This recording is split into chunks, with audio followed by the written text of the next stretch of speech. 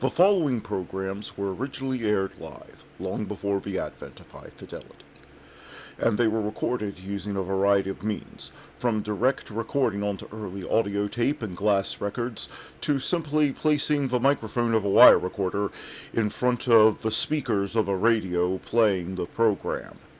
I hope, however, that any variance in audio quality will not take away from your pleasure in listening to these, some of the all-time favorite shows.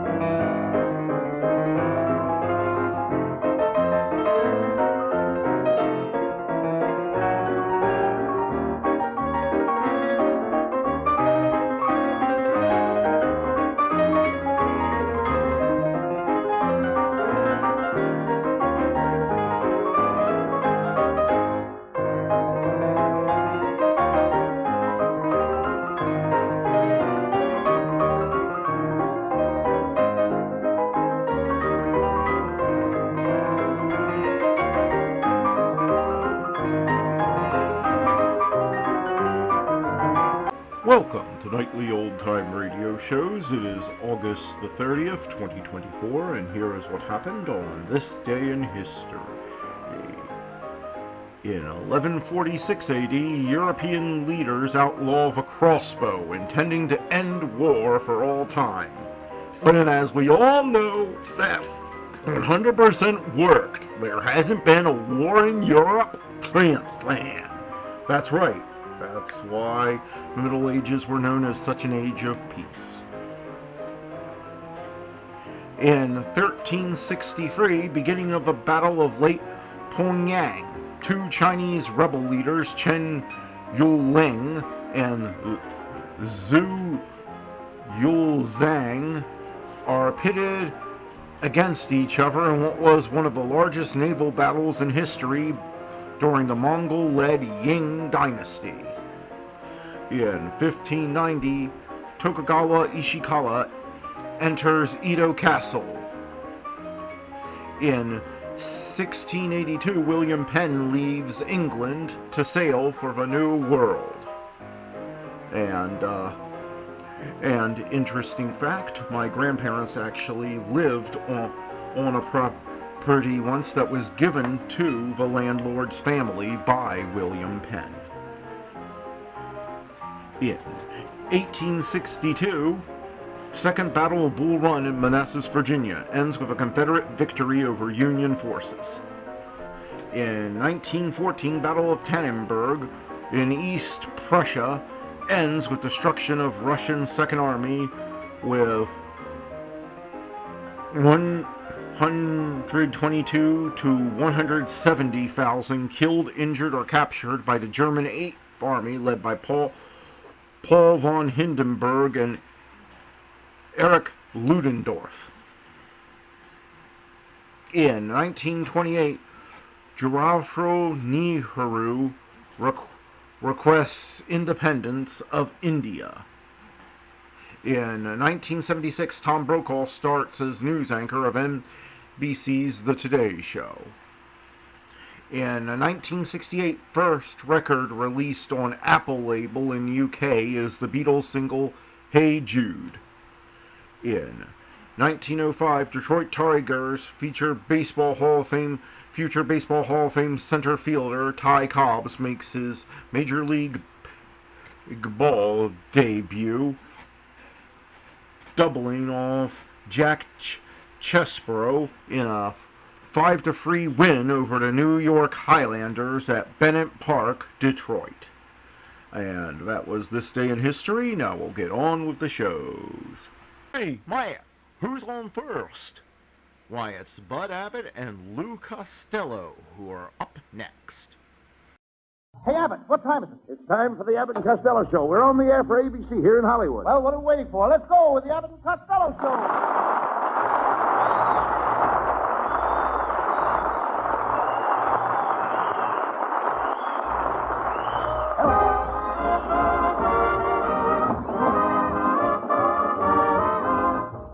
Yes, it's the Abbott and Costello Show. Produced and transcribed in Hollywood for your listening and laughing pleasure with chuckles for the carload and music by Matty Moulding. So hold on to your chairs, folks, for here they are, Bud Abbott and Lou Costello.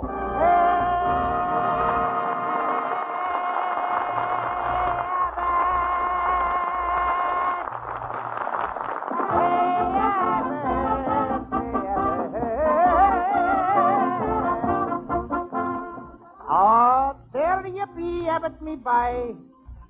Top of the morning to your face and be gory, Methuselah, Guacamole, and the house of Murphy to you. Wait a minute, what is all this?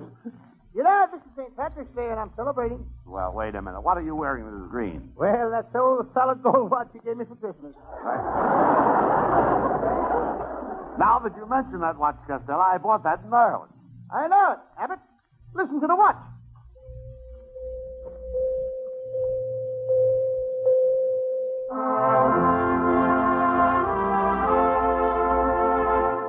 Well, what do you know? Half-past Barry for show. Cut this out, Costello. Where have you been all afternoon? Well, Abbott, gee, I went to a picture show over on Hollywood Boulevard. I saw a wonderful picture called When the Howling Coyotes Meet the Riders of the Purple Sage on a Lone Prairie Under a Texas Moon.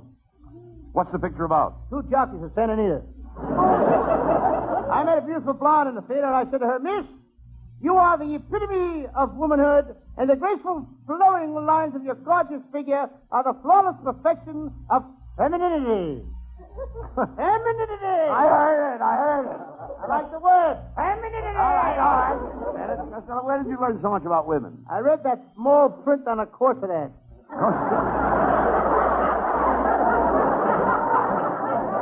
I say, did you take this girl home? Yes, when I was kissing her in the hall, I accidentally stuck my thumb in an electric light socket in the wall. And what happened? That girl is now a stoplight on the corner of Sunset and La Brea.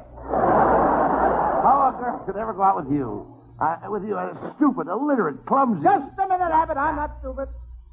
You're not stupid. Oh, no? You can't even recite the alphabet. Yeah, well, listen to this. A, B, C, 1, D, E, F, 2, G, H, I, 3, J, K, L, 4. Wait a minute. Why are you saying the alphabet that way? Of course, I learned it off a telephone dial. Costello, were you born an imbecile? No. What I am today, I owe to my mother. Get him out of here.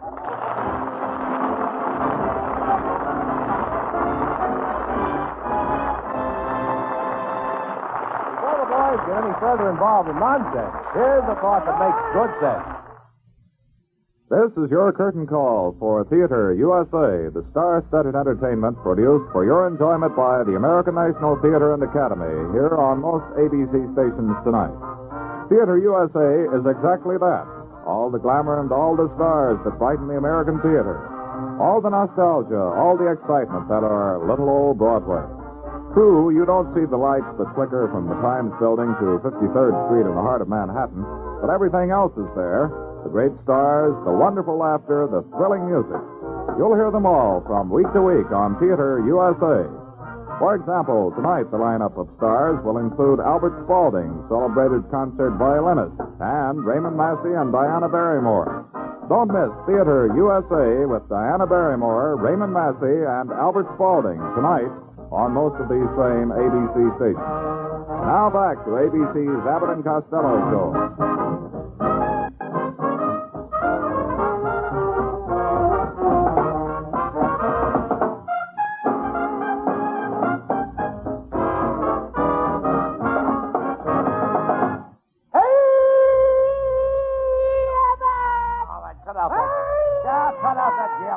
I love you so, Abbott. What's on your mind? What's on my mind? Yes. My mother wants to thank you for that St. Patrick's Day present you sent her. She says it's the cutest little washing machine she ever had. Washing machine? You dummy, that's a mixmaster. You know, I thought it was funny. Every time she put in a tablecloth, she got back 12 napkins.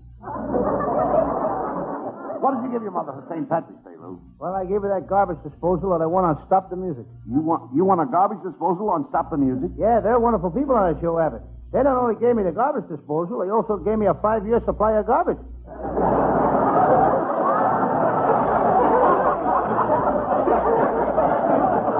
Costello, you got to stop hanging around with these quiz shows. You're just wasting your time. No, I am not. Yes, No. you are. I was on a new quiz show last week, and it's a California frost warning show.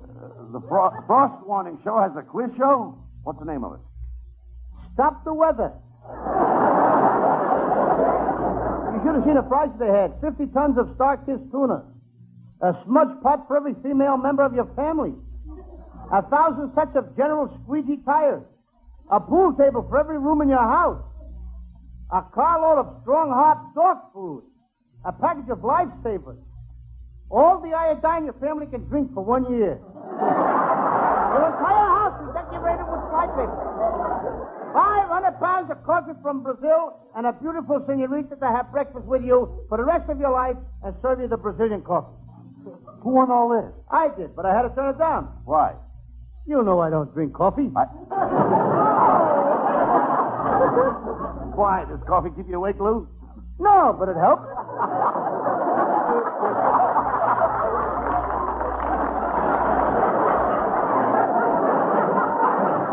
Why do you go around talking like an idiot? Because idiots go around talking like me. Well, you ought to be ashamed of yourself. Remember, I'm working with you. You want these people to go out of here thinking that I'm a jerk? Why not? That's the way they came in. That's a fine way to talk to me. That's gratitude. After all the things I did for you. What thing? Remember the time you got locked in the cellar and couldn't get out? Yes? Who fed and took care of your dog for 3 weeks? You did. Who pushed food through a little window all the time you were locked in there? You did. And last March, when you disappeared, nobody heard from you. Nobody knew where you were, and nobody had the slightest idea where to locate you. Who finally found you? The man from the income tax. I don't blame them for looking for you. I hope you send in your tax return this year. I certainly did, Abbott. Every American could send in his income tax to Washington. They should do that. It's the patriotic thing to do. Well, I'm glad to hear you say that. And besides, they watch you too close. I hope you filled out your estimated return for next year. What's that? Well, that's the part of the income tax blank where it says estimated income for 1949. They want you to guess how much you're going to make next year. Oh, sure. I filled that out and I sent it in, but I didn't sign my name to it. Well, you idiot, if you didn't sign it. How will they know who it's from? Abbott, if they want me to guess how much I'm going to make next year, then let them guess who sent it in.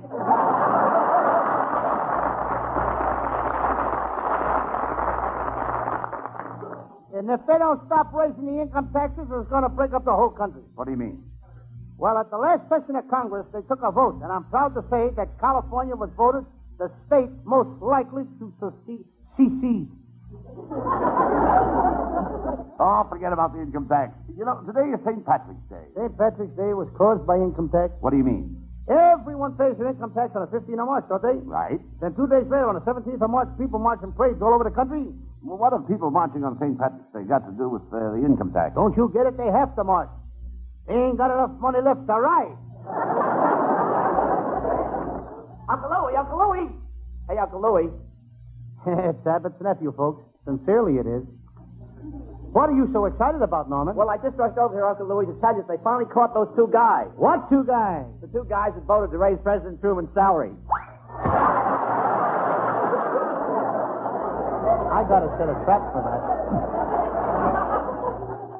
There's a smart kid, Abbott. He learned to skate before he could walk. Oh, that's silly. How could Norman learn to skate before he could walk? He had to. When he was born, he was so ugly that his folks kept him locked in the icebox. You want to be careful what you say about Norman. Remember, he's a pretty tough kid. And he comes from a tough neighborhood. He comes from a tough neighborhood? Yeah. Abbott, the neighborhood I come from in Patterson, New Jersey was so tough that when I was going to school, if we saw a kid on my block with teeth, we were sure one thing. What was that? He was either a stranger in the neighborhood or he was wearing upper and lower plates.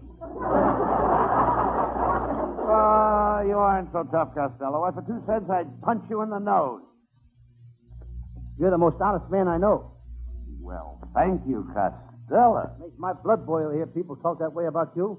I'll fight anybody that even insinuates that you're dishonest. Gosh, Lou, I'm sorry I punched you in the nose. You're a real pal. Let's have a drink on our friendship, huh? Okay. Well, what would you have? How about opening that bottle of champagne that you stole off my brother? Costello, I haven't got the champagne. Oh, drank it all up, eh? I didn't take the champagne. All your brother Pat has got is circumstantial evidence, Lou. No use, Abbott. It's written all over your face. What's written all over my face? I don't know. I can't read. I'm discussing with you. I'm going to leave you and I'll leave California. I can't stand this weather anyway. Well, Abbott, there's nothing wrong with the weather in California. The California weather is very healthy. It's the people that get sick.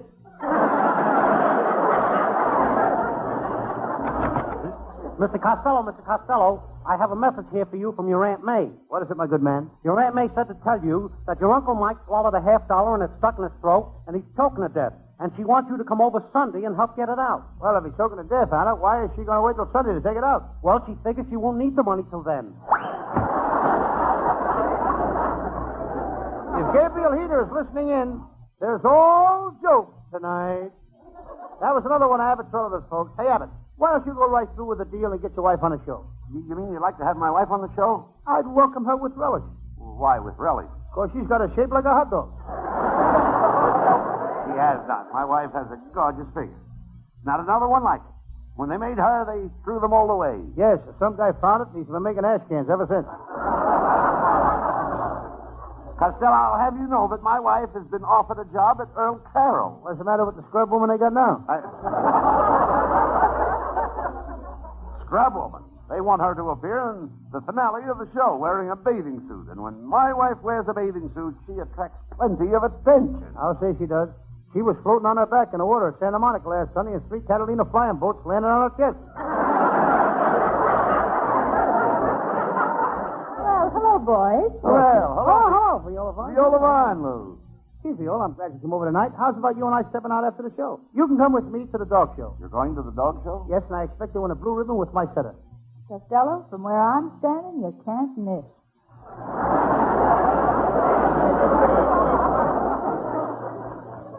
Did it again? All right, Costello, calm down. She's only fooling. Oh, Lou, don't be so touchy. I can't help it. Come Come on, you know I'm really crazy about you. Oh, just... Yes, I am. And to prove it, I'm going to take you to the opera next week. Now, Monday night, they're playing Hansel and Gretel. Tuesday night, they're having Samson and Delilah. Wednesday night, they're having Tristan and Isolde. What night would you like to go? The night they're having spaghetti and meatballs. Spaghetti and meatballs. That's the trouble with you. You know nothing about opera, nothing about culture. Mr. Abbott is right. You need more culture. You should become literary, Costello. I always try. Look, read good books. Books are your best friend. Don't lose your place, do you? Whenever you're lonely, pick up a book. When you feel like stepping out at night, don't do it. Pick up a book. When you feel like going out with a girl, pick up a book. Well, so long. I've got to go now. I've got a date with Gregory Peck. Viola Vaughn, after all those things you got through telling me about how wonderful books are, you're going out with a man? Sure, I'm lucky. I never learned to read. So long, guys.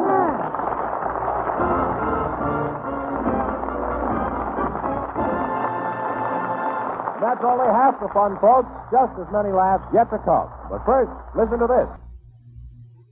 No one now listening, I'm sure, would ever consciously take part in the most contemptible of crimes, kidnapping. And yet, as was forcibly demonstrated on ABC's This Is Your FBI, failure of an individual to report suspicious actions to the police can aid criminals. This morning, a useful protection hint was offered on one of the broadcasts of This Is Your FBI. And then, to illustrate vividly the need for alertness in reporting suspicious actions, the program dramatized the authentic story of a kidnapper who decided to abduct the daughter of a bookmaker.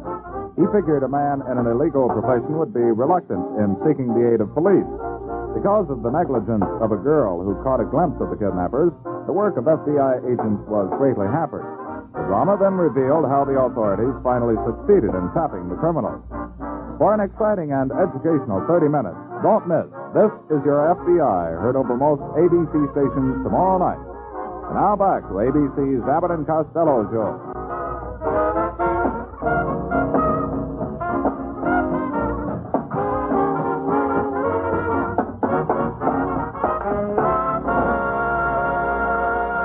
And now the spotlight turns to Hal Winters, our singing star. Here he is with Matty Malnick and his orchestra.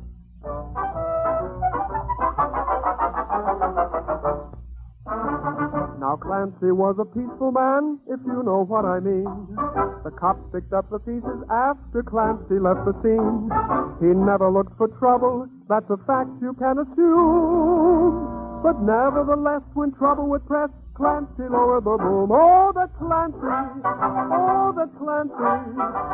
Whenever they got his Irish up, Clancy lowered the boom, boom, boom, boom. Boom, boom, boom, boom. O'Leary was a fighting man. They all knew he was tough. He strutted round the neighborhood, shooting off his guff. He picked a fight with Clancy, then and there he sealed his doom. Before you could shout, "Pony, look out!" Clancy lowered the boom. Oh, the Clancy! Oh, the Clancy! Whenever they got his Irish up, Clancy lowered the boom, boom, boom, boom. Boom, boom, boom, boom.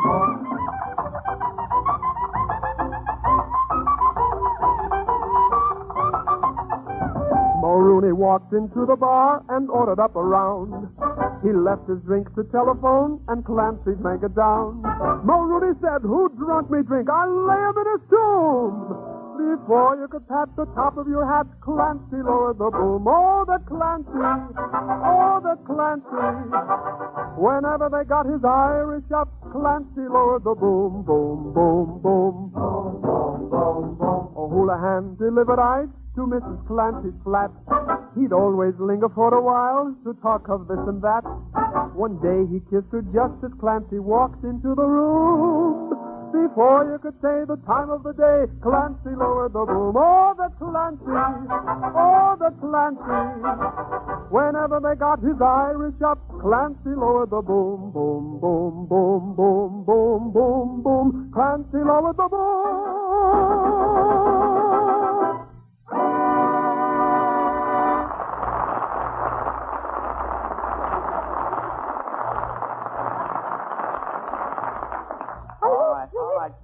Quiet!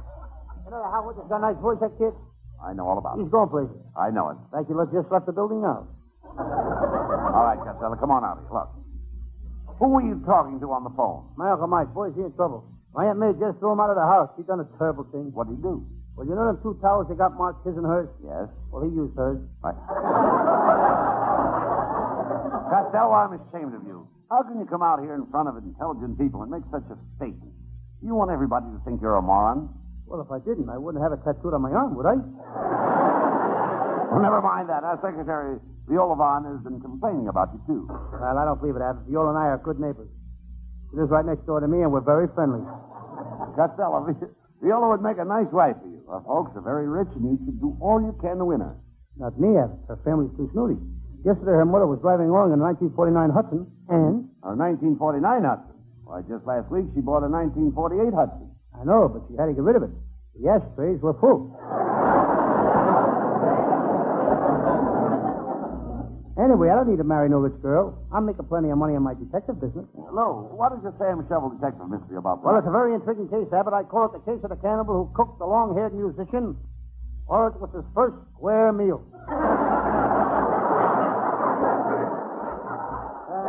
Well, it sounds terrible, but let's do it.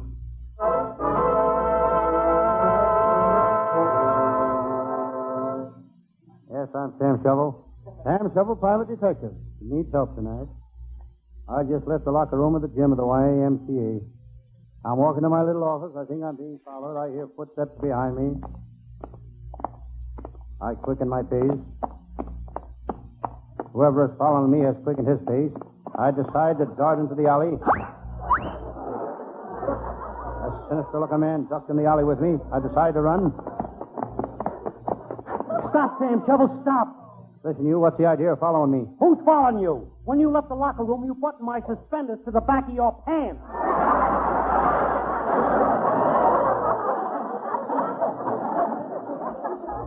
Anything is liable to happen to you in this business. I arrive at my office. The floor is all covered with fallen leaves. There are twigs all over the floor. This is my branch office. I remember when I started this business in 1928, I didn't have a penny to my name. My clothes were shabby, my shoes were full of holes. That was in 1928. Then a horrible thing happened. In 1929, the Depression hit me and I lost everything.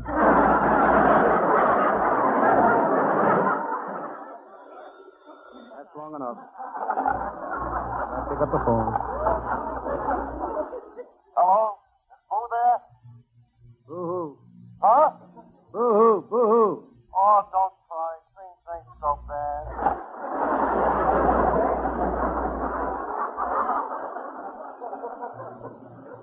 It's times like this that I wish my pal, Lieutenant Abbott of the Homicide Squad, was here. There's a real cop. When he goes after a crook, he leaves no stone unturned.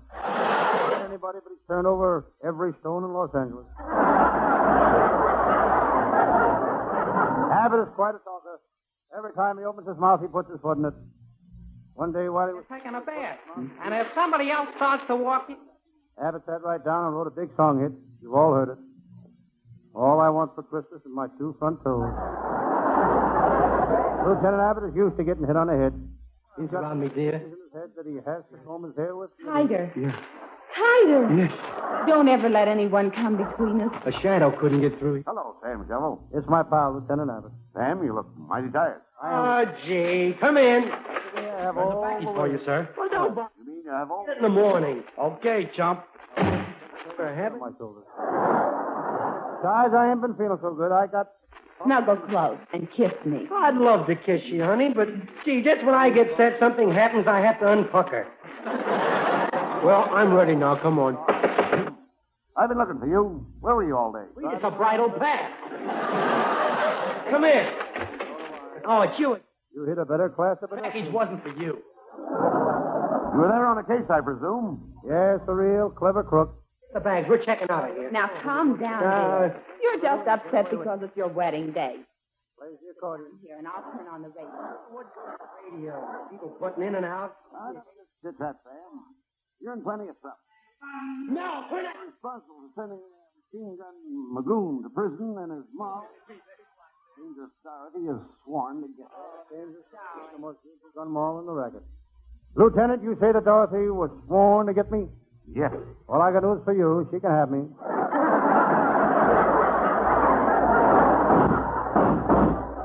Ah, so there you are. Don't move, coppers. These guns are loaded. Sam, it's her. Danger Dorothy. Lieutenant Abbott, I'm going to kill you. Please don't kill me, Dorothy. I'm too young to die. I beg you. I beg of you on bonded knees. Not bonded knees. You're wrong. That's bended knees.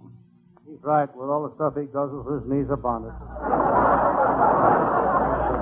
Please, Dorothy, don't shoot me. Please, please. Lieutenant Abbott, I'm ashamed of you. Groveling on your knees like a sniveling coward. Be like me. I'll tell her a thing or... Sam Shovel, I'm going to kill you, too. Now, what were you going to say? Abbott, you're taking up the whole floor. Move over, give me more room to kneel down. Dorothy, please, Ferris. We'll do anything to make amends. Anything you say. Yes, Dorothy, you shouldn't be mad at me. I think you're beautiful. Come on, let's you and me kiss and make up. What do you mean kiss and make up? We just met. Well, let's kiss and make up for all the time we lost. Well, I don't know. My boyfriend, Machine Gun Magoon's in prison. And I am kind of lonesome. Viola, why not let Sam cheer you up? He's quite a lover, you know. How good would you say you are, Sam? You know, in my mob, we rate the guys according to the number of girls that are crazy about him. If a guy's got 6 girls crazy about him, he's called a cannon. 5 girls, he's a shotgun. 2 girls, he's a revolver. Well, Sam, how do you stack up? Shake hands with a water pistol.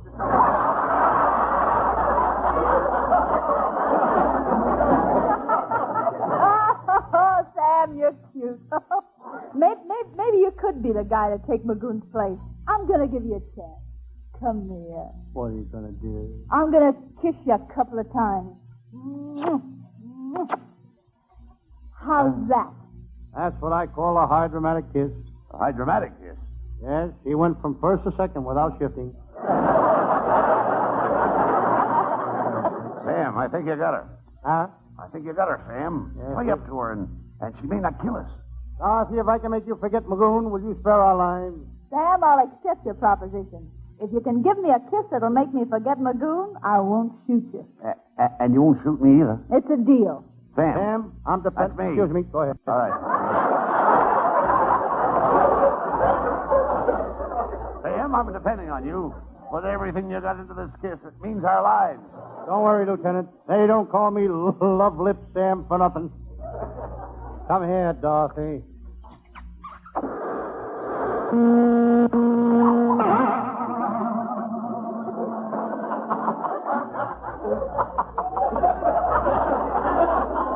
Well, Dorothy, what do you think?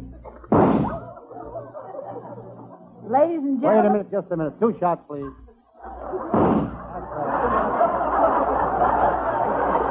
He ain't just going to kill me off alone. He goes with me. Now, Viola. It says here 2 loud shots.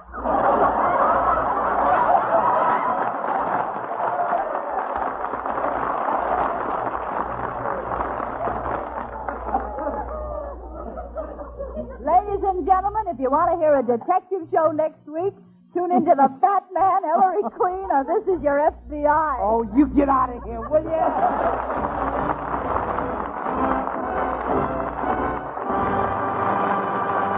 Now, before Abbott and Costello have their final fling, we bring you one more thought on this subject. The saying goes that most fat men are good-natured. There are people, though, who say they have to be because they can't fight and they can't run. But Brad Runyon is one fat man who's done a lot of running, and more than his share of fighting. He's the private detective on The Fat Man, heard Friday nights over most ABC stations.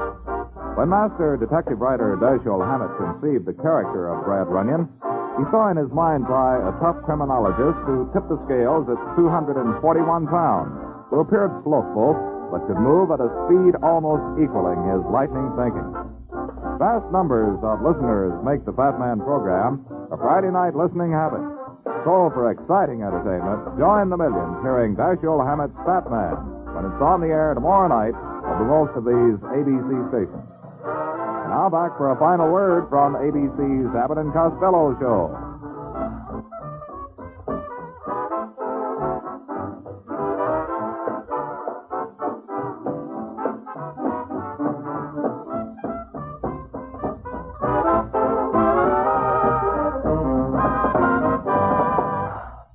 Well, Costello, that was quite an interesting case you did tonight. Would you like to tell the folks what your same shovel case was case for next week is about?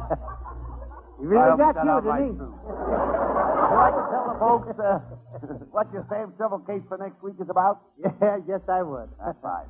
Folks, next week I will do a murder story. I call it the case of the young bride who set fire to her 60-year-old husband's beard, or there's no fuel like an old fuel.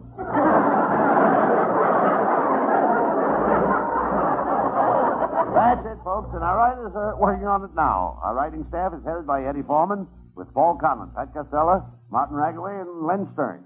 How sound men, I don't know.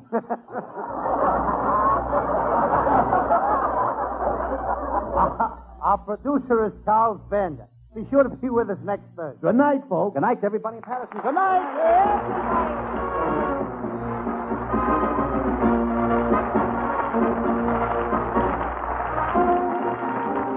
Listen each Thursday night at this time for another great Abbott and Costello show, produced and transcribed in Hollywood. Be sure to stay tuned for the outstanding entertainment which follows throughout the evening on this ABC station.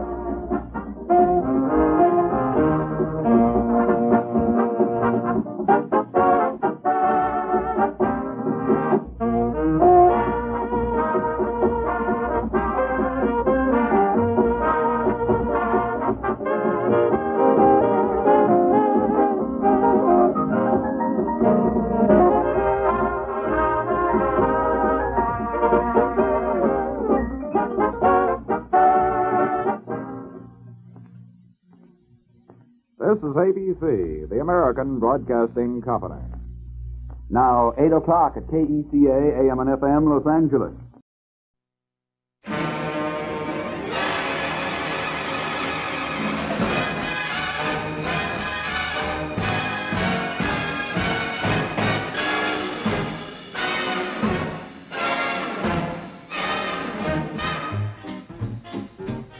Shout hallelujah, come on, get happy.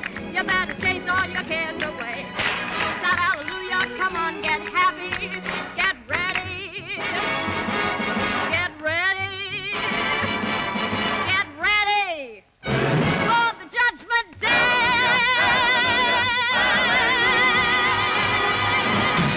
Big brother day. Big brother day. Day. Day. Day.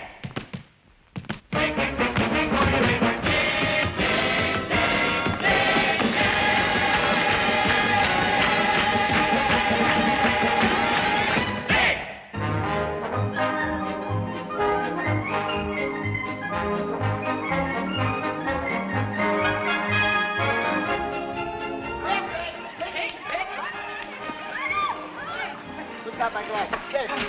Glasses? Who's got my glasses? Oh.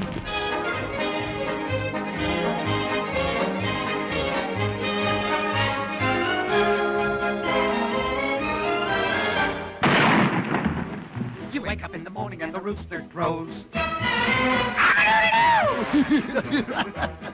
You wake up in the morning and the ducks quack, quack.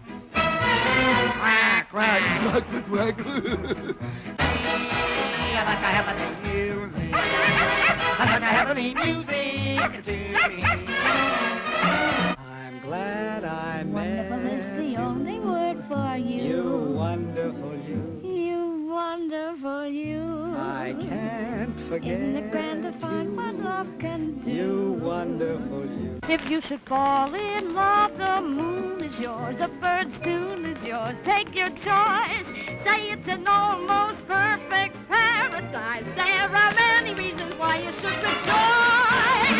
You can make the pleasures that surround you like an endless stream that's coming true. And of what you've got, you'll find is quite a lot. You're wealthy indeed. With no gold in your purse. 'Cause the whole universe is all for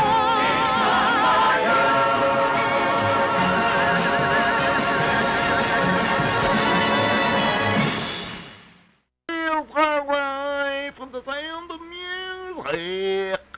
And Bing Crosby is up next. Greetings, Gary and Durwood, and thanks for relinquishing the facilities of the network to us. These boys do things in a big way, don't they? Don't they swing, these kids? Yeah. Wouldn't you say that calls for a big, big song, Rosie? Coming right up.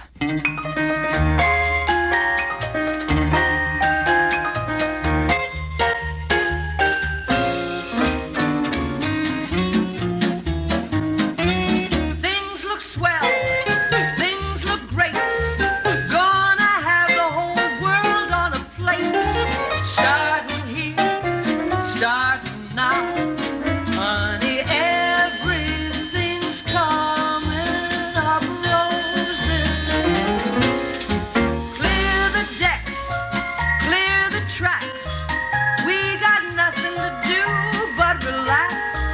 Blow a kiss, take a bow. Honey, everything's coming up roses. Now's our inning. Stand the world on its ear. Set it spinning. That'll be just the beginning. Curtain up, light the lights. We got nothing to hit but the heights. We'll be swell, we'll be great. I can tell, just you wait. That lucky star I talk about is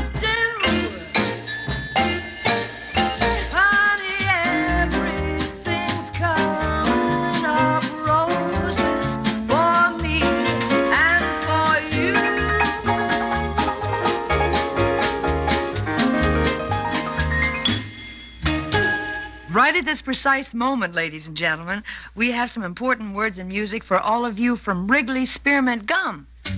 Look for the spear and get chewing enjoyment. Look for the spear, get Wrigley's. Fresh, strong, lively, long-lasting too. You say Wrigley's is great to chew. Look for the spear and get chewing enjoyment. With the biggest little treat in all the land. Get the package with the spear and you'll know enjoyment's here. Be sure it's Wrigley's gum. Friends, the word spearmint cannot be trademarked, so there are many spearmint gums on the market. To be sure of getting the original Wrigley spearmint, look for the spear on the package. It is the Wrigley trademark. Some people call it a spear, some call it an arrow. Whichever you call it, it is the Wrigley trademark and is your guarantee of real chewing enjoyment. So remember. Get the package with the spear and you'll know enjoyment's here. Be sure it's Wrigley gum. What's up, Bing? Well, Ken, I thought I might drop a song right in here, right into this CBS mic. Well, I'm sure that'll be all right with CBS and our listeners as well. Well, I hope so. The song is My Blue Heaven. Ooh, can't miss with that. Oh, I can't I?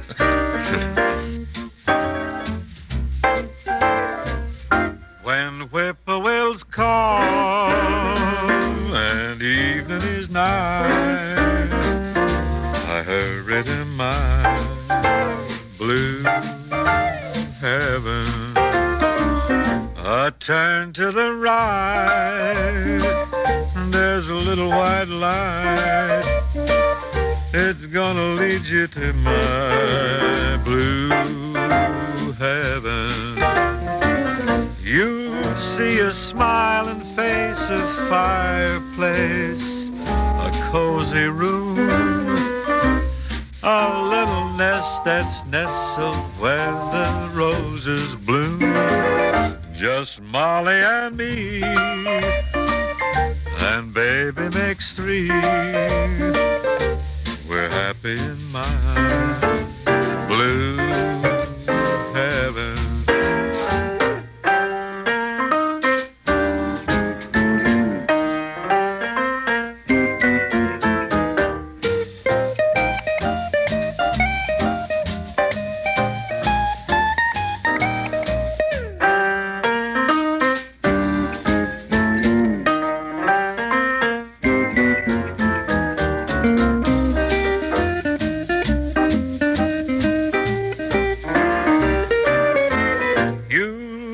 A smiling face, a fireplace, a cozy room, just a little nest that's nestled where the roses bloom.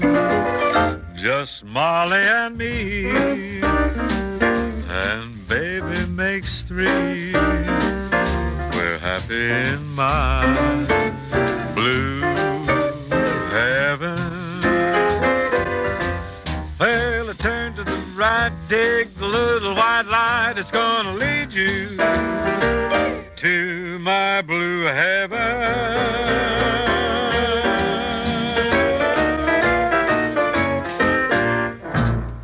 Say there, Rosie Maposi, you catching up on your reading? Uh-huh. Ken Carpenter lent me his favorite book.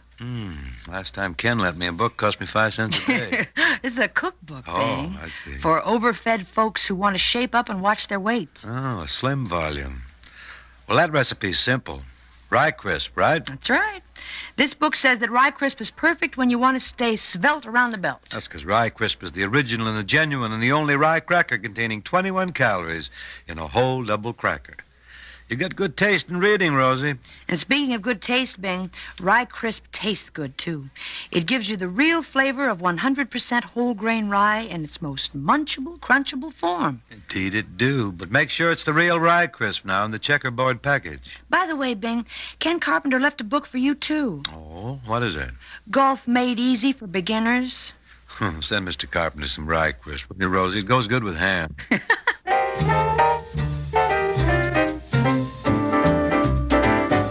Keep it gay, keep it light, keep it fresh, keep it fair. Let it bloom every night. Give it room, give it air. Keep your love a lovely dream and never wake it. Make it happy and be happy as you make it. Let it sing like a nightingale in May. Keep it gay, keep it free, or you'll frighten it away. Take it easy and enjoy it while you take it. Keep it gay, keep it gay, keep it gay.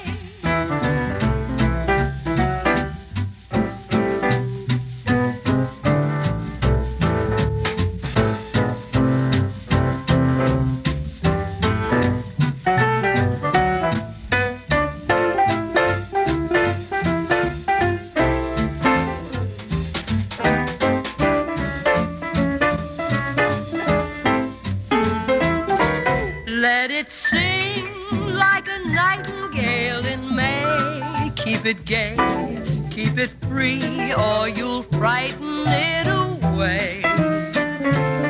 Take it easy and enjoy it while you take it. Keep it gay, keep it gay, keep it gay.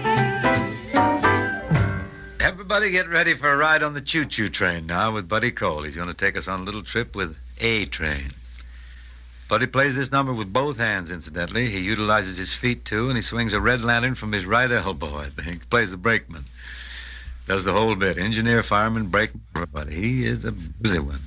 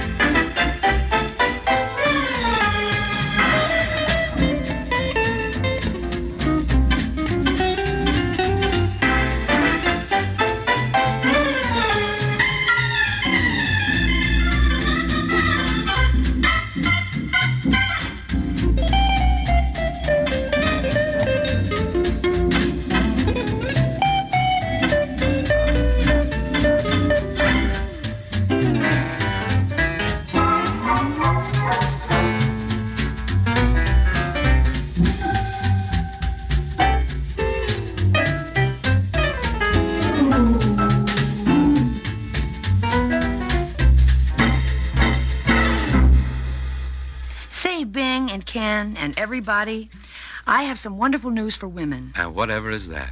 Women drivers aren't going to be a joke anymore. They're not? Women drivers are no longer a joke? No. you know comedians joke about women drivers. Oh, yes. Husbands joke about them. Husbands worry about them. Yes, and judges fine them. And policemen hide from them. Yeah, if they get behind something. That's just what I mean. That kind of joke has got to stop. That sort of rumor is absolutely, positively on the way out. How so, Rosemary? Because of the Automotive Council for Women. Oh, you girls are going to have an automotive council for women? Well, if it'll improve driving conditions, I'm for it. It's going to improve publicity because the one object of the Automotive Council for Women is to counteract all this terrible publicity about women drivers. It's okay by me. You know there are 33 million women drivers in the United States? 33 million women drivers? And that's 40% of the nation's drivers. And we've just about had enough from the motoring mail. Well, what do you plan to do, kid? Run us right off the highway? No. Huh? Well, we're sick and tired of all those jokes at our expense. Okay, I'll remember that. Now, you heard what the lady said, Ken. Yeah? No more joking about women drivers. Who says it's a joke? There you go. That's got to stop now. It's tough. It's tough. I'm going to report you to the Automotive Council of Women Drivers. Rosie, now, don't go blow the whistle on us so quick. Give us a chance. We're kind of used to ribbing you kids. We can't just break off the habit like sudden, quick like that. Okay, but watch it. You've had your day, men. I'll try and taper off a little. No more jokes about women drivers. Well, it's pretty hard to find something to joke about these days, isn't it? Sure it is. We're running out of material. You know, joke material just isn't hanging from every bush like it used to, unless you can get into Hope's library. Well, maybe things aren't so funny anymore. It could be. One thing, though, the music field seems to go along pretty well, doesn't it? With a minimum of curbs and taboos. Don't you think so? Yeah, songs seem to go right along their merry way. Why don't we select a merry song here and dedicate it to all the wonderful women drivers, those experts behind the wheel? Now you're talking. Our only problem is this whitewash for women drivers, or are they going to reform? That's what I want to know.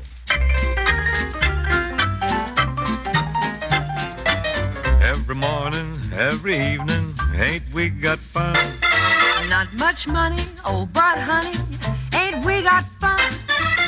The rent's unpaid, dear. We haven't a car. But anyway, dear, we'll stay as we are. Even if we owe the grocer, don't we have fun? Tax collectors getting closer, still we have fun. There's nothing surer. The rich get rich and the poor get poorer. In the meantime, in between time, ain't we got fun? Ain't we got fun? Ain't we got fun? Are you sure? Take off those boxing gloves. Ain't we got fun? Still we have fun. Hysterical.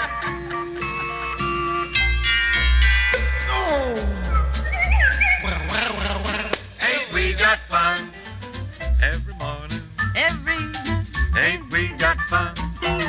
Not much money, but honey, ain't we got fun? The rent's unpaid, dear. We haven't a car. but anyway, dear, we'll stay as we are. Even if we owe the grocer, don't we have fun? Tax collectors getting closer, still we have fun.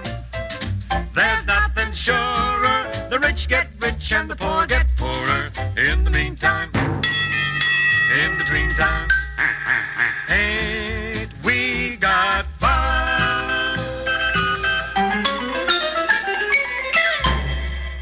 What you doing, Rosie?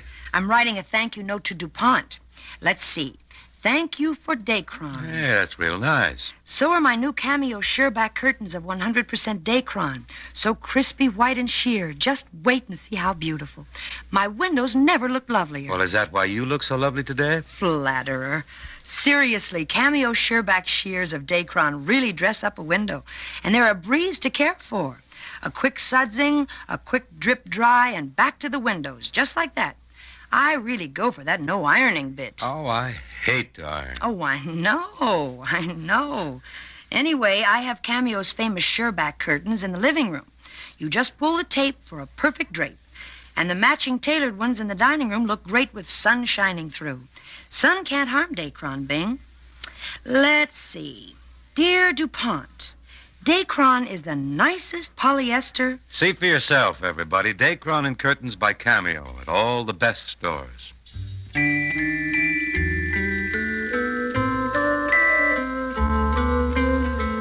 Love is the sweetest thing. What else on earth could ever bring such happiness to everything as love's old story? Love is the strangest thing. No song of birds upon the wing shall in our hearts more sweetly sing than love's old story. Whatever heart may desire, whatever fate may send, this is the tale that never will tire. This is the song without end. Love is the greatest thing, the oldest and yet the latest thing. I only hope that fate may bring love's story to you.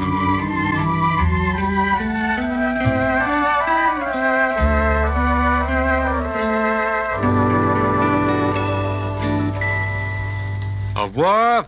Bientôt. À tout à l'heure. Listen again now, won't you? Bye, ladies and gentlemen, and thank you.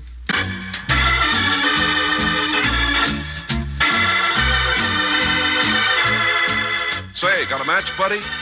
If you have, be careful what you do with it if you're in or near the woods. Somebody got careless with a match or a cigarette butt out west last summer, and millions of trees and hundreds of homes were destroyed. We must be more careful about preserving our precious forests. They take hundreds of years to grow and only minutes to burn down. Do your part to prevent forest fires.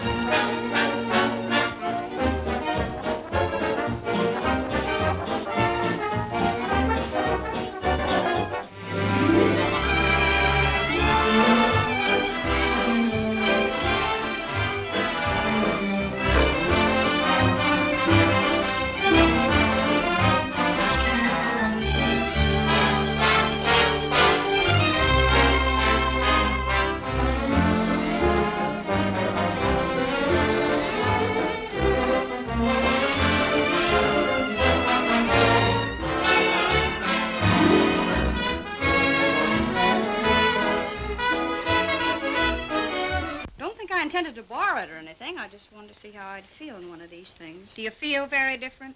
I'll say. Well, why don't you wear it?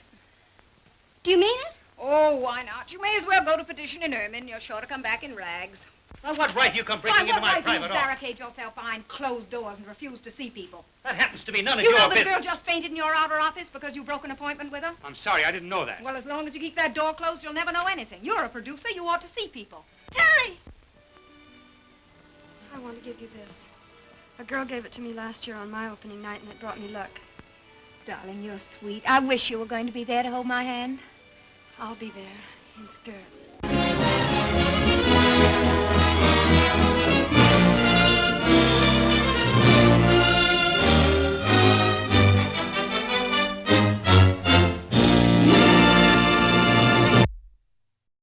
A true legend of American comedy, Bob Hope, is up next.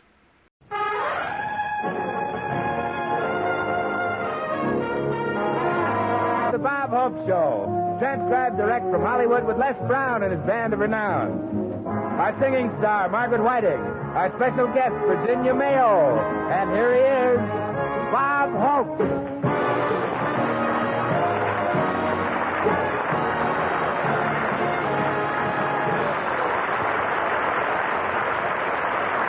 Thank you very much. Thank Thank you, ladies and gentlemen. Yes, my sponsor pays both your milkman and me. Your daily quart of health and your weekly barrel of fun. I know I'm a barrel of fun. You should have heard all the laughs I was getting the other night when I wore one home from Santa Anita. But I've had most of this week off, so Goodwin and I went on a hunting trip in the mountains. We hunted deer. It was too cold to hunt bear. And we,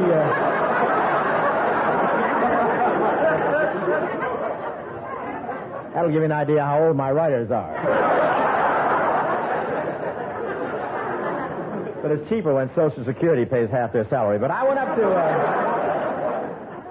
to Bill Goodwin's cabin in the High Sierras for a hunting trip. Hunting trip. That's where a bunch of fellows get up at the crack of dawn, hike around all day in the freezing cold, come back to the cabin half dead, and then sit around saying, man, this is the life. No, but I really did go hunting. A lot of the Hollywood guys were there. Gordon McRae, Edgar Bergen. Jack Benny was along, but he quit hunting after the first day. The string broke in his bullet.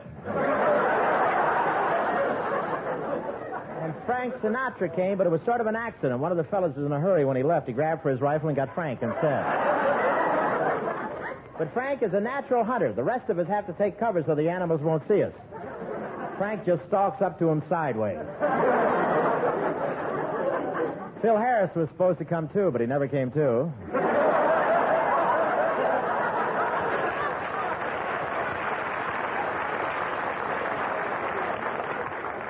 Les Brown did his hunting with a double-barrel shotgun. Les has double vision.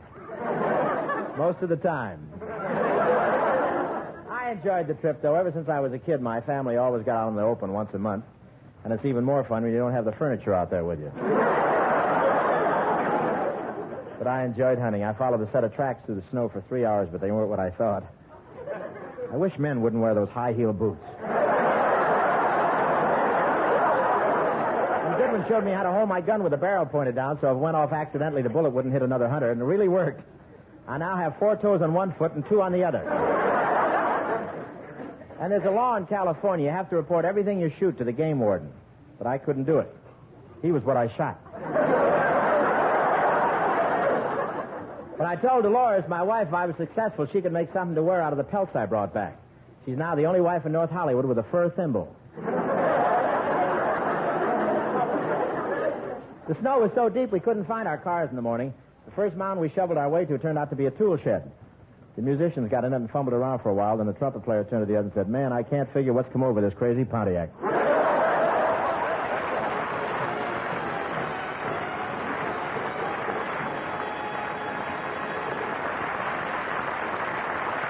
Well, ladies and gentlemen, although Bob leads a hectic life with his many activities, this morning he found himself at home with absolutely nothing to do.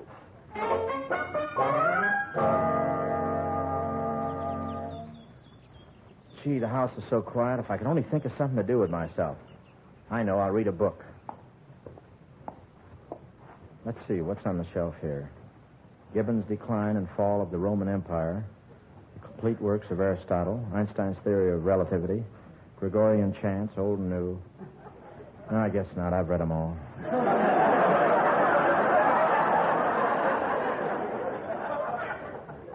Well, maybe there's something on the radio. And now our news reporter takes you to Miami, Florida. An exclusive on-the-spot visit to the honeymoon cottage of heiress Barbara Hutton and her new husband. Here they are. Dime for you, and a dime for me, a dime for you.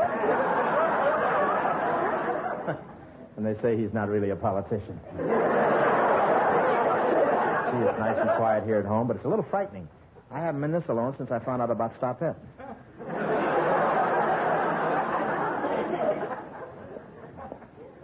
Hey, who's that?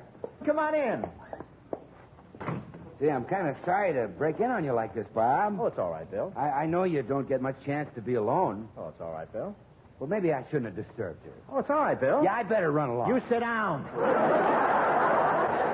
Hey, what's the matter with you? I just said sit down, that's all. Gee, I haven't seen you this jumpy since the day they plugged up the knothole in Jane Russell's dressing room.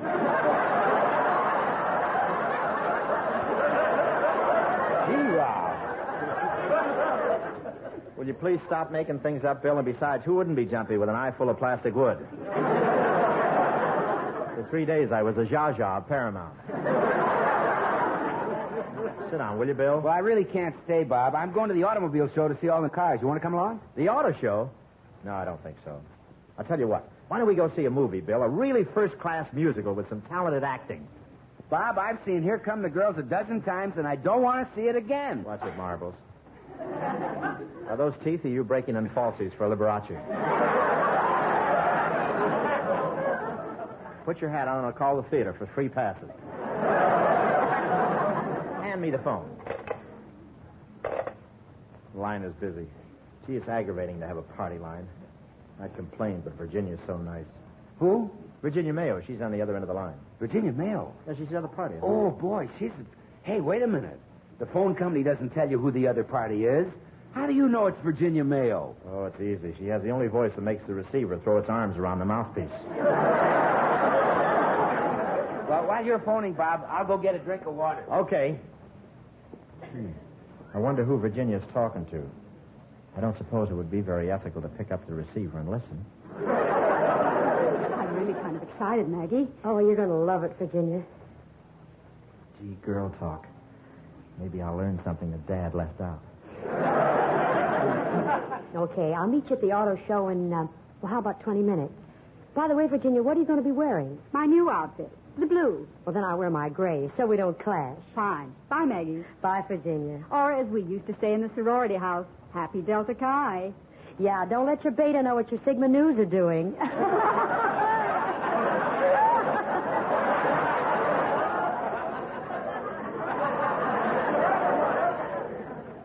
Well, Bob, what time does the picture go on? Oh, we're not going to the picture, Bill. We're going to the auto show. The auto show? I thought you said there wasn't anything there worth looking at. There will be. But you were so eager to see Here Come the Girls. Why'd you change? Who changed? They just went another way. I'll get dressed and we'll start. Say, what are you going to wear? Wear? Well, what I've got on, my gray suit. Oh, good. Then I'll wear my blue. We wouldn't want to clash. Oh, heavens, no, Gertrude. Tell me, are you going to wear your hair in bangs or just let it hang down in ripples? I think we just lost our membership at the Y. Come on. Watch your Sigma News. Gee, Virginia, aren't the cars beautiful? Oh, just lovely. Look at this convertible, Maggie. It has power steering, power brakes, electric windows, automatic shift. Gee, I wish I could buy it. Well, why can't you? It doesn't match my hat. Say, Virginia, look who's coming. It's Bob Hope and Bill Goodwin. Hi, fellas. Hi, girls. Oh, hiya, Maggie. Hi, Bob. Fancy meeting you here. Hello, Virginia. Well, what a surprise this is. How do you like the auto show, Virginia? Aren't these cars the greatest? Oh, they're gorgeous. I was just telling Margaret I'd buy one if I could find the exact shade to match my hat. What are you doing these days, Virginia? Well, I'm making an historical picture, Bob. I play the cousin of King Arthur. Which King Arthur? The one with the round table or the one that plays the ukulele and works for CBS? It's a story about the court of King Arthur, and I play a nice girl this time. This time? Yes, in my last picture, I played a girl who engineered a jailbreak. No kidding. I remember our family saw it 10 times trying to pick up hints for Aunt Gladys. Come on, Virginia, let's look at the rest of the car. All right, Maggie. See you later, Bob. Say, before you leave, Virginia, how about coming on my radio show tonight? I'm really very busy. Why don't you get one of the other girls? But I wish you'd appear on my show, Virginia. You know, we always present our guest stars with a very nice gift. Oh, a very nice gift? Well, now the conversation is becoming more interesting. It is? Yeah. Let's stroll over to the Cadillac section and talk it over. Cadillac section? Honey, it's only a nationwide program. It doesn't go around the world. Let's stroll right on through to the hubcap section. Well, I'll appear on your show, and you can work out the details with my agent. So long, Bob. Goodbye, Virginia. And, gee, I'm certainly glad I ran into you like this. It's lucky we both happened to come to the auto show at the same time. What a wonderful surprise. Well, thank you, Bob, but I don't think you'll be getting any more wonderful surprises like this. No? Why not? I'm having my phone changed to a private line. Bye, Bob.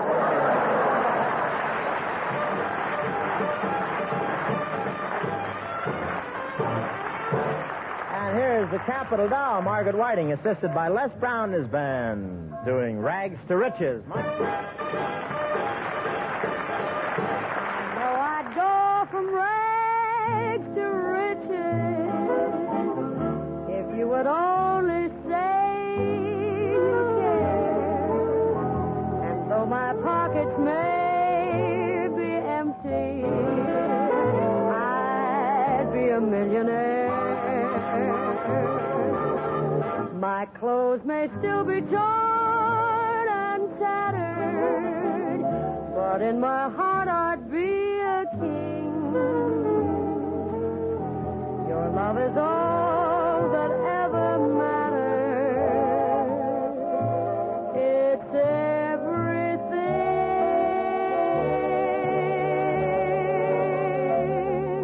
Open your arms and you'll open the door to all the treasures that I'm hoping for.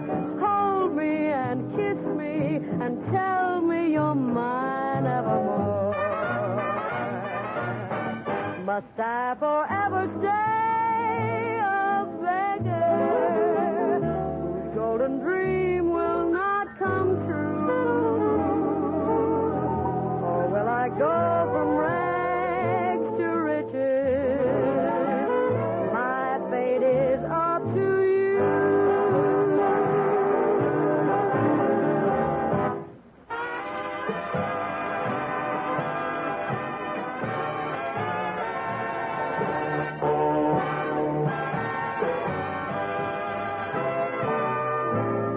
Hold me and kiss me and tell me you're mine evermore. Must I forever be a beggar whose golden dream will not come true? Or will I go from rags to riches? My fate is up to you.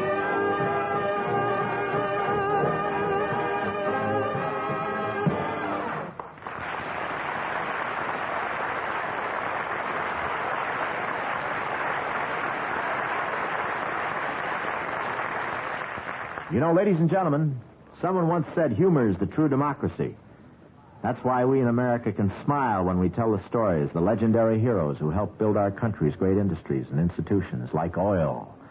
According to folks around Oklahoma, it was an Oklahoman who first discovered oil, Kemp Morgan. This Morgan character didn't need anything like divining rods to show him where the oil was. He just followed his nose. He'd walk across the field with his nose to the ground and sniff. When he caught the right smell, that's where oil was. First, he'd dig a hole as far down as he could reach, then he took a sharpshooter and shot the hole deeper. Before the oil reached the surface, Morgan had his derrick up and his tanks built to hold the oil.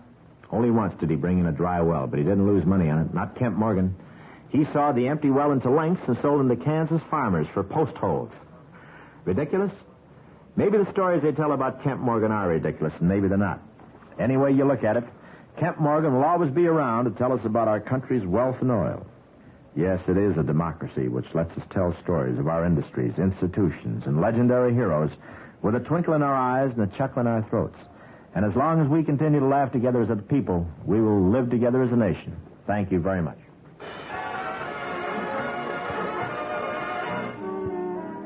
Tonight, folks, we're going to pay tribute to a business in which America is the acknowledged world leader, the auto industry.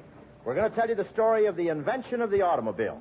I thought the automobile was a lot of inventions put together, Bob. Well, it is, Virginia, but someone had to do it. And to have a good assembly job, you've got to have the right parts in exactly the right places. But I don't have to tell you that, do I? Oh, what big eyes you have, Grandma. Grandma? These aren't wrinkles, it's just that I have a roll-top Ford. But a lot of people contributed to the development of the motor car, Virginia. For instance, we wouldn't have Nash automobiles if it weren't for Nathaniel Feathertick. What did he do? He invented the bed. Well, now let's start our sketch, which goes back to the days of the first motor car. Gee, we'd be lost without cars now, wouldn't we? We sure would, Virginia. Everybody except Sabu.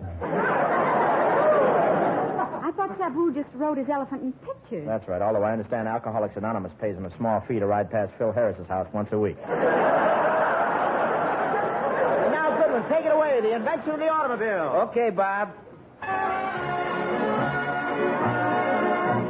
It is the year 1890. In a tiny workshop in the outskirts of Detroit, a young mechanic struggles with a great dream.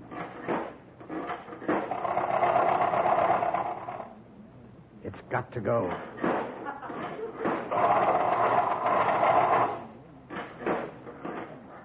It's got to go. It's got to go. It's got to go.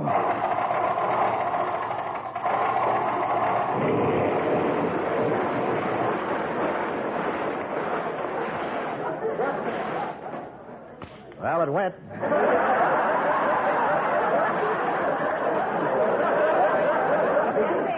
Henry! Hello, Virginia. Please, Henry, all Detroit is laughing at you. Give up this crazy idea of a horseless carriage for my sake. Oh, I can't, honey. I've got to go on. You'll see. I'm going to invent an automobile, and a tractor, and a threshing machine, and an airplane. Oh, Henry. Oh, Henry. When I get a hold of some chocolate nuts, I'll invent that, too.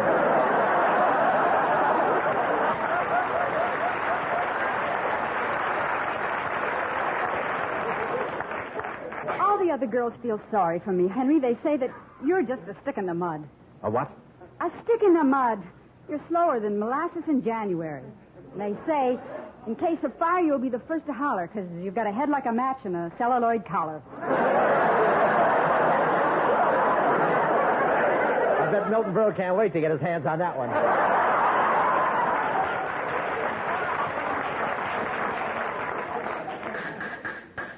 Oh, you and that silly motor buggy.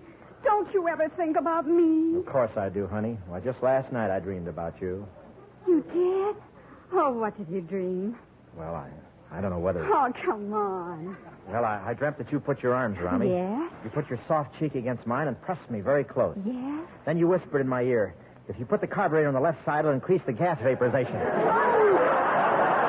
That settles it, Henry. We can't go on like this. What do you mean? Henry, we love each other, don't we? Yeah, I guess so. I'd hate to think all these goose pimples were just a rash. Oh, Henry, let's get married. Come on over to my house and we'll ask Daddy right now. Me marry you? But you're only a girl. Well, what else would you marry? Why? Oh, that's right.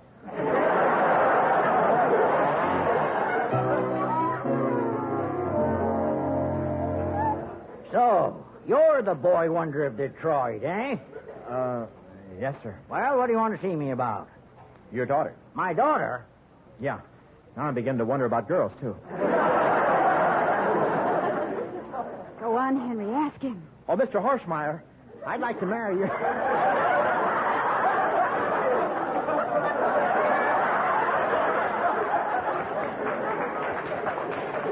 Don't make it up. It happens to be his name. Mr. Horschmeyer, I'd like to marry your daughter. Henry's going to be a famous man someday, Father. He's very ambitious. Yeah, I've just got to invent the automobile. You've got to invent the automobile. Why? Well, I found a pair of goggles and I don't own a sun lamp. Well, what about it, Father? Do you give your consent for Henry and me to get married? I do not. I'm a buggy manufacturer. If this fool contraption is hit the seat... You read that line. I'm a buggy manufacturer. No, that's all right. I do not. I'm a buggy manufacturer. If this fool contraption of his succeeds, it'll put me right out of business. No, it won't. There'll always be Republicans.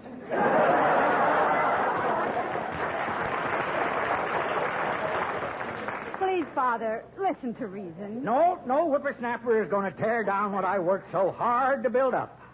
If I do say it myself, I'm the biggest buggy manufacturer in the city.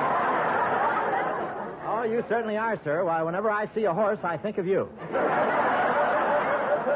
Hey, if I recollect, you used to work in my factory. Yes, sir. I was the chief coordinator in the Department of Exterior Embellishment.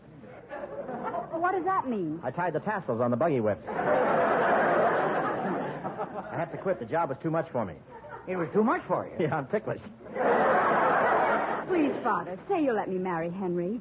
He's going to be a great inventor. He's just a tinker with his head full of pipe rings. Oh, sir, you're going to marry the vice president of my company, Algernon Goodwood. That drip? Well, Well, this fellow's washer ain't none too tight, you know.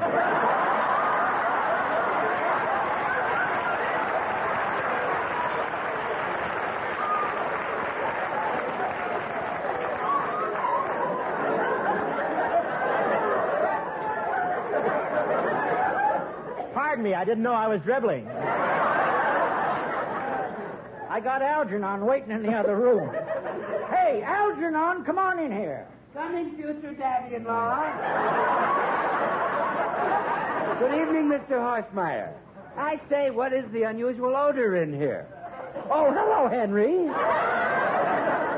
Nice performance, Bill. The Academy Award will be waiting in the unemployment office. Now, young fella, you can go. Henry, you can't let Father do this to us. Stand up to him. Okay, honey. Mr. Horsemeyer, I'll show you that my automobile isn't just a pipe dream. I'll give a public demonstration on Main Street tomorrow morning, and right after that, I'm going to marry your daughter. You seem to think an awful lot of that silly contraption. Of course I do. I'm in love with her.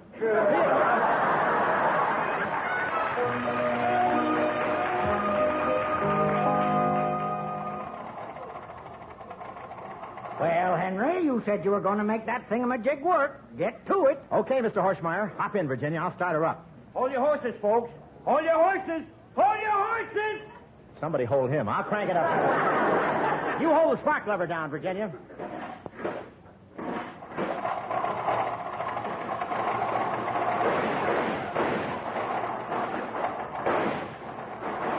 Man, just listen to that cat purr. Henry, if it actually runs, I'll be the happiest girl in Detroit. Hang on, Virginia. Here we go. Oh, hey, we're moving. We're moving. Yeah, but the steering gear doesn't work. I'll try to go through that alley between those two buildings. Oh, but Henry, it isn't wide enough. It's too narrow. We'll never squeeze through. I'll squeeze through. Don't worry about it.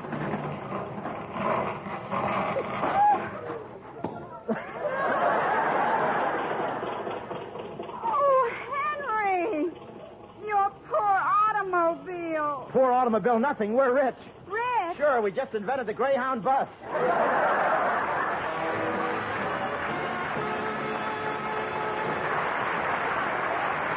This is the United States Armed Forces Radio and Television Service.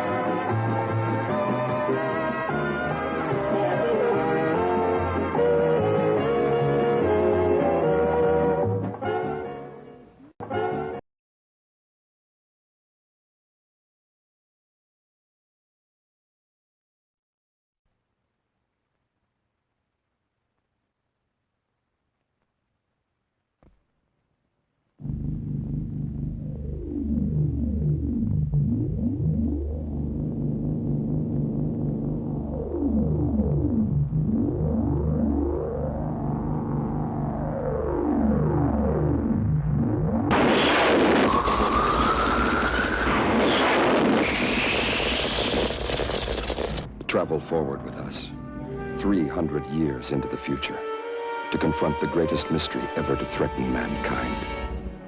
We are aboard a huge starship called the Enterprise, This is the return of Captain Kirk. An alien object of unbelievable destructive power is less than 3 days away from this planet.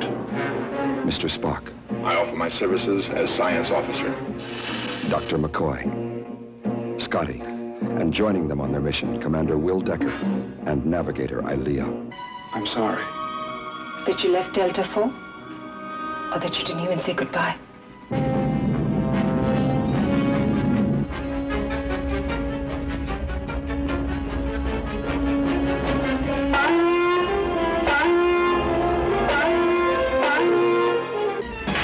Get us back in impulse power. Full reverse. Wormhole distortion has overloaded the main power systems. The lane phaser order. Fire torpedoes.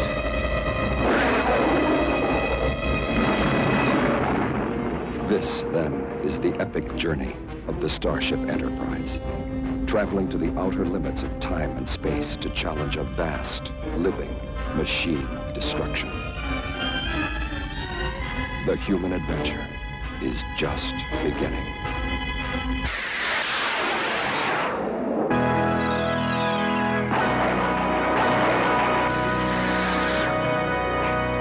Star Trek, the motion picture.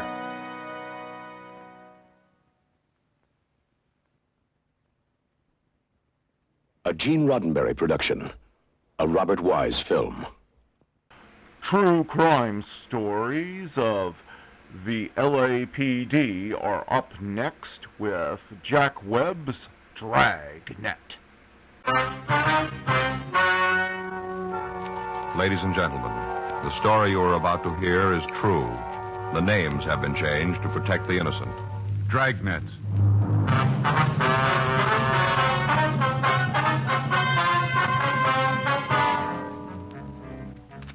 You're a detective sergeant. You're assigned a robbery detail. You get a call that a woman has been badly beaten. She can't describe her assailant. He's still at large. Your job, find him. It was Monday, January 14th. It was raining in Los Angeles. We were working the night watch out of robbery detail. My partner's Frank Smith. The boss is Chief of Detectives Thad Brown. My name's Friday. We were on our way out from the office, and it was 11:47 p.m. when we got to 7982 Oakwood Avenue. Front door. What is it? Police officers. We'd like to see Miss Griffin. How do I know? Beg your pardon? How do I know you're cops? Here's our identification. Hand it here. Pardon? Pass it through the door. I want to see it good. All right, here you are. Yeah. What do you think? Well, your guess is as good as mine. Come on in. Thank you. Hurry up. Don't let all the rain in. Yes, ma'am. And if I have my identification back, please. Take your coats off right here. I don't want you tracking water through the house. All right, could I have that identification card? You don't please? mind my being so careful about what's happened here. Got to take all precautions, you know. Yes, ma'am. Come on into the sitting room. I'll take that card. Thank Which you. one of you is Sergeant Friday? I am.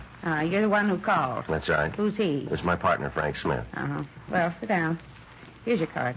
Thank you. Get you anything? Cup of coffee? Maybe some hot cocoa, No, thank you. Well, suit yourself. Now, what is it you want? We understand you know Mrs. Kieran. We're neighbors. Mm-hmm. Maybe you can tell us what happened here tonight. Seems like you'd have the story, being cops and all. Well, we'd like to hear you tell it, ma'am. All right. I was here tonight watching the TV, just gone out to the kitchen to get a plate of snacks for the late show. You know, kind of like the munch. Mm-hmm. Well, all of a sudden, I heard this scream real loud. I wasn't watching the television right then, so at first I thought it was from the set, you know, like a drama. Yes, ma'am. Didn't think nothing about it right then. Got myself all settled for the movie, and then I heard another scream. That's when I knew there was something wrong. How's that? There was a quiz on the television. No reason for any screams. Right then, there was another one. Then I knew it was from next door. Yeah. So I got my coat and umbrella and went over there. I see. Knocked on the door, but didn't get no answer. Well, I went into the house, all dark, not a light on. Went right in and called to Mrs. Kieran, called to her. Mm-hmm. Didn't answer, but I could kind of hear something off to the back of the place. Uh-huh. Sounded like somebody crying, kind of like a whimper, soft. Yeah. It came from the back of the house in the bedroom. You didn't see anybody else in the house when you went in, did you? If I had, I'd have told you before this. Go ahead, please. I got to the bedroom and opened the door. Couldn't see anything at first. Uh-huh. Then I was about to go on in, and this man jumped out at me. He was in the bedroom, was he? Yeah, must have been hiding in the dark and heard me coming, and he got back so I wouldn't see him. Then when I opened the door, he jumped right out, almost scared me to death. Well, what did he do? Just jumped at me and ran out of the house. Right through the front door, I heard it slam. Mm-hmm. And then I heard the crying again. It was sort of off to one side of the room. I couldn't see right away where it was coming from. Uh-huh. I turned on the light, and right away I saw her. She was laying on the floor. Yes, ma'am. Oh, it was just terrible. Room was all tore up. Things all thrown around, a real mess, and her laying right there in the middle of it, all beat up. Looked like whoever done it had tried to kill her. What'd you do then? Called the police. Dialed told the operator to send a policeman. It wasn't long before they was here. It seemed like there was 100 of them all over the place. All right, Miss Griffin. I wonder if you can give us a description of the man you saw. Other officers asked me the same thing. There isn't much I can tell you. Just all of a sudden he was there, and then he was gone. You're pretty sure it was a man, though, huh? Certainly, I guess I know a man when I see one. Been married to one for 22 years. Yes, ma'am. Can you tell us anything about him? I just got a glimpse of him, not good. I can't tell you anything but how he looked. He was standing in the dark when I come in. Next thing I knew, he jumped past me and went out the front door. Yes, ma'am. Would you know him again if you saw him? I don't think so. Just a glimpse, that's all. Mm-hmm. I'd like to help. There isn't much more I can tell you. All right, ma'am. How is Mrs. Karen? She going to be okay? Well, she'll be in the hospital for a few days, but she's going to be all right. Isn't she able to tell you something about the man who did this? No, ma'am. Seems like she'd be able to describe him. Must have been there for a good half hour. How do you figure that? Must have been at least that long from the time I heard the first scream till I got over there. First off, I didn't think it was real. Thought it was on television. Yes, ma'am, you told us. Must have been a half hour. Mm-hmm. Now, did Mrs. Karen have any enemies that you knew of? Well, there's some people who didn't like her. A couple right here in the neighborhood, but none of them that would do a thing like this. How'd she and her husband seem to get along? Well, you mean, did they have any fights? Yes, that's right. All the time. Seemed like they was always battling about something. Would you know what caused the arguments? Oh, mostly about her and other men. He thought she was running around on him. He used to fight about it. A couple of times he said if she didn't stop, he's going to kill her. Was that true? You mean about her and the men? Yes. Well, might have been. For all I know, I didn't pay much mind to their troubles. Seems like I had too many things to keep me busy without getting mixed up in their problems. All right, Miss Griffin, we'll leave our card with you. If you remember anything you think we'd be interested in, we'd appreciate a call from you. And if I think of anything, you get one. Thank you, ma'am. Don't it seem kind of funny to you? Well, what's that? How Mrs. Kieran can't tell you anything about the fella? Don't that strike you kind of odd? How do you mean? Well, if somebody was in my house for that long, I'd be able to tell something about him. Something for sure. Mm-hmm. But I guess with the lights off, maybe she couldn't see. And then again... Yes, ma'am? Maybe she don't want to tell you.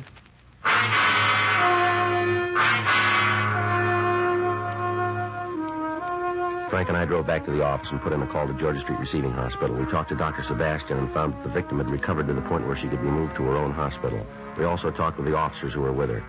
They told us that the woman hadn't given them any new information and that they still hadn't been able to contact her husband. While I checked the crime lab, Frank went down the hall and ran the names Irene and Tom Kieran through R&I. 2:14 a.m. We met back in the squad room. How'd it go in the crime lab? Oh, I got it all here. You want to take a look? Yeah. Beginning to look like we got a good case against the husband. Yeah? Well, here's a picture of the room. The woman was found about here. See? Mm-hmm. You can see the way the stuff's scattered all around the place, all through here. Yeah. It looks like robbery. Well, he wanted it to look that way, maybe. What do you mean? Well, in the dresser drawer here, the boys from the crime lab found $120 in cash. All the thief had to do was open the drawer, and he'd have seen it, too. Oh. Well, how about the entrance? That's something else that doesn't seem to gel. They checked all the windows and doors. There's no sign of any breaking. She must have opened the door for the thief. Well, that means it was somebody Mrs. Kiernan knew, huh? Yeah, it kind of looks that way.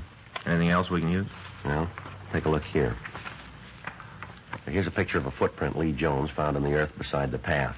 The way it looks, the thief left the path when he ran from the house and stepped in the soft dirt. Do us any good? No, not much. The ground was wet. Must have been a good impression, but the rain broke down the walls. It's not much good to us now. That's it. Yeah? Leighton Prince didn't come up with anything. How'd you do? Well, nothing on the woman. Husband's got an arrest record. Yeah. Got it right here. Mrs. Kieran had him pinched 18 months ago on a beating charge. Refused to prosecute. Same thing a year ago. And here, besides her complaints, he's been booked for ADW and suspicion 211. Done any big time? No, never drew a conviction. Now, Joe, thing I don't understand, if it was her husband, why doesn't she beef him? She wasn't worried about having him arrested before. There's something wrong about it. Well, there's got to be an answer someplace. You tagged the stats office? Yeah, I gave him what we had on the guy. They're going to start a run on the M.O. in the morning. Better get the rest of this information down to him. Yeah, we can drop it off on the way out, huh? Right. So you got that list of the husband's friends? Uh-huh. Well, let's talk to them. Maybe they can tell us where he is. Okay. Hot shot. I'll get it. What is it? Stats office are going to have to wait, I guess. Huh? 1824 Studio Court. Well, that's a couple of blocks from Kieran's. What's the call? Woman slugged.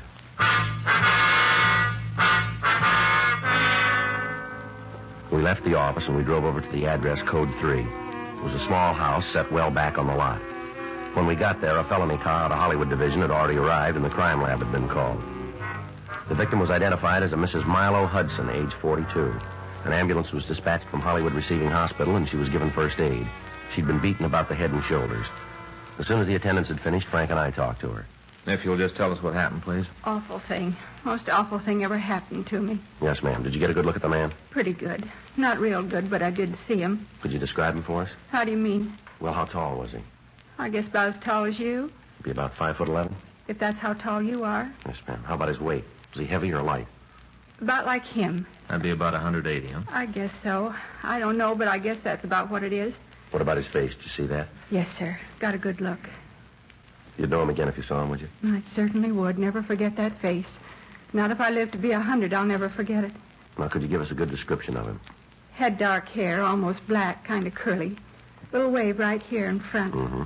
Had blue eyes. Dark blue, might have been kind of hazel color. Dark. Mm-hmm. Was he clean shaven? You mean, did he have a mustache? Yes, ma'am. No, didn't have anything like that. Mm-hmm. Was there anything about him that might make it easier for us to identify him? I don't think I know what you mean. Well, did he have any scars, any birthmarks, anything like that? Let me think.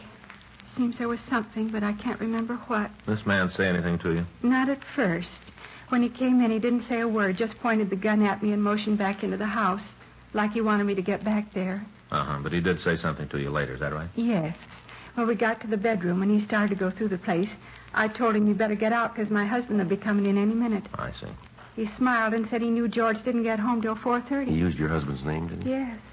Come to think of it, he did. I didn't pay much attention to it before, but he did. Do you think you ever saw that man before?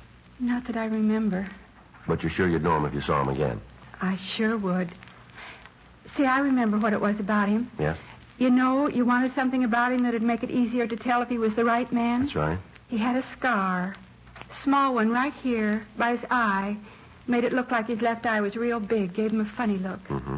That what you meant? Yes, ma'am. I wonder if you'd come down to City Hall and go through some pictures for us. Well, I want to do everything I can to help. I'm supposed to check with my doctor. If he says it's all right, I'll be there. When would you want me? Well, if you could make it in the morning. If the doctor says it's all right, I'll be there. Okay, thanks, Mrs. Hudson. We can send a car for you if you like. Might be better if you did. George likes to sleep late and I don't drive. All right, ma'am. We'll call you in the morning. Sure hope you can catch the person who's done this. Lord knows how many more people he's going to hurt. Yes, ma'am. Just seems to know all about people. When they're going to be alone and all, seems to know all about them. Mm-hmm. Knew right where everything in this house was, all the way. Knew right down to a T. You're sure you never saw him before, is that right? Positive. You don't forget that kind of face. See it once and you remember it all your life. Well, has there been anybody new in the neighborhood? I don't understand what you mean. Well, like any salesman, door-to-door canvassers, anything like that. Residential neighborhood like this, there's always somebody around trying to sell something. Must be a couple of people a day come to the door. But I'm sure the man who hit me wasn't one of them. All right, ma'am. Thank you very much. Not at all, Sergeant. I want to do all I can to help you get him. Mm-hmm. Do you have any idea who he is, where to find him? Not very much, Miss Hudson. Terrible to think about it. A man like that roaming the streets. Woman isn't safe in her own home anymore. We'll get to him, ma'am. I should hope so. But what do we do in the meantime? Just sit here and wait for this lunatic to kick the doors down? Well, we'll do everything we can. Awful. I'll never forget how he came in here, shoved me around. Just never forget it. Well, that makes you even. What? He won't either.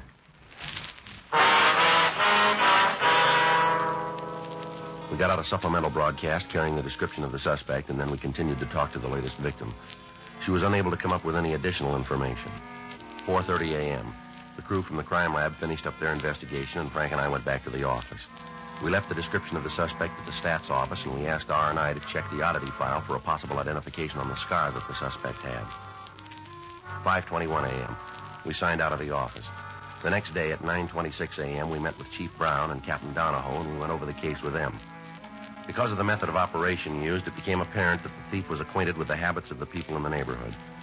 2 additional teams of men were assigned to the case, and they began to canvass the area for information on people who appeared to be loitering in the vicinity.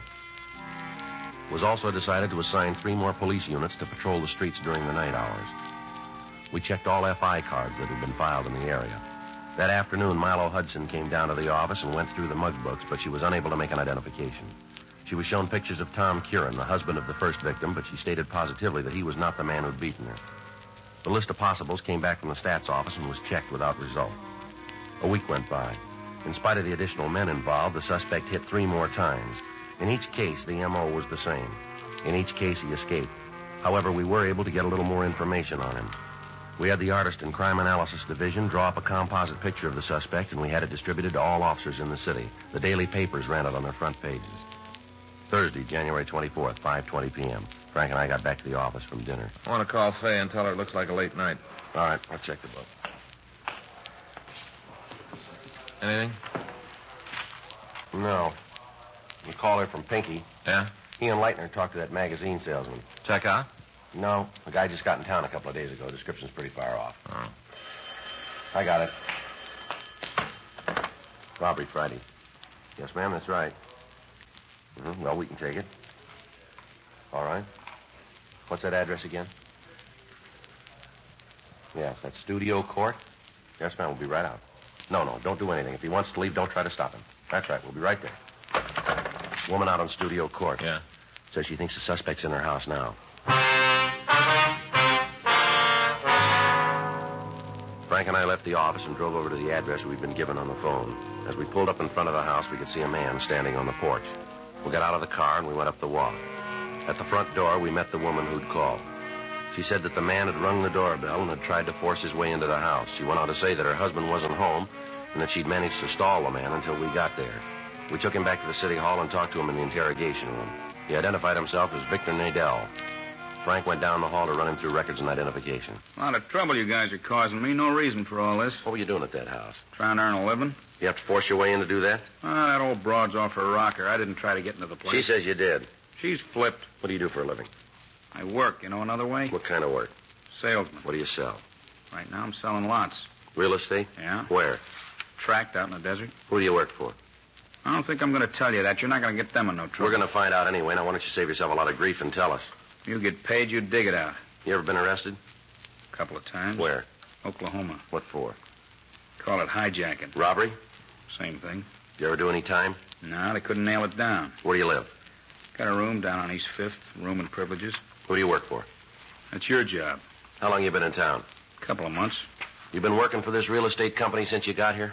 Yeah, I got the job a couple of days after I got off the train. How'd you get it? Answered an ad. You ever see that woman out on Studio Court before? No. You don't know her? I told you. She'd have no reason to tie a bad beef on you, would she? She's doing it, ain't she? It's kind of silly without any reason in it. Yeah, she's a woman. That's all they need. All right, empty your pockets out on the table here. Why? Come on. We're not playing games here. Empty your pockets. What's this all about? What are you guys trying to prove with all this strong We're trying to find out why you wanted to break into that house. I told you I didn't break into the house. That old harpy's out of her mind to tell you a thing like that. I don't know why, but she's got it in for me. Wants to see me get into trouble. You said you didn't know her. That's right. You never saw her before. That's what I said. And why'd she build a thing like this? I told you I don't know it's a lie. I walked up to the door and asked if I could talk to her. Just try to talk to her. Right away she starts yelling at me to get away, get off the property. Why didn't you leave then? Well, I wanted to make a sale. You must have figured she wasn't interested. Well, I needed to make a sale. I haven't been doing too good. I had to make a sale or I'd have lost my job. That's a reason to act like a tough guy, isn't it? All I did was try to talk to her, talk her into buying you got a funny way of doing it. I thought maybe she was going to call the police, make a complaint. If she'd have done that, I'd have lost my job, sure. And that's all there is to it. I'm telling you the truth. You got to believe me. You been working in the neighborhood before? No, it's the first time. I've been kind of sick the last week. This is the first time out for me. First time I've been around here. Where'd you work before? Westlake area. You ever have any trouble there? No, none. Why'd you make the switch then? Just thought I'd try a new territory, see if I could make up for the week I lost. Mm-hmm. You got anybody who'll back up this story for you?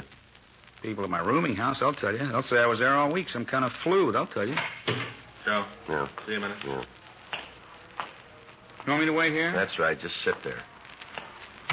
What do you got? Well, looks like we nailed the wrong guy. What do you figure? Call just came in. Radio car picked up a fella out on Rosewood Avenue. Yeah. Caught him in a house trying to beat a woman to death. How about the description? Matches the suspect right down the line.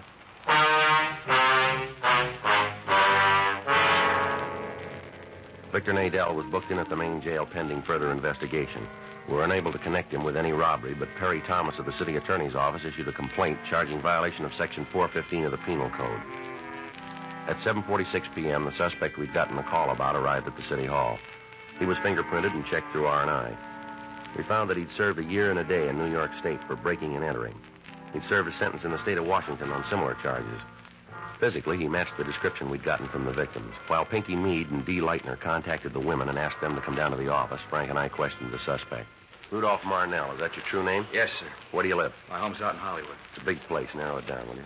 Ledgewood Drive, 2917. You ever been arrested? Yeah, you know that. It was a mistake, though. Both times? Well, the second time was because of the first. What do you mean by that? Now, once you've done time, it seems like anything goes wrong, the cops are on your back, just like this. Mm-hmm. You want to tell us what happened out there tonight? You mean on Rosewood? That's right. Big misunderstanding. Well, you tell us about it, will you?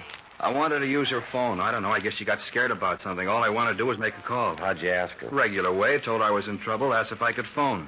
Next thing I know, she's screaming up a storm. There's cops all around me. According to this report, you didn't stop when you were told. Is that right? I guess so. Well, is it or isn't it? Yeah. Why'd you run? Well, I didn't know what was going on. I got a record. I had enough to do with cops to last me the rest of my life. As soon as I heard the sirens, I took off. I guess I didn't hear that cop tell me to stop. Yeah. Kind of hard to believe. Well, you believe the woman who says I tried to slug her. You believe her, but you don't believe me. You see, that's what I meant. What's that? Well, as soon as you fall once, there's a dozen cops right behind you all the time waiting to stomp on you. You ever figure that you helped build it that way? Well, it reads good, but you ain't got nobody on your tail. All right. Now tell us again about tonight. I told the cops who picked me up. I told the cop who fingerprinted me. I already told you once. Now, how many times you want to hear it? Until we get it the right way. Well, how are you going to know? We'll find it. Come on. Let's go down to the interrogation room. Go ahead. Down this way.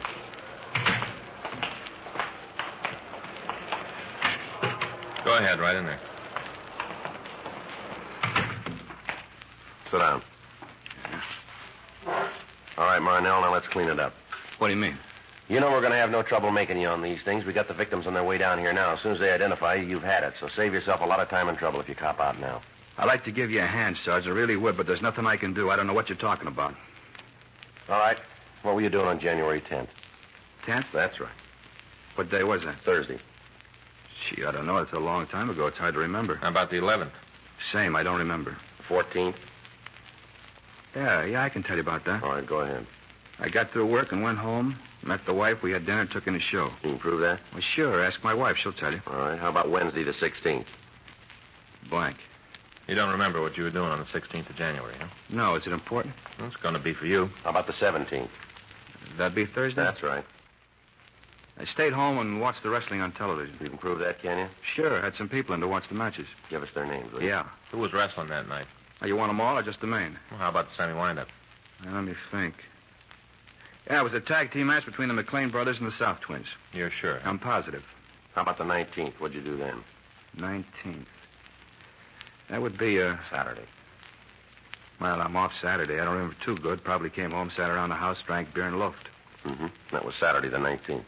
Yeah, the 19th. How about Monday the 21st? I bowl that night. Where? Lane's out on Sunset. Bowl there all the time? Yeah. You bowl every Monday night? No, not every week. Usually it's on Tuesday. Why'd you change this week? Well, some of the guys couldn't make it Tuesday, so we changed the day. Mm-hmm. Anything special to you about January 14th, 17th, 21st? Now, what do you mean special?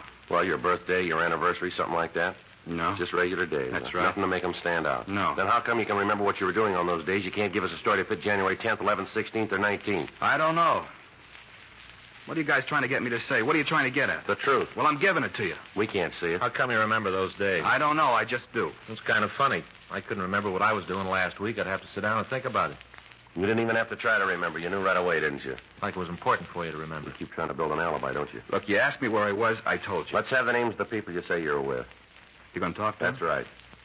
Well, maybe they won't remember. I think they will. What happens if they don't? Then you're in big trouble. You're holding a lot of it right now. Let's have the names. Sure, I haven't got nothing to worry about. I'll give them to you. Here's a pencil. Paper there. I don't know all the addresses. We'll look them up. You're going to have to talk to them, huh? Sure. What's the matter? You think they won't stand behind you? No, it's not that. Then what is it? Well, just that they don't know I've done time. Maybe when they find out, they'll try to get me. You know, say they weren't with me, they might do that. Yeah, like that woman tonight. Yeah, just like that. People don't like you much, do they, Marnell? Hmm? Seems like everybody's trying to get you in trouble. I want a lawyer. You want to check, Frank, see if the victims are here? Yeah. Well, what's going to happen now? We got some people we want to see you. Who are they? The women you beat up. No, you can't make me on those jobs. We think we can. Yeah, well, you just try. You take this thing into court, and they're going to throw it right out. That's the way you got it figured, is it? That's right. Go ahead, Frank. Bring him in. All right. I said I want a lawyer. What? I said I want a lawyer. Yeah, well, you'll get one. Yeah, and a jury. I want a jury trial. You got a choice. You bet I have. You bring all these women down here to point me out, well, it isn't going to work. A bunch of people who don't like me, causing me trouble. People who don't like me. I want a jury trial, a judge and a jury. All right, you'll get them. I'll make you a bet. Hmm? They won't like you either.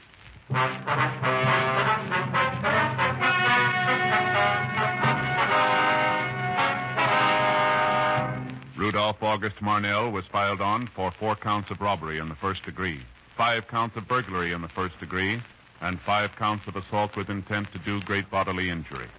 He was found guilty by a jury trial on all counts and received sentence as prescribed by law.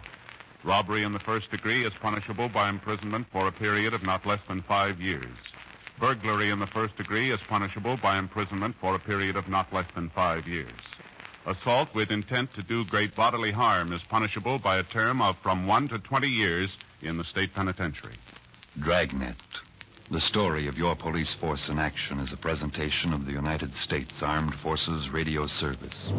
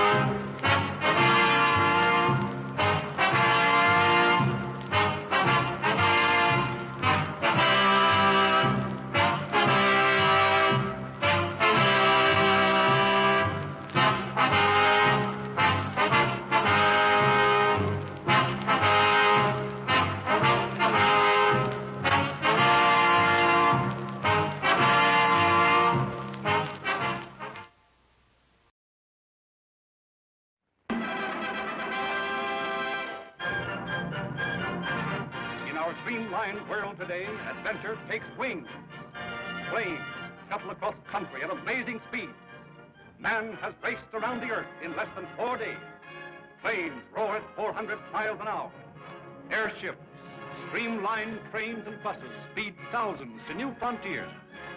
Yet well within the span of our memory, the streamliner of its day, the American stagecoach, crossed the uncharted rugged West, bringing new people to a new country. What fascinating stories there were in the life of the stagecoach, and in the lives of its courageous passengers who found romance in danger and understanding in strange companionships. From the adventures of these American frontier characters, John Ford has created a truly great motion picture, Stagecoach, a drama as forceful and as true as The Informer, and as gripping as The Hurricane. Did you all hear what the lieutenant said? What are you trying to do, scare somebody? If you'll take my advice, ma'am, you won't take this trip. My husband is with his troops in Dry Fork. If he's in danger, I want to be with him. All right, folks. Hey, Curly, why don't you take the cuffs off the kid? He's mighty handy with a gun. You drive them horses. I'll take care of the kid. The man works all his life to get a hold of some money so that he can enjoy life, and has to run into a trap like this. Trap, brother? You mean the Apaches? There's been no sign of them. You don't see any signs of them. They strike like rattlesnakes. You talk too much, Gatewood. Don't, Fritz, don't, please. Take it easy, Gatewood. We may need that fighting before we get to the ferry. You wouldn't be much good in a fight, you jailbird. Oh, leave the kid alone. He's handcuffed. Ringo asked me to marry him. Is that wrong for a girl like me? If a man and woman love each other, it's all right, ain't it, Doc? Don't you know that boy's headed back for prison? Besides, if you two go into Lordsburg together, he's got to know all about you. You didn't answer what I asked you last night. Look, kid, why don't you try to escape? I gotta go to Lordsburg. Why don't you go to my ranch and wait for me? Wait for a dead man.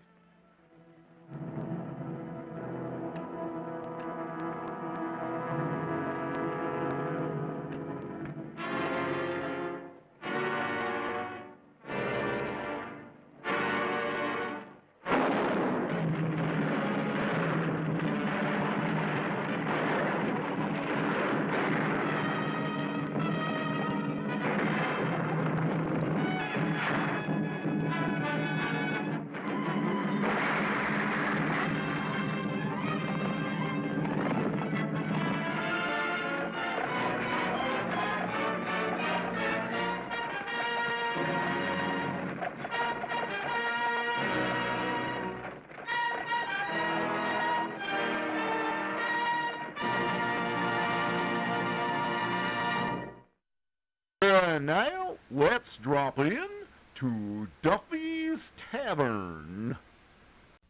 So we take you now to Duffy's Tavern, starring Archie himself, Ed Gardner.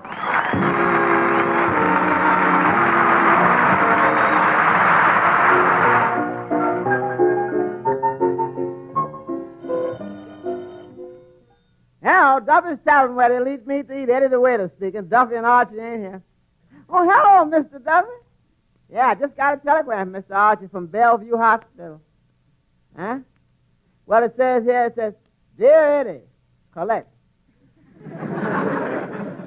Tonsils out and am still alive. I guess only the young die good. Ha ha. Stop. The nurses here are too cute for wards. Ha ha ha. Stop. He said, my nurse never smiles. I call her Miss Deadpan of 1946. Stop. Returning to Tavern Friday and would highly appreciate surprise party to welcome me home as I am very popular. Signed, Archie. Yeah, well, Mr. Duffy, it'd be nice to have him back, won't it? Uh-huh. Uh-huh. And tell him you said so, huh? But Mr. Duffy, see, I don't like to use that kind of language. Yeah, well, I'll have him call you when he comes in. Eddie, I've got Archie's welcome home party all planned. That's fine, Miss Duffy. How it works? Well, first, on account of his tonsils, I think we should give him some ice cream or, something to cool his throat. Yeah. Now, how about some pig's feet? That'll make him cold all over. Well, I was saving the pig's feet. I thought maybe we'd have those as the last course. Right before the speeches. Speeches? After them pig's feet, who's alive to make speeches? Eddie, why do you always run down the food here? You've been serving it for 5 years, and you're still making the same jokes about it. I'm consistent. Same food, same jokes. Hello, Duffy's Tavern. Huh? Who's there? Schimmelbacher's Bakery. What's that? Miss Duffy ordered a cake baked in the shape of a tonsil. You... So you ain't got the tonsil mold, huh? Just a second. Miss Duffy, would an appendix do? Okay. Tell him to send it over, but make sure it looks real. Yeah. Okay, send it over and make sure it looks real. Yeah, that's right.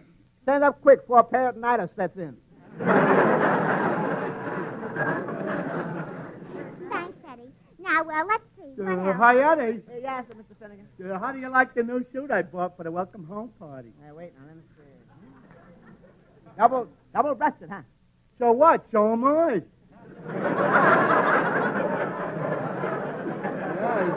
But, it fits like a glove, don't it? Well, yeah, if you're thinking in terms of a catcher's mitt. How many pair of pants did you get with it? Well, 2, naturally. It's a double-breasted suit. Finnegan, why do men always have to get 2 pair of pants with a suit?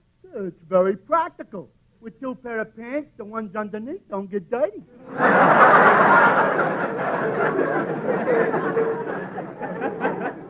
Finnegan, do you wear both pair of pants at one time? I do. But how dear, there are certain things that are not discussed in mixed company. By the way, Mr. Finnegan, Yeah? did you get the welcome home sign from Mr. Archie? Oh, certainly I got it for him. A beauty, too. Second hand. That's fine. What did the sign say? It says, welcome home from Tokyo, Cecil Schmolowitz.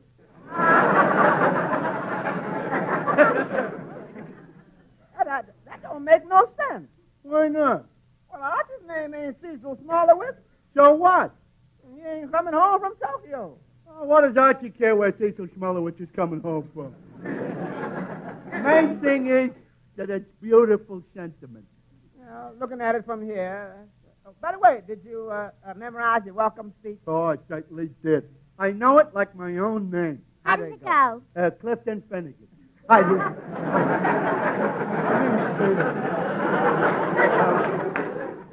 What I mean is, welcome home, Archie.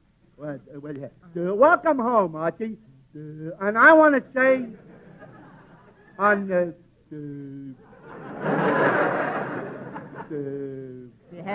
thanks, yeah, that's it. On behalf of the gang. Yeah, that's it. The gang here at the Tavern. Yeah, the tavern. That we want to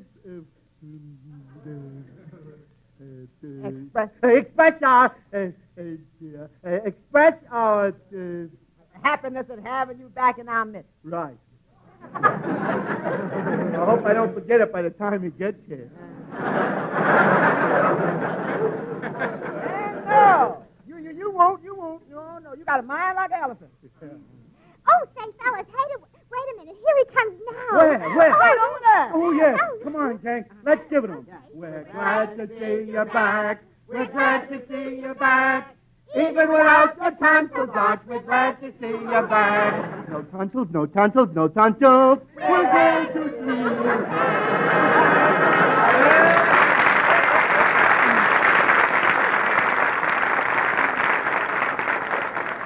Well, gang, I want to thank you. You know, if I had a lump left in my throat, this welcome would give it to me.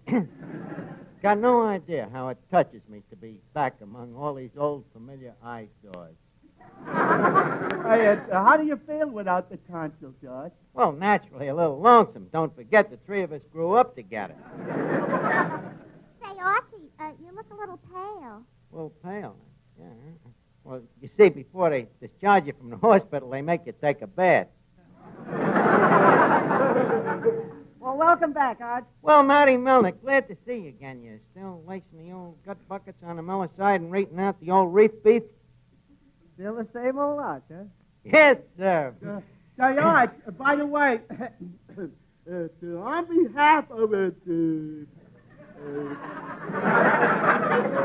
on behalf of the gang. The gang, gee, I had a whole speech in me head. I don't know what happened to it. Well, the poor little speech probably got lonely up there and ran away. But, however, I appreciate the sentiments anyway. Oh, thanks, George. By the way, where are the tonsils? Did you bring them with you? No, I gave them to one of the nurses as a keepsake. You know how dames are about me. She wanted to have them bronzed for a pair of bookends. Yes, sir. The bedridden Beau Brummel of Bellevue. I bet you had a lot of fun with the nurses, huh? Oh, well, for a few days. But then the doctor got wise, you know, and I became the only tonsil case on the 6th floor with me hands in a cast.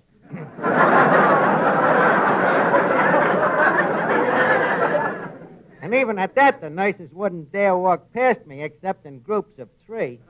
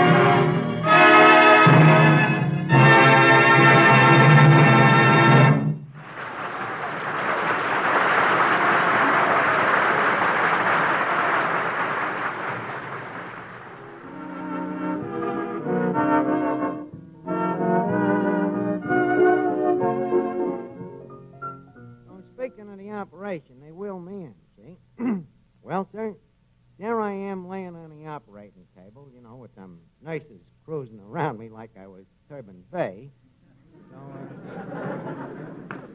So the doctor pulls out these 2 bottles, the penicillin and the sulfur lemonade. So I said to him, look, Doc, we don't need them things. I ain't afraid. Just shoot me a little ether. Oh, what's that ether like, Archie? Well, you take a little and things get hazy, and, then you take a little more, and before you know it, you're paralyzed. It's not unlike the effect of our 15-cent rye. Hi, Art. How's it feel to be unconscious?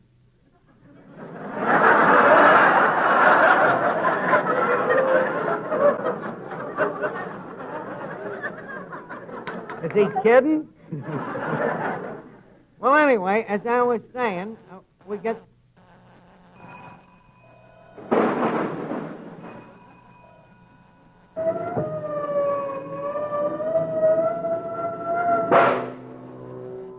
Eddie, what's going on here? Mr. Regan just hit the pinball machine.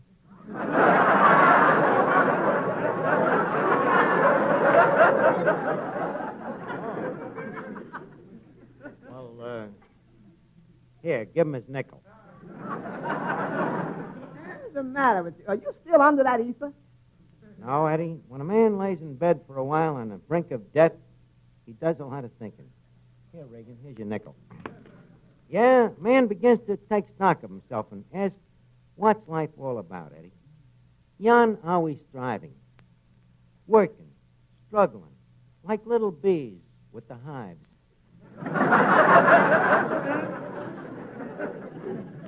Hunting, searching, seeking. For what? Butter? No, Eddie. For something that money can't buy. Have you tried buying butter lately? Eddie, please, will you get your mind out of the butter? No?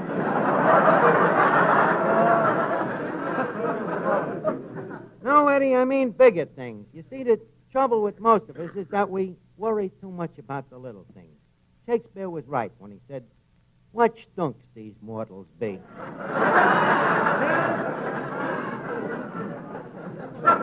Always worrying about little things. I was thinking there in the hospital. I picked up a paper one morning, and I read where a guy choked his wife at breakfast just because she burned his toast.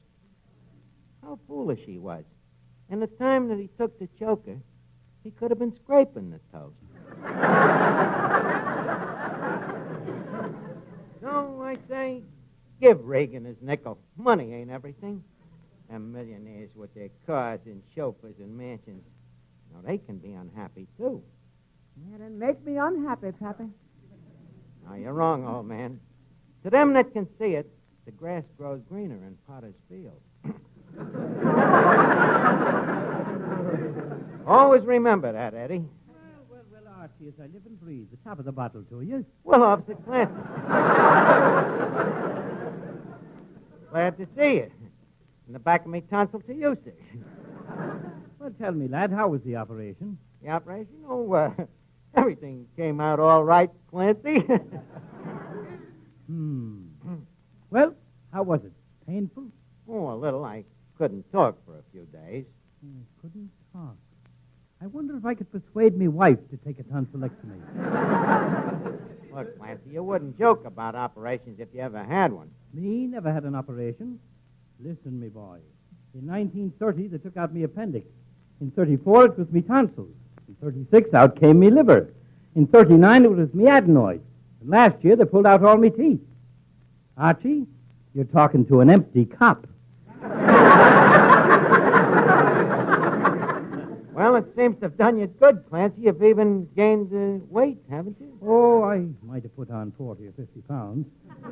What are you talking? I bet you got that much in your bay winter alone. What do you do when you get your shoes shined, Clancy? Take the bootblack's word for it?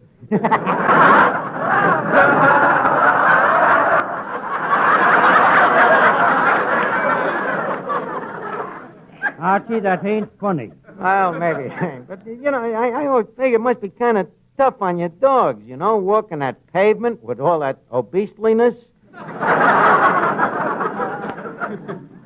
Well, that's not when I feel it. It's when I get home at night and pull me shoes off. It takes me feet 10 minutes to stop spreading. Well, praise be to the saints, I'll soon have me pension to look forward to. Yeah, Clancy, that's right. As long as you've got enough to get along on. I was thinking, stop that crap game.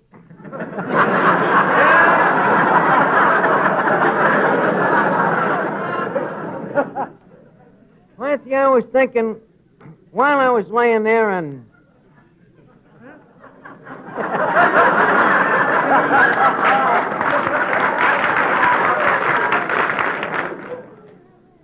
While I was laying there on me deathbed, that money ain't everything. That there are a lot of other things in life that... Hello? Oh, hello, Duffy, it's me, Archie. Well, certainly I'm still alive. Better luck next time, huh? Duffy, the richer you get, the crummier you get. What's your goal, anyway? Oh, you want to be the crummiest man in town? Duffy, look, money ain't going to make you happy.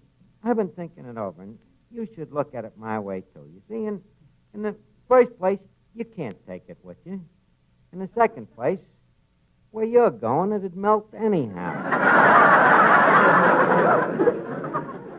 Okay, I'll call you back.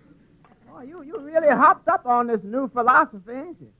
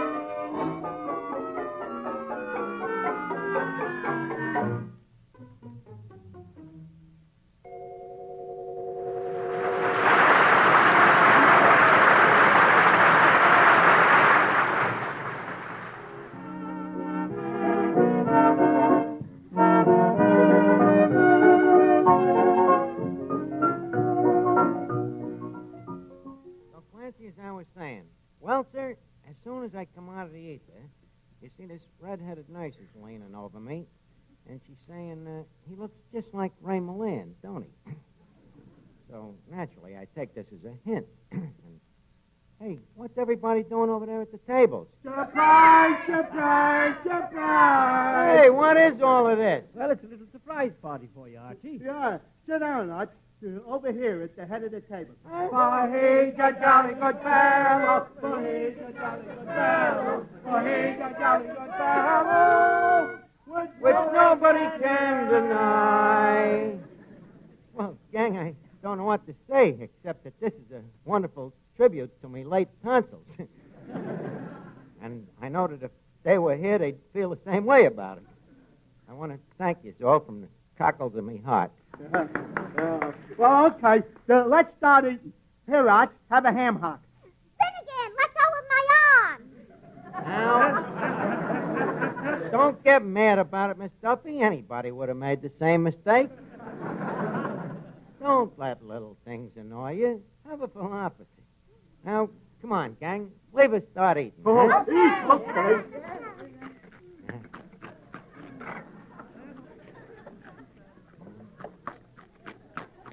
Well, fellas, you don't know how a tribute like this touches me.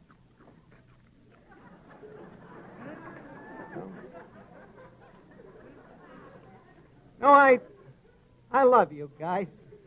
Each and every one. Do you know it?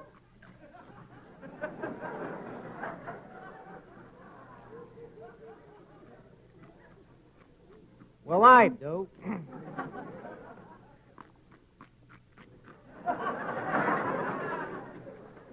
Throwing this dinner for me tonight. What a sweet thought it was. I sometimes wonder if I'm worthy of you, all. Bap.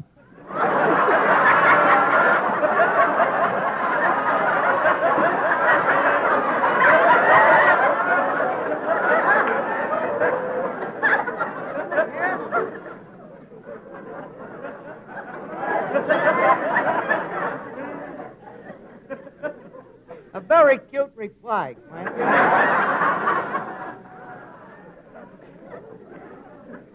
Well, now that we've met, Arch, as your oldest friend, I would like to propose a toast. Oh, thank you, Clifton. I shall be flattered. To Archie and his tonsils, I bequeath this little rhyme. I knew he had it in him all the time. I thank you. Oh, Finnegan, did you make that up all by yourself? Don't be silly, Arch. It was anonymous. Thank the guy for me, Finnegan. Very sweet. Now, how about a toast from Eddie the waiter? Well, I don't know what to say. Oh, go ahead, Eddie. Just say something flattering. Now, okay. Folks, Mr. Archie has always been a real friend to me. And while he was in the hospital, I really missed him. The little things he did. Some of them was very small.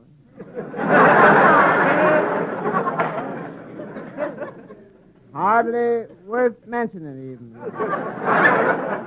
I like the way he moved his elbows from side to side while I wiped the bar.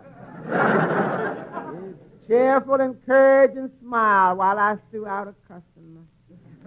And his shy, apologetic manner when he say to me, Eddie, do you need 10 whole minutes to eat lunch? It's these things that made me love him. I thank you. Now I would like to give a toast. Well, thank you, Miss Duffy. A is for the arguments we have had. R is for the times I proved him wrong. C is for the cash he steals from Papa. H is what he gets when he gets caught. I is for the word he is most fond of. E is for his everlasting nerve. Put them all together.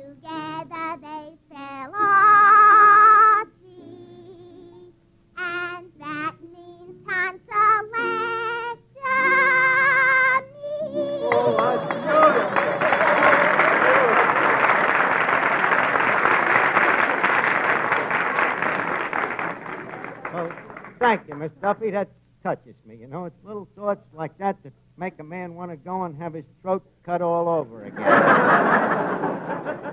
Oh. Come now, Arch, let's not get sticky. Hey, Clancy, you ain't said nothing yet. Well, okay. Ladies and gentlemen, I'm proud to say I've known Archie ever since Annapolis.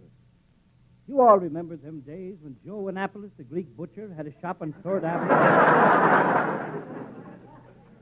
At the time, Archie was a chicken plucker. That was when I first met him.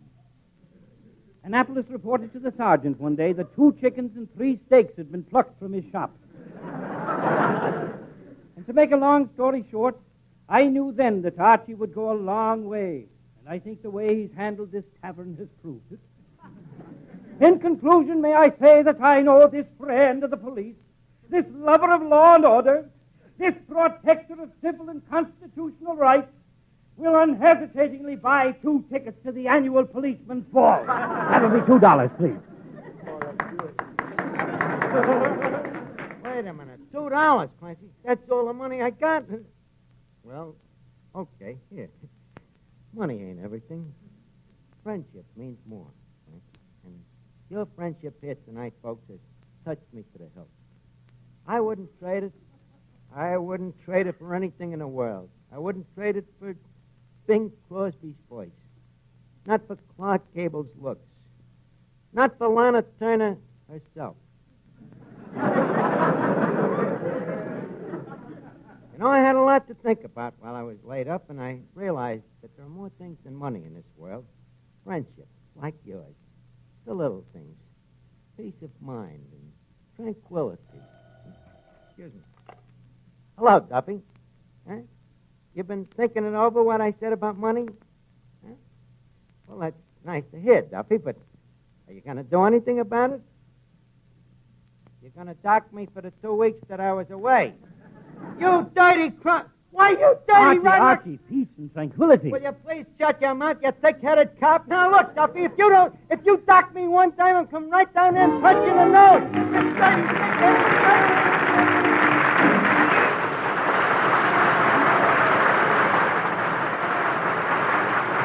This is the Armed Forces Radio Service.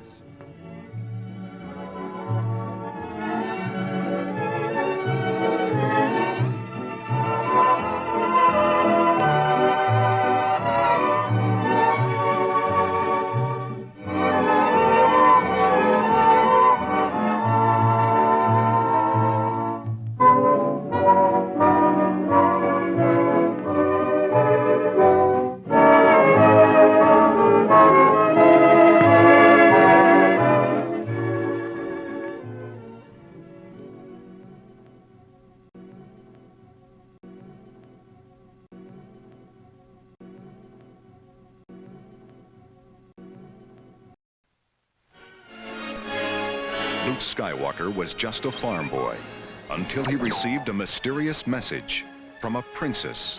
Help me, Obi-Wan Kenobi. She's beautiful.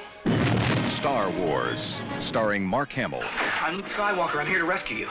Aren't you a little short for a stormtrooper? Harrison Ford, Boring conversation anyway. Luke, we're gonna get company! I think we took a wrong turn. Carrie Fisher, Good luck. Alec Guinness, You can't win, Darth.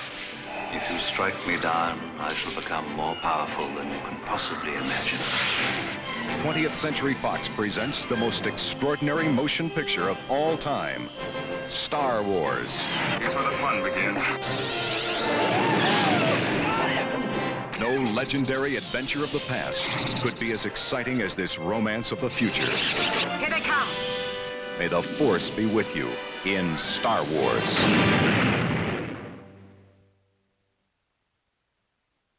Fasten your seatbelts. Classic Adventure is coming your way with the Air Adventures of Jimmy Allen up next.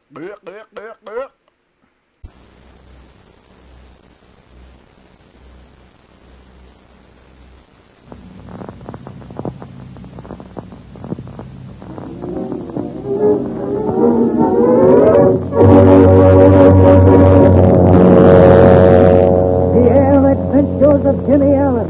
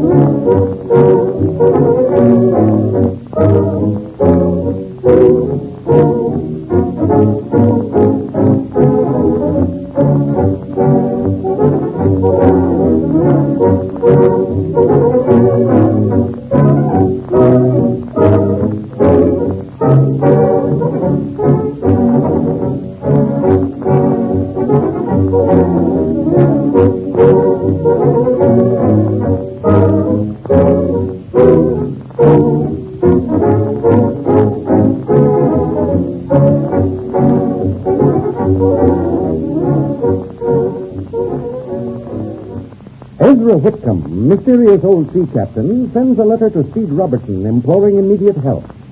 Haley, government man in charge of the Quackenbush murder case, makes the astounding statement that the address given in Whitcomb's letter is only a short distance from the wharf where the Golden Star is tied up. It is now late in the afternoon of the same day. Jimmy Allen and Speed are in their room in a modest hotel close to the address in Whitcomb's letter. Listen. Boy, if you don't look like an old sea dog, I'll drink a barrel of salt water. You look like quite a sailor yourself, Jim. Hey, that was a swell idea of yours, going into that waterfront store and buying all these clothes. Well, I thought it was a lot safer, kid. This way, there's a chance of our hanging around without being recognized. I don't think your own mother would recognize you, Speed. Your beard sure grows a lot in 24 hours. Oh, I'll say it does. Let me go this way for a couple of weeks, I'd look like the old man of the mountains. These pantomime don't fit very good. That's swell. If they did, people around here would think it was funny. Sure, it's a good thing that you and I make a living flying, Speed. How's that, Speed? Well, our faces are so tan that we could just as well have been at sea for a couple of years. Yeah, that's a break in our favor. Now, let's see now. Are we all ready? I am. How about you? Well, what do you think? Look all right? I think you look swell. That bandana you got around your neck is a finishing touch. You aren't any bargain yourself, young fella. Come on, let's go. Hey, what's this business about sea legs? That sailor's supposed to roll around when they walk? Yeah, something like that. Now, let's not try to spread it on too thick. Might not look genuine. The only thing is, don't walk too fast. I never saw a sailor in a hurry. Well, here's the street. Which way do we go? To the left, please. Okay. Boy, this is sure a lot different than the Kansas City airport. You bet it is. Look down there. See all those men and funnels? Yeah, it's a great sight, too. Look at all those boxes and bales on that wharf. And all the men putting cargo on board there. You know, Jim, there's something fascinating about it. I think if I hadn't taken up flying, it would have been would have been mine, too. Think of all the different countries and the interesting things you see. And plenty of excitement, too. The sea gives it thrilling moments every single year, does it? Yeah, and another thing, too. We think we have a lot of responsibility when we're chief pilot of an airliner carrying 14 passengers and a crew of 3. But what about being the captain of a transatlantic steamer where the passengers and crew are up to around 4,000 or 5,000? Yeah, that's a big responsibility. Yep, the captain of a ship like that sure must get plenty of money. No, I don't know what they get, but they sure deserve a lot. Now, here's the street we're looking for. Come on, we'll turn up to the left. What are we going to do? We'll just pretend to be a couple of sailors, looking for our friend Ezra Whitcomb. And if we find him, we'll put him in a suit as soon as we're alone. That sounds okay. At least we won't be taking any chances. Well, that's it. We mustn't forget that the Golden Star isn't very far away. And the Black Pete and that captain will be hanging around. We'll say nothing of bigger loss. Well, if he's here, and he's sure made us in a hurry. Let's go slow. Hey, that's the number on the opposite side of the street? Yeah, I believe you're right. Let's stand here for a second and sort of look things over. There's a sign over the door. There's Sailor's Hold. No, that's not surprising. There's lots of places like that near the waterfront. Well, what do you say? Are we going over? Yeah, I don't see any use in wasting time. Oh, it's a large house. Must have a lot of room. Yeah, you're right. Come on, up these steps. Shall we ask these men in the fort to stay no with us? No, I don't think so. Seems to be a little office inside the front door. Let's go in. Okay.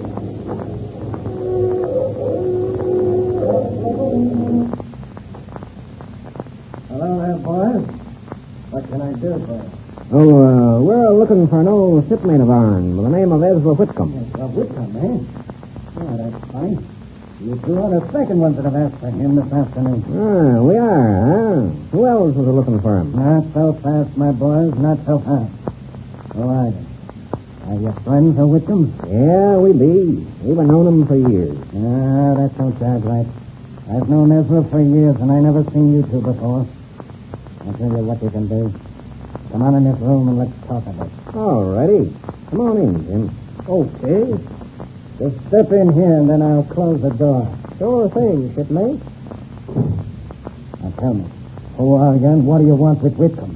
I don't believe it'd do much good to give you our name, because you've never seen us before. But I might have heard Ezra mention you sometime. Well, tell us first, is Whitcomb here? I don't know whether I'd be telling you or not.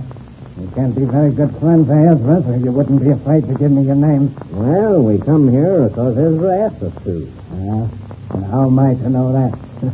Well, Jim, you sort of got us standing stumps there, ain't he? Yes, sir. Now, listen, boys. I followed the sea for years. And after that, I've been running this sailor's home for 15. I know a sailor when I lay eyes on him. You lads don't follow the sea. Now, what are you, government men? No, we're not government men. What makes you think we're not sailors, matey? You got the clothes and you got the wind-burned faces, but if you're sailors, my name ain't Sam Baker. All right, Mr. Baker. I guess there's no use trying to fool you. Take a look at this letter. Yeah. So you're Robertson, and this is young Ellen, eh? Yeah, that's right.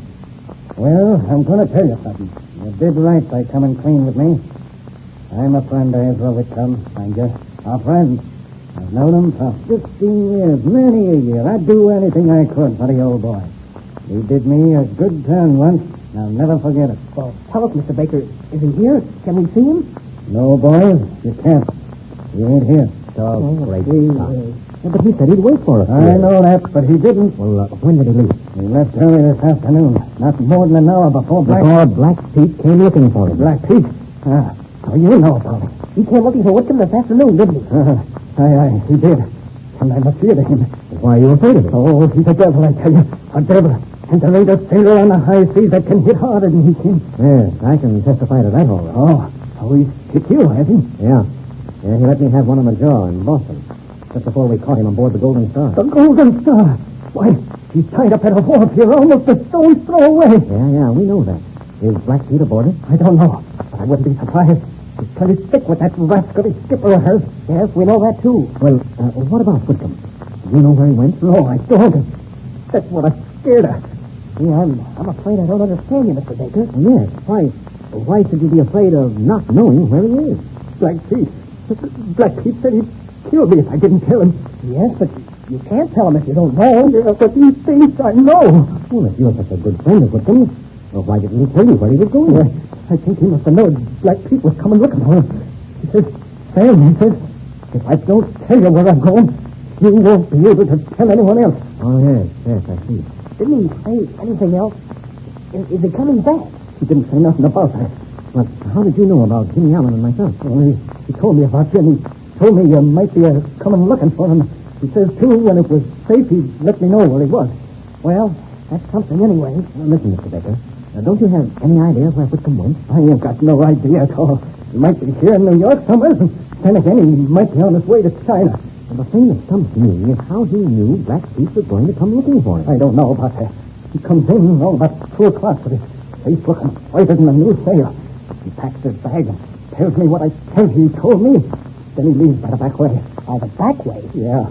The back door leads out into an alley. He wasn't going to take any chances of meeting Black Pete coming in the front door. Maybe Whitcomb found out about the Golden Star putting in here. Oh, that would have been easy. He was always loafing around down at the waterfront. Either that or he saw Black Pete before Black Pete saw him. Well, let's be on our way. We know where to go next. Oh, listen, boys. Listen. Don't believe him here. I'm scared of this Black Pete, I tell you. I'm scared of him. He's going to come back and kill me. If he comes back and makes any trouble, you call the police. The police won't do any good if Black Pete kills me before they get here. No. Take it easy. Now, look here. I'll tell you what we'll do, Mr. Baker. We may be around here now for several days. I think possibly we will. Now, we'll check out the place we're staying and come on over here and stay with you. Now, Black Pete won't hurt you while we're around. Thanks a lot, Mr. Robertson. And tell me now, where might you going now? Well, I think we'll go down and pay a little visit to the Golden Star. Oh, you've taken your life in your hands to go down there. The boat's got an evil name. There's many a man shipped down her that ain't never come back. We're going to go down and have a look at her anyway, Mr. Baker. If I was you, I'd wait till it starts getting dark. You're going to have more chance getting by as sailors if people don't see you too well. Yeah, that's an idea. I think that's pretty good advice. Now, we'll stay here, Jim, until it begins to get dark. Which won't be more than half an hour. Now, Mr. Baker, can you tell us anything more? What more do you know about Black Pete? Oh, he's a tough one, he is. He's killed men in 2 or 3 ports that I know of, to say nothing of other places I don't know about. I should think he'd have been in trouble with the law. Oh, he's been in trouble a heap of times. Not only with the law, but he was mixed up with a mutiny once. A mutiny? Yeah, he's an escaped convict, too. An escaped convict? Yeah, he killed a French sailor in a street brawl in Marseille, France. And they sent him to Devil's Island for life. But somehow or other he got away from there. Oh, I tell you, boy, he's a killer. What a reputation Black Pete has. Will he prevent Jimmy and Steve from finding Ezra Whitcomb? Tune in Jimmy Allen's next air adventure for some startling development.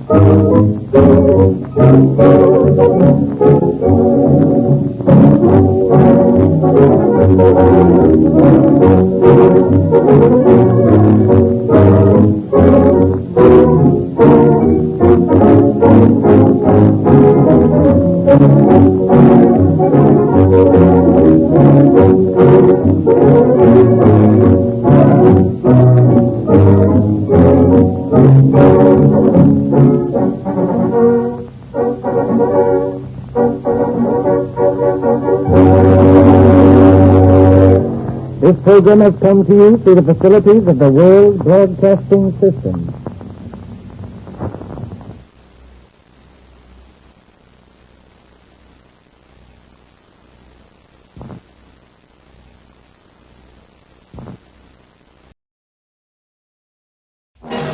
The Star Wars saga continues with a special limited engagement of The Empire Strikes Back, starting November 19th.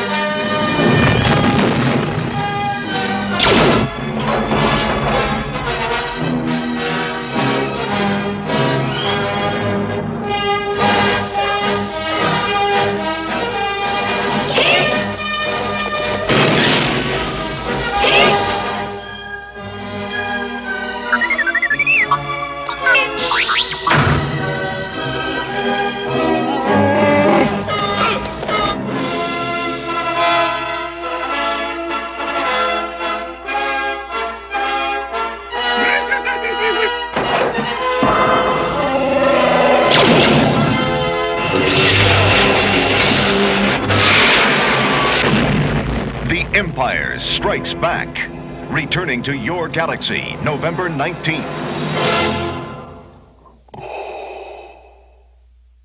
Hey, man, how about we check in with Fibber, Magee, and Molly next?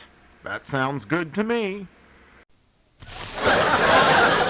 The Johnson Wax Program with Fibber, Magee, and Molly.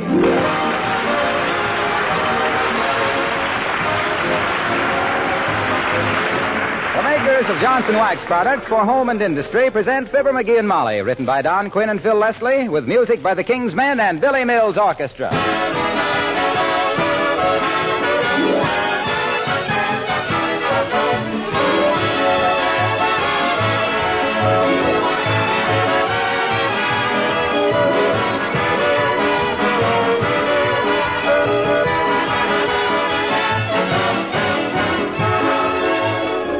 Do you know that the use of wax is a very old custom? The old Romans and Greeks both used it on such things as the prows of their ships and their shields. The ancient Egyptians used wax to protect their paintings. In fact, that's why some of those old murals have come down to us so well preserved. The fine furniture made by Sheraton was wax protected. Also the floors of beautiful old French chateaus. So it was natural for us to use wax extensively in our own homes, on our floors, furniture, woodwork, and for many other things, such as leather goods, Venetian blinds, picture frames, and lampshades. It was the makers of Johnson's Wax who studied waxes scientifically and produced the perfect uniform blend to give you greatest beauty, maximum protection, and ease of use. You can now buy this famous Johnson's Wax in 3 forms, paste, liquid, or cream. It's used by good housekeepers the world over.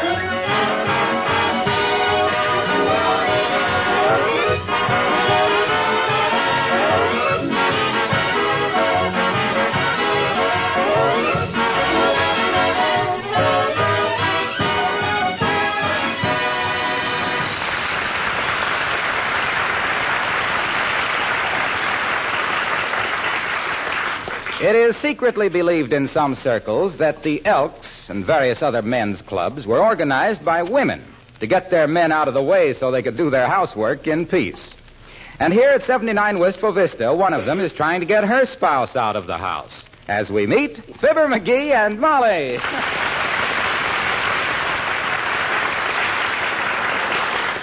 Go on, Magee. Get out. Go on. Scoot. Mother has work to do. Yeah, but where'll I go? Oh, go to a movie. I'd like to have you see the one at the Bijou. Well, what is it? I don't know, but I'd like to have you see it. Look, dearie, Buell and I are cleaning house, and you're underfoot like a fallen arch. Oh, well, I'll keep out of the way. I always lift my feet when you want to vacuum under me, don't I? Well, it isn't your feet, dearie. I want your whole big, beautiful, handsome, well-knit body out of here. Whiz, I just can't walk the streets, can I? Well, go to the public library and read a good book. A good long book. Yeah. The only good long book they got is Anthony Adverse. And that's out. How do you know? I got it. I'm scared to return it because I owe $77.12 on it. Well, maybe they'll make an adjustment. Yeah, that's what the trainer at the Elks did when I sprained my neck playing handball. He made an adjustment, and for 3 weeks I walked around with my head under my left arm. Well, if the trainer at the Elks, that's it. Why don't you go down to the club? I thought you says I've been spending too much time down there. Oh, I say the silliest things. I think it's a wonderful institution, really. Go on, sweetheart. Go on down to the Elks. And when you get home with your lungs full of cigar smoke and your pants full of pool chalk, I'll have my housework all done. Okay, but you talked me into it, remember? And it may be expensive, too. We play pea-pool for a nickel a point. Dearie, today I don't care if you play drop the handkerchief for $9 a drop. All Buell and I want around here is nobody. On second thought, I don't think I better go. It looks a little kind of like rain. Oh, dear. Well, maybe you can get a ride with somebody. Alice is going to the airplane plant very shortly, and the car that picks her up goes right past the Elks. Say, that isn't a bad idea. I'll ask Alice if here she is now, Magee. Hello, Alice, dear. Hello, Mrs. Magee, Mr. Magee. Hi, kid. Look, you're leaving pretty quick for the airplane plant, aren't you? Yes, I am. I'm getting there early today because I have to instruct some new employees in how to adjust a centrifugal equalizer on the universal compensator and the hydraulic midsection booster gear. Oh. They always have trouble getting the lock flange clearance past the binder flap. You don't say. How ridiculous. Incidentally, Alice, that's an awful cute suit of coveralls you're wearing. Oh, thank you. I designed these myself, Mrs. McGee. The only coveralls I could buy made me look like I'd been smuggling wheelbarrows. Pretty sharp outfit, kid. What's that little pocket on the side there? Oh, that's where I keep my lipstick and compact and mirror and comb. It was my own idea. Yeah, but why is the pocket sewed up so that you can't get at them? Well, that was my boss's idea. He said they could assemble 4 bombers while I was correcting nature's mistakes. Well, I'm ready to go whenever you are, Alice. Go where, Mr. McGee? Well, he wants to ride as far as the Elks Club with you, Alice. You got a car picking you up, haven't you, Alice? Why, yes, Mr. McGee, but creepers, it isn't mine. It's a fellow who works at the plant's car, and it's his turn for the carpool this week. Well, McGee doesn't care, Alice. He'll ride with anybody. Why, sure. Sure. What do I care if I'm seen riding along with a bunch of people in working clothes? Why, some of those people might be just as good as I am. Oh, now, Mr. McGee, let's not go all to pieces about it. Well, they are. In fact, kid, when a fellow of my standing mixes with the working classes, that's democracy at its best. And that's egotism at its worst. Well, anyway, Mr. McGee, it's only a coupe, and there are 6 of us in the carpool. There wouldn't be room for you. Ah, pshaw. Crowding doesn't bother me. I'm no snob. Don't crowd yourself in if it makes everybody uncomfortable, dearie. Oh, well, it isn't that, Mrs. McGee, but it would be so hard on the tires it would defeat the whole purpose of carpooling. What do you mean? Well, the whole idea is to conserve cars. There's a terrible shortage of new tires and cars and gasoline, and it'll get worse. Didn't you know that already over 4 million cars have had to be scrapped? Heavenly days, 4 million. I don't believe it. I think somebody's got the figures all wrong. Why, Mr. McGee? Because I read the other day that the average car traveling from home to work carries an average of 2.5 people. I read that, and that's ridiculous. It's got to be either 2 people or 3 people. Just half of people just don't make sense. Well, just the same, dearie, Alice is right. They formed that carpool with 6 people to save the use of 5 other cars. And if you overload this car, it certainly won't help anything. I'm terribly sorry, Mr. McGee. Oh, that's okay, kid. I ain't one to push myself in where I'm not wanted. I was merely trying to get... Oh, and there's my car now. Goodbye, Mr. McGee and Mrs. McGee. Goodbye, dear. Here's your tool chest, Alice. Oh. I'll pick it up for you. Ooh, what do you got in there? Sledgehammers? No, just my lunch. Just your lunch? Then why is it so heavy? My gosh, Oh, here you are. I had my foot on it. Well, I've got to run. Goodbye now. I'm sorry we can't take you, Mr. McGee. Personally, I just love to drop you off someplace.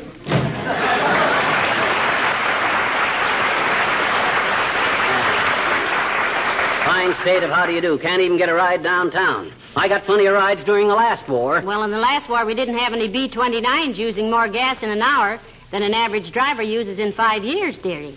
Why don't you take the streetcar down to the Elks? What? Spend a nickel just for a little short trip? No, sirree. It's reckless spending like that leads to inflation. Betcha. I'll get me a ride with somebody. Hand me my magazine, will you? What magazine? The one on the hall table. The one on victory gardening. What's the name of it? The Weeder's Digest. All right, George, I'll just sit here and I'll get me a ride down there. Billy Mills in the orchestra and The Sweetheart of All My Dreams.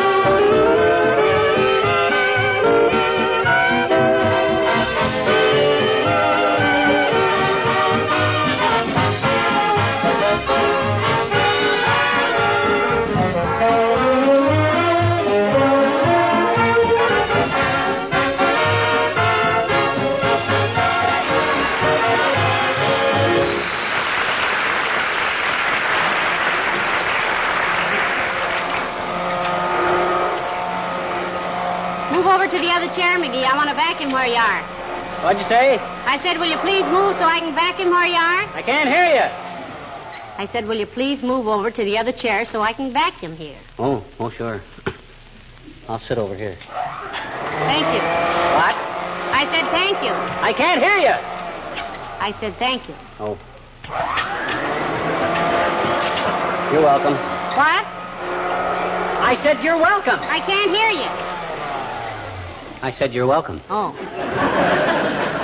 Look, dearie, this is what I was afraid of when I suggested you go down to the Elks. I'm getting housemaid's thumb turning this vacuum cleaner on and off. Oh, my gosh, I can't... Oh, dear, peek out and see who that is, dearie. Okay. It's Mrs. Carstairs. Oh, it's an informal call, though. She's wearing her dirty old last year's emeralds. Now, be nice to her, Magee. She can't help it if she's worth several $1 million. Oh, I don't hold her money against her. Only thing in my mind is she always looks at me like I just crawled out of a hole in an apple. Well, my goodness. Come in. Well, if this isn't a surprise. Why, you knew... Good day, Mrs. Carstairs. How do you do, Mrs. Magee? So glad to find you at home. Hi, Carsty. I say we had a wonderful time at your house the other night. At my home? Yes. You know, at the reception you gave for Leopold Cadenza, the violinist. Oh? Oh, yes, to be sure. And say, he certainly can play the violin, Mrs. Carstairs. He can play 2 guitars on a fiddle and make it sound like 5 banjos on a pipe organ. Yeah, as the old saying goes, it's wonderful what beautiful sounds you can get by pulling the tail of a horse across the insides of a cat.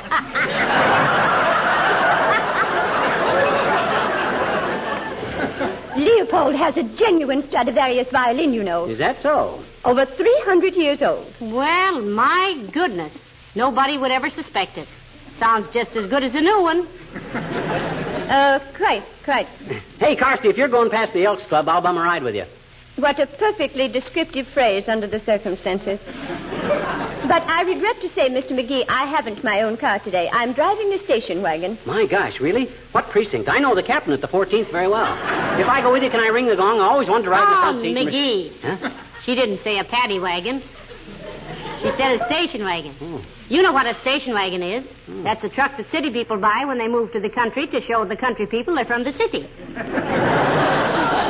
Anyway, Mr. Magee, this station wagon is the property of the Red Cross.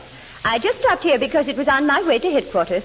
We are not permitted to use it for anything but official business. Oh, that's okay, Carsty. We can make it official. I'll stop in and roll a couple of bandages. How would that be? Slightly septic, I'm afraid.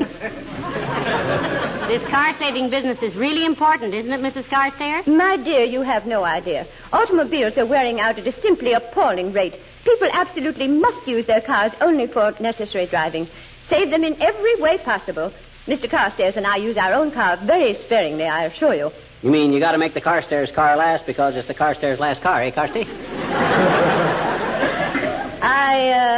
Yes.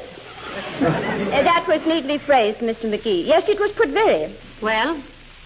Well, what, Mrs. Magee? Well, will you give me a lift down to the Elks? Mr. Magee, I'm very sorry, but you remember what Thomas Jefferson said to Alexander Hamilton? No, I don't. Neither do I. Isn't that irritating? Well, good day, Mrs. Magee. Good day, Mrs. Carstairs. Why, that triple-chinned old crumpet. Who does she think she is not giving me a lift? She had time to stop in here on a social call, didn't she? Yeah, but that took no extra gas or tires, dearie. And besides, she probably has to stop and pick up some other Red Cross workers. Well, so what? Well, rules are rules, and if they broke them for you, everybody'd be breaking them for everybody else. Well, my gosh, I'm entitled to ride in somebody's car, pooling or no pooling. Look at the gas and tires we're saving the government by not even owning a car. Well, that's a fairly negative hunk of war effort, sweetheart. Oh, well, what was I about to... Oh, yes, I was going to... Hello, folks. Oh, hi, Junior. Hello, Mr. Wilcox. Excuse the looks of things. I'm doing a bit of house cleaning. Well, there's your opening, kiddo, if I ever heard one.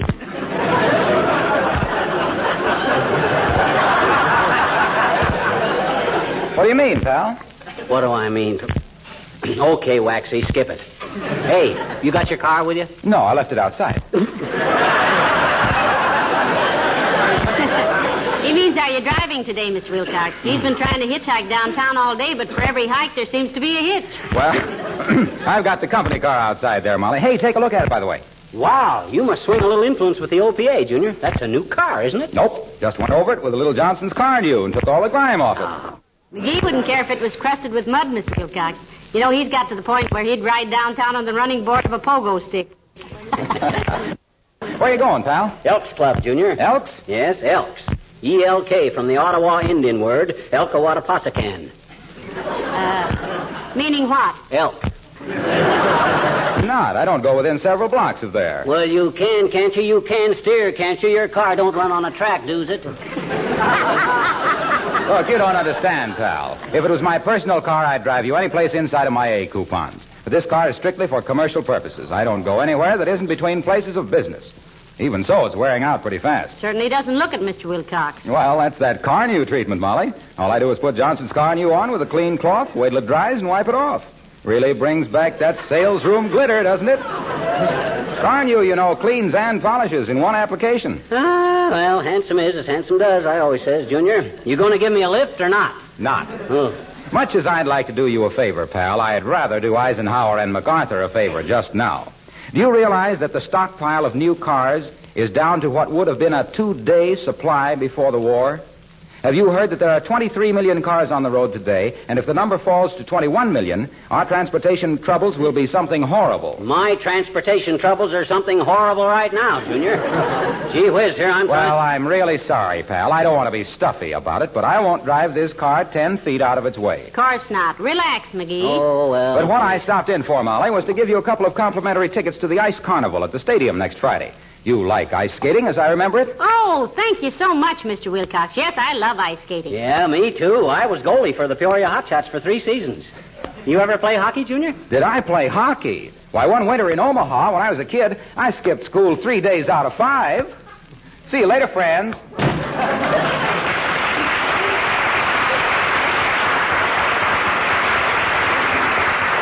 Ah, dear. He had that confused with hooky, didn't he? He's got everything confused, including me. Great bunch of friends I got. Wouldn't give a ride for 3 blocks if I was carrying the San Francisco delegate's piggyback. Oh, you're just talking, Magee. Oh. You know as well as anybody how important this car conservation thing is. Nobody's picking on you. Well, maybe not. But today of all days when I simply got to get down to the Elk. What for? Because, there's a certain... Well, gee whiz, you wanted me to go, didn't you? Just to get you out from underfoot, Pet. But it doesn't matter now. Stick around. No, sirree. I got my back up now. I'm going to go downtown if I have to walk on my hands. And I may stay down for dinner, too. Hey, what are we going to have for dinner here? I don't know. I'll ask Beulah. Oh, Beulah! Beulah! Somebody bawl for Beulah?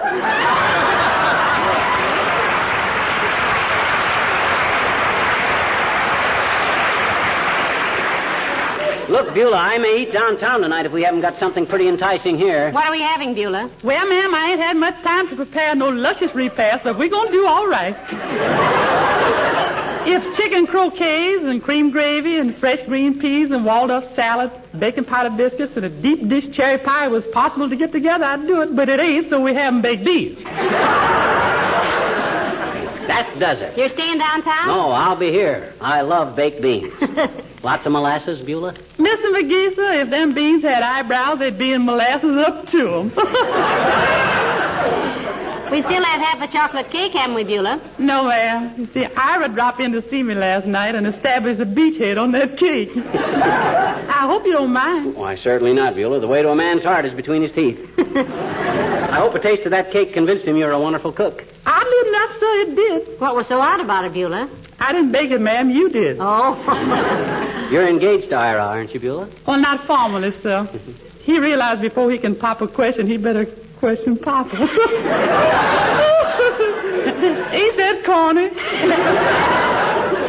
Will your father be in favor of it, Beulah? Well, ma'am, Papa, he got to know things. He asks questions. Papa, he old newspaper man, you know. An old newspaper man, eh? Retired? Yeah, sir. He found there wasn't no money in old newspapers. But anyway, before he gonna let Ira marry his little gal, he gonna be sure Ira's in a position to support me in a manner to which I would dearly love to become accustomed. Well, what if he finally says no? Then us elopes, ma'am. Be careful with that eloping business, Beulah. Don't be hasty. You know the old story. Out the window and down the ladder, and you might wind up in Reno, Nevada. That's kind of corny, too, isn't it?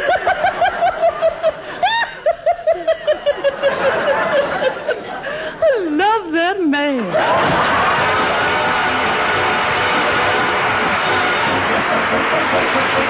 The King's Men and the Choo-Choo Polka. The brakeman gave a downbeat by shouting, all aboard! To a polka rhythm, the choo-choo engine roared, roared, roared, roared. Choo-choo, choo-choo, choo-choo-choo-choo-choo-choo-choo-choo-choo-choo-choo-choo-choo-choo. As the choo-choo rambled down the railroad track, no one cared when they were coming back. Everybody wore a happy smile as they danced the polka down the aisle. Boys and girls in moments so sublime, their hearts beating out in polka time. They kept right on dancing with a hop, hop, hop. Hear that whistle blowing? Stop the train, all out for happiness. Stop, stop, stop. Then the choo-choo started on its way again. Everyone began to sway again. Everybody sang this happy song as the choo-choo polkaed right along. Moments passed, for it was so sublime. Hearts were beating out in polka time. See that old conductor jumping on the beam. Even that old engineer is letting off steam.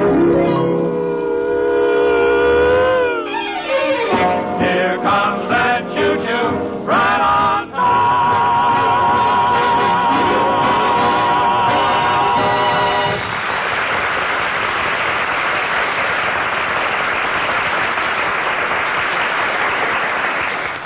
Look, McGee, Buell and I are pretty well along with the housework now. You don't have to go with the Elks. I know I don't, but I'm gonna. This thing has become a challenge to me. I'll go down there now if all the members were after me with sawed-off shotguns.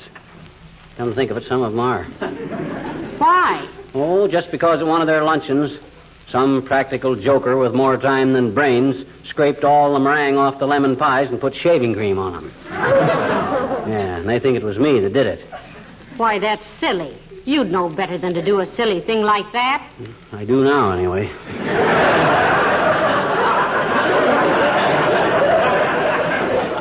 Shaving cream cost me 40 cents a tube. But as I was saying, if nobody will give me a lift down to the Elks, I'll be forced to simply get... Oh, come in.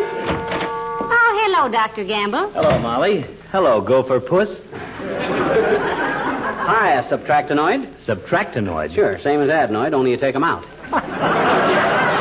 Well, now that witty exchange is over, how have you been, Doctor? Oh, fine, Molly. Nothing the matter with me that 96 hours sleep and $100,000 wouldn't fix. Mm-hmm. Humanity'd be better off if you had $96 and went to sleep for 100,000 hours. Say, I almost forgot, Doctor.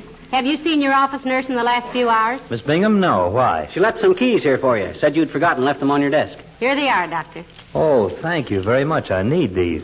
Keys to my office, my locker at the hospital, my house, and a couple of other things. Was there any message? Well, yes, there was. Go on, tell him, Molly. Yeah, sure, tell me. Nothing Miss Bingham could say would surprise me. She's disappointed in love. As who isn't? Well, all she said was, please give these 7 keys to Baldpate.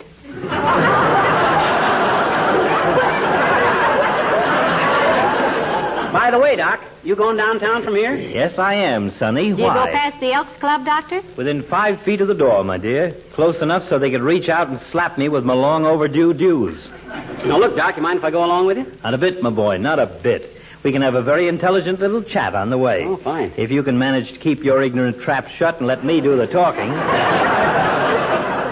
Well, at last, McGee, you finally did it. Yeah, I sure did, didn't I? Well, come on, Doc, old pal, let's get going. I got to get down to the Elks. Got a big billiard game lined up. Oh, fine. Hope there's no money riding on it. With a billiard cue, you're as clumsy as a cub bear with 90 feet of barbed wire. I always heard he played a pretty good game of billiards, Doctor. From whom did you hear that? From him. I can play the pants off you, Aerosmith. I've seen you play. And you couldn't hit 3 cushions if you were laying on a sofa with a tennis racket. Listen to the poor man's Willie Hoppy. Why, Look, boys, I don't like to break up what looks like the beginning of a beautiful enmity, but if you're going to be back for dinner, McGee, you better get going. Yeah, I guess I better head at that. Well, come on, Doc, old pal. All right. Good day, Doctor. Hurry back, dearie. Okay, I'll split my winnings with you, Molly. Don't count your chickens before you lay your eggs, Bantam. Bye, Molly. I sure appreciate this, Doc. Appreciate what? You're taking me as far as the Elks. I've a reason for it, buddy. If people can see me on good terms with one of my patients, it'll quiet a lot of nasty rumors.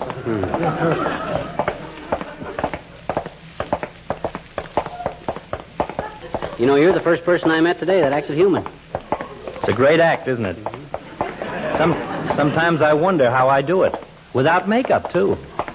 Well, what I mean is I've been getting the brush off all day. Pushed around like a set of checkers. It's too bad.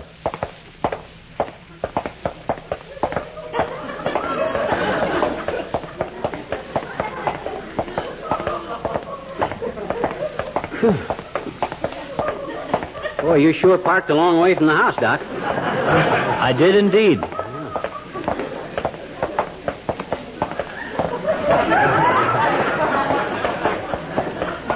My gosh. Where is your car? In front of the Elks. In front? Oh, this is ridiculous.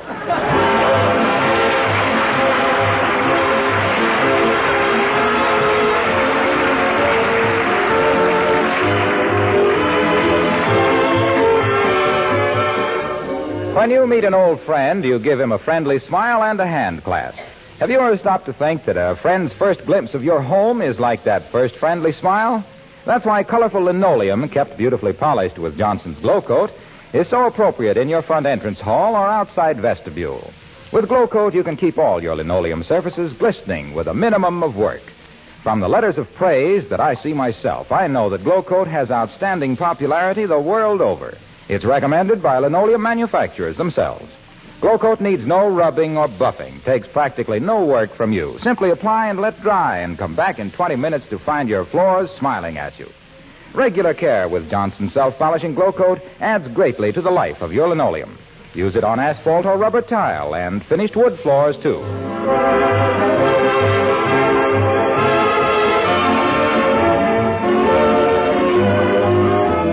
Ladies and gentlemen, today there are more than 2 million American-made military vehicles running on American-made rubber tires. And mostly they don't run on modern concrete highways.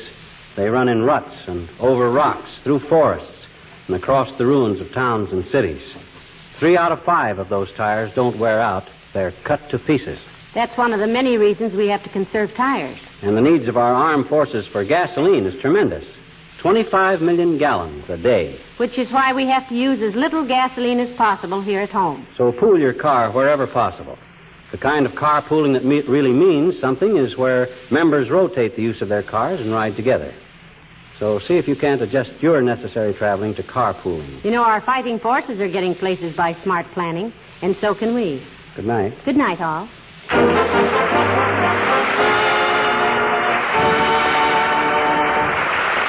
This is Harlow Wilcox, speaking for the makers of Johnson Wax Finishes for Home and Industry, inviting you all to be with us again next Tuesday night. Good night. This is the National Broadcasting Company.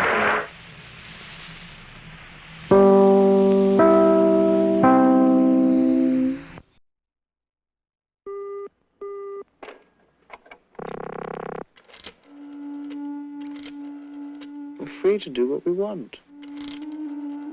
Other people often do what they don't want to do at all. A new film from the Academy Award-winning director of Midnight Cowboy, Sunday, Bloody Sunday.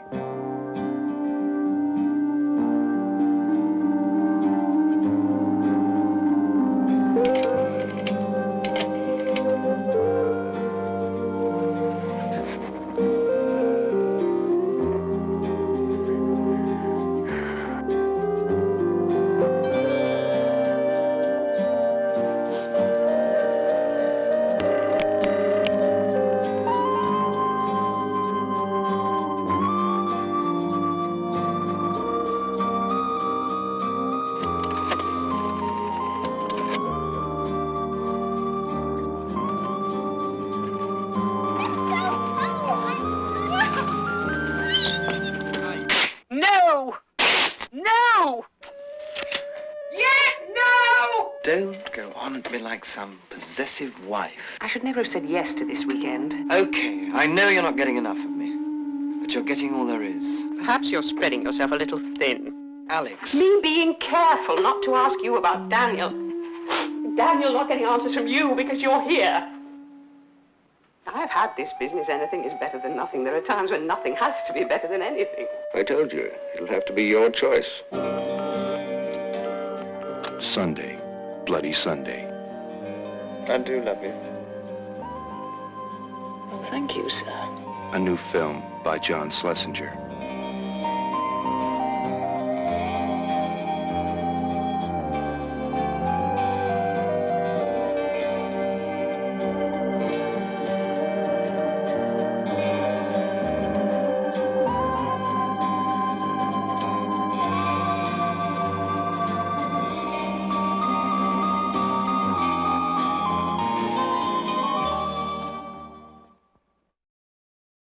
I sure hope Jack Benny doesn't mind that Fred Allen is our next show.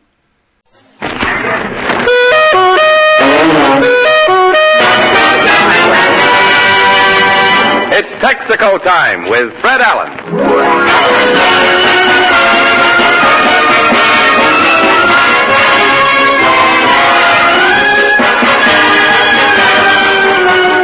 Texaco dealers from coast to coast present the Texaco Star Theater, starring Fred Allen, with Fred's guests Albert Spaulding, the eminent concert violinist, Portland Hoffa, Falstaff Openshaw, the Texaco Workshop Players, Hilo, Jack of the Dame, and Al Goodman and his orchestra. This is Jimmy Wallington reminding you that now, when your car is beginning another year of service, it's wise to start the care that can keep it running for years to come. Regular Texaco lubrication and a regular Texaco checkup stem to stern. The first rule in making your car last is seeing your Texaco dealer regularly.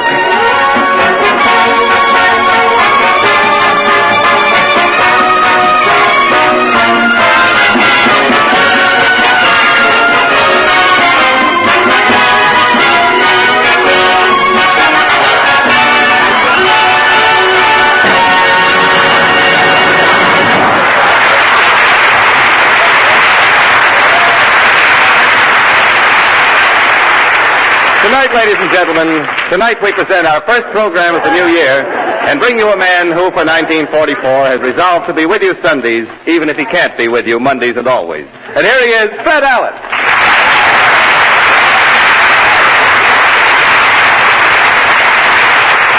Thank you, and good evening, ladies and gentlemen, and a happy New Year as of yesterday to you, Jimmy. Well, thank you very much, Fred. Did you have a good time this New Year's Eve? Well, we didn't do very much. About 30 of us went up to Lake Placid. Lake Placid, huh? Mm-hmm. Yes, we were skiing the New Year in.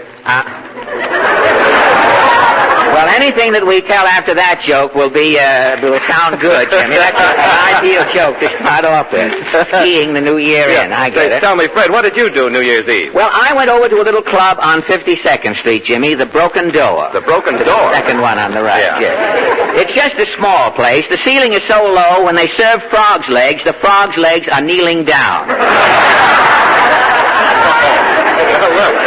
If the place is so small, how can people dance in there? Well, it's rather hard to dance, Jimmy. The other night, a woman doing a rumba backed into a wall and rubbed off 2 murals. Well, what did you do to celebrate, Fred? Well, to celebrate, we just stood around till midnight, Jimmy. As the clock struck 12, we drank a toast to the German Navy. Bottoms up. Bottoms up. That's good. Yes, Jimmy, all that's left of the German Navy is 2,000 men in sailor suits treading water. That's it. England has a new naval slogan now, you know. You mean for Germany? Oh, yes. The slogan is, from U-boats to few boats. And the fewer the U-boats. Mr. Allen! Well, Portland.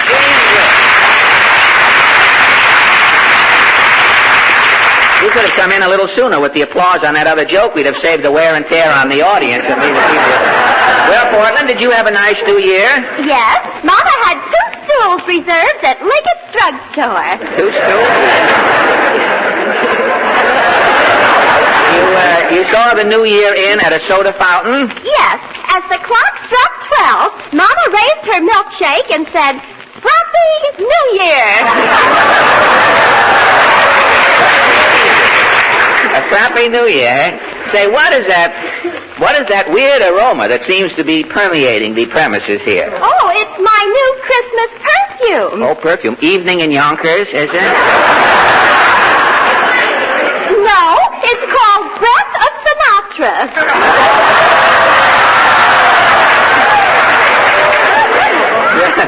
Breath of Sinatra. Well, I've heard him sing. I wondered what he had done with his breath.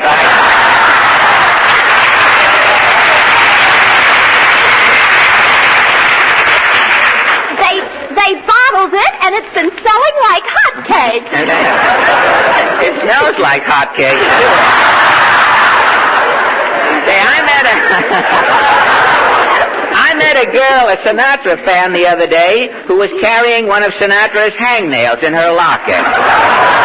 But after that gag, Portland, I think we'd better run for Allen's Alley. What is your question tonight? Well, this past week, you know, you may have seen in the papers, Mayor LaGuardia declared war on the loan sharks. To stop loan sharks from mulcting people with their high interest rates, the mayor wants the savings banks to enter the small loan business. And so our question is, how do you feel about this loan shark problem? Shall we leave for the alley? Well, why not?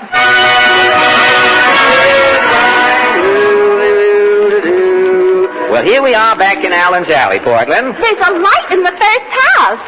Say, there's a new name on the door, Senator Blow. Let's see what the senator looks like. Yes? Senator Bloat? I'm Senator Bloat. You'll have to talk fast, though. I'm rehearsing a filibuster. How do you feel about this small loan business? Midgets have as much right to borrow money as anybody. No, I mean loan sharks. A loan shark is like a polecat. A polecat? If either one gives you a cent, you'll pay through the nose. I thank you. Well, so much for Senator Bloat. Say, there's a new name on this second house, Portland, Mrs. Prawn. Well, what is it? Well, tell me, Mrs. Prawn, how do you feel about loan sharks? Don't talk about loan sharks to me. I'm married to one. Well, isn't it embarrassing? No. To the rest of the world, he's a loan shark. But he takes no interest in me. Well, that takes care of Mrs. Prawn. I'll try this next house here.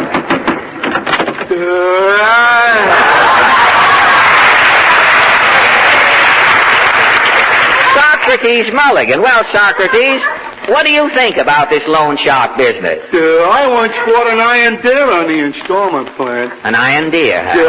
Yeah. For 8 years, I had to borrow $10 a week from a loan shark. An old man. An old loan shark, I see. He charged me 6%. 6%? Yeah. Then the loan shark died. I went to the funeral. I was a pallbearer. You were a pallbearer? Yeah, I figured if the loan shark could carry me 8 years, I could carry him 8 blocks.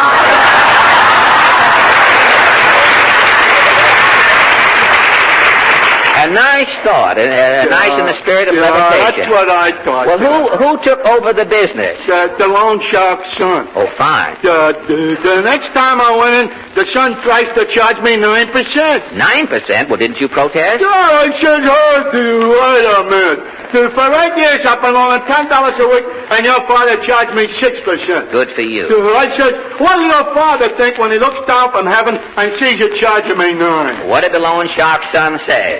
He says, when my father looks down from heaven and sees this 9, to him it'll look like a 6.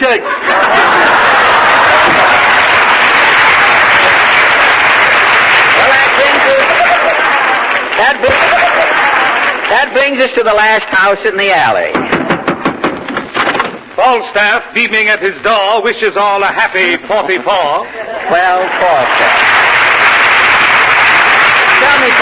Tell me that with the new year you have resolved to give up poetry. Au contraire. Really? I have been composing as I have never composed before. More new poems? Indubitably. Mm-hmm. Have you heard, as I sat there reading Omar Khayyam, she opened my sandwich and took out the spam? No. Or, come out of that dumbwaiter, mother dear. I'll never let you down. No. Or, everyone said they saw Hitler's end when he lost his panzers in the Dnieper Bend. Now wait. Tonight we are talking about loan sharks. Precisely why I am here. I have written a poem. Yclept what? Recipe for a loan shark. Recipe for a loan shark. How does it go? If you take the eye of a cobra and the heart of the tiniest flea, and you add the soul of a vulture and the nerve of the bumblebee, if you take the mind of the lowly worm and the character of a swine, the tolerance of a buzzard, the warmth of a wildcat's whine, then add the manners of a skunk, the principles of a rat, the goodwill peculiar to vermin, the sincerity of the bat. When my recipe is completed, you'll find with venom it's rife. For you've got yourself a loan shark, brother, the lowest form of life.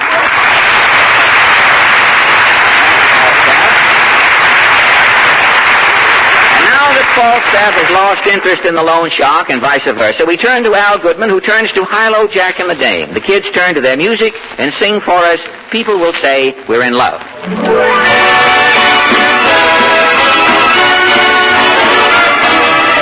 Don't throw bouquets at me. Don't please my folks too much. Don't laugh at my jokes too much. People will say we're in love. Don't sigh and gaze at me. Your sighs are full like mine. Your eyes mustn't glow like mine. People will say we're in love. Don't start collecting things. Give me my rose and my glove. Sweetheart, they're suspecting things. People will say we're in love. So please don't hold me so tight when I'm dancing with you.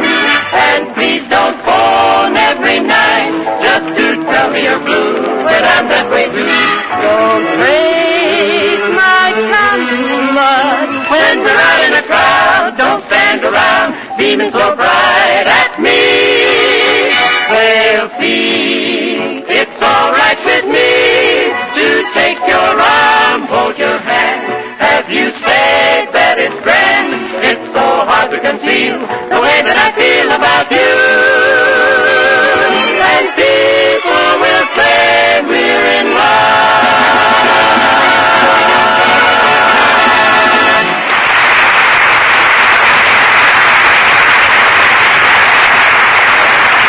Thank you, Hilo, Jack, and the Dame. People Will Say We're in Love is from the hit show Oklahoma from the state of the same name.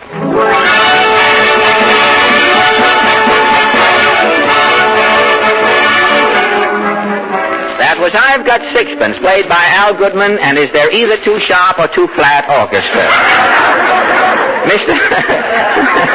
Mr. Goodman only had time to play tuppence of the sixpence, so he really... Mr. Allen. Yes, Portland? There's a man with a violin case out in the hall. A man with a... Well, so what? Well, he says he's Mr. Albert Spaulding. Albert Spaulding? I don't know any Albert Spaulding that I know of. Well, he said something about an audition. Oh, an audition. Well, I guess word has gotten around the Musicians Union that I'm getting a new band. Whose band are you going to get? Well, my own band. I play the banjo, don't forget. Why, around the Steinway building, they call me the civilian Eddie Peabody. Are you going to be the leader? The leader? Why not? What has Stokowski got that I won't have if I stop going to the barber shop for 2 years? Well, what kind of a band are you going to have? Well, a hillbilly ensemble, Portland. I'm calling it Lum Allen and his Barefoot Bobcat. Swing and sway with your teeth full of hay. You know, hillbilly bands are cleaning up today. Really? Oh, say, I read this week that Al Dexter, you know, the fellow who wrote Pistol Packin' Mama, is getting $3,500 a week for personal appearances with his hillbilly outfit. Now, for $3,500 a week, I can walk around the Capitol Theater with my shirt tail out and sing off-key, too. But you haven't any band. I'll have a band. I have a booking agent over in New Jersey with a bear trap and a jug of corn liquor. Now, as soon as he catches a mess of hillbillies, he's bringing them over here. Hey, this may be Mr. Badu, the hillbilly agent now. Come in. Ah, Mr. Badu. Okay, Alan, we're going to start auditioning right away. Have you got enough hillbillies for my band? No, not yet. You're going to need 3 washboards, 2 sweet potato players, a washtub bass, you on a banjo, and a hold-down fiddler. Well, who have you got?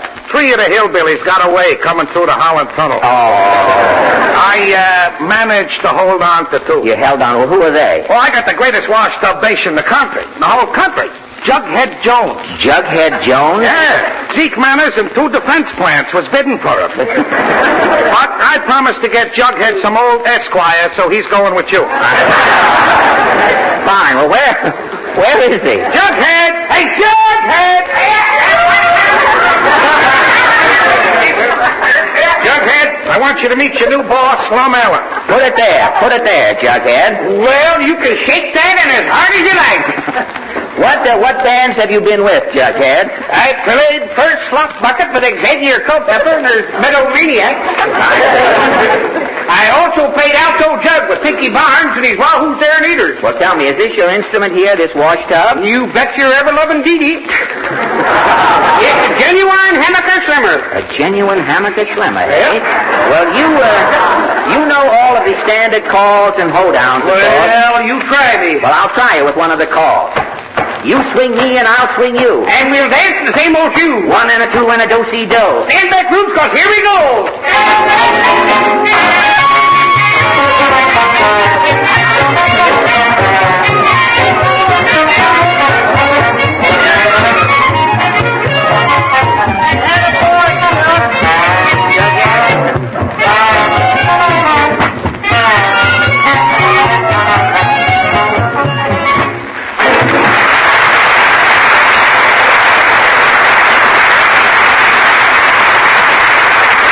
Well, that's music. That's really music, Jughead. You're hired. Now, Mr. Badu, who is that other musician you have? Oh, he's a washboard player. Come on in, Elton. Come, Mr. Badu. I'm fit as an owl and ready to hoot.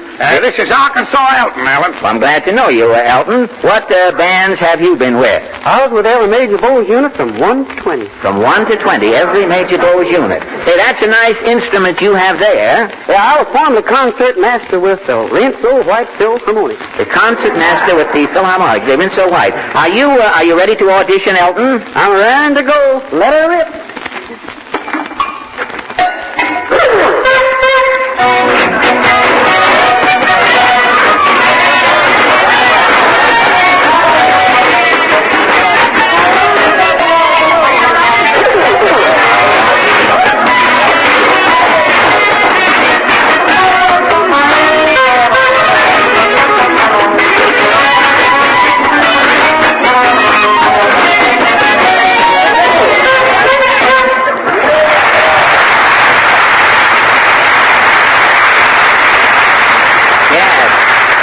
Elton, you are the Oscar Levant of the washboard. I have never heard a tone like that. That melody. Well, you're going to have the best hillbilly band in the country, Alan. Well, so far I have a washtub bass, a washboard tenor. Next, you got to get a hold-down fiddler. Now, where can we get a hold-down fiddler? Say, some guy in the hall just braced me. He was carrying a fiddle case and a copy of Downbeat. Yeah? He said his name was Albert Spaulding. Albert Spaulding? Say, I think Portland mentioned that name before. Yeah, he gave me some line about being at Carnegie Hall. With your all-time hit parade, is he with? He didn't say. I should have asked him if he knew Mark Warno. Yes, you should have. Well, tell me, can he play? Who knows? He's got a fiddle. Leave him audition. What could we lose? All right, bring him in. Folks, I want you to meet Mr. Albert Spaulding.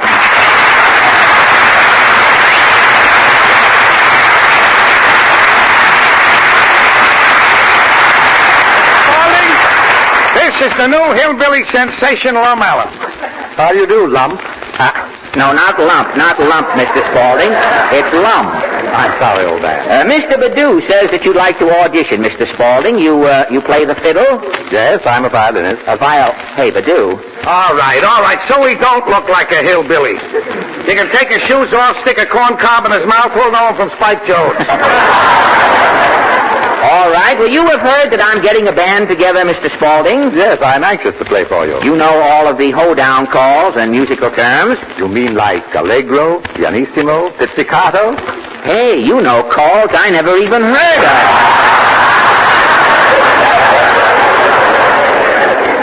How do you play your fiddle? In the orthodox manner, I draw the bow over the string. I mean, do you play the fiddle behind your back and under your legs, you know? No, I'm afraid I'm old-fashioned. I hold the instrument under my chin. Under your chin. Well, I saw a fiddle player with Elmer Pincus and his Hayloft hoodlums. He played the fiddle with a glass of 7-Up balanced on his head. He did somersaults and played Annie Laurie. You don't do any of that, huh? No, I'm not versatile. I just stand still and scrape away. You just stand still. Well, that's too bad. You see, this band I'm getting together, Lum Allen and his Barefoot Bobcat, is going to be the last word. I have got to have top men.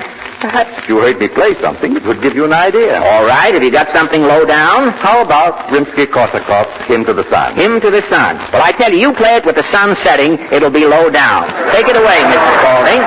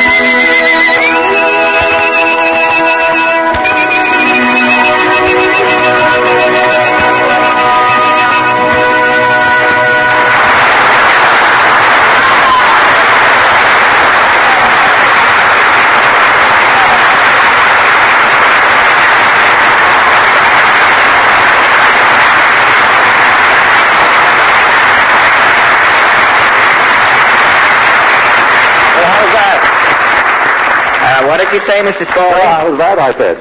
Mr. Spaulding, I don't want to discourage you, but, frankly, have you ever played in public before? Yes, frankly, I have. I mean indoors. Yes.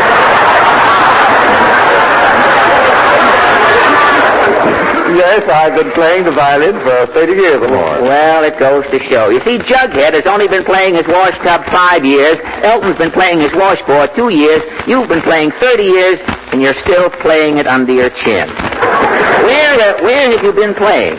Well, I've been on the concert stage for the past 20 years. I've toured the world. I've played at Carnegie Hall 30 times. Carnegie Hall. Let me ask you one question, Mr. Spaulding.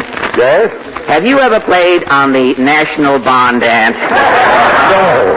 Oh, that's too bad. If you only had a name like the Hoosier Hotshot, the Rubinov, a hillbilly band has got that name? Oh, big names. How would my band look on the marquee at Elkhart, Indiana? Jughead Jones on the wash tub bass, Arkansas Elton on the washboard, and Mr. Albert Spaulding. You can call me Alabama Al. Alabama Al? I'll play a wash ringer. Oh, I'm sorry, Mr. Spaulding. We can make a fortune doing laundry on the side. No, Mr. Spaulding, why do you want to give up your concerts in Carnegie Hall? Well, I read about that hillbilly who wrote Pistol Packin' Mama getting $3,500 a week. I see. Fred, you've got to make me a hillbilly. Well, if you think you can learn those barn dance calls... I'm sure I can. Try me. All right. Wave the ocean, wave the sea. Wave that pretty girl back to me. Swing 'em round and round we go. 1 and 2 and a do-si-do. Hey, that's great, Mr. Spaulding.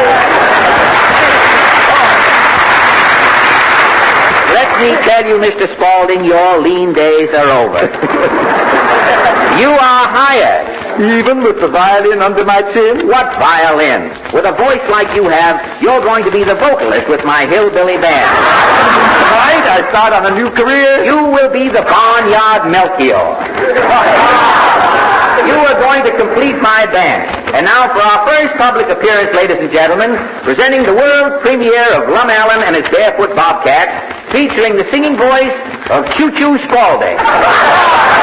Let her rip, Professor.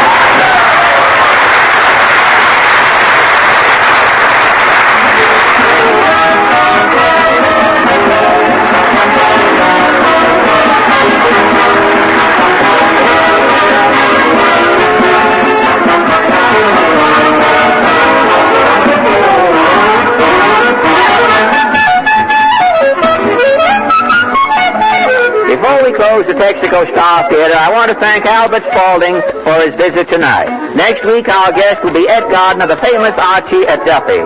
Incidentally, I'm going over to see Archie on his program Tuesday, and I'm getting my English broken so Archie will know what I'm talking about. Now, would you like to add anything, Jimmy? We'd all like to add something, Fred. Additional miles to our cars. And most of us can, for the average car is still good for many, many more thousands of miles if it's given the care and lubrication that make cars last. That's a regular care and skilled lubrication by your neighborhood Texaco dealer. Thank you, Jimmy. This is Fred Allen speaking for Texaco dealers from coast to coast, inviting you to tune in again next Sunday night and to drive in at any time. Remember, you're welcome. Thank you. Good night.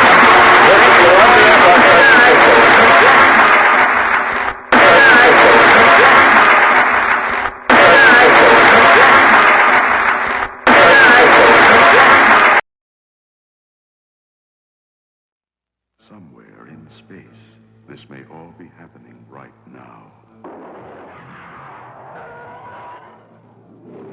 20th Century Fox and George Lucas, the man who brought you American Graffiti, now bring you an adventure unlike anything on your planet. Star Wars. Here they come.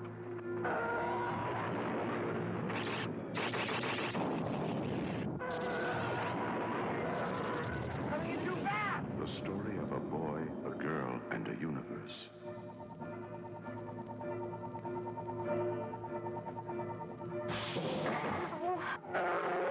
big, sprawling space saga of rebellion and romance. It's a spectacle, light years ahead of its time.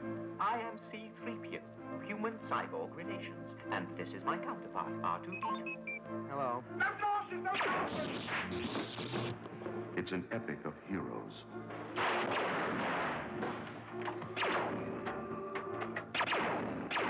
Good luck. And villains. And aliens from 1,000 worlds.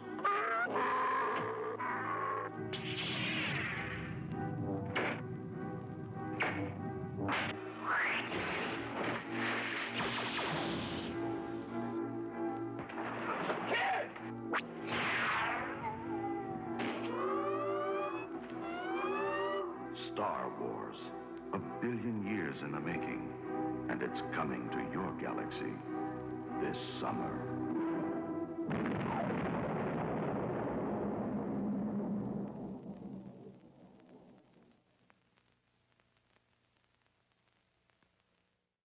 Now it is time to go back to Dodge City with Gunsmoke.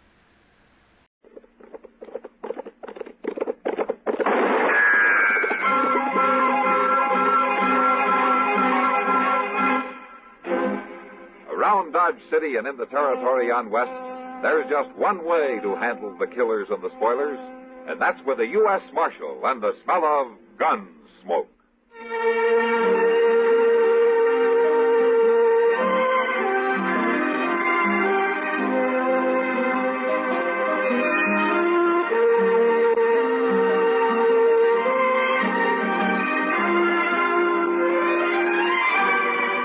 Gunsmoke, starring William Conrad, the story of the violence that moved west with young America, and the story of a man who moved with it.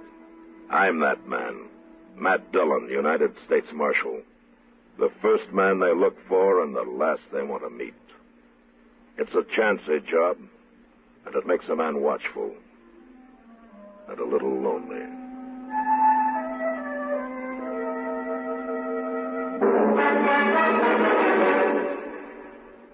Have you noticed? You hear something new at soda fountains today. People are saying, Pepsi, please. Pepsi, please. Why don't you say it too and enjoy a light, clean-tasting fountain Pepsi-Cola? So stop in soon. Get off your feet. Your fountain service can't be beat. Mochis and cheese. Say Pepsi, please. Now it's Pepsi. For those who think young.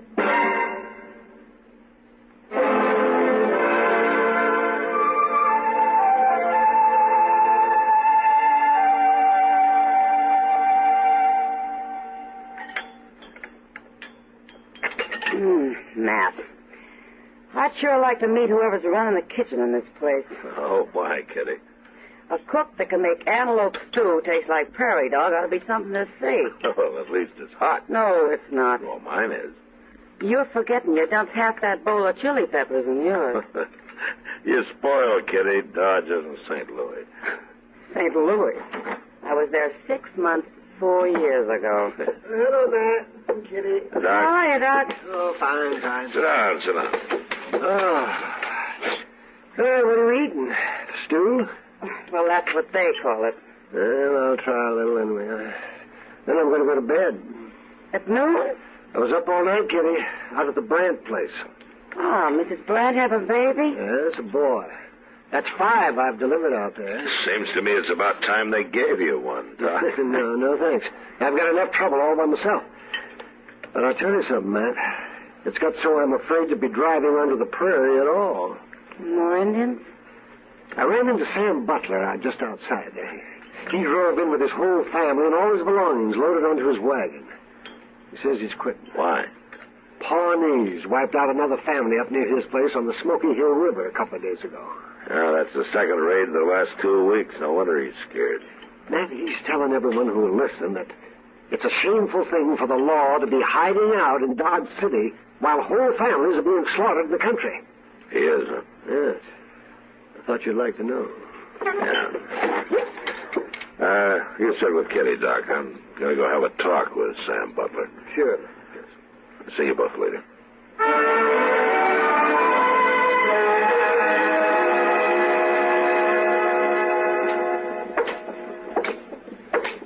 I'm saying that any man that stays out there and exposes his family to them murdering savages is plumb crazy. No, right. You can't fight a Pawnee war party all by yourself.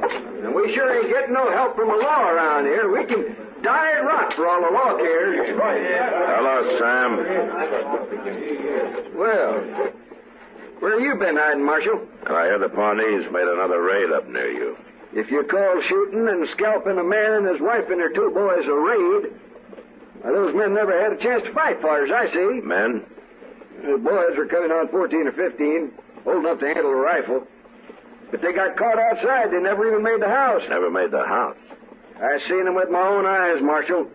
And if you'd seen them, you'd be doing something about it instead of sitting around here and dying. Yeah. I'm not hired to fight Indians, Sam. That's the Army's job. Then you ought to be out helping the Army. Yeah. Every lawman in the country ought to. The Army doesn't need help. But there's something strange about those Pawnees.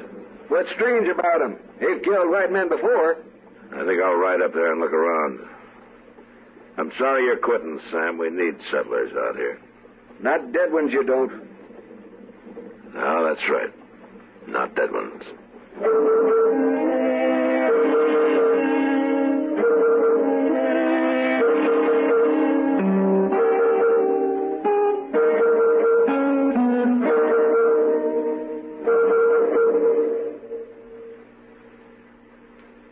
A new week in the CBS Radio Network calendar of events brings with it hourly, on the hour, longer, stronger CBS News coverage. To keep informed on developments near and far, lend an ear here. And keep in mind, as your day and week progress, not only the news, but its color and background are amply covered by this station. The CBS Radio Network features Sidelights with Douglas Edwards probes a new aspect of latest events each weekday. In the lively feature, A Woman's Washington, CBS newswoman Nancy Honchman reviews the Capitol scene for stories of highest current interest. David Schoenbrunn serves amiably as your man in Paris to unlock secrets of the City of Light. Alan Jackson offers fascinating facts of every kind on Information Central. Zachary Scott reveals the romantic backgrounds of famous people in Man and Wife. These are among your daily listening features on the network with the different sound in news and information. CBS Radio, available where you're listening now.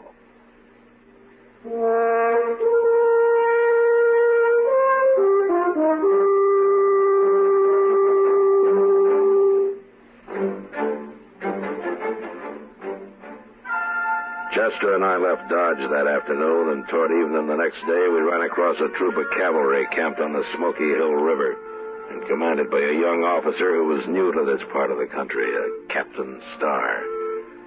He was anxious to make a success of his first expedition, but so far he hadn't even seen an Indian. I decided to stay with him for a while, and I'm glad I did. The next afternoon, while we were on the march, his scouts reported another settler's cabin burned. The family killed.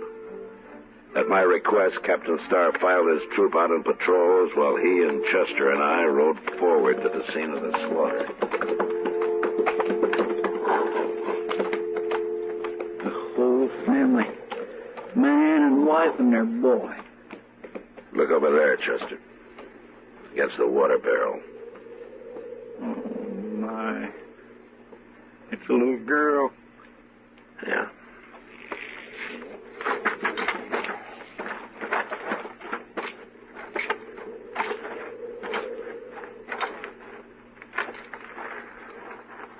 They scalped them. Every one of them. Even that little girl. They even scalped her. Now, at least they didn't torture them. Did they torture the other family, Captain? No, they didn't, Marshal. They shot them just like this. Scalped them. Where are you going, Marshal? What is it? Captain Starr. Last night you told me this is your first tour of duty in Indian country. That's right, Marshal. Take a look around, Captain. I have. All right, all three of these settler families were killed in the open, outside their cabins. Now, does that mean anything to you? Well, I guess the Pawnees surprised them. Yeah, they sure did. There are not many arrows around. If these people had had a chance to put up a fight, there'd be a lot of arrows. But they were shot, Marshal, with rifles. Look at the ground, Captain. There are no tracks. Every sign of a track's been dragged out with a blanket. Yeah. Yes, you're right. I hadn't noticed that. There's one other thing you hadn't noticed, or maybe you don't know about. What's that? That boy there. How old would you say he was? Oh, about the same age as the boys at the last place, maybe 12, 13. Yeah. Well, Captain, that's old enough to be a brave in a couple of years if he was a Pawnee. Now, what do you mean, if he was a Pawnee? They usually keep a boy that age. They don't kill him. They take him and try to make a brave out of him. Oh, I didn't know that. You don't think it was Pawnees that done this, Mr. John? No, I don't, Chester. Man wearing moccasins doesn't care about his tracks. He's got nothing to hide. I'm afraid I don't understand, Marshal. It wasn't Pawnees that did this, Captain. It wasn't Indians at all. It was white men. Marshal Dillon. Yeah. No white man would shoot that little girl over there. And then the scalper. Captain, did you ever hear what Chivington did to the Cheyennes at Sand Creek? Kill and scalp them all, he said. Big and little. Nits make lice. Congress has repudiated that whole affair, Marshal. Well, it still happened, Captain, and there was still white men that did it. Yes, I suppose you're right. I'm right. But why did they do it? There was horses. See that corral out there? This man must have had 6, 7 head of horses. Yeah. The other settlers did, too. They stole the horses and probably whatever they could find in the cabins. And right now they're sitting around camp somewhere drinking coffee and laughing at all of us Indian hunters. I'll find them. It's a big country, Captain. I've got a troop of cavalry out there, Marshal. Over 100 men. All right, suppose you do find some riders with a bunch of horses. How are you going to know they're the men you're after? Those horses are branded, aren't they? What brands? I don't know, but they must be registered somewhere. Yeah, maybe. Well, you're finding all that out. Some of the families are going to be slaughtered. No, Captain, there isn't time. I didn't realize how new I am at this game, Marshal. What would you suggest? Well, there used to be a corral about 5 miles upriver from here. They'll stand in. We'll bait it with a couple of dozen head of good cavalry horses. They'll come to us. Good idea. And I'll have my troop deployed, ready to move in. No, that wouldn't work, Captain. You can't hide 100 men. You'll have to keep your cavalry clear away. But how can we... Chester and I'll be there. We'll wait for them.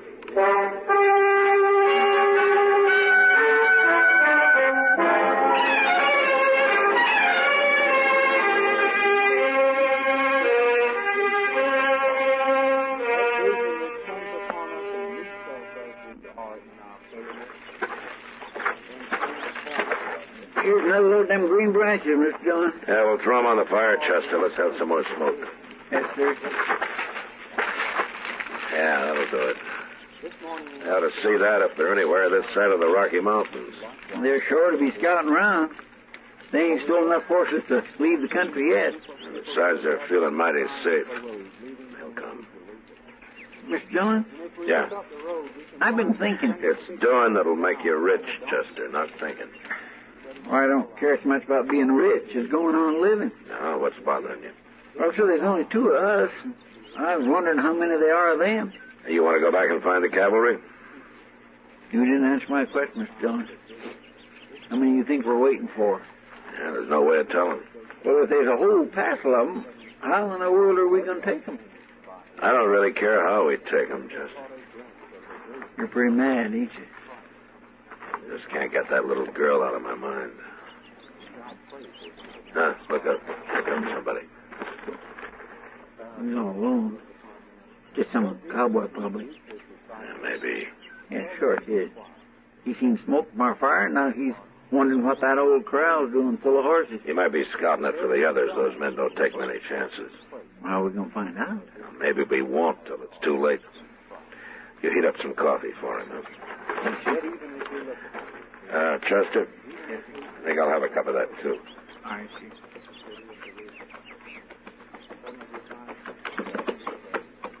Morning. Morning. When you get on, stranger, we'll have some hot coffee up in a minute. Yeah. Let's tie my horse here.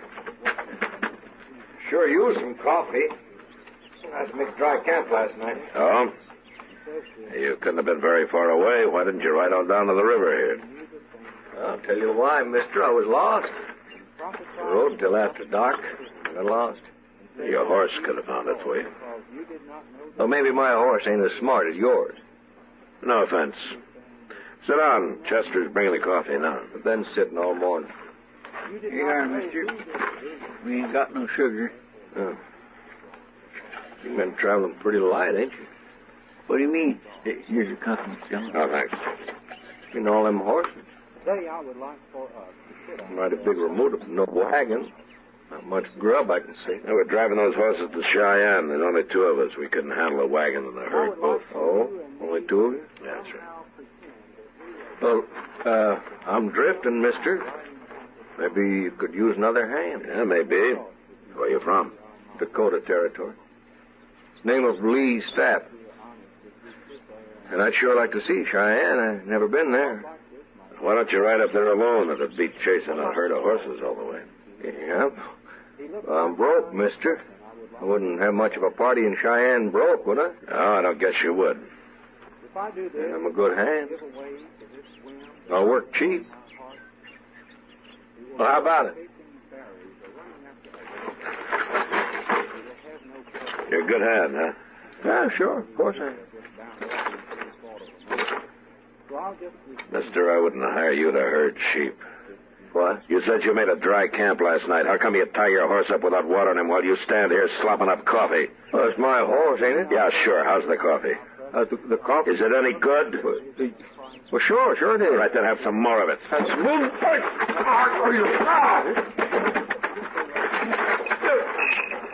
Chester? Yes, sir. Here, catch his gun. I got it. Now go get some rope. We'll tie him up while he's still out. Mr. Dillon, you sure he ain't just a cowboy like you said? I was pretty sure, Chester, but this made me real sure. It was sticking out of his pocket. Oh, I'll get the rope. And we ought to hang him with it.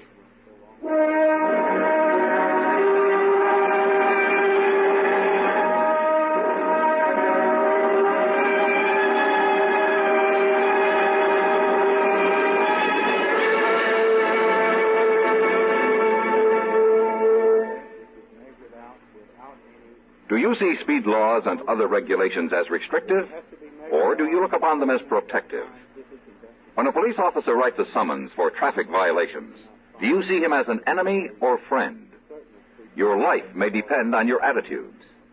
Statistics clearly indicate that when laws are obeyed, deaths go down. It's no secret that emotional immaturity is the major factor in our accident rate. How else but childish can you describe the notion that breaking a traffic regulation is a way of getting away with something? What could be more infantile than believing one can prove his superiority by ignoring a stoplight? Unfortunately, too many drivers on the road subscribe to that kind of emotional outlook. The result is tragic. Almost 85% of all traffic accidents in America are caused by careless, childish driving. We hope sincerely that your attitudes are adult. We hope you know our traffic laws and the people who enforce them are there to help save your life.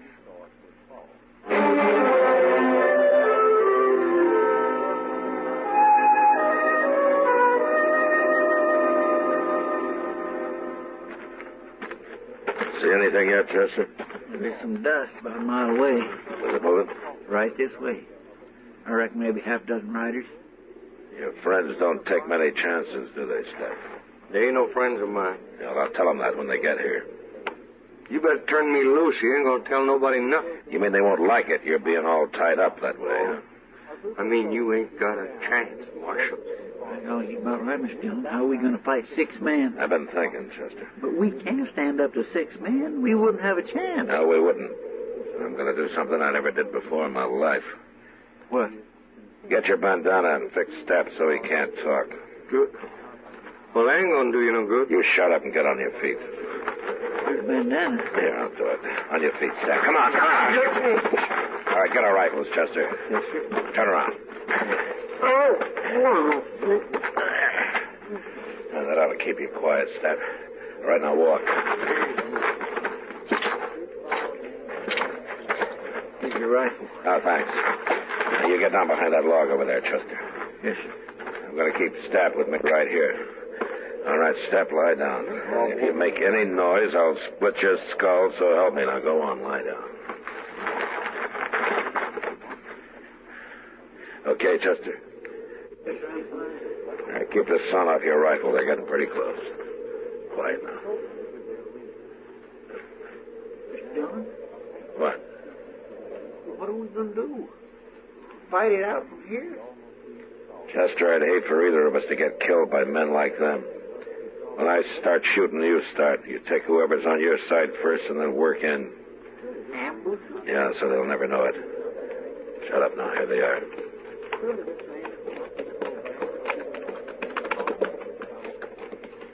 It must be over to the river. We'll get down and wait here for him. Yeah. Maybe Staps killed them already. We didn't hear no shooting, did we? I don't like this, Jake. Staps should have been back a long time ago. Dad knows what he's doing. Well, them sure fine horses, ain't they? Now, Chester!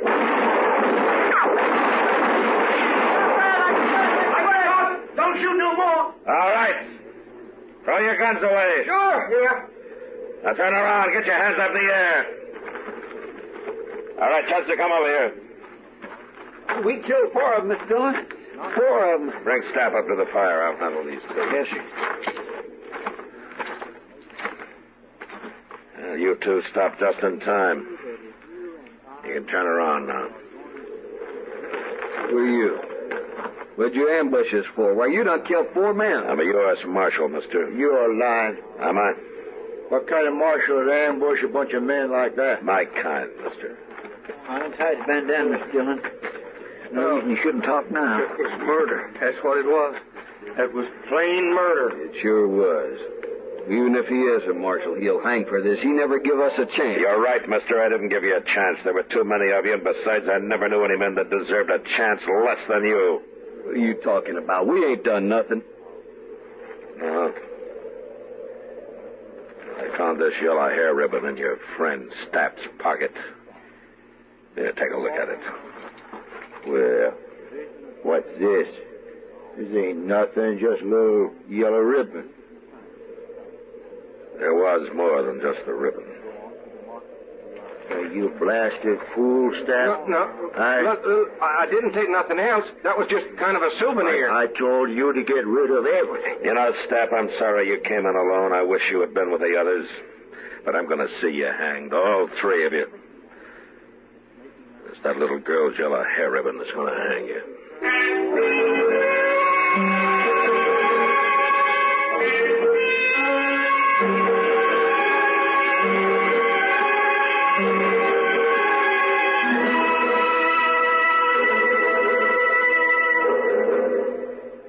Repeat after me, please.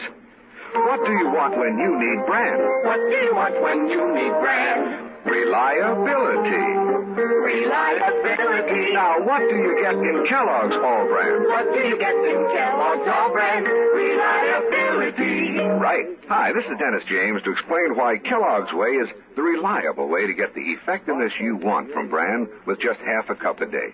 See, Kellogg's All Bran is the real Battle Creek formula, the one that millions of people depend on. And they depend on it because Kellogg's All Bran contains more vital bran bulk to help you keep regular. It's low in calories, and it's mighty pleasant eating, too. Kellogg's All Bran comes in crisp, toasted shreds that have a wholesome bran muffin taste. I think you'll like it. So be sure you remember, for the effectiveness you want from bran, get reliable Kellogg's All Bran. That's what you get in Kellogg's All Bran. Reliability.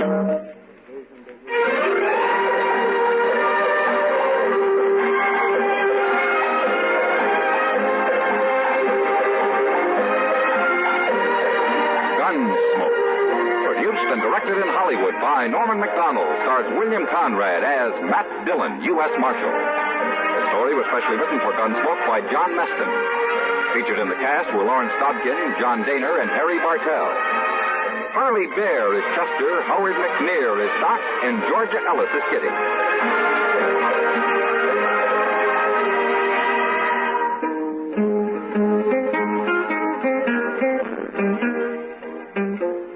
This is George Walsh inviting you to join us again next week when CBS Radio presents another story on Gunsmoke. For instant facts and fun, America listens most to the CBS Radio Network. Hello there, I'm Art Linkletter with 8-year-old Tommy, whose hobby is, what is it, Tommy? Collecting butterflies. Oh, that sounds like fun. What do you want to be when you grow up? A doctor. Well, what kind of a doctor? A people doctor. Oh, Tommy is one of the many children carrying on a personal fight against a crippling handicap. And children like Tommy receive regular training at their local Easter Seal centers all over the country. And it's amazing to see all the things they can do. These children can be helped to use the abilities they do have with proper care. Easter Seals provide this care from your contributions. This year, I'm pleased to be the national chairman of the Easter Seal Drive. If there's a crippled child in your community, give him the chance to show what he can do. You can help crippled children by giving to Easter Seal. Crippled children by giving to Easter Seal. Crippled children by giving to Easter Seal. Crippled children by... My dear Craig, it has been 5 months since your father and my beloved sister died. Surely there is no time limit on grief and sorrow. Is this the time to divorce yourself from family? To take up with unsavory strangers? Craig, be a muffin and find something for me, will you, honey? You got the right man, Amy. He knows every weirdo in town. Now, from the man who directed 5 Easy Pieces, comes Stay Hungry, an extraordinary new film that takes you into a fascinating world. Welcome to the Olympic. I'm Mary Kate Farnsworth. Actually, hon, I'm just here to look around. I really like the way you look.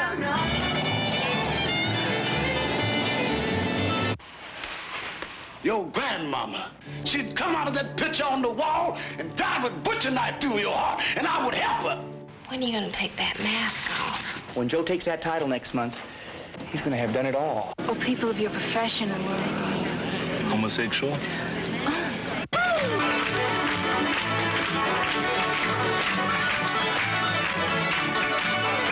What happens to bodybuilders when they get old?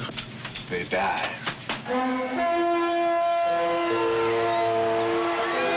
Now, easy, big fella.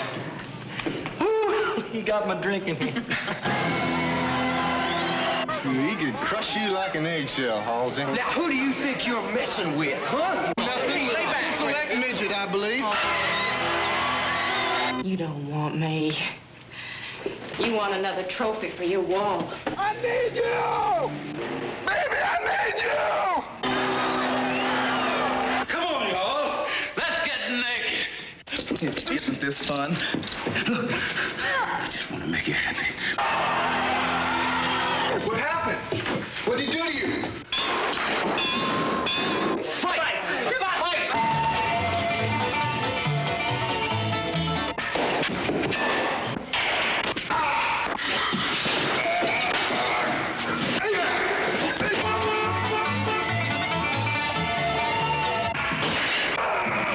Once you get used to it, it's hard to give up. I'd rather stay hungry. If you have an appetite for life, stay hungry.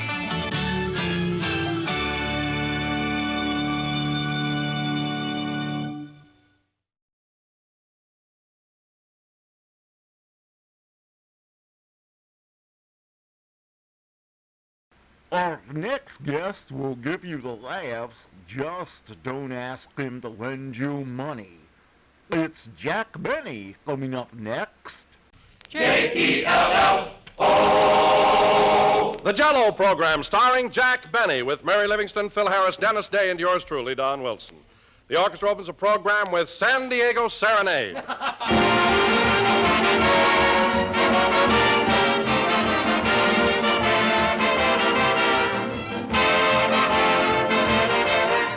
One of the most significant things about Jell-O, ladies and gentlemen, is the fact that not only do many, many people serve Jell-O, but they serve it often. And the reason they serve it so frequently is because Jell-O does suggest itself for so many different occasions. For example, Jell-O is the first dessert you think of when you're pressed for time and want a quick yet delightful treat. Jell-O is the dessert you think of when there's a party to be planned, because it's so colorful and swell tasting. And you turn to Jell-O when you want a luscious treat that's pleasantly inexpensive. Jell-O, with its rich, glowing colors and its unsurpassed flavor, is the ideal answer to every dessert situation. So order a supply from your grocer tomorrow, choosing any or all of Jell-O's 6 delicious flavors: strawberry, raspberry, cherry, orange, lemon, or lime. And by the way, strawberry, raspberry, and cherry Jell-O now have a new, improved flavor, obtained by using a natural flavor base artificially enhanced. And the result is a distinctive goodness that you definitely do not want to miss. Try a glistening mold of rich, tempting Jell-O tomorrow.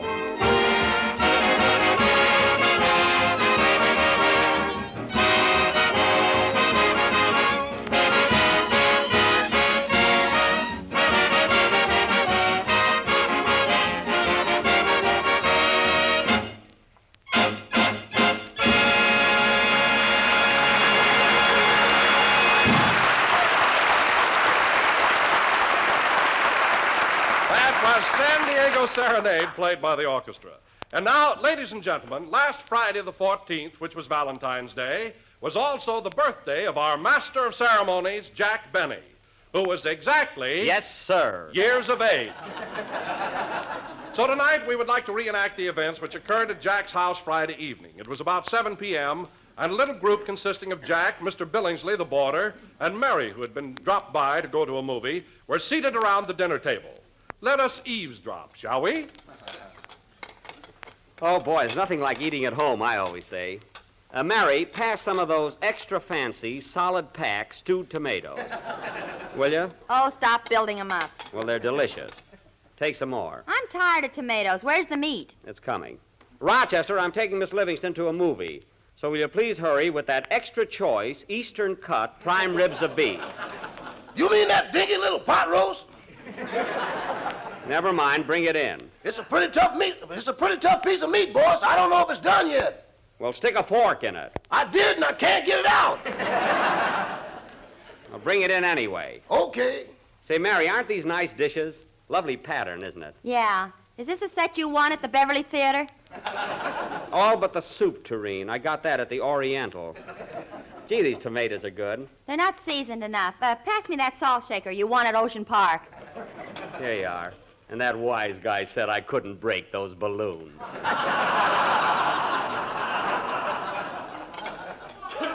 How are you enjoying your dinner, Mr. Billingsley? Just fine, thank you.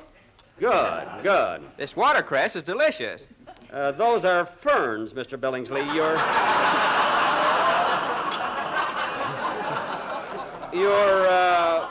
You're eating the centerpiece there. Say, Jack. What? Why is Mr. Billingsley wearing that fife and drum around his neck? That fife and drum? Yeah. Well, that's my fault. I told him we were having Yankee pot roast tonight. Oh, by the way, Mr. Billingsley, Miss Livingston and I are going to see a movie after dinner. Would you care to join us? No, thank you. I'm going to stay home tonight and get stiff.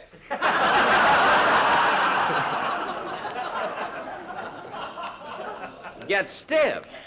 I thought you didn't drink anymore. I don't. I'm going to sit in the icebox. Oh, I see. Here you are, folks. Make way for the pot roast. That smells good. Did you get the fork out of it, Rochester? Only the handle. You mean the prongs are still in the meat? Don't worry, boss. I put a Band-Aid there so you won't bite into them. That's very thoughtful of you. What do you want, Mary, a rare piece or an outside cut? Give me the Band-Aid. That looks tender. You watch out or you won't get any. Rochester, hand me the pot roast. Here you are. You'd think that... Whoa! Whoa! Whoa! Whoa, my fingers! The plate's kind of hot, boss. Well, it's a fine time to tell me. Never saw such a careless... Now, where the heck is the pot roast? There it is, up on the chandelier. On the chandelier? Well, I'll be darned. It's dripping on my drum.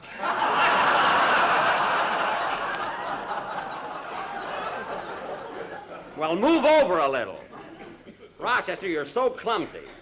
Now go out in the kitchen and fix up a few cold cuts. We got to eat something. Let's take some oranges and knock down the pot roast. You can get a ladder and take it down later. Now bring in the cold cuts. How would you like some genuine, boneless, skinless, imported Norwegian sardines? Packed in virgin olive oil. Bring them in, Rochester. Now, Mary, while we're waiting, have some more stewed tomatoes. A fine meal. Well, they're very good for you. They'll make you strong. I'm strong enough now to walk to a restaurant. Well, if you don't like the tomatoes, don't eat them. Will you pass the bread, please?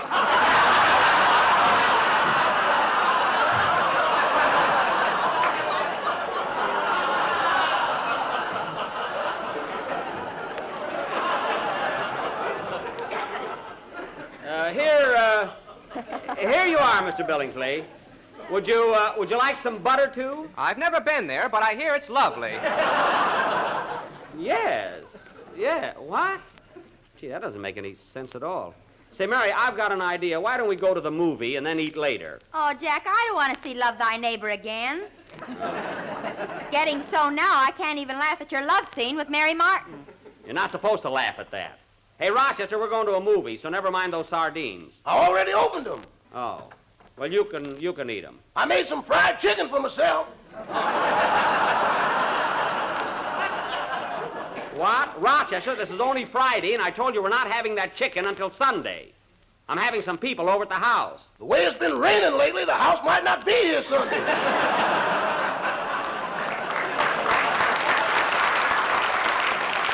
Oh, don't be so panicky.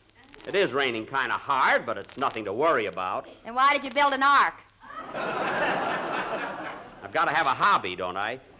Anyway, to hear you two talk, I think it was a regular flood or something. Well, all I know is the milkman arrived on a surfboard this morning.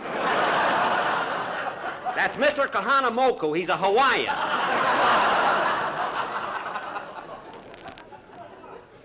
And another thing, I won't stand for anybody running down the California weather. Quiet, or I'll stick my fork in your water wings. You wouldn't dare. Sister. Now, come on, Mary. We're going to the movies. Hey, boss.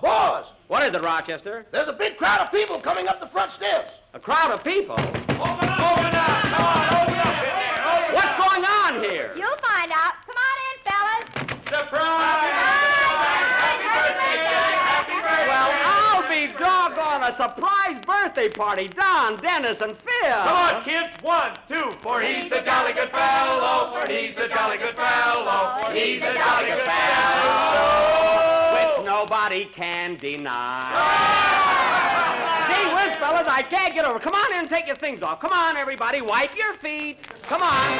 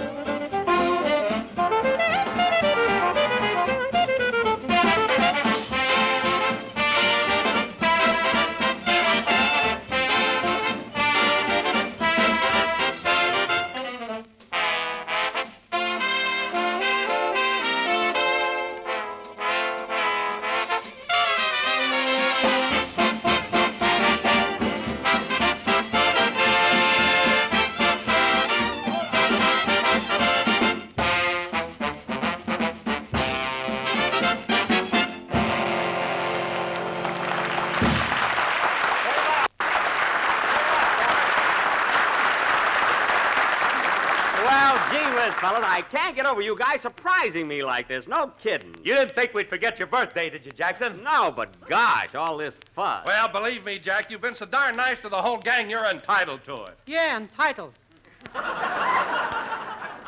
Gee, I don't know what to say. I'm all choked up. This is really the last thing in the world I expected. You know, I was just sitting here getting ready to go to a movie, not even thinking about little me having a birthday party, and then you all barged in. Gee. Look, fellas, I'll just run down and see my picture and be back in 84 minutes. Come back here.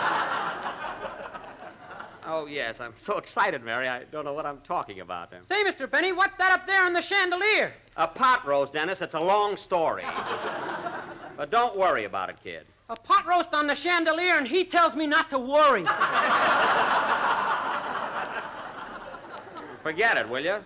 I'll have Rochester take it down a few minutes and make sandwiches. I just sent him to the store to buy some food. Oh. Did you give him any money? Uh-huh. I took $3 out of the sugar bowl.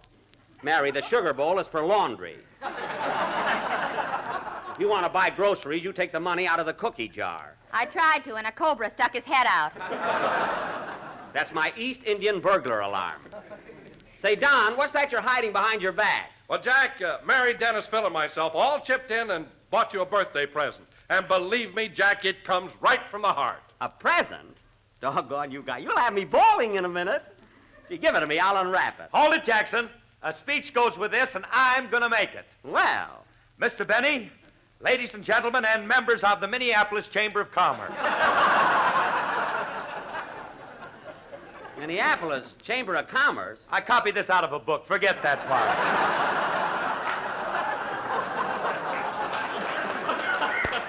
Okay, go ahead. It is with great pride, or make it pride. Yeah, it is make with it great pride, pride and pleasure that I and my fellow colleagues, Holly, go ahead. yes, present you with this beautiful gift as a token of our loyalty, devotion, and gastronomical appreciation. Here you are, Jackson. Here it is. Open it up. Gee whiz, fellas, I know it's my birthday, but you shouldn't have gone to all this. Well, for heaven's sake, isn't that beautiful? Do you like it, Jack? Oh, boy, just what I needed. A bicycle pump.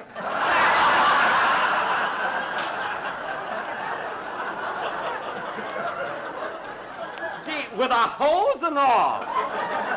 Which one of you heels suggested this? Well, we didn't know what to buy you, Jackson. You've got everything. Everything but a bicycle pump. Now I've got that. Oh, well. Thanks anyway, fellas. I'll wear it in good health. Rochester, there's someone at the door. I told you he went out for the groceries. Oh, yes, I'll answer. Probably another telegram. I've been getting them all day long.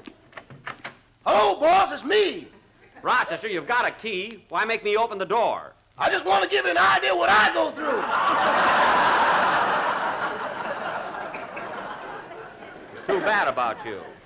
What'd you bring from the market? Well, I got some limes and lemons and grape juice for the punch. For the punch? Well, what are we going to have to eat? Boss, with the punch I make, people have been known to go for days without eating.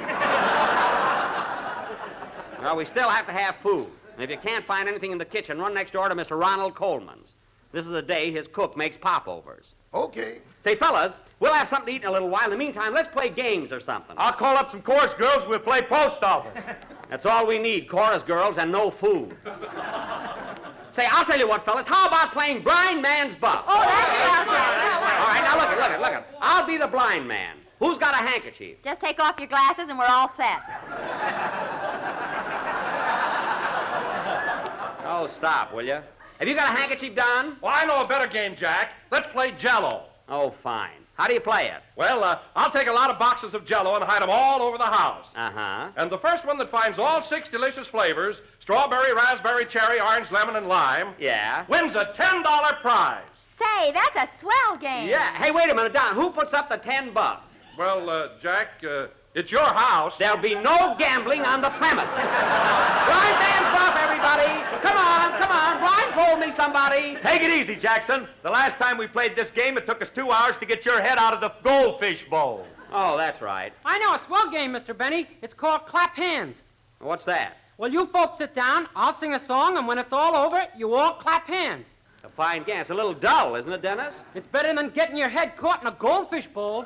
Well, maybe you're right. Sit down, everybody. Dennis is going to sing for us. I want to play that game where I can win $10. Well, go on a quiz program and don't bother us. Go ahead, Dennis. Sing something.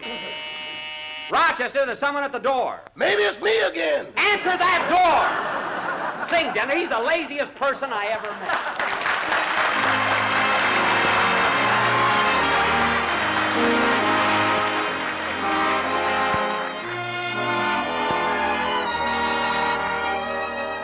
I'll take you home again, Kathleen, across the ocean wild and wide, to where your heart has ever been, since first you were my bonny bride. The roses all have left your cheek. I've watched them fade away and die. Your voice is sad whene'er you speak, and tears bedim your loving eyes. Oh, I will take you back, Kathleen, to where your heart will feel no pain, and when the fields are fresh and green, I'll take you to your home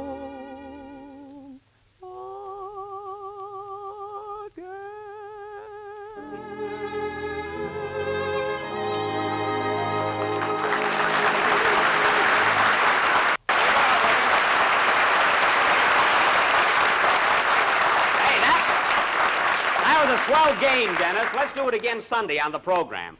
Who was at the door, Rochester? It was a special delivery, boss. I gave it to Miss Livingston. Oh, did you give the boy a tip? How could I? You keep the tip money in the glue pot. Well, I would have reimbursed you later. What's the letter, Mary? It's a comic Valentine from New York. New York, eh? Well, I have a pretty good idea who it's from. What kind of a Valentine did Arsenic and Old Lace send me? Read it. To a comedian. Uh-huh. Your eyes are blue, your hair is gray, and you're as dumb as Dennis Day. That's very funny. Yeah, very. Wait till Alan gets the Valentine I sent him. Somebody at the door, Rochester. How do you know I'm back from Mr. Coleman's? I see you standing there. Now stop eating those popovers and answer the door. Okay. Doors, doors. I'd like to get a job working in a barrel. That's just silly. What could he do in a barrel? Always grumbling. Hey, boss, look who's here. Well, I'll be... Hey, fellas, look! Hiya, Buck! Andy!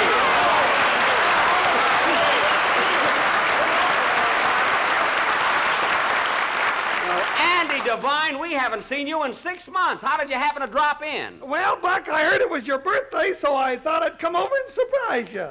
And you certainly did. How old are you, Buck? Well, Andy, I'll never see 36 again. Even on a clear day.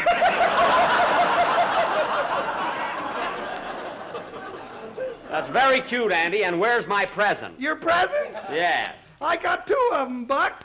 Ma sent you a jug of sweet cider. Uh-huh. And Pa sent you a jug of hard cider. Well, look at that, 2 jugs. Which is which, Andy? There goes Pa's! Hey, look out, it's spilling all over the floor. Quick, get me a sponge and a pillow. Get away from there, Harris. What's the matter with you? Say, Andy, you're putting on a little weight, aren't you? Yeah, ain't we?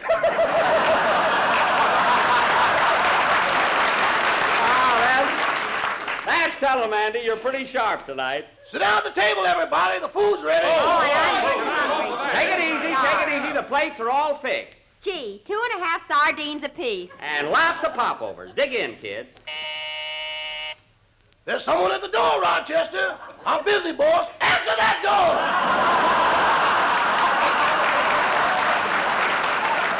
Yes, and be quick about it. Well, Andy, I'm sure glad you dropped in. I had no idea that you'd remember my birthday. As a matter of fact, I didn't Oh, know... good evening. Come right in, Mr. Marshall. Yike! Holy smoke, it's Herbie! Hello, everybody. Happy birthday, Jack. Well, thanks!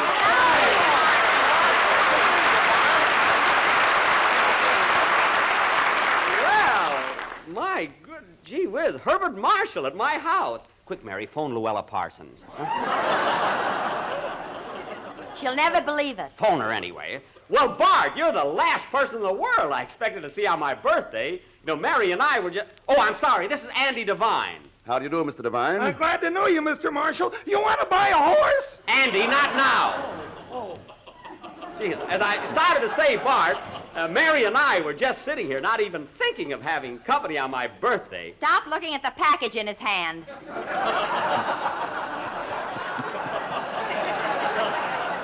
I'm not looking at it. Oh, yes, the package. Here you are, Jack.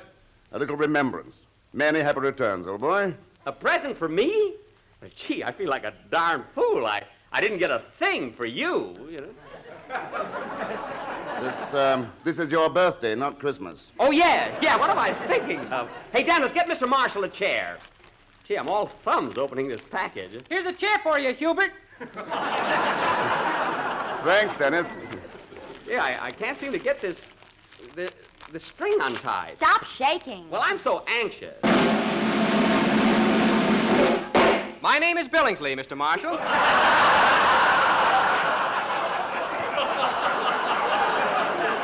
Well,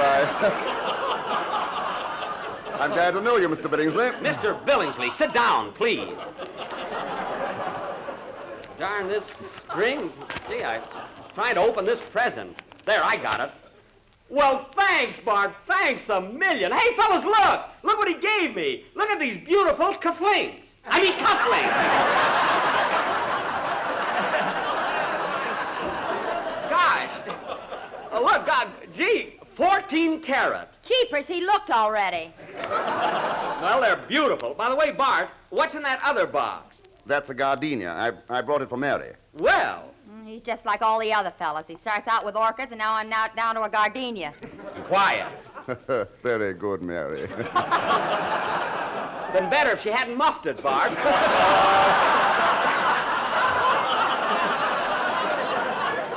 Gee, I can't get over these cufflinks. Thanks again, Bart. Thanks. I'm so glad you like my gift, Jack. You know, Jack, it's hard at the time to mention it, but I rather had the impression that you didn't like me. I didn't like you? Why, Bart, what do you mean? Well, I felt that you resented my taking over your program while you were in New York. I resented me? Listen, fellas, did I ever say one word against this gentleman? Did I? You see, Bart, you're wrong. I regard you as one of my best friends. Ah, you're full of kaplinks. Mary, smell your gardenia. Well, Bart, won't you join us at the table? Yeah, sit down, Herbie, and have some chow. Thanks, I believe I will. Here's a plate, Bart, all fixed. Well, 2.5 sardines and a biscuit. Well, it's not much. I really must apologize. Not at all. This is fun. It's like being shipwrecked.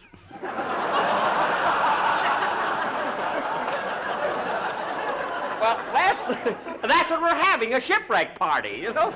Yes, sir. Won't you have some of this punch, Bart? It's very good. Yes, have a cup, Bart. My, what a beautiful punch bowl. Yes, it is. Ronnie Coleman's, isn't it? Yes, it is. We're very dear friends, you know. Oh, Rochester, bring in Mr. Marshall some tea. Tea. You'd like some tea, wouldn't you, Bart? Yes, thank you. How would you like it, Bart, with lemon or with irradiated, homogenized vitamin D evaporated milk? You can have either one. Well, Jack, I think I'll just have some extra juicy, sun-ripened lemon. Oh, okay. Some tea with lemon, Rochester. Very good, sir. Well, Andy, you never thought you were going to meet Herbert Marshall at my house, did you? Gosh, no, I feel like a darn fool with no shoes on. Well, keep them under the table. Nobody'll notice it. Do you like the sardines, Bart? They're delicious. Oh, my goodness. Sardines and you haven't got a finger bowl. Oh, Rochester! Yes, boss! Bring in the finger bowls. We never had any! Well, then bring in saucers. Bring them in. You'll have one in a minute, Bart. By the way, Jack, what's that hanging up there on the chandelier? That's a pot roast. A pot roast on the chandelier? Yes. Weird custom, isn't it?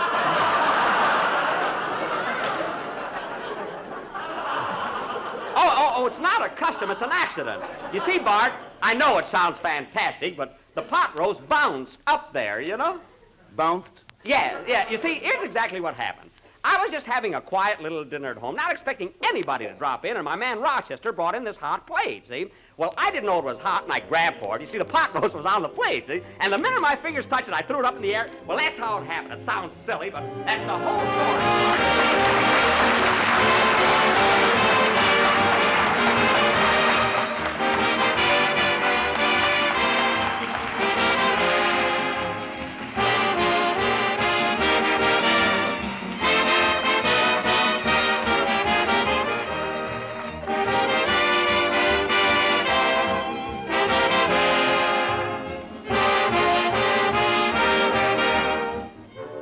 When you send in 10 cents for the new desserts recipe book, what does it buy you? Well, just listen to this. And remember, for just one single solitary dime, too, you get 365 different suggestions and recipes for all kinds of grand, tempting desserts. That's a new dessert for every day, right straight through the whole year. There are ideas for simple family desserts, special party treats, desserts for holidays, desserts for all occasions, big and small. And they've arranged this big 48-page book in such a clever, original way that you can turn right to the dessert idea you want in 5 seconds or less. The moment you lay eyes on it, you'll say it's the smartest way to design a recipe book that anybody ever thought of. And you'll also say it's the most beautiful book of its kind ever printed. Pictures? Say, you never saw so many lovely paintings and color photographs in your life. But get the book and see for yourself. Place a dime in coin or stamps in an envelope and send your name and address and mail it to Don Wilson, care of General Foods, Battle Creek, Michigan. That's right, just 10 cents, and the address is Don Wilson, care of General Foods, Battle Creek, Michigan. Do it tonight.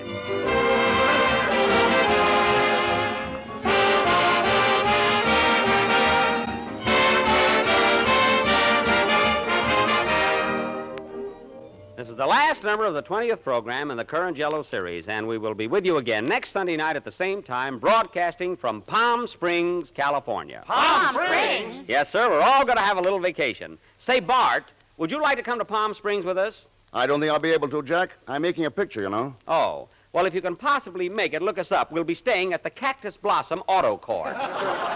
Good night, folks.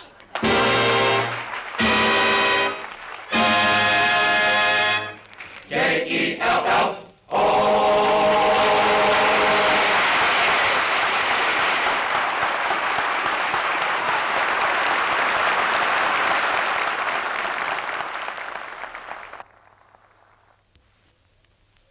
S-A-N-K-A, Sanka. That's the name to write in your memory book, ladies and gentlemen. S-A-N-K-A, Sanka. That's the name to say to your grocer, because Sanka is real coffee. It has a rich, delectable flavor. And it protects sleep, because it never prevents sleep.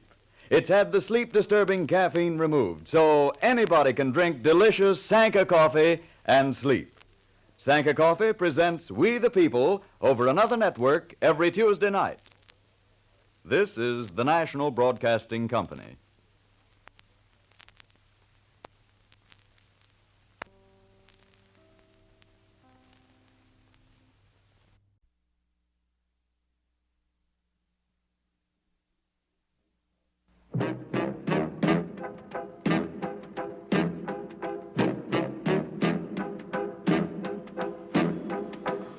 I put a spell on you.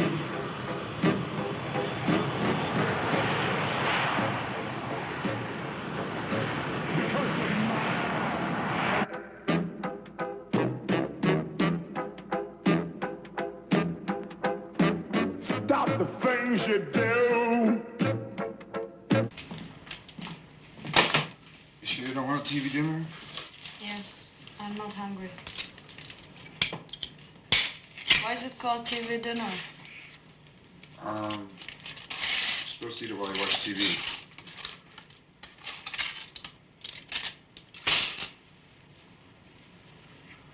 Television. I know what a TV is. Where does that meat come from? What do you mean? What does that meat come from? I guess it comes from a cow. From a cow? It doesn't even look like meat. Hey, let's stop bugging me, will you? You know, this is where we eat in America. I got my meat, I got my potatoes, I got my vegetables, I got my dessert, and I don't even have to wash the dishes. I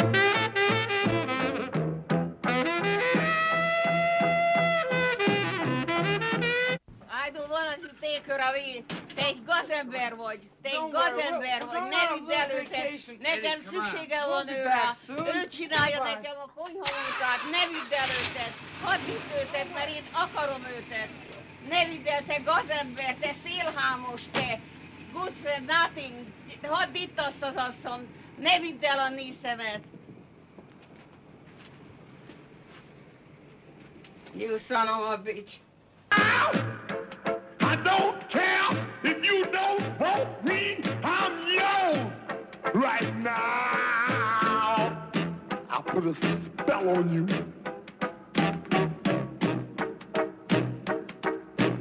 Because you're mine, mine, mine. Oh, you're mine. One of the all-time great directors, Cecil B. DeMille, hosts Lux Radio Theater. Up next. Lux presents Hollywood.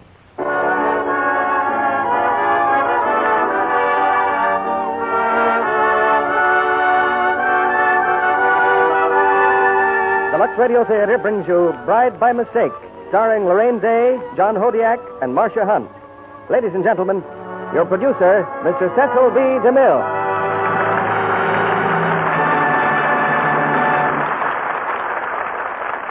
Greetings from Hollywood, ladies and gentlemen, and a happier New Year to all of you.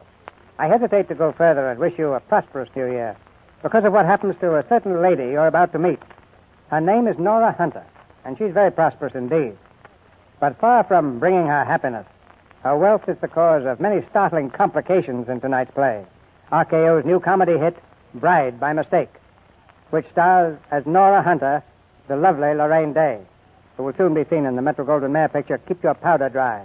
Also from the original cast of Bride by Mistake is Marcia Hunt, and we're fortunate in having with us John Hodiak, whom you may have seen in MGM's Marriage is a Private Affair. Together, they bring us the whirlwind adventures of a woman eager for marriage, who finds that wealth is more often a handicap than an advantage.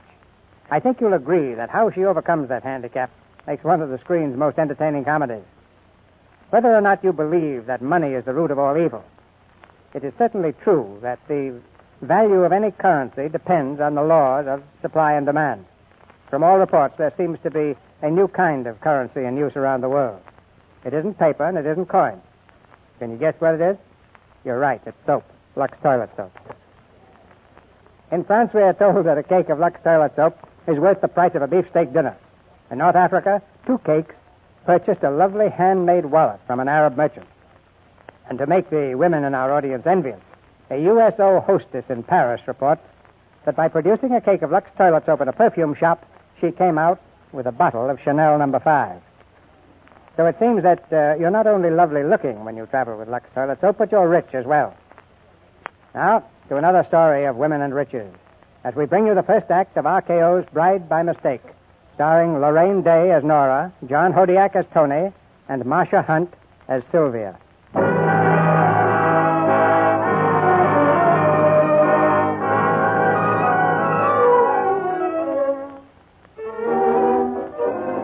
On an exclusive strip of the California coast stands one of the rest homes and redistribution centers of the Army Air Force. It's even more comfortable than most because it originally housed the glamorous and fabulously wealthy Nora Hunter, heiress to the Hunter shipyard fortune. As a patriotic gesture, Miss Hunter, for the duration, has moved to another smaller house with only 2 swimming pools. A house in a secluded part of her estate, while the spacious Hunter Mansion is providing rest and recreation to officers returned from active duty. Among them is Captain Tony Travis, who is spending his first day in the solarium in sweet repose. Oh, boy. Oh, hey, you. Yes?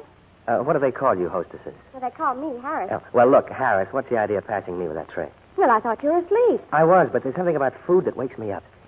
What is it this time? Cream puff. Again? Mm-hmm. How often do you serve those things? Every hour on the hour. I'll say. I'm beginning to look like a cream puff. Don't mind Lieutenant Corey. He's not used to gracious living. I'll try a second one of those. It's your 5th, but who's counting? Say, Corey, seriously, does this go on all the time? Nah. Sometimes they make you get up and play tennis or go swimming. And on Saturday night, a bunch of girls come over, and you have to dance with them. Oh, gee, that's tough. Yeah.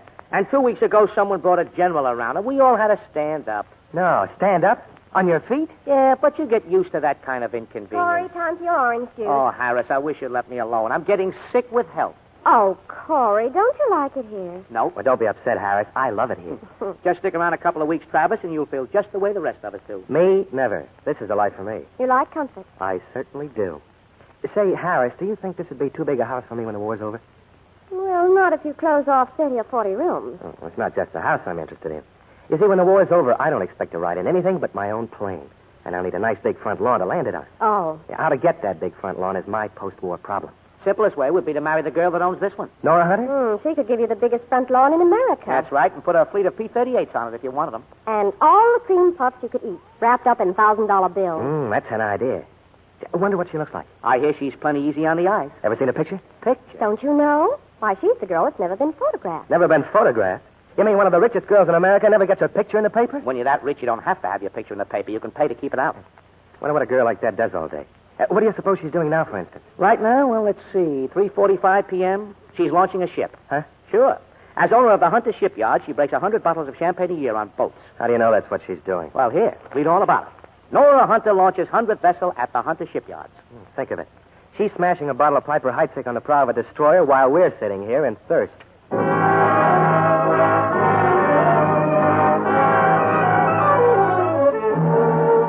while I'm playing solitary billiards, she's smashing a bottle of Piper Heidsieck on the brow of a destroyer. No, Nora, there's no use getting all worked But, up. Jonathan, I'm tired of being cooped up, this constant protection while somebody else impersonates me in public. We have to take precautions, Nora. I'm your guardian, and I'd never forgive myself if anything should happen to So me. while Nora Hunter's secretary launches ships and talks to admirals, the real Nora Hunter stays at home and chalks up billiard cues. Well, wealth is a big responsibility. Maybe I've been too cautious, but I don't think so. You've been a wonderful guardian, darling. It's just that, I guess I envy Sylvia. Leading my life, having all the fun and excitement, even getting married. You'll have a husband soon yourself. And after you marry Donald, you can lead a lot more normal life. Jonathan, do you realize I haven't seen him in 8 weeks? Well, he's been in camp. Wait a minute. Here come Sylvia and Philip. Hi. How did the launching go? Wonderfully, darling. That's the part of your life I like best. How did she act, Philip? Oh, she was fine. It's so impressive to watch your wife knock a ship into the water with a bottle of champagne. And the Secretary of the Navy hopes that I'll be happily married. He means you, of course, Nora. Well, it's nice to know that I have federal approval. Oh, has Donald phoned yet? Nope. Little late, isn't he? I guess so. Watch this. A 5-cushion shot. Hasn't seen you in 8 weeks, and he's late. You ought to do something about that. What? Well, you might put on a different dress, for one thing. If I hadn't seen my fiancée in 8 weeks, I'd want her to be wearing something slinky with curves. A sarong, perhaps. Nora, while we're on the subject of marriage, yes, I'd like to give my notice. Sylvia, your notice? I want to go back to Washington with Philip. Oh, of course you do, dear, but... Well, I don't know what to say. I was afraid of this ever since you got married. When do you want to leave, darling? Phil has to be back in 10 days. Oh, as soon as that? I'm going to miss you. But, darling, you're going to be married. You don't even want anyone else around. No, you'll see. You won't. Look, can't you wait until I'm married, just until the wedding? Please, Philip. But, darling, you're so indefinite about the date. And I'm so definite about wanting my wife with me. All right, I'll get married right away. You fix everything, Jonathan. Fix everything? Fix what, young lady? This isn't a ship we're launching. You're sure. I know I have to be there myself. But you take care of all the details, won't you, darling? You'll see, Sylvia, I'll be married in no time. But Donald has something to say about this, and he's not even here yet. Come in. Donald! Well... Darling, I didn't think you'd knock. I thought you'd break the door down. Hello, Donald. Hiya, Don. Hello, Sylvia. Philip. How are you? Fine. Aren't you going to kiss the bride? How are you, honey? Oh, I get it. This is no time for an audience. Come on, Phil. Don't think we aren't glad to see you, Donald, but an engaged couple has a right to privacy. We'll see you later. Well, Nora, here we are, just where we said goodbye 8 weeks ago. Back in the billiard room. Mm-hmm. And you were losing 21-16. Whose turn was it? Yours. Shoot. Oh, terrible. I can't help it. There's something about this place. I'm a champ at the officers' club. Don, Mm-hmm. I was thinking. Yes? This idea about being a June bride, it's a little old-fashioned. Mm-hmm. How about another month? You mean later? I mean earlier. Suits me fine. What made you say later? Nothing. I just thought you meant later. Well, I want Sylvia to be at the wedding, but she's going back to Washington soon with Philip. Oh, sure, of course. Connors doesn't have to go someplace, too, does he? Jonathan? No. Does it bother you having all these people around, Donald? Oh, I'm sorry. I suppose I'll get used to it. Donald, Yes? I'm going to try a long shot. It's a pretty long shot, but I'll try it. Shoot. I think that you came here to say that you don't want to marry me, and you lost your nerve. Nice shot. You're right. I'm sorry, Nora. Oh, never mind. It's better now than Reno later. What happened, Don? I'm in love with someone else. Who? No one you know. Do you mind if I ask you one more question? No? Why did you fall out of love with me? Do you want it straight? Mm-hmm. Straight. Well, marrying you, Nora, well, it would be like marrying a corporation. I'm sure Connors would expect us to produce dividends instead of babies. I'm sorry, Nora. What it really comes down to is this. I just can't live with so much money. It's like living in a goldfish bowl. I see. Well, I guess I'll have to find some poor fish who can. I'm afraid so. It'll either be a guy who loves you so much he can take it, or someone who loves your money so much he doesn't care. I'm neither one of those guys. How will I ever know which it is? I don't know. I don't know how you'll ever know. Well, what do you say we finish the game some other time, huh? sure. Goodbye, Nora. Oh, we've known each other long enough to stand a goodbye kiss. Sure. You're a swell girl, Nora. Goodbye. Good luck. Goodbye. I hope you'll both be very happy.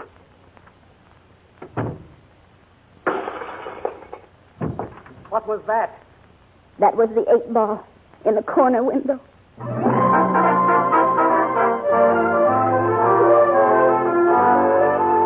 Well, I can throw away on Sylvia's diamonds, trump the next 3, and last pick's yours. Nice going, Philip. Little slam. That gives you rubber. I'm sorry, Jonathan. I'm not playing very well tonight. Nonsense, Nora. We had the cards. What do you say to turning on the radio and dancing? Good. I have a dance with No, Nora. really, I think I'll go upstairs now. But it's only 9. I know, but I've got a headache. Nora, darling, don't worry about me. Good night, everybody. Jonathan, we've got to do something for her. Yeah, I know we do, but what? We've got to take her mind off Donald. Find another man, and quick. Well, that's fine, but how? Hey, there are more than 100 men right now at the other house, all officers. Certainly some of them could amuse her, take her out, and make her forget. What do? Go out and lasso one? It's simple. We'll give a party. A tea for all the officers at the other house. How do you know they'll come? Well, their commanding officer will see to that. It might work, Sylvia. But the mood that Nora's in, I doubt if she'd agree to it. Well, we'll keep it a secret till the time comes. Then it'll be too late to object. Okay. I'll call the colonel and arrange it.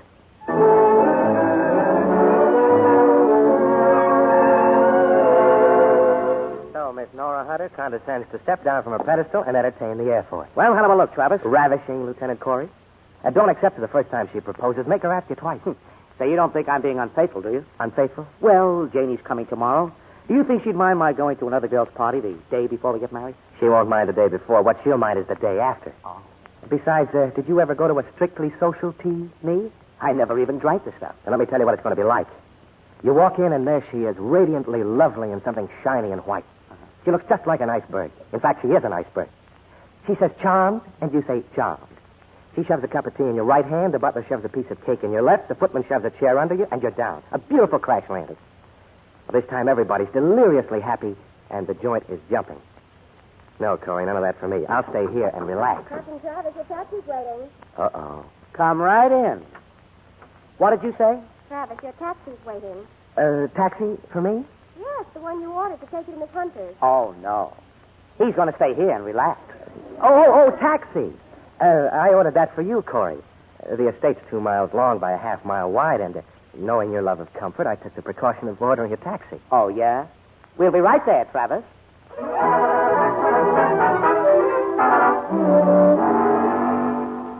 Nora, you've got to come downstairs. The men are beginning to arrive. It's no use, Sylvia. You're sweet, and I know you did it for my sake, but... Well, I can't go through with it. But they're the guests, and you're the hostess. Nora Hunter is the hostess, and they don't know Nora Hunter from Adam. I mean, Eve. Darling, you've taken my place so often, you can do it again. What is it, Nora? Are you frightened to go down there? Are you letting that break with Donald get you down so that you're scared to meet men? Scared to give yourself a chance to fall in love again? Love? That's what I said. That's what I thought. And it's easy for you to talk about it, Sylvia. You've got it. But you can have it, too. No. I'd never even know if someone loved me. Donald showed me that. All right. Let's rule out love. Let's call it entertainment. A man to talk to take you out. No, thanks. In the mood I'm in, I'd ruin everybody's fun. You go ahead. Nora, you say it's your money that's always stood between you and the men you've liked. If I go down and take your place at the party, will you do the same for me?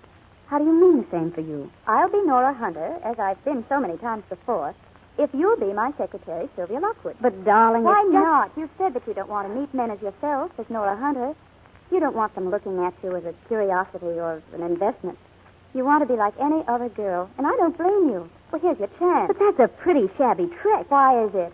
5,000 people saw Nora Hunter launch a ship the other day. And where was Nora Hunter? Here at home. But this is different. This is in my own home. How is it different? All we have to do is warn the servants. Wait a minute. How will Philip feel about this? You're his wife, and if some of those officers get attentive to you... We'll be off to Washington in 10 days. Phil won't mind. Come on, Nora. You've always wanted to know how men would act toward you if you didn't have the Hunter million. But supposing they don't look at me. You aren't scared to find out, are you? No. All right, it's a deal. You go on down, tell Jonathan and Philip and the servants, and present yourself as Nora Hunter. You'll be down now. Promise. I'll be down. Nora. Good luck, Sylvia.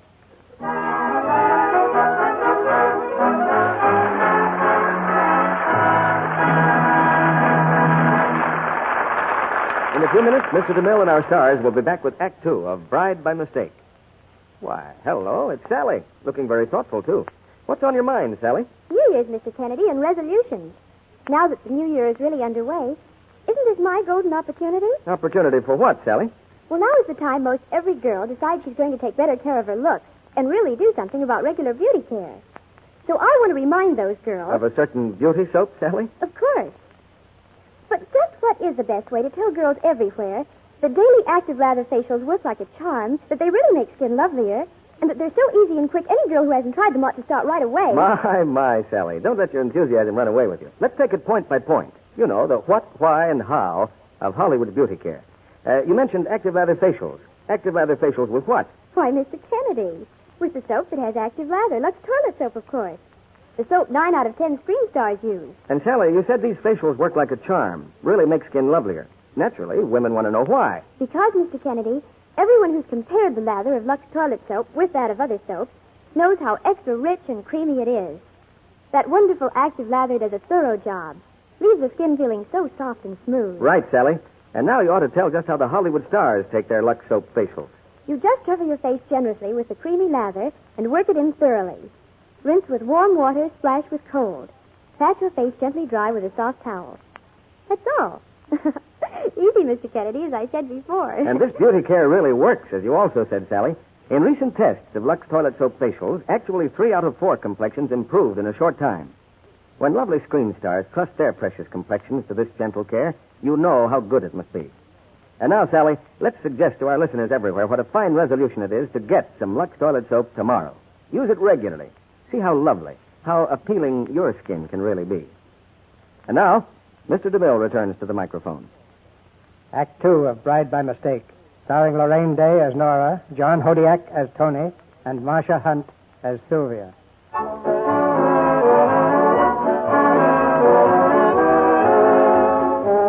It's tea time at the residence of Nora Hunter, and a score of Army officers are crowded about their hostess in adoring admiration. Only the object of that admiration is not the real Nora Hunter. Nora and her secretary Sylvia have changed places so that Nora can mingle with the guests to see if men like her for herself and not for her millions. So far, however, the experiment has been a dismal failure. Nora stands neglected on the sidelines, while Sylvia, posing as Miss Hunter, is the center of attraction. You flyers seem to have a language all your own. Drew hardly knows what to say to you. Well, Miss Hunter, the nicest thing a girl can say to a boy is, Roger, Wilco. Roger Wilco? What does that mean? That means yes. Look at them, fawning over my wife. Yes, Sylvia's certainly a great success as Nora. And I thought the idea of this party was to find a man for me. Excuse me. Yes? That tomato sitting on the couch with all the officers around her. I suppose that's Nora Hunter. That's no tomato. That's my wife. Yes, that's Nora Hunter. How do you ever get her alone? I don't, and it's driving me crazy. I can see it might. Just a minute, Lieutenant. Lieutenant Wilson is the name. Lieutenant Wilson. If your wife's in town, we wish she'd join us. Wife? I'm not married. Well, isn't that nice? I'd like you to meet someone. Miss Lockwood. May I present Lieutenant Wilson? This is Miss Sylvia Lockwood. How do you do, Lieutenant Wilson? How do you do? Miss Lockwood is Miss Hunter's closest friend. Oh? Philip, have you seen the garden? Seen it? I expect to be married there. Have you known Miss Hunter long, Miss Lockwood? All her life. You see, her mother and my father were very good friends. Nora Hunter, huh? How do you like California? Oh, I think it's beautiful. I love the warm days and the cool nights, and I don't even think you know what I'm talking about. It's just what I always say, especially when it comes to blondes. I wonder what she does with herself most of the time. In fact, I'm going to leave you, the whole bunch of you, and retire to a quiet little game of billiards. Yes, isn't it the truth, though? Wonder if she likes it. Spoil my shot. Oh, I'm sorry. I didn't know anyone was here. Hey, sounds like you're catching cold. Well, I've just been exposed to a rather chilly experience. You play billiards? 25 points? Sure. $2 a point? Are you a general or something that you can afford to play for that? I'm not planning to lose. Oh, all right. You know what we're doing? Nearest one on this side of the table shoots first. And I use this funny old stick to hit the ball. Yes.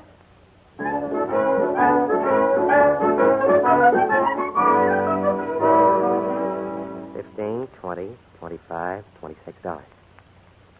Do you do this for a living? I'll play you another. Double or nothing. No, thank you. You can put that funny old stick down. I'm not crazy. Well, how about a walk? I'd love to show you the ground. Fine. But we'll have to sneak out. Why? Nora Hunter. Nora Hunter? We were warned by the CO. No unseemly conduct, no wild times, no doing anything unless she starts it. I ought to tell you, I'm Miss Hunter's secretary. I'm sorry. I would have to shoot my mouth. Oh, no, that's all right. You're absolutely right. She is pretty sticky. I wouldn't say that. Well, do you know her? No. Well, I do, and I'm tired of it. I'm going to ask for a raise, and if I don't get it, I quit. We're going for that walk, and we're not going to sneak out. Suit me. Oh, hello. Oh, hello, Nora. We were going for a walk. Nora, I'd like you to meet an old friend of mine. What's your name? Anthony Travis. Anthony Travis. Nora, may I present Captain Travis, Miss Nora Hunter. How do you do, Captain Travis? He's been dying to meet you. He's heard you're so much fun. Glad to know you, Miss Hunter. No, Sylvia, you've got cold. Oh, no, it's nothing. Oh, you'd better get a sweater if you're going walking. Do I need one? I think it'd be a good idea. I'll keep Captain Travis company while you get one. All right, I'll only be a minute.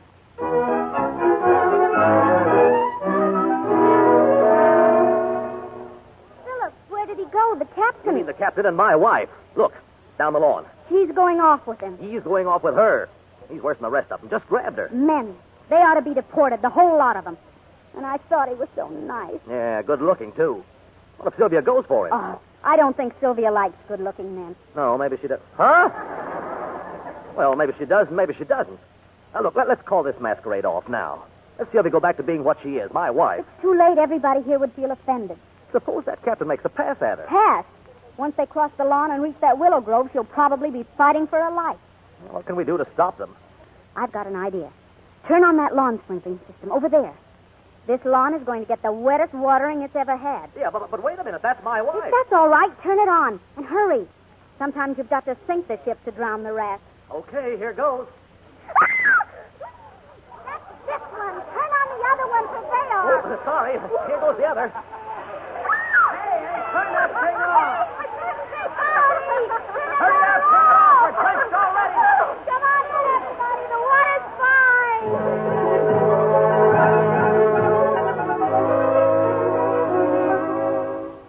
Sorry to hang around after the party's over. You better stay by this fire. You certainly got us soaking. So did you. And it serves you right. Why didn't you look what you were doing? Serves you right. Next time, Captain Travis, don't break dates. I'm sorry. I guess I owe you an apology. Oh, it's all right. I understand. She swept you off your feet, straight-armed 2 army men, took out a third, and carried you off. Well, where's she now, by the way? Upstairs, getting dehydrated. Is she all right? Just a little mildewed. You seem quite concerned about her. Well, I feel sort of responsible. Oh, worried about Philip, too. Philip? No. By the way, what's his interest in Nora? Nora? Well, Miss Hunter. He seems to be awfully anxious about her, watches her like a house detective. Oh, he's just an old friend of the family. Hey, that's getting worse. Maybe we ought to have a drink. Medicinally, of course. I know just the thing to cure a cold. How do I go about getting service? That dictograph arrangement there. Push down the button that says P for pantry. D for den, calling P for pantry. D for den, calling P for pantry. Yes, sir. Have you any claret? Yes, sir. Juice of 6 lemons. Juice of 6 lemons. Cinnamon sticks. Cinnamon sticks. That is all. Roger. Huh? You must have swiped that apparatus off a farmer. Now, the only other thing we need is a hot poker. Oh, this'll do. I'll heat it in the fire. If you don't mind, I think I'll just take some aspirin. Well, if all you want to do is cure your cold, go ahead. I have something special in mind. Incidentally, you don't really think Miss Hunter's angry, do you? What do you care if she is? Well, I'm a guest of hers, and I feel guilty. Although I don't know why I should. I still don't understand what you were doing watering the lawn. Well, you know how hard it is to get help these days. Quite a job you've got. Secretary, companion, gardener. You're overworked. I told you she's a stinker. Come in. Excuse me, miss. From the pantry. Oh, put it right here. That'll be fine. Thank you, Robert. Yes, miss. Now, watch me carefully. First the lemon. Now the cinnamon sticks. Now the claret. One quick masterful stir. And now the hot poker. We plunge the poker into the pitcher. And you have a preview of paradise. You have to drink the first one right down. The first one? Before I put my life in your hands, where did you get this recipe? My Uncle Joe. Well, here's to Uncle Joe. You mean you're dead, Uncle Joe? As a matter of fact, you're right. You know what his last words were? No. Pour me another glass. Now, this one is to you. That's very sweet of you. To me. The second one seems to go down easier. Oh, bless you. You'd better have another. This one we drink to you.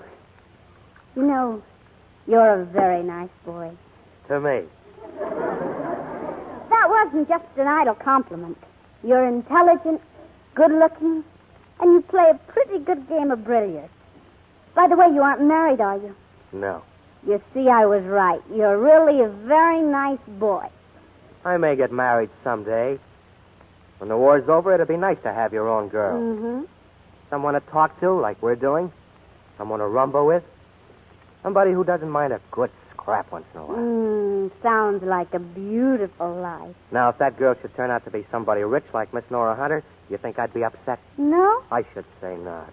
What sort of a heel would I be not to marry the girl I love just because she happens to have a couple of $1 million? But I'd have to love her. Love a couple of $1 million? Is that hard? No, I'm not talking about her money. I'd have to love her. Love her, understand? No. All right, I'll show you. Turn your cheek. Now, I don't want a lifetime of this. No. Now, as you were. What I want is a lifetime.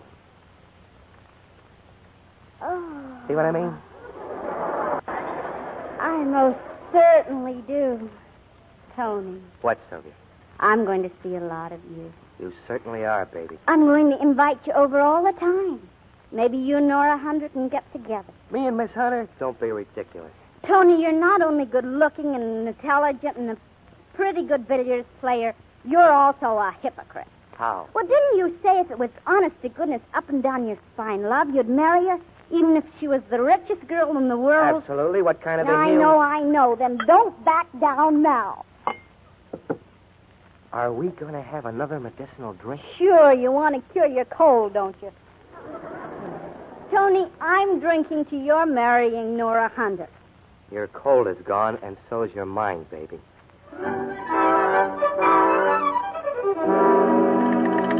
Hello, Washington? Yes, of course I'm waiting. Washington, D.C. Quiet. Jonathan, stop shouting. Do you want Nora to hear this? Hello? Army personnel? Jonathan Connor is calling. Now, I want to speak with General H. Pinkerton Fitzgerald. Yeah, this will take an hour. Hello, Pinky. How are you? Fine, fine. You got your scissor handy? I want you to cut some red tape for me. Find out all you can about Captain Anthony Travis, Army Air Corps. Thanks. I'll hold on. I don't care what General Pinky says. I think this guy's the one for Nora. Well, I hope so, too, but we've said that before. That golf player and then Donald. I've never said it before. All those others were ones you wanted. This is one she wants. But how do you know he isn't attracted just by her money? That's exactly why Nora and I have made a plan. What plan? You won't be angry, Philip? Well, how do I know? Tell me what the plan is first. Well, Nora, posing, of course, as me, her secretary, has promised Tony that she'd get him married to me. What? She's going to throw you to that wolf? Yes. She wants to test him completely. Oh, that's great. Let him think I'm Nora Hunter. Let him go with me. Let him fall in love with me if he can. And if he does, then he isn't the one for Nora either. That won't work. She'll break her heart because the boy is bound to fall in love with you. Oh, he is he? And what am I supposed to do while my wife is being pawed by some other guy? Write my memoirs? You're supposed to try to understand, to try and help Nora. Understand. Yes, Pinky, go ahead. 6'1", 180 pounds. Well, never mind that. I know what he looks like. Enlisted January 1st, 1942. 50 missions, 9 fighters, 2 bombers, furloughed by command. What's going on? Who's Jonathan talking to? Nora, Jonathan's talking to Washington. About what? Philip. About Tony. I won't have it.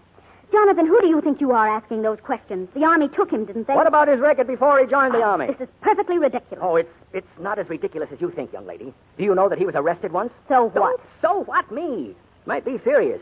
Pinky, what was he arrested for? Champagne, zoo, penguins, roller coaster, police, New Year's Eve. Oh. Thanks, Pinky. Goodbye. Jonathan, that's an outrageous thing to do. Darling, it's a big war, and all kinds of people get mixed up in it. But to ask the Army if one of their flyers, one of their best flyers, is good enough for me. I'm sorry, but I just have a blind spot when it comes to you. When an old bachelor has to take care of a girl from the time she's that big, I guess he gets to be an old fool. Oh, Jonathan, how am I going to argue with you? Don't. Tell him who you are and marry him. Fine. Oh, only there's just the small matter of his falling in love with me. Or have you taken care of that, too? No, that's your job, darling. You love him, Nora. I think so. Then please tell him who you are. I can't tell him. I have to know if he'd care for me without my money. I think she's right. I think that Jonathan's right. But don't you see, Philip? If he falls in love with me as Sylvia, I'll always be sure. Pardon me, there's a Captain Travis on the phone for Miss Sylvia. Thanks. No, that's for me. I'll take it on this extension of it. Hello, Tony? Sylvia, how are you? How's the cold? Fine. Not even a sniffle this morning. Good. Can you get away this afternoon? I think it can be arranged. Fine. Why don't you come over here to the main Hunter Castle? We're having a wedding. A wedding? Yes, one of the boys named Corey. His girl just got in. They're getting married. I'd love it. Wonderful. 2 p.m. I'll send a pass for you. Oh, Tony, shall I bring Nora Hunter? Nora Hunter? Say, do you think she'd come? That'd be wonderful. Yes, well, leave it to me. I'll fix everything. Bye-bye. Nora Hunter. He was so excited when I mentioned the name, you'd think I was bringing Cleopatra. Don't you see, Philip? We simply have to go through with this plan. Yes, but I know it's hard on all of you, but I've got to know where I stand with him. As me, a person, not as Nora Hunter. I've just got to know.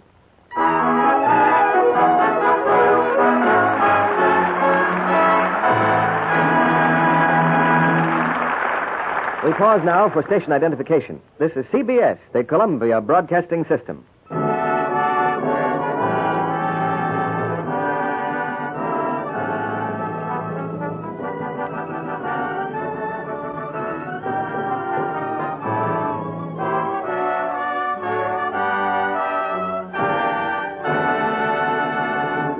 In a few minutes, Mr. DeMille and our stars will be back with Act 3 of Bride by Mistake.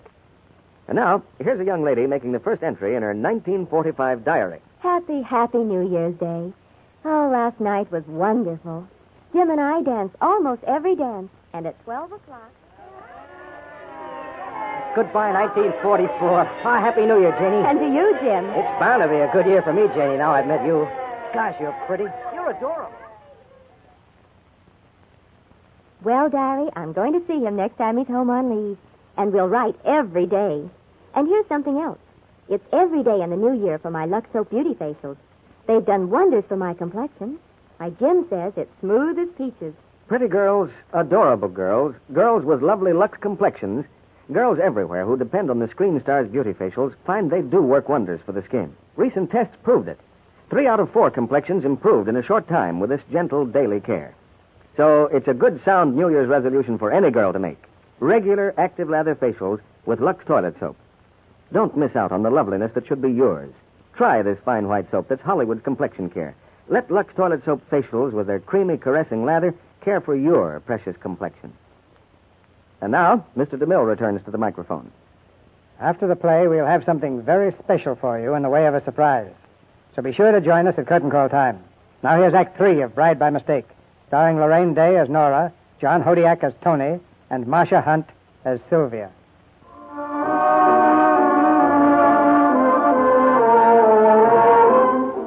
At the rest home for Army flyers on the Hunter estate, a soldier takes a bride. And now the ceremony's over, and the reception is in progress.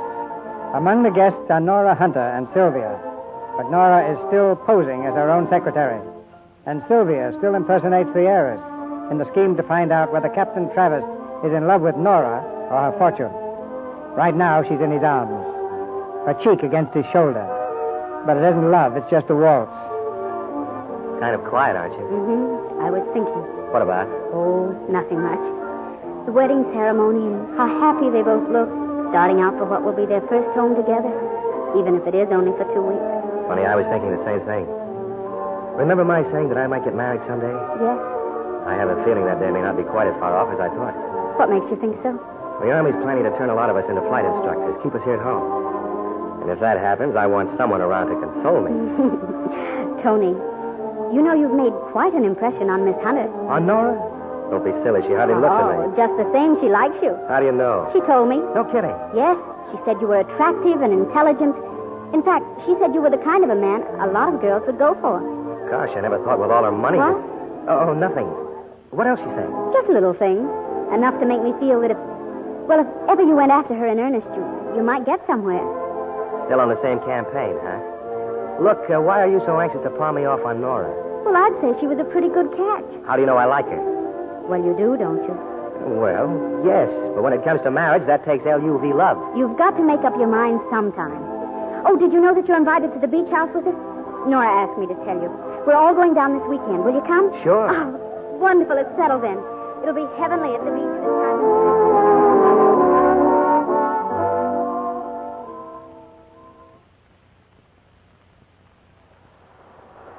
Look, Nora, all afternoon they've been together, sunbathing, swimming, sailing. And remember, that's my wife he's squiring. We agreed to give him every chance to fall in love with her. But I'm beginning to wonder if he is the man for you. Maybe this is all a mistake. Why? Well, every time you leave him alone, he moves in on Sylvia. Oh, he doesn't move in on her. She moves in on him, according to agreement. But what girl in her right mind would test a man's feelings for her by throwing another girl at him? All right, if you're so smart, tell me why he enjoys her company so much. Well, he's a young man in uniform, and she's a pretty girl. If he didn't enjoy her company, I'd send for a doctor. Then what do you want me to do? Get him alone sometime tonight. Soft music, and give him a chance.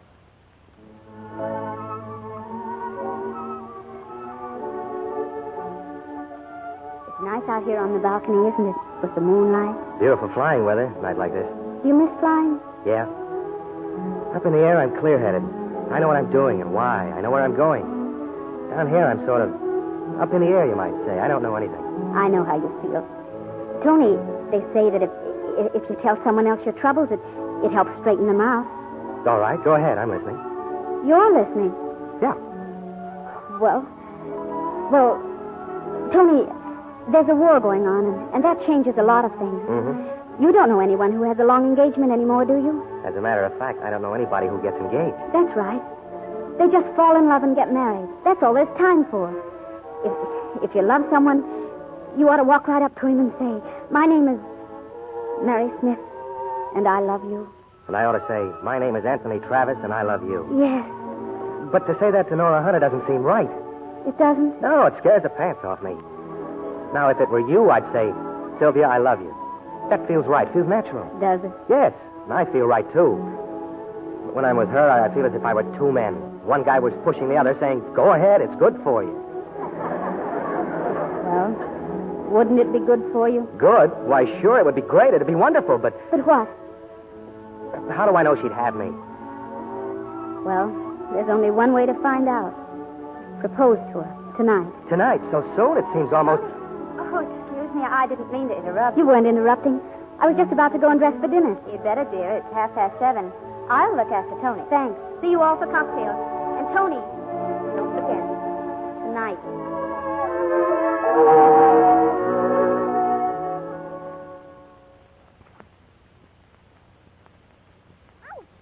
Jonathan, careful with those pins. Why don't you get a dress that doesn't need pins? Ouch! Jonathan, I think you're sticking me on purpose. Yeah, I should. From what you've told me, you certainly messed up that balcony episode. Now what do you plan to do? Well, I thought that after dinner tonight, the rest of us could play bridge. Leave them together in the study. That'll give him a chance to propose, and she'll turn him down. And it'll be over. You won't want him. Not if he proposes to her, but... But what? Perhaps he won't propose to her. Why shouldn't he? She's rich. At least he thinks she is. And she's pretty. And on top of all that, you've been egging him along. But if he loves somebody else, he won't propose to her. And do you think he loves you? I don't know. That's what I've got to find out. Don't forget, after dinner we play bridge and leave them in the study.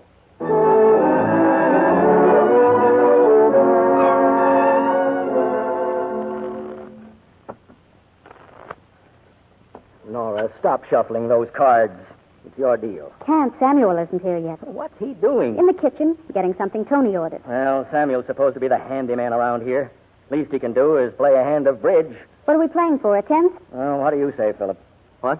A tenth of a cent? No, I'm not going to play for money, not the way my mind is wandering. Now, listen to her.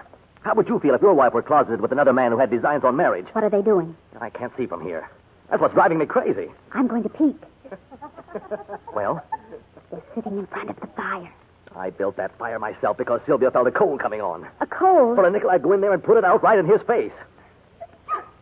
What was that? She sneezed. Sneezed, huh? So what? She sneezed. When's this bridge game going to start? Where's Samuel? Oh, stop fretting, Jonathan. Here he is now. Oh, it's about time, Samuel. And what in heaven's name have you got there? Claret, cinnamon stick. And the juice of 6 lemons. Excuse me. Come in. What do you want that for? He's going to introduce Sylvia to Uncle Joe. Uncle Joe? Where'd he come from? Skip it. Samuel, leave the door open. Leave it open. Seems to me like something funny's going on here. Never mind. Deal, Samuel.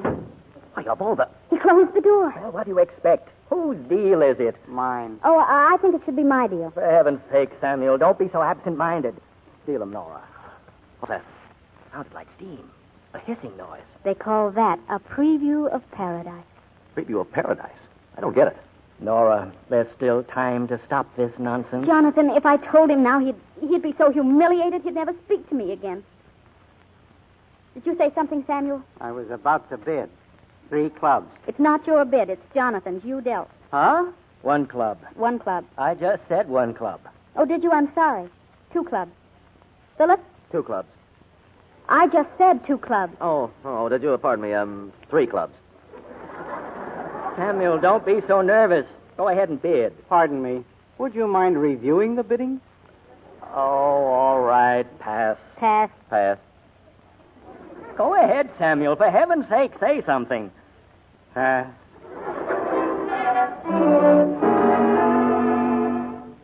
Second rubber, we 1100, they 0. Nora, please go in there. He's not going to ask her, Jonathan. I know he's not going to ask her. He's been in there an hour and 15 minutes not asking her. Is that what you're going to make yourself believe? Well, if you're not going in there, I am. I can't stand it any longer. Hey, you all. What do you think's happened? What? Congratulate me, everybody. Congratulate me.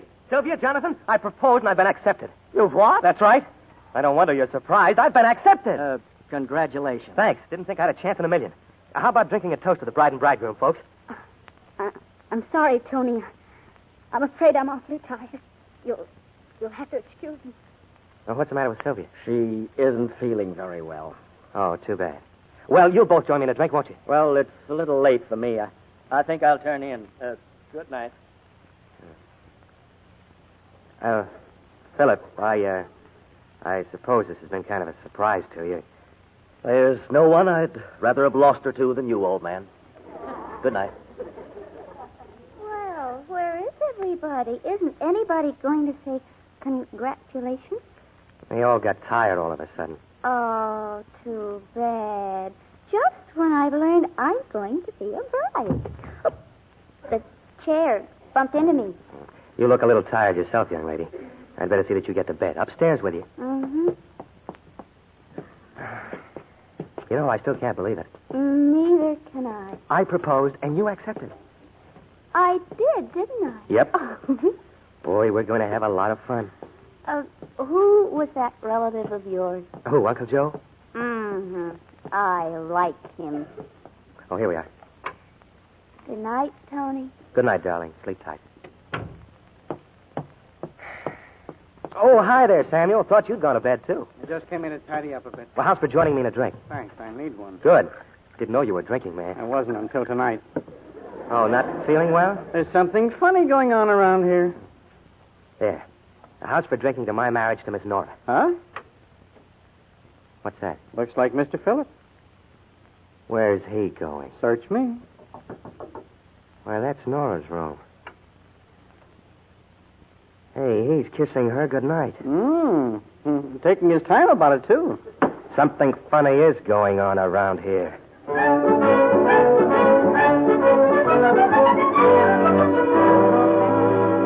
Honestly, Nora, I didn't mean to say yes. But that recipe of his. Oh, my head's been aching ever since 5 o'clock this morning. That Uncle Joe special? I don't remember which relative, but he certainly had a happy life. Nora, give him a day or two, and if he's half the man that Pinky said he was, he'll back out. I'm sure he will, Nora. He never once said he loved me. No. So far as I'm concerned, it's all over. He shouldn't have proposed to you. We're going back to the house right after breakfast.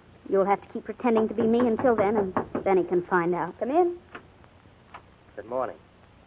I'm glad you're all together. I want you to hear this. Look, Nora, we aren't getting married. We're not... Why? What happened? Your house guests, they walk in their sleep. And one of them happened to walk up to your door last night. I saw him kiss you, and it wasn't a congratulations kiss either. Wait. That's no reason to break your engagement. I'm very funny. I always break my engagements for that reason. I'll call you at the house, Sylvia. Don't go. I don't make a habit of telling people, but Nora and I changed rooms last night. And if you saw anybody being kissed, it was I. And now you might apologize to your fiancé. Oh, I'm sorry. Nora, I haven't even pity for you. I tried to understand when you wanted him to choose you in preference to whom he thought was Nora Hunter. But to give him another obstacle to overcome... I had to do it. I had to. In heaven's name, why? He'd still come to me as second choice. Well, you needn't fear now. Jonathan. Nora, darling, I understand your feelings, but we still have to go through breakfast with him. Come on, let's go down and get it over with. Morning, Samuel. Samuel? Good morning. I got cereal, pancakes, eggs, bacon. Just coffee. Black. The same. By the way, Tony, we're leaving after breakfast. Thanks. Oh, a life on the ocean wave, a home on the rolling sea. Oh, that's the life for me. Good morning, everybody. And how are the lovely young ladies this morning? Did you rest well, Sylvia? Yes, I did, Philip. Thank you. And now, you don't mind, Tony, if I kiss your fiancé good morning? You're not married yet, you know. Oh, boy, have I an appetite. What a day. Great. Glorious. Oh, there you are, Samuel. I'll have eggs, bacon, pancakes, more eggs. Oh, I feel so good I don't know if I can sit still to eat it.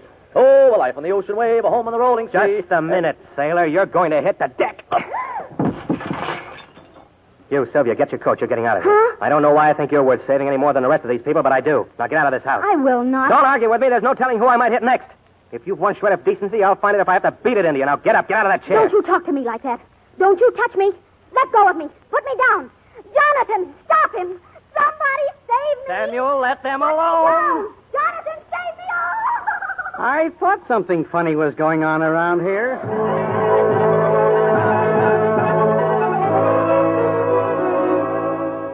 6 lemons, cinnamon sticks, and claret. All here. Now the poker in the fire. Tony, What is it, Sylvia, darling? do you really love me?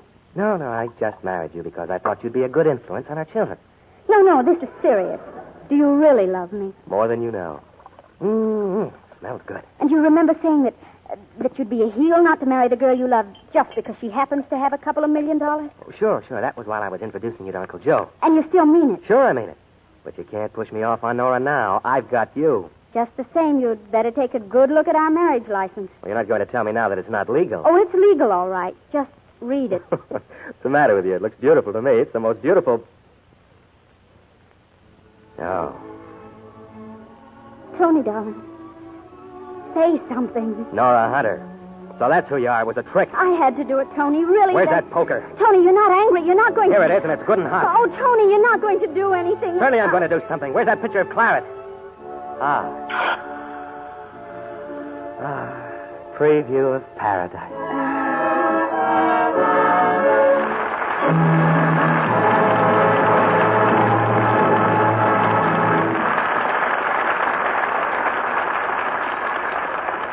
The rain day, John Hodiak and Marcia Hunt come to the footlights for a well-deserved curtain call. You started the new year off for us with flying colors, all of you. Thank you, Mr. DeMille. Marcia, I've just been reading the critics' reviews of your new Metro-Goldwyn-Mayer picture, Music for Millions. It looks as if you had a hit on your hands. Thank you. We hope so. You billed me with two very talented young ladies, C.B. More than talented, John. Mm-hmm. Good looking, too. Of course, they're both Lux girls. Well, I certainly am a Lux girl, Mr. DeMille. And to any girl who wants to look attractive and romantic, I'd suggest Lux toilet soap. Yes, you know the saying. While there's Lux, there's hope. There's who? Hope. Well, don't look now, but I think you're right. There is hope. How do you do? How are you? Sorry to butt in this like this. How do you do?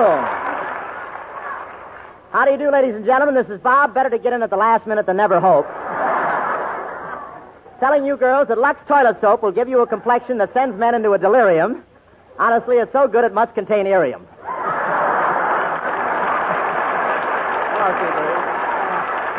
How are you? Well, Bob, thank you. But just what brings you to our stage tonight? Oh, I just wanted to sell you a book, C.B. I never left home. You never left home to sell me a book? No, that's the title. I never left home. The author, Bob Hope. The price... Yeah. But surely, Bob, you can afford to give me a copy. Huh? I'm with Paramount. I could get you into pictures. C.B., you're using my line. Look, I can't give you a book because the profits from the sale of this book go to the National War Fund. Oh, well, that's different. I've read your book, Bob, and I think it's great. In fact, we're dramatizing it on the Lux Radio Theater next Monday night. I Never Left Home next Monday night? Yes, with Francis Langford, Jerry Colonna, Tony Romano. Well, who are you getting to play the lead? Yes, that's what I was going to ask. You know, the part of the comedian. The comedian? Me, Hope. Well, we offered the part to Crosby, but he turned it down.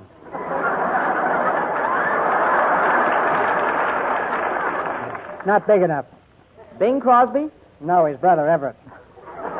Oh, the thin one. Well, you know, C.B., I'm going to be free next Monday night.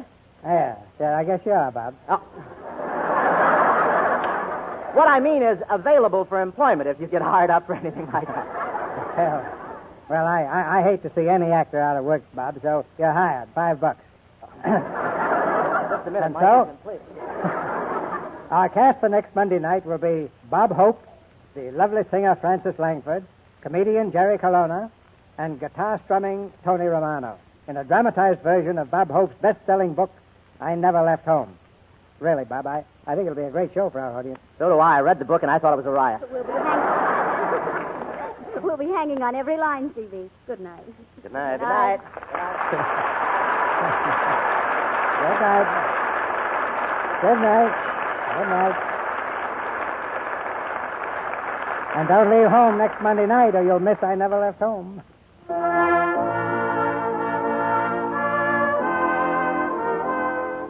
One New Year's Day, not very long ago, an American poetess wrote, I would rather walk with God through darkness than alone in light. She was looking ahead to the new year and seeing it as we do now, a year of trial and tribulation.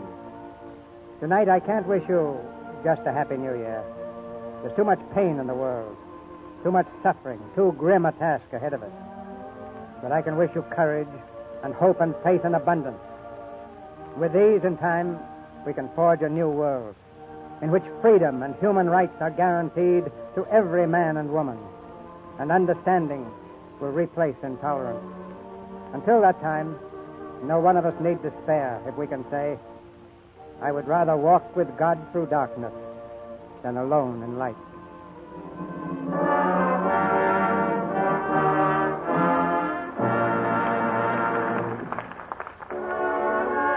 And now, our sponsors, the makers of Lux Flakes and Lux Toilet Soap, join me in wishing all of us a victorious 1945. And we invite you to be with us again next Monday night when the Lux Radio Theater presents Bob Hope, Francis Langford, Jerry Colonna, and Tony Romano in I Never Left Home. This is Cecil B. DeMille saying good night to you from Hollywood. January 15th is an important date for millions of American taxpayers. It's the final date when you must file income tax declarations for 1944 or revise, if necessary, declarations previously filed. If you haven't received the necessary forms by mail, get them from your local collector of internal revenue or from your post office or bank.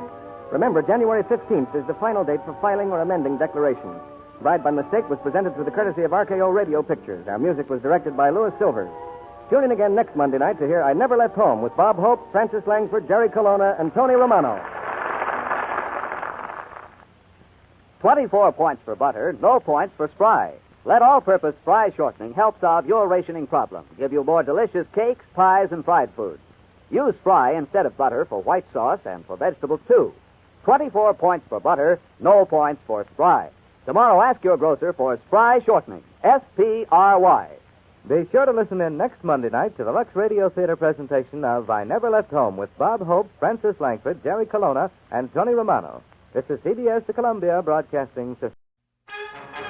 Luke Skywalker and Han Solo rescued the princess, destroyed the Death Star, but their story didn't end there.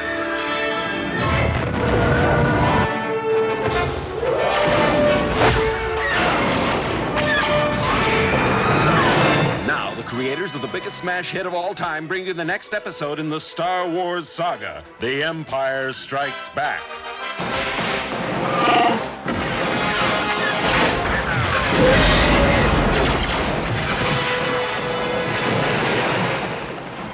Continuing story of our band of heroes: Luke Skywalker, Princess Leia, Han Solo, C-3PO, R2-D2, and Chewbacca. And introducing Lando Calrissian. It's an epic of romance,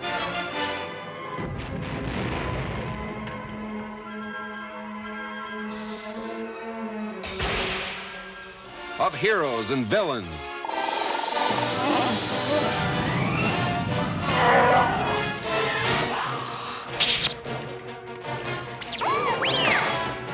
they cross trackless voids to unknown worlds.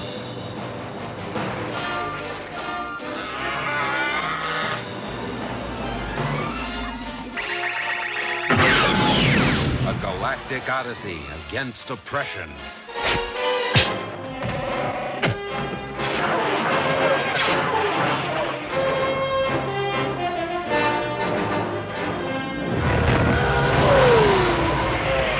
A big, new, sprawling space adventure in the Star Wars saga, The Empire Strikes Back.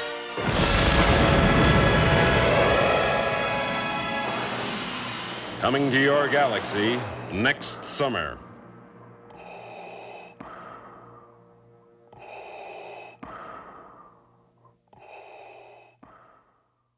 The Warrior of the Woodlands, Ranger Bill, is coming up next. Ranger Bill, Warrior of the Woodland. Ranger Bill, Warrior of the Woodland, struggling against extreme odds, traveling dangerous trails, showing rare courage in the face of disaster. In the air,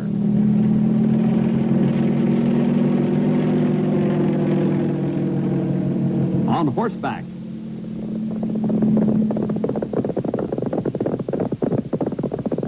or in a screaming squad car.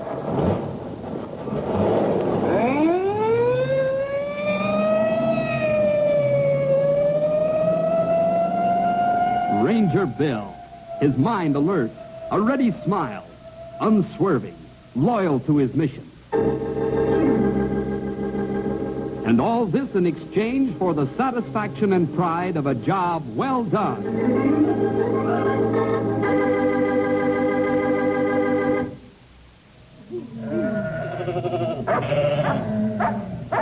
Wake up, Pa.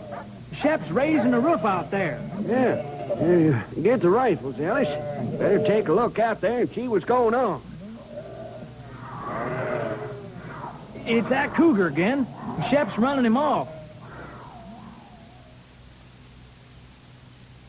It's hard to convince a man that his is only one side of the story when he's got a prowling cat stalking his sheep at night. But there is another side, as you'll find out later on. Now, a ranger tries to be fair to all parties involved in an argument. That is, as long as the persons involved are within the law. Many times I wish I were as wise as Solomon because these situations get sticky. Stumpy and I were passing through the lush grass of the shady mountains a while ago. It was a mild and windless day, and the two of us just kind of lazed our horses along, not caring how soon we got to our destination, as long as we could enjoy the blessings of the perfect day.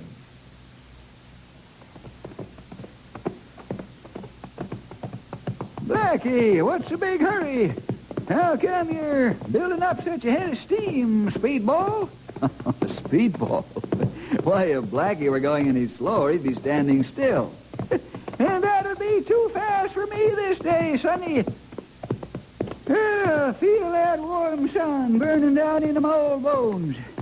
Why, its warmth is going clean through to the marrow. Yeah, I know what you mean. What do you say we whoa up by that big rock and get off and take a snooze in the sun? That's a right smart idea, Sonny. Because if I don't get off and snooze, I'll fall off. I know. You've been weaving in the saddle every now and then. Don't you ever miss seeing anything? You know an old walrus like me likes to sun himself. Whoa, Storm. Whoa there, Blackie.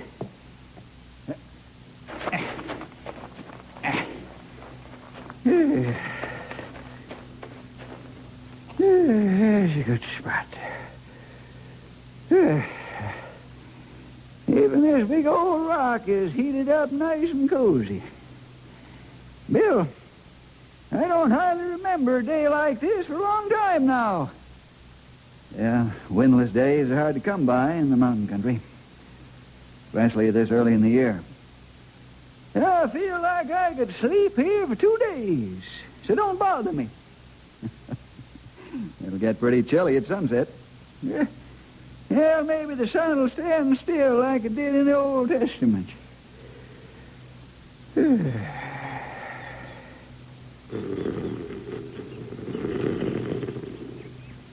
Maybe it will, old friend. But even if it doesn't, just relaxing here, enjoying the Lord's wonderful day, gives a man warmth for his body and food for his soul.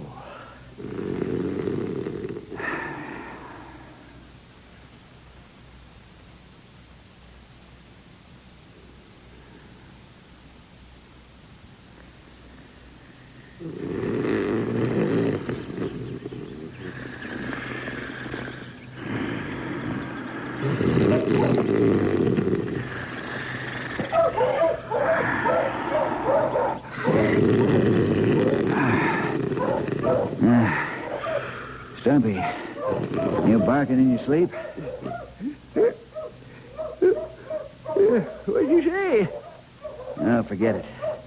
I always bark like cougar hounds when I sleep. Oh, you old faker. Say, what's old George doing around here with his hounds? He isn't hunting rabbits, that's for sure. Nope, he ain't. Maybe we ought to go have a talk with old George since he's hunting on a reservation. Animals are protected in this area. I hope he missed. Yeah, so do I. Sounds like it's time to get concerned. Let's go.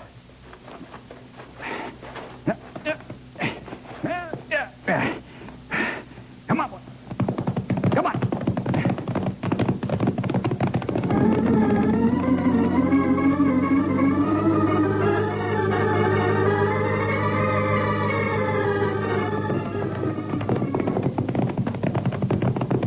Whoa, Storm. Whoa, Blackie. Easy, boy. Hello, George. Yeah, howdy, Bill. Stumpy.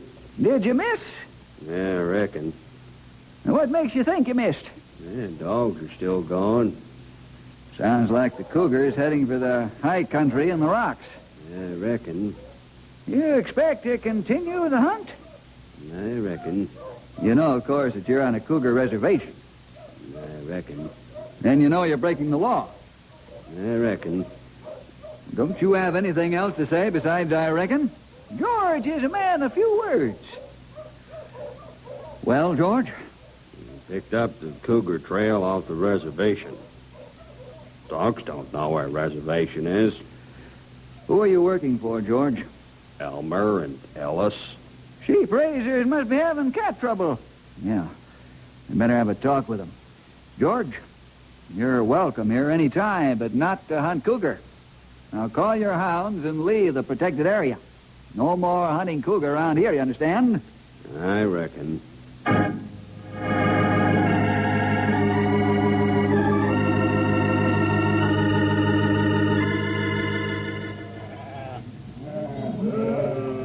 Hello, Elmer. Ellis. Howdy, Bill. Stumpy. Howdy. You fellers on social or business call? Business, Elmer. We haven't done anything wrong that we know of. You hired old George to hunt the cougar that's been bothering your sheep. Oh, what's wrong with that, honey? Nothing in itself, but we caught old George hunting where cougar are protected. Well, is that our fault? No, it isn't. We've told you that you're to report a troublesome cougar to us, and we'll take care of it. Old George almost got himself in a jam because he forgot about the cougar reservation. Now, Bill, we don't allow jar cougar reservations legal. Oh? How do you figure that? Well, Ellis here, he's got considerable schooling, you know. He's been studying up, and he figured you ain't got a legal foot to stand on. That's right. That's very interesting. You're aware that I always have our attorney check these things out when we make a big change to make sure I'm legally sound. I thought you had, but I sure would like to test this in court. Be my guest. Yeah, you can take that attitude, 'cause it ain't your sheep that's being attacked by that there cougar. What do you care anyway? That isn't true, and you know it, Elmer. And you also know that I'm concerned about the mounting deer population in my district. A cougar will kill a deer for food, and where there are cougars in sufficient quantity, the deer population is kept normal and healthy. Well, that's all well and good for them hunters, but sure is rough on us sheep men. How many sheep have you lost this year to the cougar? Well, enough. Come on, Elmer. Don't jump around like a frog on a hot rock. How many? Well, we lost...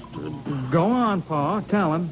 Well, none so far this year, but we lost 3 last year. That was because you had the old sheepdog last year. Shep Fair was too young to know much. Ain't that right, Elmer? Well, yeah, that's right, but this thing's always a-worrying us. So are the mounting deer herds. And they worried us to the tune of $10,000 last year. $10,000? For what? For feed. We wouldn't have had to give them if the herd size had been normal. Wow. And that's taxpayers' money, too. You said a mouthful, Ellis.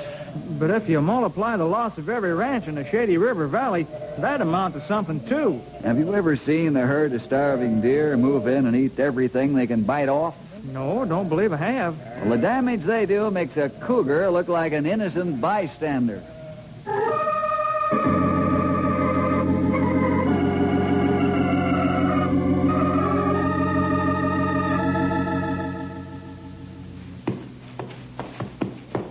There you are, Storm, old boy.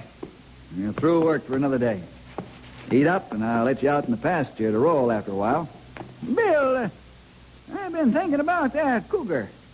Okay, shoot. Appears to me that the cat heckling Elmer's sheep must be an old one. Just ain't fast enough anymore to catch a deer, even a sick one. You're thinking about old Three Toes? Could be. As far as I know, he ain't dead. With his fame, we'd sure hear about it if somebody bagged him. Yeah, you may have a point there, old-timer. How'd you get him? I don't rightly know, Sonny. I'd have to give that one a good think. He won't fall for the baited cage trick again. How long ago was it that we dumped him out in the Big Six country? Yeah, that was quite a spell back. 3, maybe 4 years. 4 sounds more like it. Old Three Toes sure was mad while he was in that cage. He sure was. Maybe he was mad at himself for being so stupid and falling for the trick. You know, I think it was. Because there ain't man or dog that can catch that rascal. He'll fight a pack of dogs and whoop 'em to a pulp. If you try to shoot him, well, by the time the bullet gets to where you aimed, old Three Toes someplace else. And now he's getting old and tired and slow, just like me. This could turn out to be quite a match between 2 old-timers, Stumpy? Just might be, young feller. We've both been around a long time, had lots of experience, learned by our mistakes. I wonder who learned the most, you or the cougar. That's a good question. Of course, we don't know if it's old Three Toes. Let's go back out to Elmer's in the morning and look for trail sign, huh? Good idea. Now, I'll tell you one thing, Sonny. What's that? I ain't shooting my mouth off about catching old Three Toes. You're not sure you can do it? To catch that rascal, you not only have to live like a cougar, you have to think like one.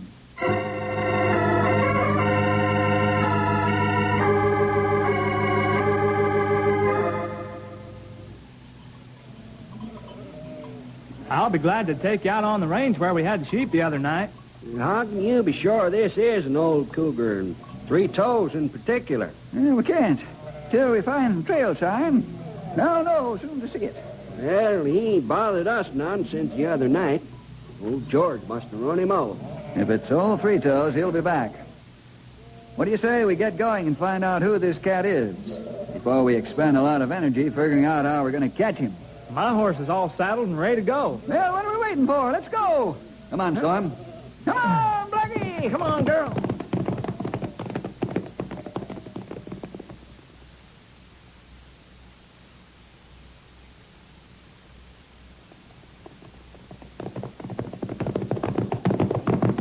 Whoa, girl. Oh, there, Blackie. Whoa, Storm. Easy, boy. Well, this here's the place where we bedded down the sheep. Cat must have been up there in them rocks. Yeah, don't rightly think so, young feller. You don't? Nope. Your dog wouldn't have sounded off if the critter were that far away.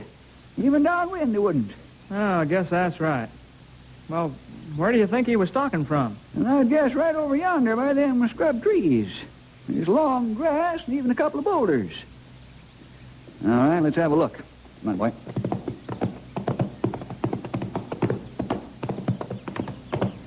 Say, how did old Three Toes get his name anyway? I don't know, Sonny. Must have dropped a rock on his foot when he was a youngster. Yeah, I suppose so. As long as Three Toes has been in this area, he's had 3 toes on his right front paw. That sure is mighty interesting. Oh. Whoa, girl. Oh, Blackie.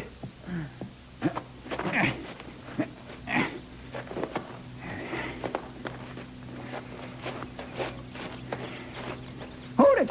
Wow, there's a cougar track big as life. But he's got 4 toes, not 3. How much do you know about cougars, Ellis? Well, practically nothing, I guess. Don't be offended, but cougars have 4 toes on their hind feet and 5 on the front. They do? Really? That's right, young feller. Boy, I sure don't know much about cougars. Wow, nothing at all, I guess. Now, don't fret about it. You'll learn. Now, here's the track we've been looking for right here in the damp ground. Front feet this time. Yep. What do you see? Well, 5 on this one. Only 3 on the other. It was old Three Toes all right. Absolutely and positively, for sure. Thanks for showing us that, Ellis.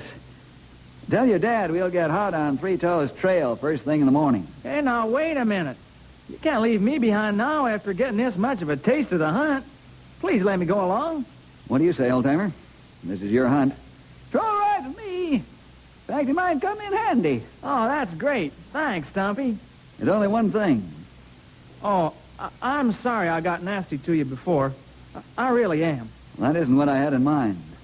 You'll have to get your father's permission. Oh, he'll give it. I know he will. Well, I'm sure he will, too.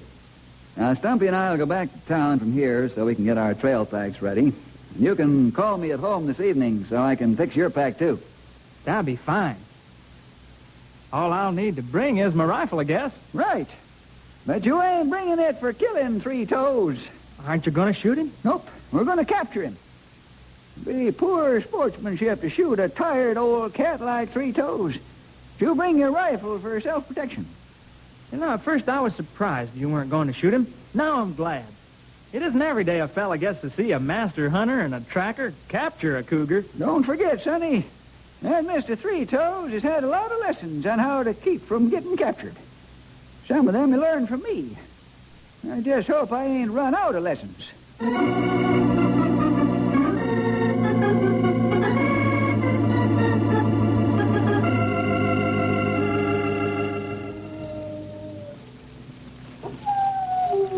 Boy, that sure was a good supper. Was I ever hungry? It's your last hot meal for a while, Ellis. It is? Yep, we eat cold meals from here on. The cat is still traveling north, so we can chance the fire, but when we find he's circling, then the cat and mouse game is on. Wow. Sure am glad I'm not old Three Toes. Don't feel sorry for him, young feller. Nope, not a little bit. How come? Let me educate you on the critter we call a cougar, a mountain lion. Well, my ears are wide open. You'll see a lot of cougar signs, but normally you won't see the cat. You can travel for days and not see him, but he'll see you. Boy, that gives me goosebumps. Duck bumps. Don't argue with him on that point, Ellis. Okay. Tell me some more, will you, Stumpy? Now, this feller's called mountain lion, cougar, painter, panther, and a few other local names. He's a feline, and he's as smart and cunning and crafty as they come. Usually weigh about 220. The old Three Toes comes bigger. In the neighborhood, 280, 300, unless he's been on a diet. And he grew about 9.5 feet from nose to tail, unless he shrunk. By the signs we saw in the pasture, I don't think he's done either. Ellis, cover the fire. Okay. Is that him? Three Toes? Keep your voice down. He's got ears like a cat. Sorry. Where is he anyway? Shh. Use your ears, not your mouth. Yes, sir. Keep the lad here, Bill. I'm going out to have a look-see. Bill? He didn't make a sound when he left. Not a single sound. How's he do that? Years of practice. Stumpy is a veteran hunter and woodsman. Well, what's he going to do out there anyway? He's going out there to listen. To listen? You mean he can hear that there, Cougar? Yeah, Stumpy can. Ellis, your hair is standing on end. You're telling me it is. Wow. That makes my blood turn to water. The old-timer guessed right. What do you mean by that? Stumpy went out over there, and I believe the cat is on the opposite side. Is he upwind from Three Toes? Yeah.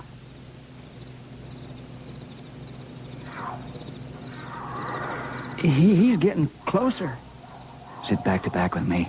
I don't want you shot or hurt if that fella decides to make things exciting. You mean he'll attack us? I thought they wouldn't attack a man. Now, this one might. Stumpy's pushing him pretty hard. The wind's changed, and Three Toes knows he's being stalked.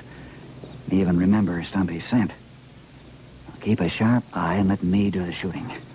We don't want a wounded cat on our hands. Okay, the cat. Now it's kicking out for end. Back up, or I'll take your measure, but good. Get back there, you old fool. You're off your rocker. Bill, do something. Can you do something? Here comes Stumpy now. Looks like he's hurt. Get the lantern going, Ellis. Okay. That cat's gone off his rocking chair. He got what he came for, believe you me, he did. I ain't backing off from the likes of him. I hear you, you old killer. You and I ain't done yet, not by a long shot or not. As soon as I get my arm tied together, I'm coming after you. Wow, look at your arm. Think nothing of it, sonny. I've had worse. This ain't nothing compared to when I was really hurt. Stop jumping around so I can bandage your arm, Stumpy. Man, he sure worked you over with his three-toed paw. Yeah, did a pretty good job with only 3 claws, even if I do say so myself. Stumpy, your knife's all bloody. Yep, I gave that fella something to lick while he's waiting for me. What happened out there? Well, we come face to face, stalking each other. Then we looked each other over, and I thought sure he'd back off. When he got my scent, I guess he remembered that I'm the boy who caged him, and he decided no more of that. Wow-wee. What he's telling you, Ellis, is that old Three Toes has gone insane. Isn't that right, old friend? I sure am sorry, Stumpy. Now you'll have to shoot him, won't you? Yep. That's about the size of it, young feller. Three Toes is so old he can't catch his food. He's so hungry he's gone crazy with man-hate. I sure hate to have to shoot him. Almost like shooting an old friend. Why's that? Don't you fellas shoot animals unless you absolutely have to? The animals of our forests and mountains are part of the Lord's creation, Ellis. He made them for a purpose, each and every one of them. When man tampers with the balance of nature, he gets into trouble. The forests and mountains are part of the animal's home. We're the invaders. Nowadays, with tranquilizer guns and air transport, we can move the animals if they get dangerous and become a nuisance. It won't be long before all of the big game will be extinct, unless we protect them from thoughtless men with fast triggers. The Lord put them here for a purpose, and it's our job to keep them from being wiped out. Boy, that sure puts a different light on things. Stumpy, how did you plan to catch Three Toes anyway? Easy there, boy. That arm's a wee bit tender. I'm sorry, old-timer. You got to get it clean. Ellis, I plan to corner the old rascal and rope him. Hog tie him, take him out by helicopter. That would have taken some doing. Can't you still do it? Not a chance. Any wild animal going insane becomes twice as dangerous as it was. Besides, old Three Toes is wounded. No, I'm beginning to feel bad about it just like you do. There you are, Stumpy. All tied up good as new. How's it feel? I ain't got time to worry about it. Let's catch 40 winks. We'll be off at the crack of daylight. Boy, he hasn't gone any further in his last scream. Maybe he's resting up for the second round. Yep. That cat has one thing on his mind now, and that's to kill us.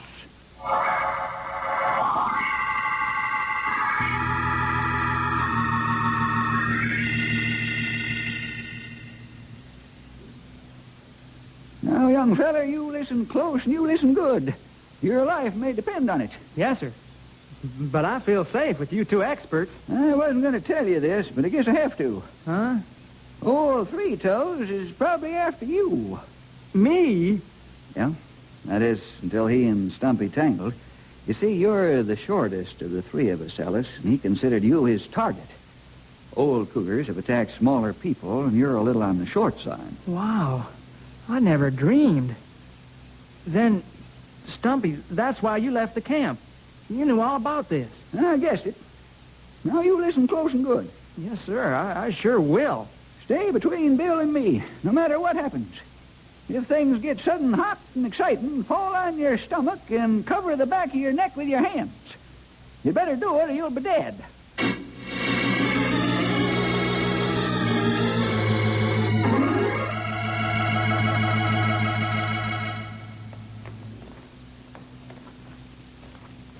Keep your eyes peeled, boys. I figure we're getting close. How close? About a mile, maybe less. I see him. I see old Three Toes. Huh? Where? Where? About a quarter mile straight away up on the ledge. I can see his head just at the edge up there. Ellis, I believe you're letting your imagination play tricks on you. No, sir. Just follow my point. I see where you're pointing, Sonny. Let me take a look up there through my scope. Great day in the morning. He's right. You sure are, Ellis. You sure are. Look at him lying there, ready to pounce from the ledge. There, we'll fix his wagon. Come on. We'll circle and come in on the side of the ledge. We'll give Mr. Three Toes a little surprise party.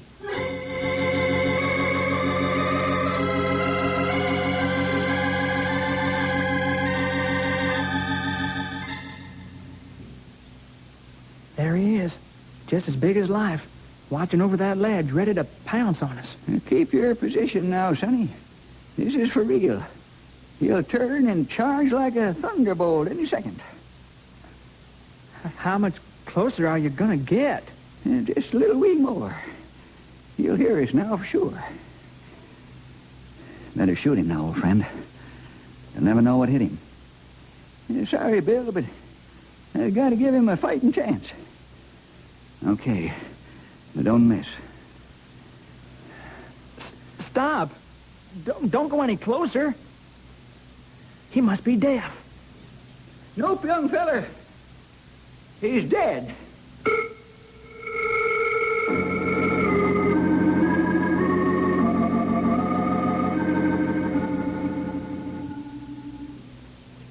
What a way for an old warrior to go. Maybe it's better this way, old-timer. Your knife must have mortally wounded him. Looks like he laid down here to set his trap for us and quietly slipped away. Stumpy, I sure am awful sorry. I know you are, young feller. Things ain't going to be the same with him gone. Yeah. He won't kill no more sheep or calves or nothing. That's true. That ain't what I had in mind. Huh? Him and me used to have such good times together, trying to see who's the smartest. They don't raise cougars like him anymore.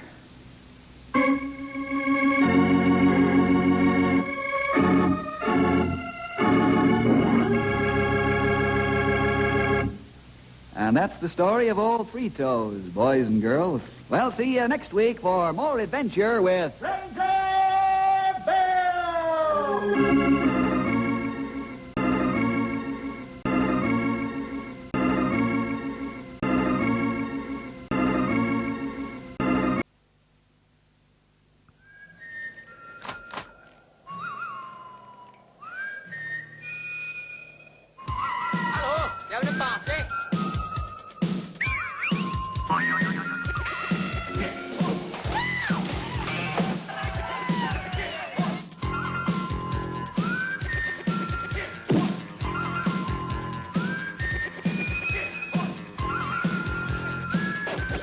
That coffee addict for me, boys. Make me mad. Make me mad. What's the matter with the kid? Sexual tension. Come here, you little meat.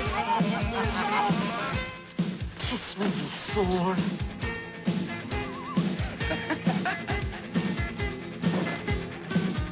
Be just like America.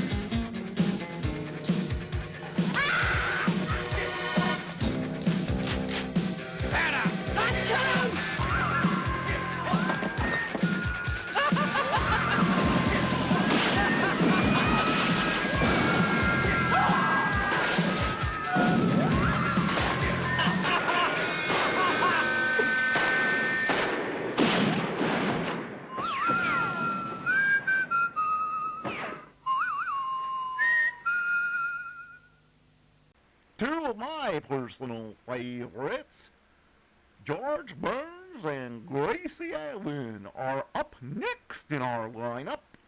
Ladies and gentlemen, this is Gracie Allen. As the attack on all fronts continues to intensify, more and more paper used in the manufacture of many vital war supplies must be shipped overseas. We must do a better job of paper salvage than we have ever done before. With so much paper going to our armed forces overseas, we must save for salvage every bit of every kind of waste paper that remains in this country. Remember, paper packs a punch. So get in touch with your local salvage committee today, won't you? Swan, the new white floating soap that's pure as fine Castiles, brings you George Burns and Gracie Allen.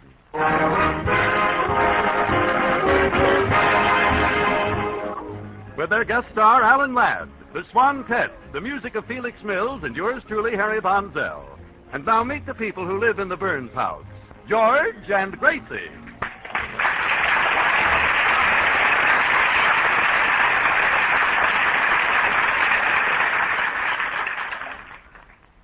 As we look in on the Burnses today, we find them seated in their neighborhood movie, watching the thrilling climax of... I've always loved you, darling. Isn't he handsome, George? Oh, Doctor. Doctor, I can't make up my mind. I love you with all my heart, with all my mind, and with all my body. Don't be choosy, Emily. Take any one of the three. Look, George, look. He's putting his arms around her. He's going to kiss her. No, no, Doctor. You mustn't kiss me. Not here. But Emily. No, Doctor. Please. Kiss me, Alan.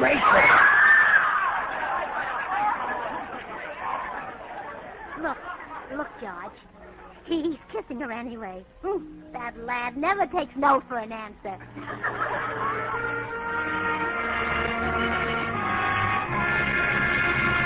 Oh, there's the end of the picture. Let's stay and see it again, George. Gracie, we've been here since noon. We've seen the picture 3 times. I want to get home and listen to Vox Pop. But Alan Ladd looks so wonderful in this picture. You know, he seems to look older. We all look older. We've been here 6 hours. Oh, please, George, just this one. No, I'm sure other women aren't silly enough to sit in a movie all day. Now, come on. Well, all right. Excuse me, are you folks leaving the theater? Yes. Would you mind calling Hillside 2141 and telling my husband I won't be home till tomorrow night? Let's go, Gracie.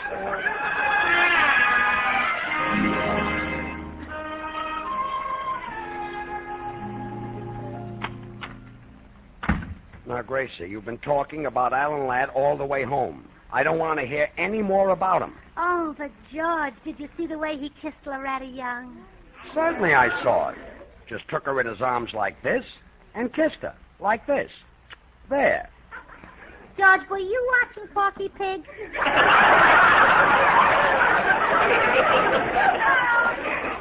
I don't want to talk any more about it. Oh, wasn't he convincing as the doctor in that picture? Oh, what a doctor he'd make in real life. Yeah. He wouldn't have to tell a woman to open her mouth and say, ah.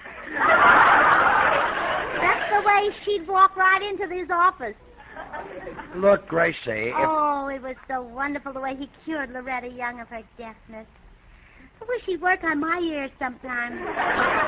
Don't be ridiculous. You're not hard of hearing. What did you say, George?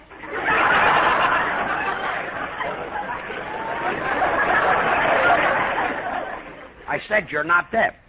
Hey? Oh, stop that. I've had all of this that I can stand. Yes, dear. It's 6 o'clock and I'm hungry. Yes, dear. And forget about Alan Ladd. Yes, dear. What are we going to have? What would you like, Alan? Alan? Oh, I'm sorry, dear. I'll get dinner right away. Oh, Balder, silly. Come in. Oh, hello, Harry. Gee, why so low, George? Oh, it's Gracie. We saw an Alan Ladd picture this afternoon. She hasn't stopped raving about him yet. Well, George, you should never take your wife to see Alan Ladd in the afternoon.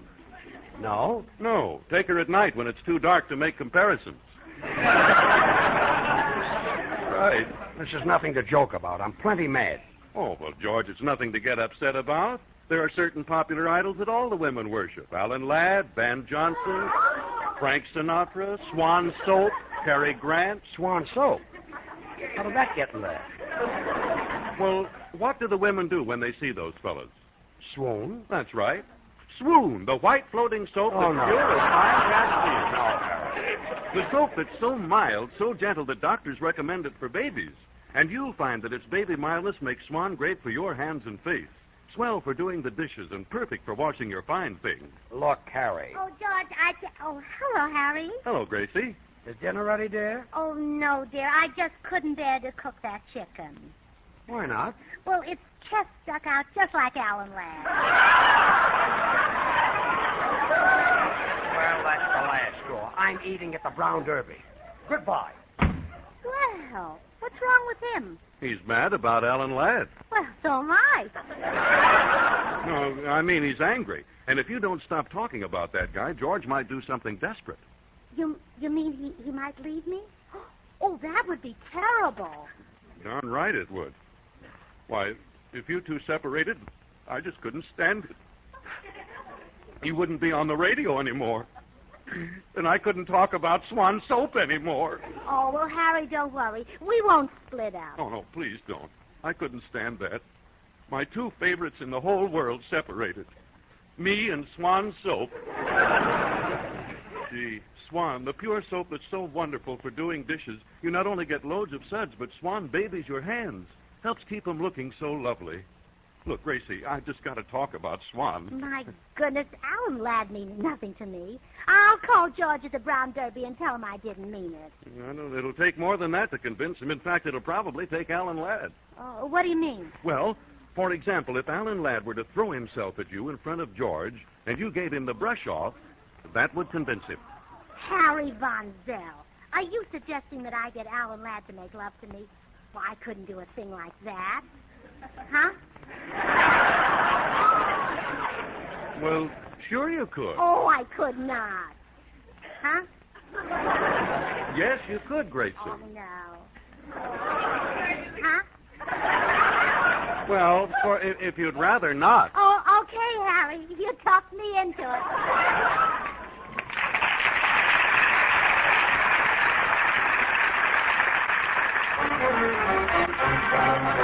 Whispering while you cuddle near, whispering so no one can hear me.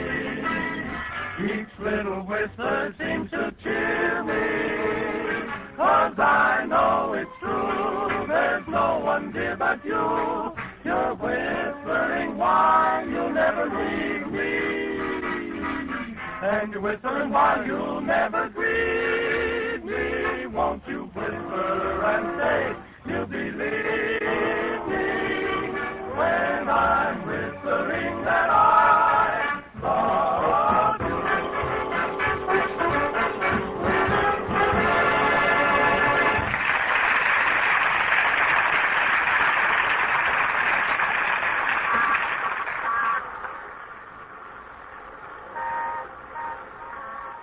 Now, let's see. This should be Alan Ladd's house right here. Well, good evening, Mrs. Burns. Why, Mr. Postman, are you delivering mail this late? It's after 6. Oh, no. My wife and I had a little spat. She was trying to persuade me to take her to the movies, and I stuck my tongue out right in her face. Oh, Mr. Postman, that isn't nice, to stick your tongue out. I know, but it always happens when she's choking me. My goodness. What could have made her that anxious to see a movie? Alan Ladd. My wife is crazy about him. Well, she's just human. Yes, just. You'd think my wife would get tired of the Alan Ladd type, with me around the house all the time. Why, are you the Alan Ladd type? Oh, decidedly. Except that my muscles aren't built in by my tailor. Oh, wait a minute. You mean what looks like Ladd might just be pads? Well, you never know with these movie actors, Mrs. Burns. Some of them wear toupees and corsets and false eyelashes and heavens knows what. Really? Yes. Some of those glamour boys don't have dressing rooms. They have assembly lines. Oh, this is wonderful. You see, George is insanely jealous of Alan Ladd, but he wouldn't be if he knew that wiry figure was really held together with wire. I'm going right in and see Mr. Ladd. Well, good luck, Mrs. Burns. Remember, keep smiling.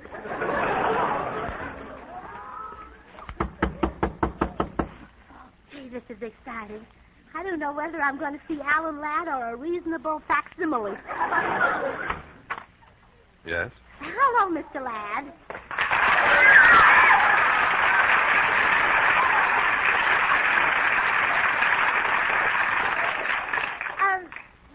Mr. Ladd, you look as cute in person as you do on the screen. Oh, really? But, of course, one never knows, does one? Won't you come in and sit down? Oh, thank you. You sit down, too, Mr. Ladd, or do your stays poke you?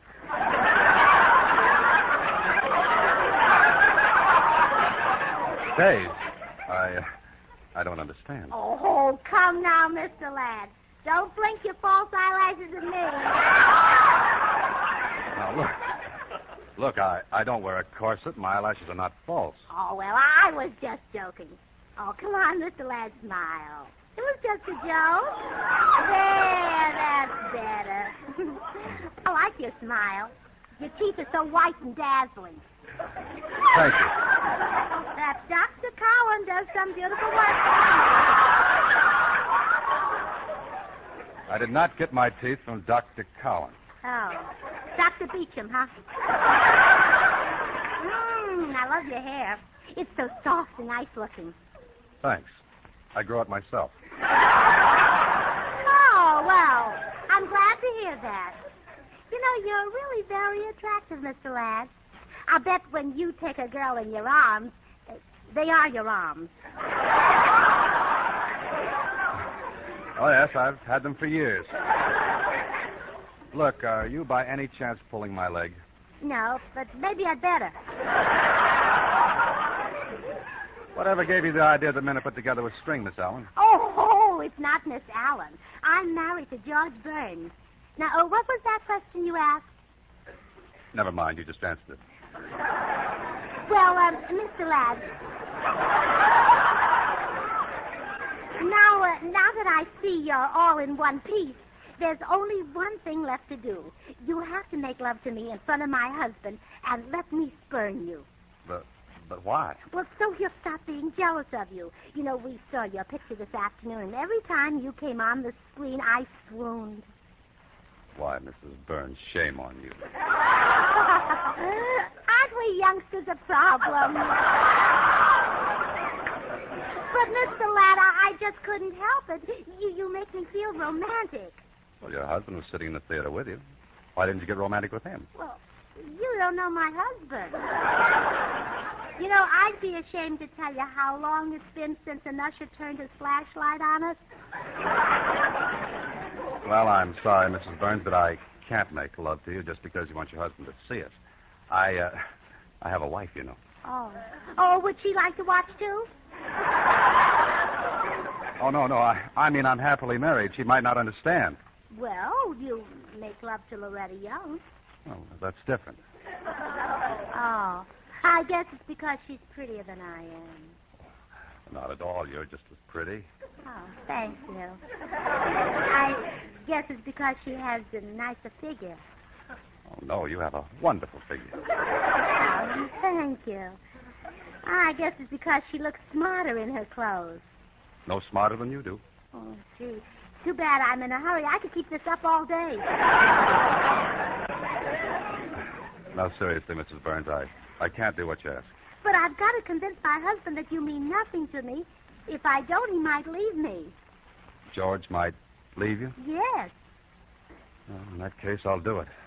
I don't want to be responsible for a man starving to death.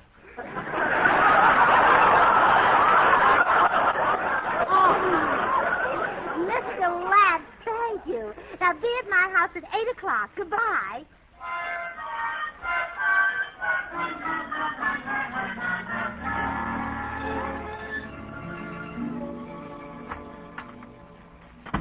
Why, George, you're home. Did you have dinner? No. Couldn't eat. All that talk about Alan Ladd spoiled my appetite. Oh, now, George, you just forget him. He means absolutely nothing to me. But just this afternoon, you were raving about the way his chest stuck out. Oh, well, yours would, too. It just happens to be located in girdle territory.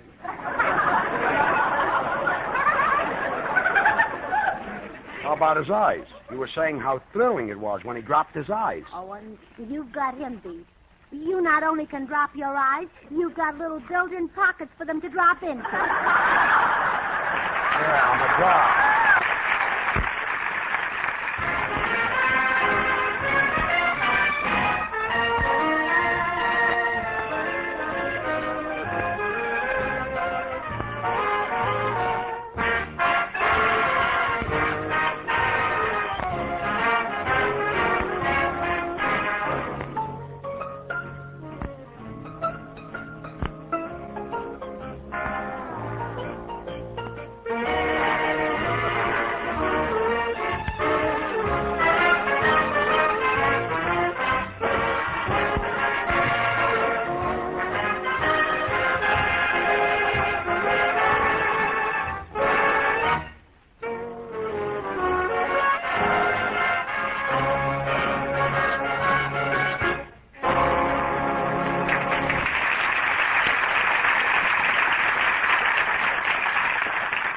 George. Yeah? Don't pout anymore. I was serious when I said Alan Ladd means nothing to me. Wish I could believe that. Well, you should. Why, if Alan Ladd were to walk in here right now and tell me I was the most beautiful, gorgeous, desirable woman in the whole world, I'd laugh right in his honest face.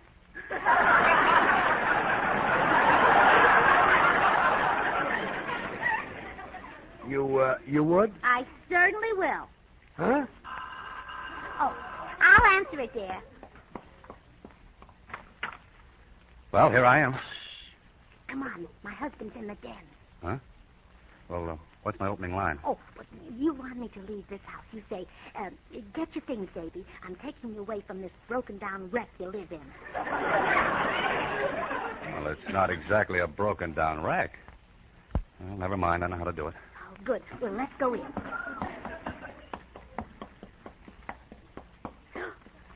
Oh, George! George, Alan Ladd is after me. All right, get your things, baby. I'm taking you away from this broken-down wreck you live in. Well, just a minute. All right, step aside, Daddy.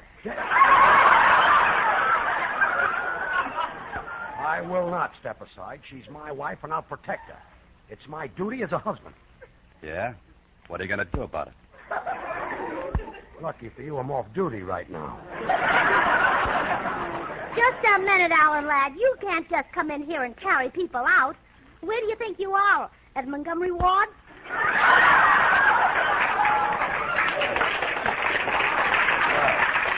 Gracie is right. That's telling him, Gracie. Oh, you're going to play hard to get, huh? I'll take you in my arms like this. Oh! And I'll crush you like this. Oh! George! George! Yes, dear? Well, just don't stand there. He was at the door. I'll be right back. Oh, hello, George. Say, I've got a swell idea for the program tonight. Not now, Harry. I've got trouble. Why, what's the matter? Oh, there's a good-looking movie star trying to break up my home. What? Why, the sneaking... Let me handle this, George. I'm a tiger, you know. I can lick my weight in movie stars. Who is she? It's not a she. It's Alan Ladd. Oh, well, so long. Wait a minute. Together we can handle him. That's just it. He'll take us apart. Oh, come on. We're not afraid of him. Gracie. Huh? Oh, help! Help! Take your hands off that woman. Yeah, who says so? Harry Von Zell. And who is Harry Von Zell? Smith is my name. I'm with the Swan Soap people out of Cambridge. Mr. Ladd, did you know that Swan is the white floating soap that's pure as fine Castiles? Did you know that the Swan people will give a free cake of Swan to every baby born in 1945? You see, Swan's so pure, so mild, so gentle, it's just perfect for babies. All right, on your way, fat boy. Fat boy. That's done it. Put up your hands. They're up. Gracious, they need washing with Swan.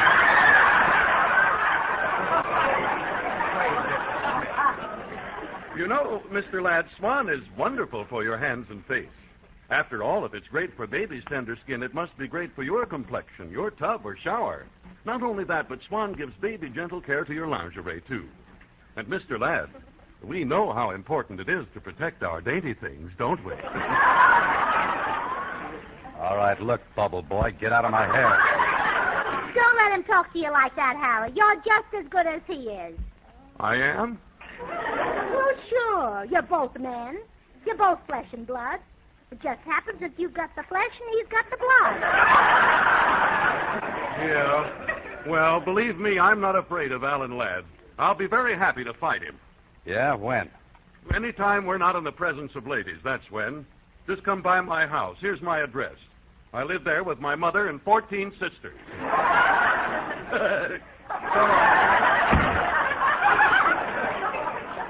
Brave friend. Hey, I'm all mixed up. Where were we? Oh, I remember. Here, put your arms around me. Oh, like this? No, a little harder. Gracie. Oh, let's go, Alan Ladd. Let's go. How dare you lay a hand on me? Oh, but I'm mad about you. Who is it? Now get out of this house. But I've come to take you away from George Burns. What? You have have the audacity to think that you could take me away from that handsome, fine-looking Adonis, the man I love? No, I just want to take you away from George Burns. Oh, don't make me laugh. Why, what have you got that my husband hasn't got? Or didn't have? Or couldn't get? Or doesn't need? Or couldn't use if he had? All right.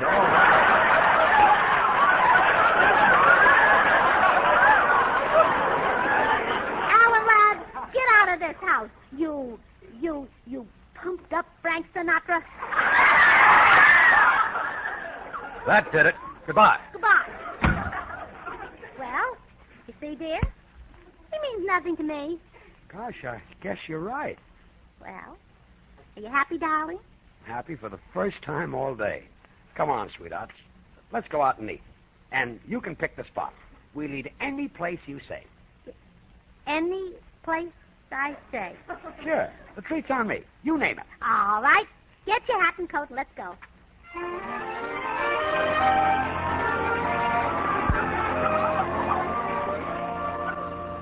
Oh, Doctor, I can't make up my mind.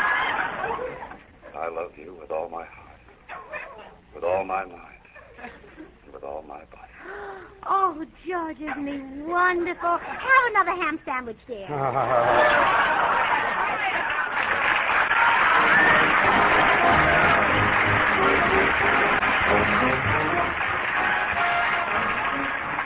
George and Gracie will return in a second. Meanwhile, don't forget that every baby born in 1945 can have a cake of Swan soap free. Your druggist or your grocer will give you the details. And remember, the very fact that Swan is great for your baby makes it wonderful for your complexion and perfect for doing dishes and light laundry. You can't beat Swan, the white floating soap that's pure as fine Castiles. And now here are George and Gracie. Oh, we're a little late, folks. Good night.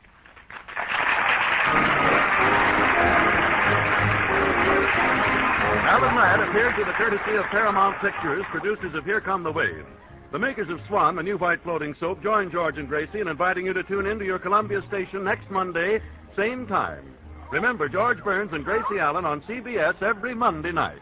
So until next Monday, this is Harry Von Zell saying, well, I, Swan, how about you?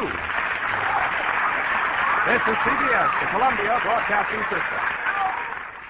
Columbia Broadcasting System. Columbia Broadcasting System. Columbia Broadcasting System.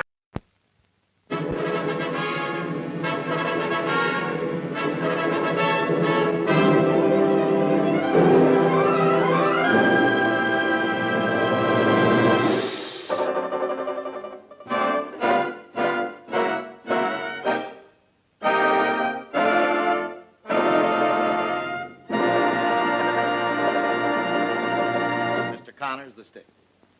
Thank you, Mr. Whiteman.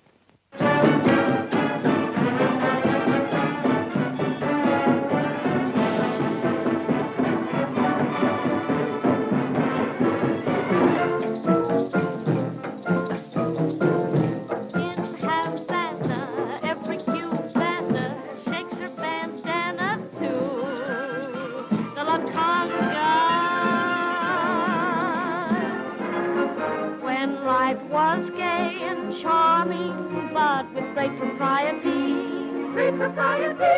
And Grandmama was horrified if Grandpa saw her knee. Then should never see a knee. Give a cheer for each dear souvenir of the dear day 90.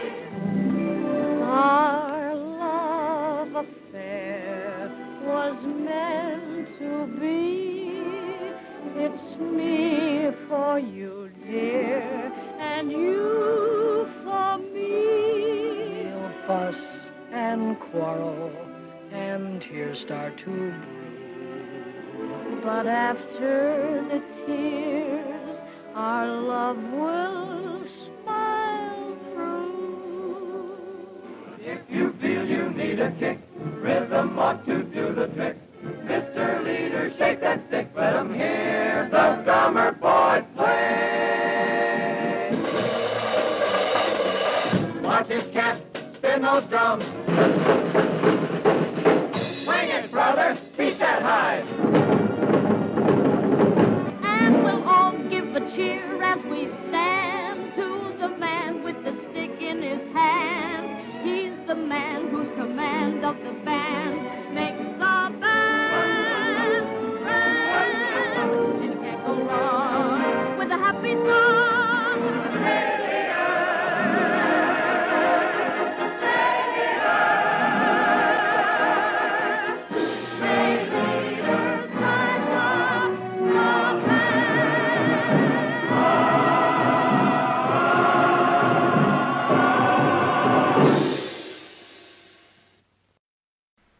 Hunt the Biggest of All game with the Green Hornet and Cato coming up next.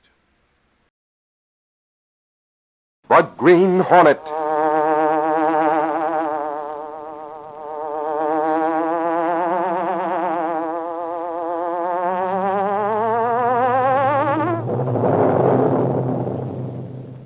He hunts the biggest of all game, public enemies who try to destroy our America.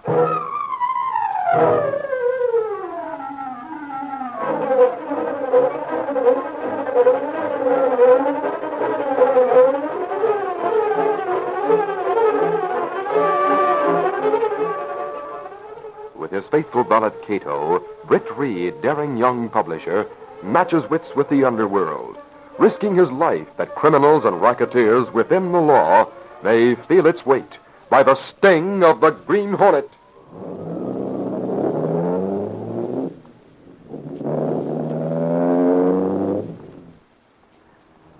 Ride with Britt Reed in the thrilling adventure, A Shot in the Arm. The Green Hornet strikes again.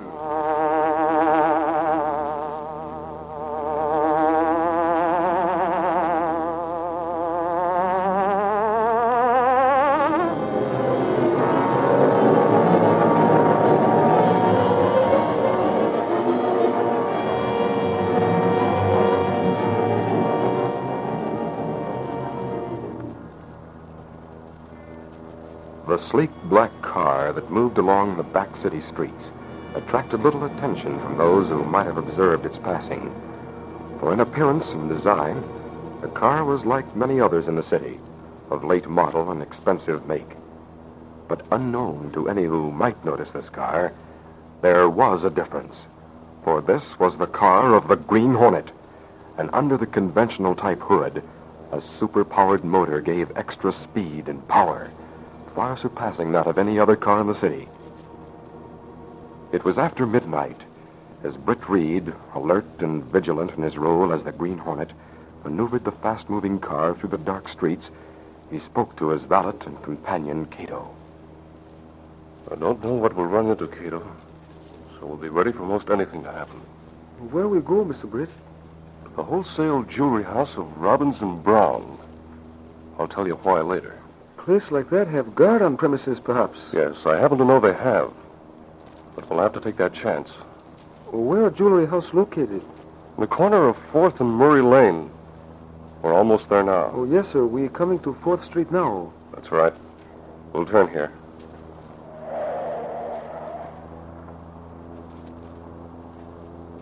Murray Lane is just 2 blocks ahead. Well, there are many jewelry houses in that section. Police keep close watch in that vicinity. I know that, too. We'll have to be extra careful. I'll turn into this alley.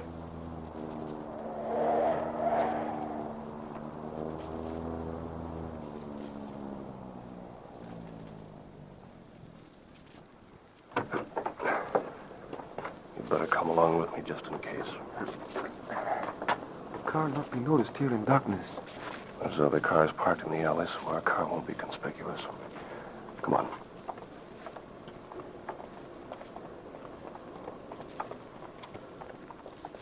The building on our left is the Robbins and Brown place. Should be a side door opening on this alley. Oh, look. There's a doorway just ahead. But place be protected by a burglar alarm, maybe. Yes, I learned that it is.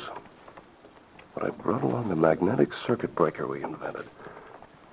This little gadget will take care of the alarm system. Here we are. Hold the circuit breaker against the door. I'll use my special key to... Look, Cato. The door is standing slightly open. The alarm must be turned off, and someone has already gone inside. Oh, that's strange. It's also dangerous for us, Mr. Britt. Well, forget about the danger. But it is strange about that door. Oh, I have a suspicion as to whom we'll find upstairs in the office. Come on, and be extra cautious.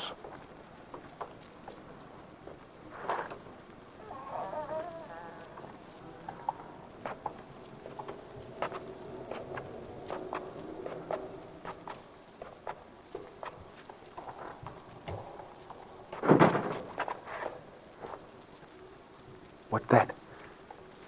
Door behind us. Someone slammed it shut. Maybe wind make it shut. There's no wind tonight. Someone see us come in. Try to trap us. Yeah, looks like it. What we do? Follow me to the top of the stairs. We'll go down the hallway to the fire escape at the back. Hurry.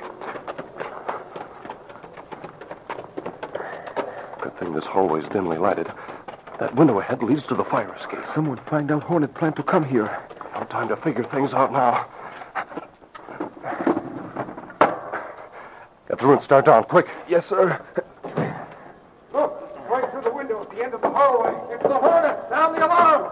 I'll get him down. Hurry, hurry. He's going to shoot. I'm coming. I'll get you, Hornet. You get shot. You hurt. My wrist, Cato. Get down the fire escape quicker. We'll be trapped for sure. I'll make it somehow. Get to the car.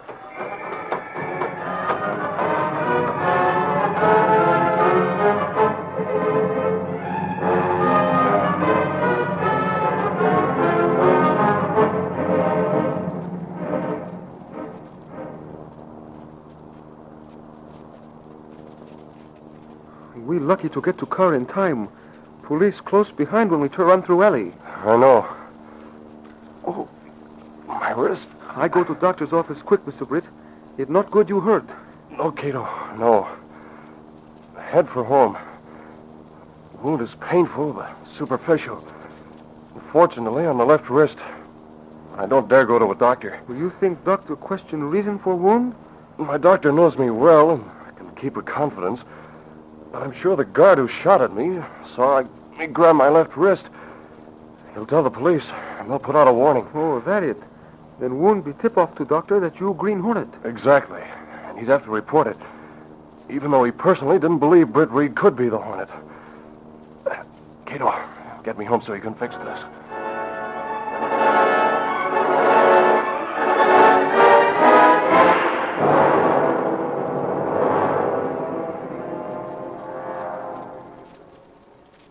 You comfortable, Mr. Britt? Yes, Cato.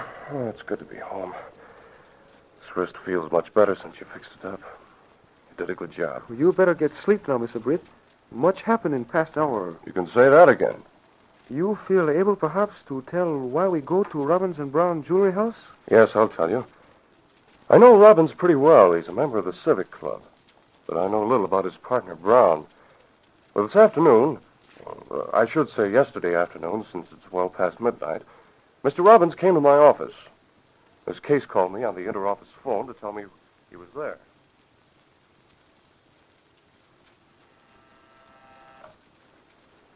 Yes, Miss Case? Mr. Charles Robbins of the Robinson Brown Jewelry Company is here to see you, and he says it's very important, Mr. Reed.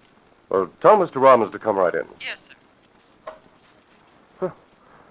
Wonder what Charlie Robbins wants to see me about. You can go right in, Mr. Robbins. Well, thank you. Thank you very much, young lady. Good afternoon, Charlie. Come sit down. Make yourself comfortable.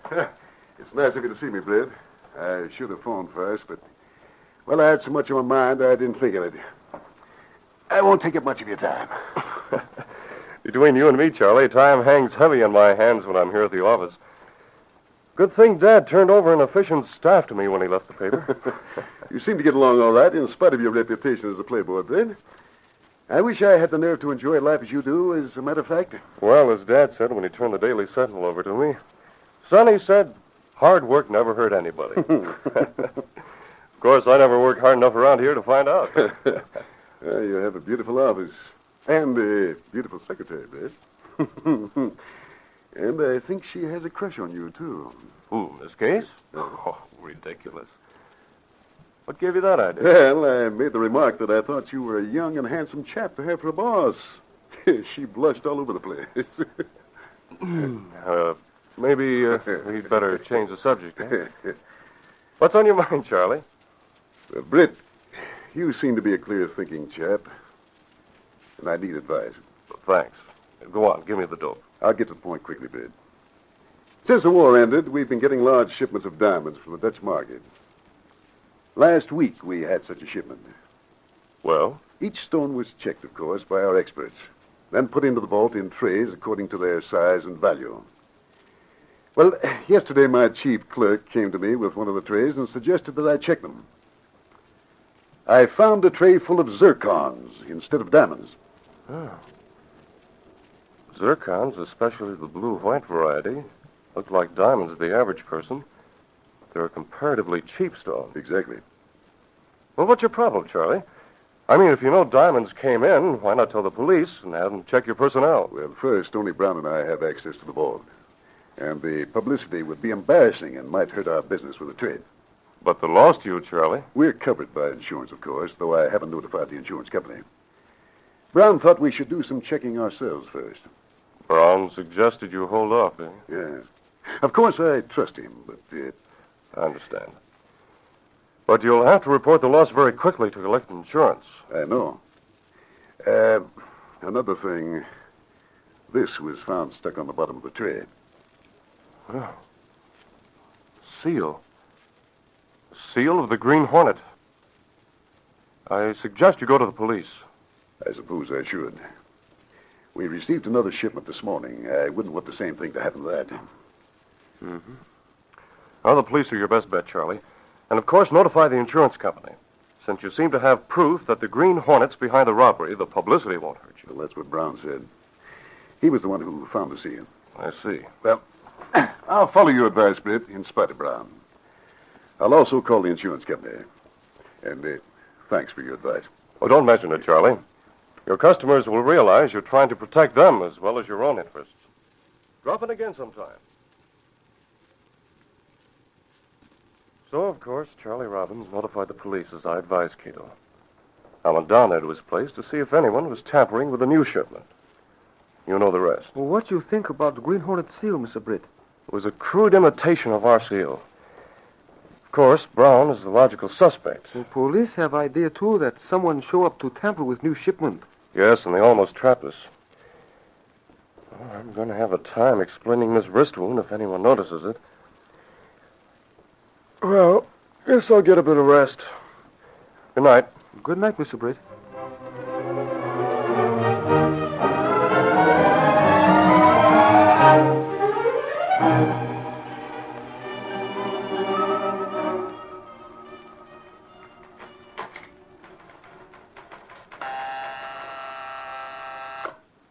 Yes, Mr. Gunnigan, what is it? Miss Case, hasn't the chief come in yet? No, he hasn't. Look, I'm the city editor of the Sentinel, not the publisher. I can't do everything. Well, you can try, can't you? The trouble with you, Casey, is you do too much of Britt Reed's work for him.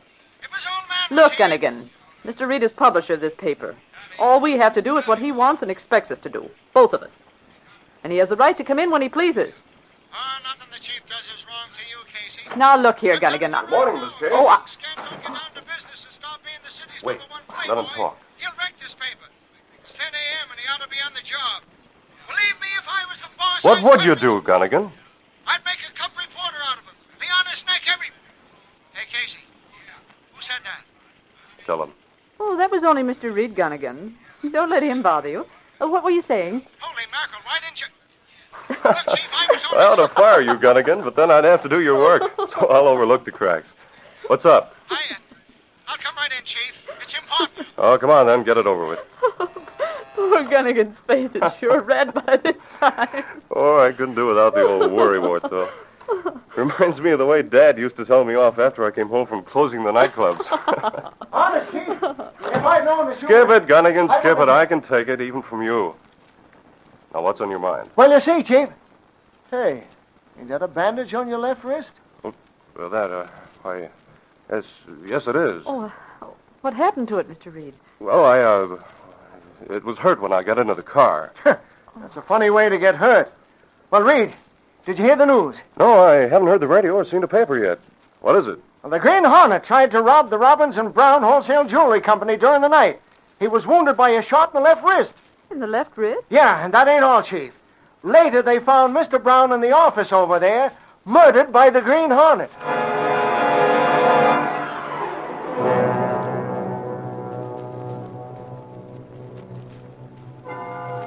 After telling Britt Reed that Robin's partner, Mr. Brown, whom Reed had suspected of the diamond robbery, had been murdered by the Green Hornet, Gunnigan went back to the city room. Britt knew that both Gunnigan and Miss Case wondered about his wounded wrist, but he refrained from discussing the matter further. It was shortly after noon when Mike Axford entered Britt Reed's office. Hi, Reed. I just came from cops' headquarters. They're sure in a dither about what happened last night. I heard about it from Gunnigan. Anything new developed? No, not yet. But the cops are checking all the hospitals and doctors' offices to find out if anyone with a wounded left wrist came for treatment. Yes, I understood the guard says he shot the Hornet in the left wrist. That's right. He swears he saw the Hornet grab his left wrist and saw him sway for a second. The guard knows the Hornet was wounded, all right. I understand also that the police went to the Robinson Brown place last night. I was curious to know who tipped them off. Oh, that. 'Twasn't a tip-off exactly. You see, Mr. Brown phoned from his office and told the inspector that he suspected something might happen. You say Mr. Brown phoned? Are you sure it wasn't Robbins? Nope, it was Mr. Brown. I was there when he phoned. He said he was at the office and would wait for the cops, that he had a suspicion about the whole thing and would tell them about it when they got there. Of course, they got there just a little too late. I see. He'd got a match, Reed. Sarge gave me this stogie and the darn thing keeps going out. But I'm going to finish it if it kills me. Oh, I have a lighter. Here, have a light. Why, thanks. Why, what's the matter with your wrist, Reed? Ain't that a bit of blood soaked through the bandage? Oh, that. Someday I'll take up smoking to go with this silver lighter Dad gave me. But, Reed... Well?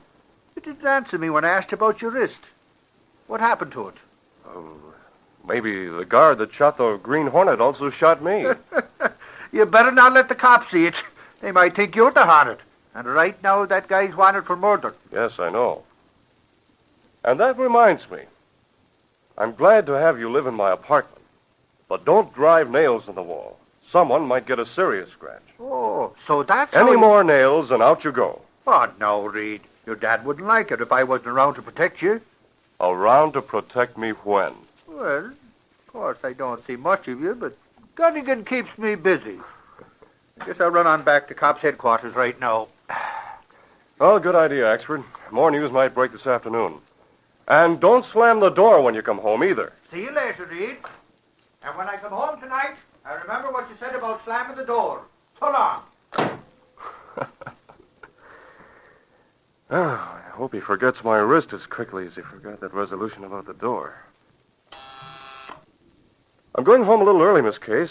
If anything comes up, call me there. All right, Mr. Reed.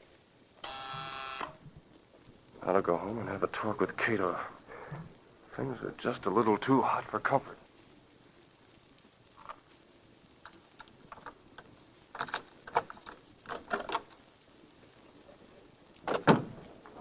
You home early, Mr. Britt? Yes, Cato.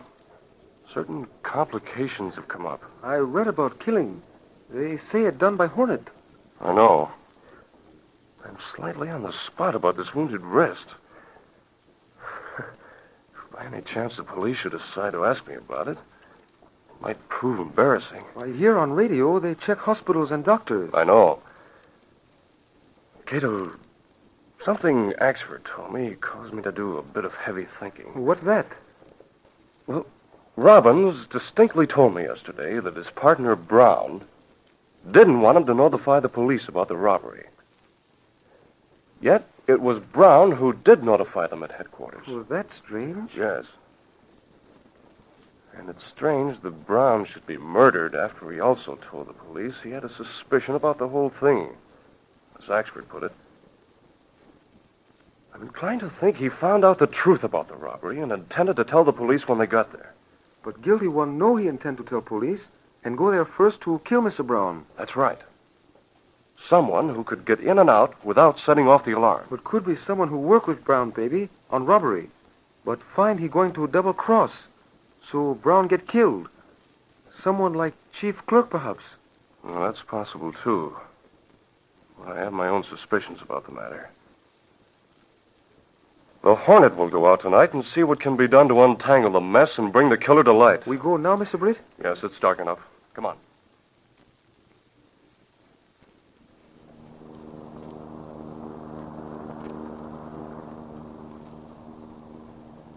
What we do first, Mr. Britt? I have a couple of notes here, Cato. We'll deliver them and wait for results. Well, where we go to wait for results? Well, we won't be in on the catch, Cato. We'll leave that to the police for a change. But we'll be sure there is going to be a catch before we withdraw from the contest. Well, where we take notes?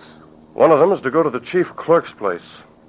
According to the article in the paper, his name is Carl Johnson, and he lives in a rooming house on First Street. Where other note go? To Robbins' home.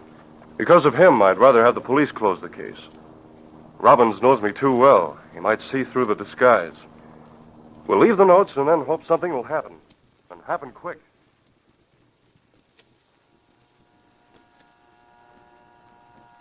Hawkins, answer the door. Don't you hear the buzzer? I was just about to answer it, Mr. Robbins. Hurry before they push the button off. Yes, sir, right away. Hawkins, don't stand there with the door open. Who is it? That's just it, sir. There's no one there at all. And I found this pin stuck in the buzzer. Also, sir, this letter was stuck in the door. Give it to me. Of course, sir. All right, go about your business, Hawkins. This doesn't concern you. Yes, sir. I was just about to go to the kitchen. Oh, this is strange. A certain party will be at the office tonight around 8 to get an overlooked bit of evidence. It's printed and unsigned. This will bear looking into. I'll have to do something about it right away.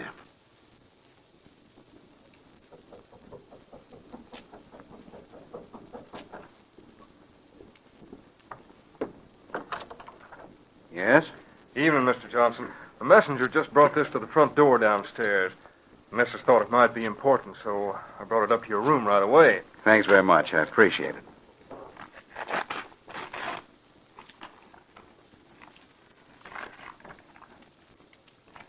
Oh. Hope it isn't bad news, Mr. Johnson. No. No, that's all. Thanks for bringing it up. An unsigned note. If you're interested, a certain party will go to the office tonight around 8 for a bit of evidence that was overlooked. I better do something about this, even if it may be a false alarm.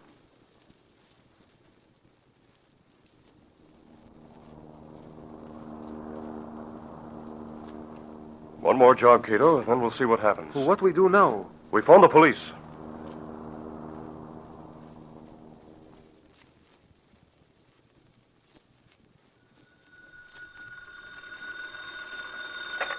Police headquarters, Inspector Evans speaking.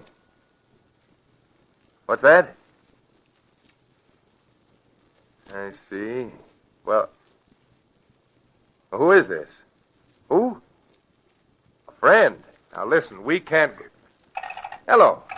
Hello. Hung up. Might be the work of a crank, but I'll look into it anyway. Since I'm here in your office and heard you answer the phone, maybe you'll say what that call was, Inspector. Sure, why not, Exford? Someone just said if we want to learn something about Brown's murder, to plant a few men inside the jewelry company's office tonight. You going to do it? Sure, why not? I'll tell Burke to get a couple of men. We'll run over there right now.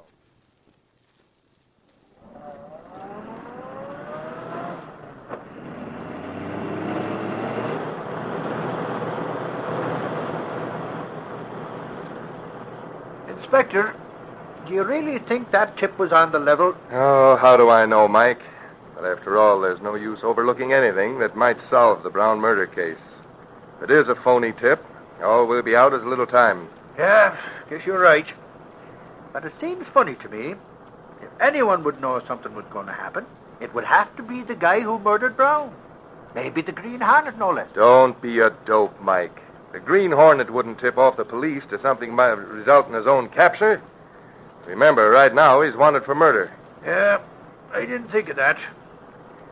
What are you going to do when you get to the Robbins and Brown place, Inspector? I'll take a couple of men and hide in the suite next door to their offices. And if anything does happen... Say now, that's a good idea. You can jump right in and be Johnny on the spot. Yeah, that's the general idea. Step on it, Burke. Yes.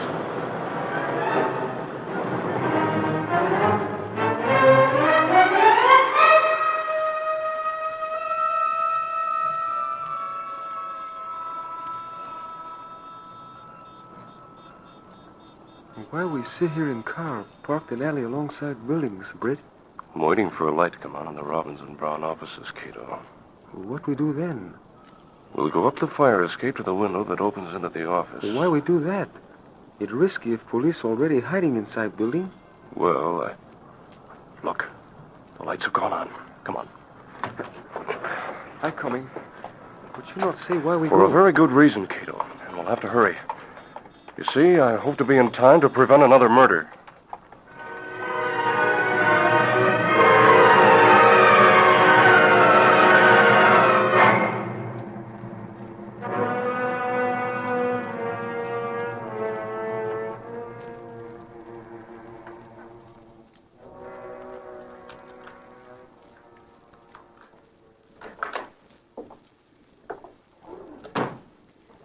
Well, Mr. Johnson, what brings you here this time of night? I came here for a certain reason, Mr. Robbins. Perhaps your reason has something to do with,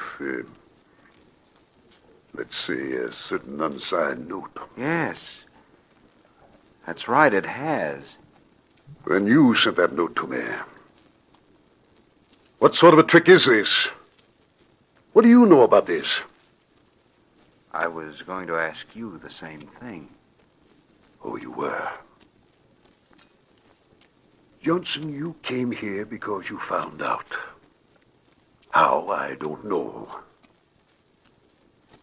But you won't get out of here to tell anyone what you found out. Found out? What? I don't... And you killed Mr. Brown. You planned that robbery. So you know. But you tried to play clever tonight by sending that note. Wanted to try some blackmail, no doubt. This is the same gun that finished off Brown. Now I'll use it on you. Oh, my arm! What the... Hold everything, Robin. We heard enough to convict you. Grab me, boys. He was about to kill me when a shot came through the window. Yes, lucky for you. Look, Robbins has a wounded left wrist. Maybe he's the Hornet. That just happened. Maybe so, but I wouldn't believe you. At least this proves the Hornet didn't kill Brown. Hey, listen. That's the buzz of the Green Hornet's horn, Inspector. He must have shot through the window then. Sure. He must have been in cahoots with Robbins and was trying to shoot you. He winged Robbins instead. Could be, but I doubt it somehow. Since Robbins confessed to Johnson and we heard it, I'm inclined to think he was the man who went out the window last night. He claimed he was at home asleep, but we'll discount that since he refuted it himself. But what about the wounded wrist of the Hornet? I'm also inclined to think that guard was a bit hysterical. I really don't believe the Hornet was hit at all. That's a rich one. What? Just a little joke I have on Reed. He'll get a laugh when I tell him what I was thinking about him this afternoon. Well, don't tell me, Mike. One thing I can't stand are your long-winded jokes. Take Robbins to headquarters, man. Just for that, I won't tell what me joke on Reed was. But he'll get a laugh just the same. You can bet on that.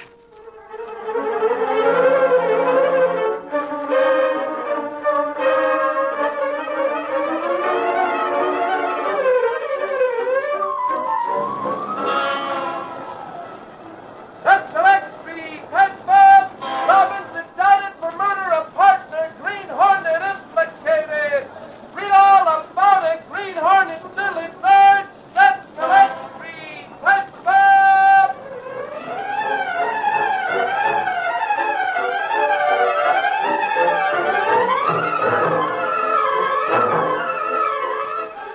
These copyrighted dramas originate in the studios of WXYZ Detroit, and all characters, names, places, and incidents used are fictitious. Hal Neal speaking.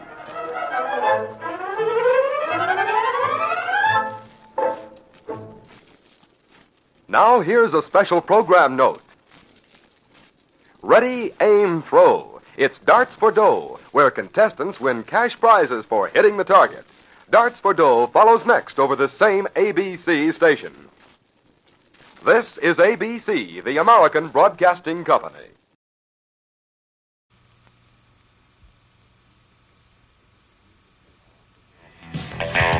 Meet the kids from suburbia. There's Jack, Wake up and smell the coffee, man. Sheila. Just I have so many scars already. Joe. That could be there all your life. And Ethan. I feel kind of scared. You'll love them. Or hate them. Metal rejects running wild in our street.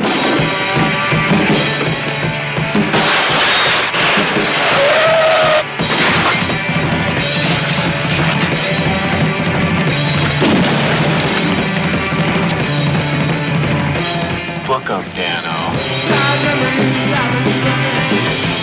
Their music. Now give a goddamn close back.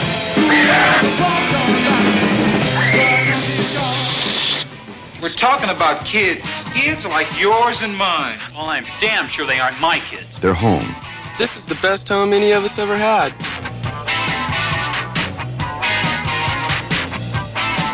Besides, if we didn't have each other, we wouldn't have anything. And nobody's gonna take it away from them.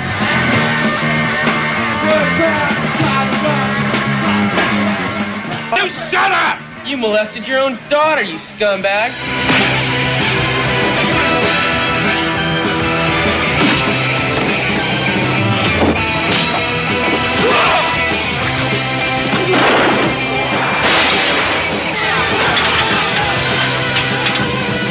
Hasta luego, shitface. A new movie about a new generation. Suburbia.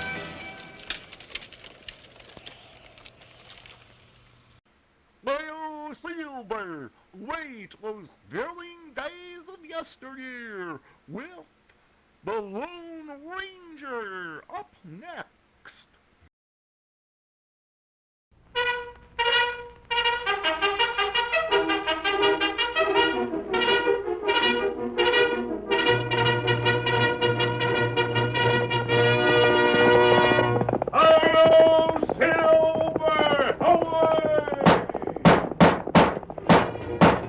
Fiery horse with the speed of light, a cloud of dust, and a hearty hi-yo Silver, the Lone Ranger.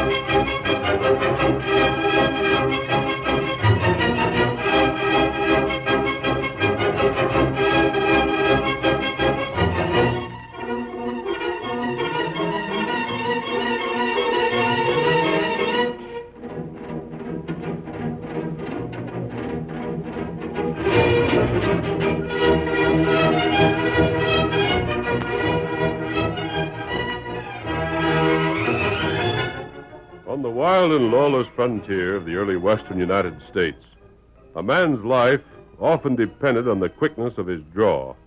Outlaws robbed and plundered the honest ranchers and miners. No man's property was safe, and the new territory might never have become civilized if it had not been for the masked rider of the plains. His strength and courage made him the greatest champion of justice the West ever knew. Return with us now to those thrilling days of yesteryear. From out of the past come the thundering hoofbeats of the great horse Silver. The Lone Ranger rides again. Come on, Silver! We're heading for the gold country! Hello, Silver! Away!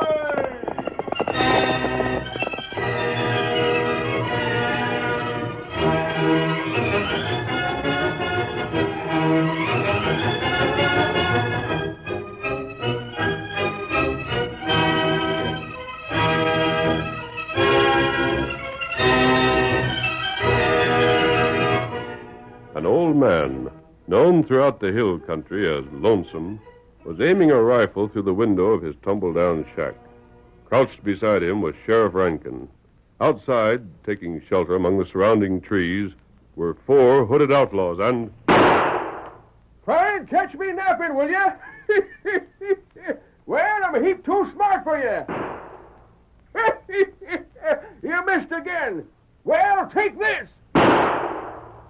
Better save lead, Lonesome. We can't pick 'em off behind them trees. We'll have to wait till they try to rush us. I just aim to keep 'em leery, that's all, Sheriff. Doggone, I'm glad you happened along. Them skunks would have got me all right. Able to make 'em out yet? Not with them hoods hiding their faces. Bet I could guess right close. So could I. The skunks. Suspicioning ain't proven, though.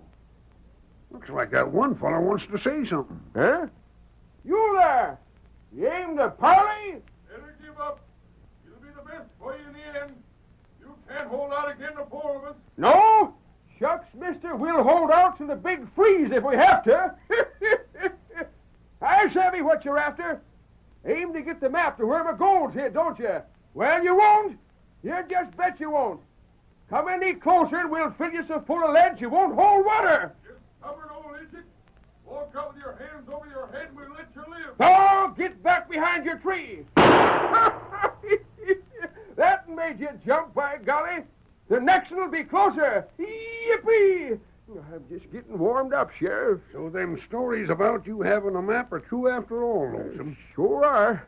But no low-down crook's going to get 'em away from me. I hope you ain't fool enough to keep it in the shack here. Sure do. Gosh, you shouldn't do that. Nobody's going to find it. Well, just the same. Besides, I ain't going to be needed much longer. No? Not that I ever needed it. Not an old fella like me. But what did you mean? Tonight or tomorrow, my boy's widow'll get to town. Her and the young'un. Stage bringing them. So your boy's dead, huh? Yep. Had a lawyer fella trace him. Found out he was killed in an accident. Watch out! Them fellas couldn't hit the sky on a clear day. Come and get us, you blasted crooks! Just come and get us! Before long we will. What's holding you? Maybe I can drill him. But you sure made him skedaddle for cover. Blast it. I'll ventilate one of them yet. Look here, Lonesome. Huh? You know, I never could figure out just why you needed a map to find your gold. Sheriff, I'm a remarkable gent. Yeah? Sure. Why, I know my failings. I know I ain't no young buck no more. What I mean is, I ain't fool enough to depend just on memory at my time of life. Recollection's kind of getting shaky in spots. So I've written it all down. That's it, huh? And what if something happened to me? With a map around somewhere, it'd be found sooner or later, and then my kinfolks would have a chance to collect. Yeah, that's good sense. I don't see nothing wrong with it. Hey, I think they're getting set to rush us. Let 'em come. Shoot to kill. Just let 'em get lined up with my sights. Get your head down. You hit? My shoulder. The varmint. Start shooting. Don't mind me. Sure up. Well, what in blazes? Oh, what's happening, Sheriff? Well, they're clearing out. They're taking to the horses. Huh? Now, why would they... Hear that? Who is it? I couldn't guess. Doggone. What the... There's 2 of them. One's masked and the other's a redskin. Outlaws. But they saved our hides. Oh. Yeah, just the same, you better keep your guns handy. Think I won't? Here they are. Carefully. Might be a trick. We'll have to risk it. Come on in, but keep your hands clear of your holsters. Now, don't get too close. We're not outlaws. Well, you got your face hid. Never mind that.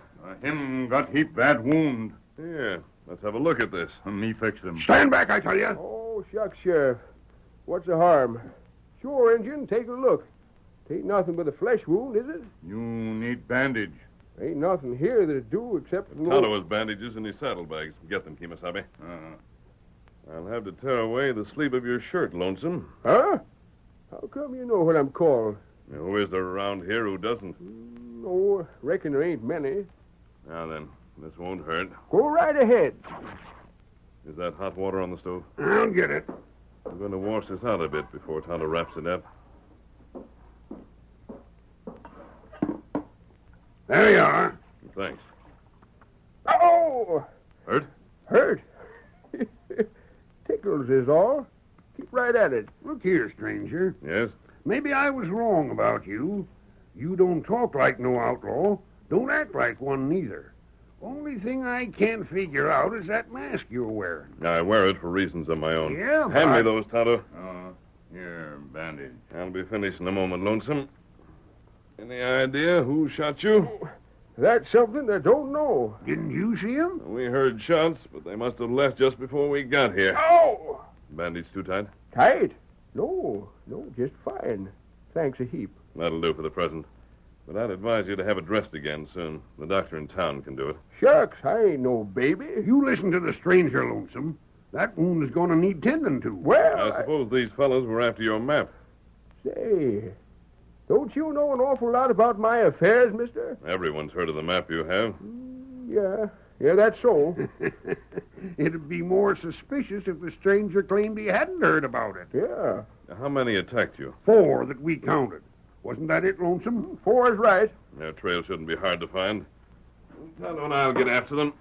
In the meantime, Sheriff, I'd suggest that you take Lonesome into town with you and see that he goes to a doctor. That's a good idea. Oh, you fellas, look here. I don't need no nursing at all. But wasn't you going into town anyhow to meet the stage? Sure I was, but... Then quit your hollering. Can you ride? Me? Stranger, I'm tough enough to ride to my own funeral. Good. Come on, Tonto. Where are you going? Pick up the trail those fellows left. We may see you in town later. But I... Must have had their horses among those trees. That's the place to look first. Isn't that right? But there's something else. What's that? Well, we'll talk about it later. Come on, Silver. Get him up, Scout.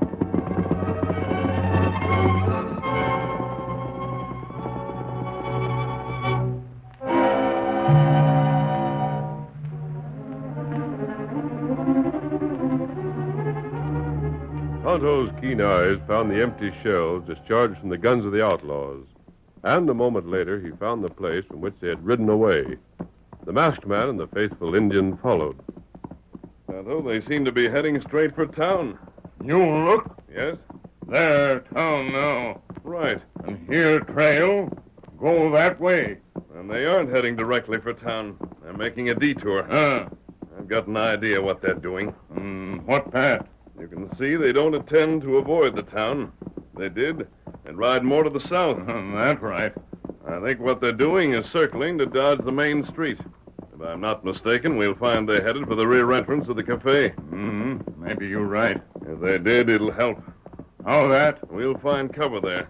There's a row of windows that runs the full length of the cafe on each side. We could get close without being seen and get a good view of the interior. They'll have gotten rid of their hoods, of course. But if they're inside, there's still a chance we can identify them. That's right. And if we don't, we can still watch their mounts until they return to them. One way or another, we're going to learn who those fellows are. Come on, Silver. Get him up, Scout.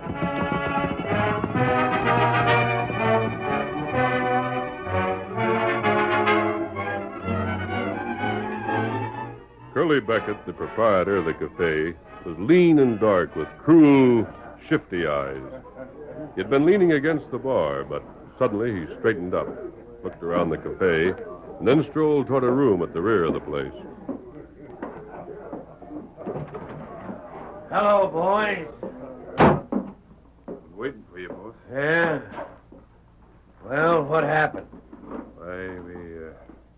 Well, that is, You didn't get it? It wasn't our fault, Curly. Honest it was. Snake's right. You 4 fellas again one old man and you don't get the map. Well, he wasn't alone. The sheriff was with him. Then 2 other fellas rode up. So you run away. But I tell you... You fools. What if the sheriff guessed who you was? Why didn't you stay and finish him? Well, what stopped us was them 2 strangers riding up. And how could the sheriff guess who we was through them hoods? Well, there'll always be another time. We can try again. How? When'll there be another time? Don't you know his son's widder and her young'un are getting in town? Ain't you got the brains to see that once they get their hands on that gold, it'll go in a bank and our chance will be gone? Where'd you hear that? From the station agent. Well, gosh, boss, Just a second. Huh? Something just came to me. I got an idea. It was like most of yours, Blackie. Forget it. Now, look, boss. What if we had got lonesome? How do we know we could have made him talk? You know as well as we do he ain't the fellow to scare easy. Well? But this young one, and his boy's widow you just mentioned, he must put a heap of store by them if he figures to give him everything he's got. I reckon he does. What of it? Why, don't you see? What he wouldn't do to save himself, he might do to save somebody else. I mean about telling where the map to his gold is. So? So we stop the stage, take them two off, and hold them till Lonesome comes through. We could do that. Sure we could. You'd have to hurry. Give us fresh horses and we'll leave right now. If you bungle this... We won't. Give you my word. Doggone right we won't. Just let us try it. I will. Saddle fresh mounts and get going. But remember, that was your idea. And if you spoil this one... Well, don't, that's all. Now out the back way. All of you. You'll be hearing from us soon. It better be. Yeah? Sheriff to see you, Curly. Tell him I'll be out. Right. Evening, Sheriff. Oh, howdy, Lonesome. What happened to you? You wouldn't know, Huh? What do you mean by that? Just wondering. Mind answering the question? Shucks, you know me, Sheriff. I'm always willing to cooperate with the law. I ain't noticed it. Well, all I was wondering is whether you've seen Blackie and Snake and any of that bunch around town today. Why? Just answer my question. Oh, I suppose I have. Couldn't you just when or where, though? Cagey, huh? What's the matter? They been up to something that'll rile you? Up to something that'll hang them if I can pin it on them. And you, Curly. Well? You watch your step. That's a warning. Let's go, Lonesome. Where to? You're going to the doctor like you promised the masked man. Oh. And I'm going back to guard your cabin from sidewinders like I promised myself. By thunder, I'd like to smash a few.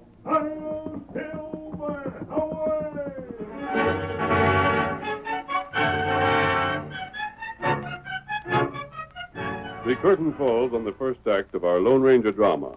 Before the next exciting scenes, please permit us to pause for just a few moments.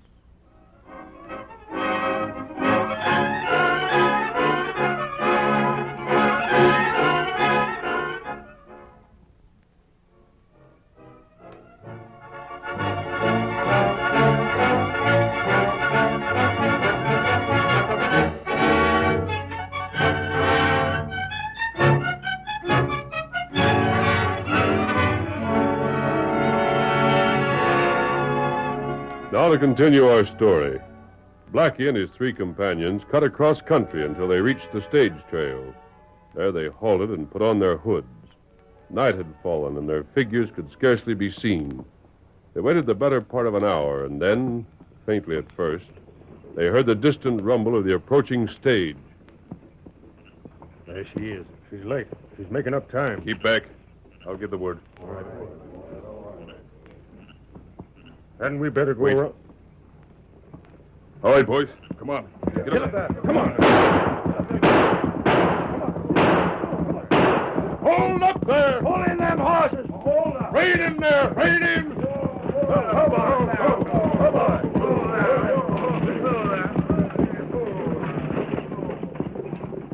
All right, driver. Just don't reach for that shotgun there, and you'll be safe enough. We ain't carrying express. What is it, driver? It's a hold-up, ma'am. You there. You and the young one. Climb out. What's the matter? Pronto. Say now. And you keep shut. Mama, what's the matter? I don't know, dear. There's some mistake, I'm sure. Get a move on. Just what does this mean? We have no money. You on your way to see Lonesome? Lonesome? Crawford's his real handle, I reckon. Maybe you know him by that. Why, Mr. Crawford's my father-in-law, yes, but I don't see... You don't have to see. You can ride double with me. The young one can ride with my part here. No. Better not argue. Driver, do something. Nothing I can do, ma'am. They'd plug me sure as shooting. But you can bet I'll tell the sheriff... That won't be necessary. Look, he's masked. There's a redskin. Drill him. Who's next? Why, you dirty... I warned you. Anyone else want to shoot it out? All right. Drop your guns. What's them, Tonto? Me watch him. Did they harm you? No, we're all right. But I don't understand... I'll explain later. Driver. Yeah? I'll take care of your passengers. Drive on to town. Without him? Get going. You're the boss. Get up. Get along there. Get up. Get up. Come on there. Get up there. Look here, stranger. Well, can't this be fixed up somehow? Can't we kind of get together and talk this over so we can't. Tonto. Think you can get these fellows to the law? Me do that. They're not armed. They shouldn't be hard to handle. See, they're placed in the custody of the United States Marshal. Not take the sheriff? No, Kimasabi, the Marshal. You there. Huh? Me? I'm taking that horse. You can ride double with one of your friends. No, wait. Hurry. All right. Give me a hand, Bob. Here you are. Get going, Tonto. You feller, get him up. Get up. Get him up, Scout.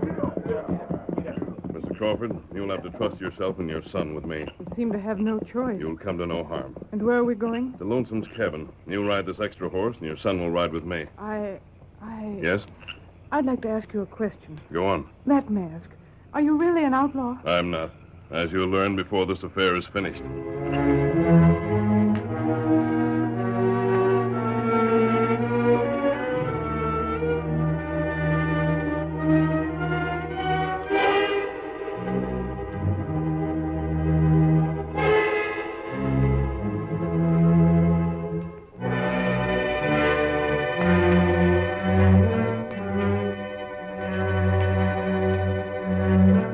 While Tonto escorted his prisoners to the United States Marshal, the masked man led Mary Crawford and her son to Lonesome's cabin and... Silver. Go there. Oh, boy. Go Ooh. Is this where Grandpa lives? Is this Grandpa's house? Yes, dear. This is it, Ted. Here, give me your arms. I'll help you down. Uh-huh. There you are. Gee, you're strong. Isn't anyone here? We'll see. Gee, it's dark and scary out here. Quiet, Ted. Lonesome? Oh, it's you, stranger. Who's this with you? Mrs. Crawford and her son. This is Sheriff Rankin. How do you do? Hello. Howdy, ma'am. Hello there, son. Say, stranger, I come out here 'cause I kind of promised Lonesome I'd keep an eye on things while he was gone. But just come inside and look what happened before I got here. What is it? Just take a look. Why, someone's torn up the floor. Didn't they, though? Look at it. You ever see such a mess? But why? That ain't hard to figure. Someone was here looking for Lonesome's map. Just so. Map? Mrs. Crawford, years ago, Lonesome was a prospector. The gold dust he found, he saved and hid away. Gold? Real gold? He made a map showing where it was hidden, not trusting his memory. He intended the gold to go to his son. When he learned his son had died, he decided it must be yours. That's why he sent for you and Ted. I never dreamed. He never wrote. You didn't know of it, but others did. Others want that gold for themselves. I should never have gone into town with Lonesome at all. No? It just gives them 4 crooks that was here this morning a chance to come back when nobody was here. They done this. They didn't. But look at... Because of the present moment, they're on their way to jail. You sure? Tonto and I trailed them to town, overheard their plan to hold up the stage, and caught them. Well, I'll be switched. And I sent them to the marshal's office with Tonto. But this cabin, the search that was made here, the floor all torn up. Say, I got it. Yes? Curly Beckett. The fellow who owns the cafe? Right. It was him. It had to be. I can tell you this. Whether Curly searched the cabin or not, he did plan the attack this morning. Then I'm heading straight for town and jailing that hombre. No, wait. But you can jail Curly. The men Tonto and I captured will give evidence against him. But if the map's been stolen, there's no way to prove he has it. Yeah, and right now, it's more important to get the map back. Curly can be jailed any time. Yeah. Yeah, you're right, I reckon. Say, ain't that Lonesome now? Sounded like him. I believe it is. Howdy, folks. Hey, are you the girl my boy got hitched to? Might have known he'd pick a looker. And this is a young'un, eh? Gosh, he's a sneaky fella. Just fine. Say, I'm gonna like you, Grandpa. Grandpa. Seems funny hear a young fella like you call me Grandpa. Doggone. I'm so glad you could get here. Think I'd have stayed away after the story the stage driver told when he reached town? Well, I should say not. How's your shoulder? Ain't troubling me much. Say, Lonesome. Huh? Ain't you noticed it yet? Noticed what? The floor. All tore up where you had your map hid. The box. The box I had the map in. It's gone. But we know who took it. And you got my word for it. It ain't going to do him no good. Who was this skunk? Who was he? Curly Beckett. Why, ornery, thieving varmint. What kind of a box was it, Lonesome? Was locked up in an iron box, little iron strong box. But that don't make no difference now as long as it's been took. It may make a lot of difference. Don't see how. It's gone, ain't it? Sheriff. Huh? I want a promise. What promise? Don't arrest Curly yet. No matter how sure you are, he's guilty. But I... Wait. When you return to town, don't let him know he's under suspicion. I hope you savvy what you're doing. Then tomorrow night, bring him here. Give him any excuse you choose, but get him here. And you got a scheme to make him tell where the map is, whether he wants to or not? I promise the map will be found. Then that's good enough for me. Sheriff, you do like the masked man says. I got a notion he knows what he's about.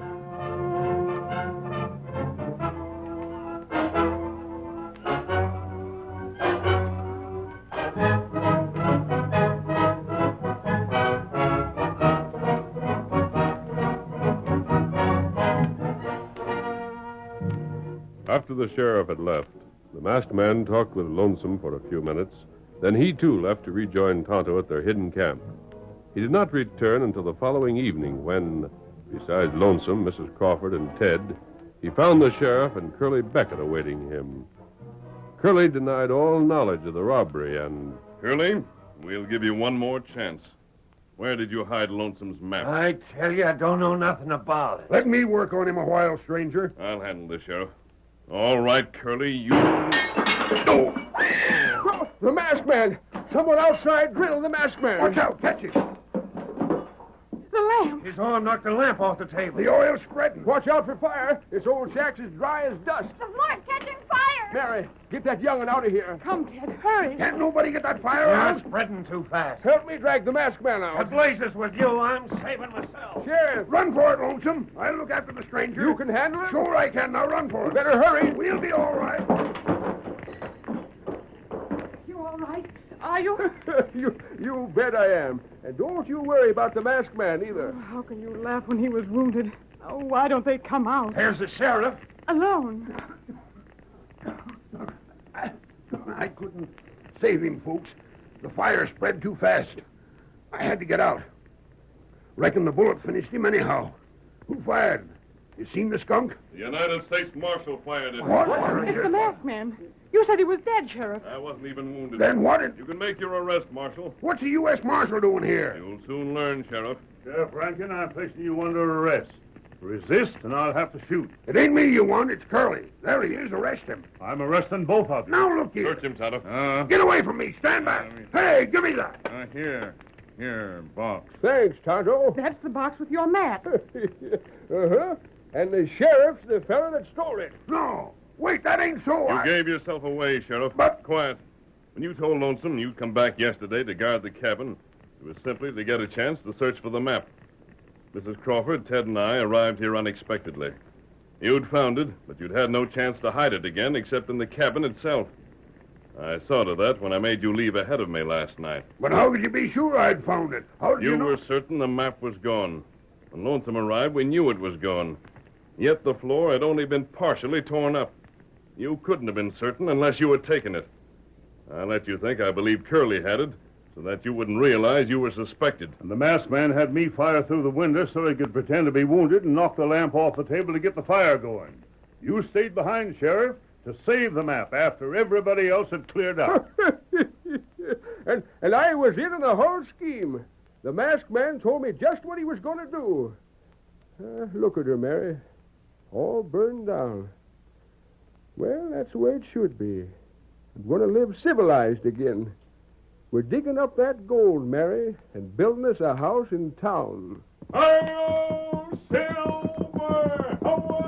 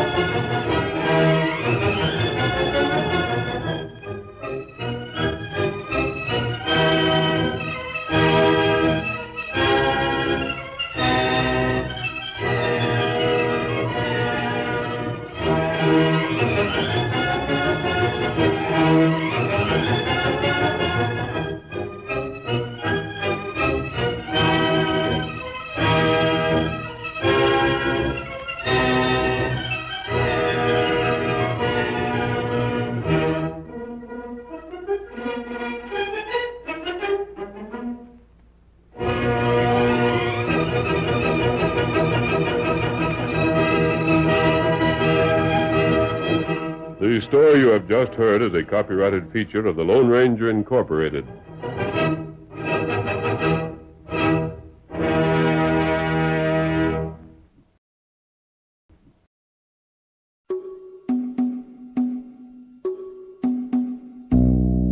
How can I keep on smiling at their disguise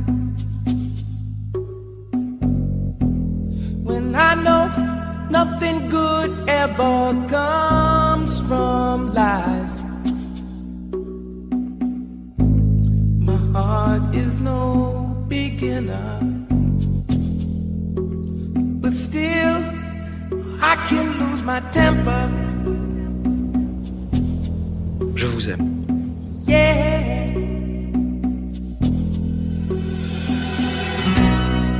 How can we keep on watching that fucking TV? We're so bored, we don't even care what we see. Takes our strength away. And never shows us the way. No.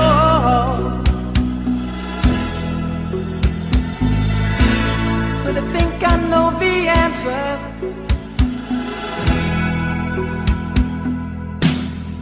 It's only mystery, and I like it. It's only mystery, and I like it. It's only mystery, and I like it. It's only mystery.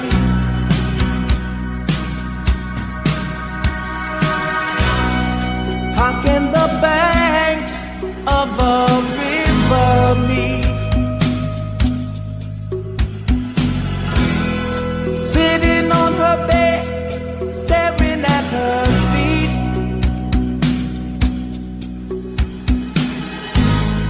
She thinks life is water, and love is a river. Oh yeah. But is a child the answer? It's only mystery, and I like it. It's only mystery, and I like it. It's only mystery, and I like it. It's only mystery.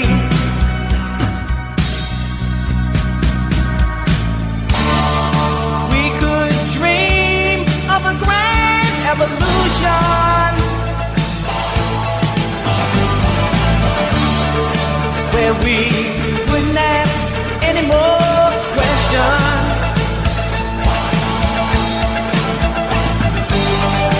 There will be no more pretenders, yeah. Use the love that I offer.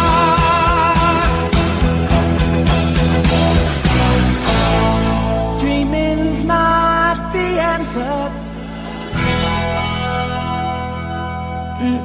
Only mystery, and I like it. It's only mystery, and I like it.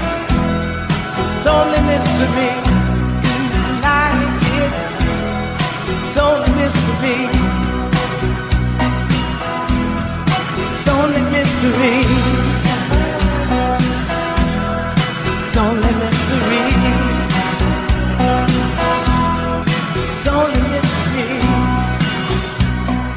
Don't know nothing, but I do know that it's a mystery. Only mystery. And I like it. Only mystery. And I like it. Only mystery. Let's check what's coming in the mail at Box 13 next.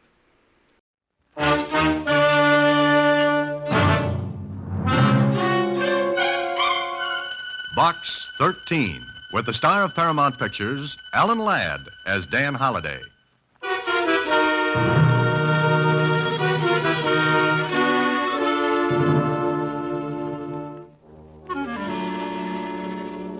Dear Dan, I'm inviting you up to Fair Oaks to spend the last weekend with me. Forget your Box 13 gag for a while and grab yourself a little vacation. There's not much I can offer in the way of excitement or adventure. But if you'll really go any place or do anything, you might like to see the crumbling grandeur of the last of the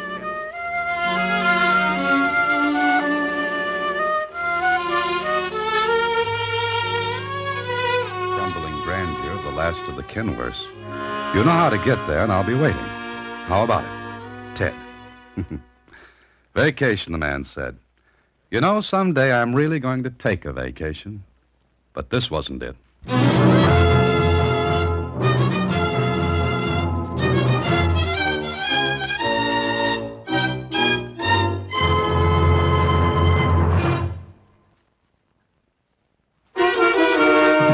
And now, back to Box 13 and Dan Holliday's newest adventure, Last Will and Nursery Rhyme.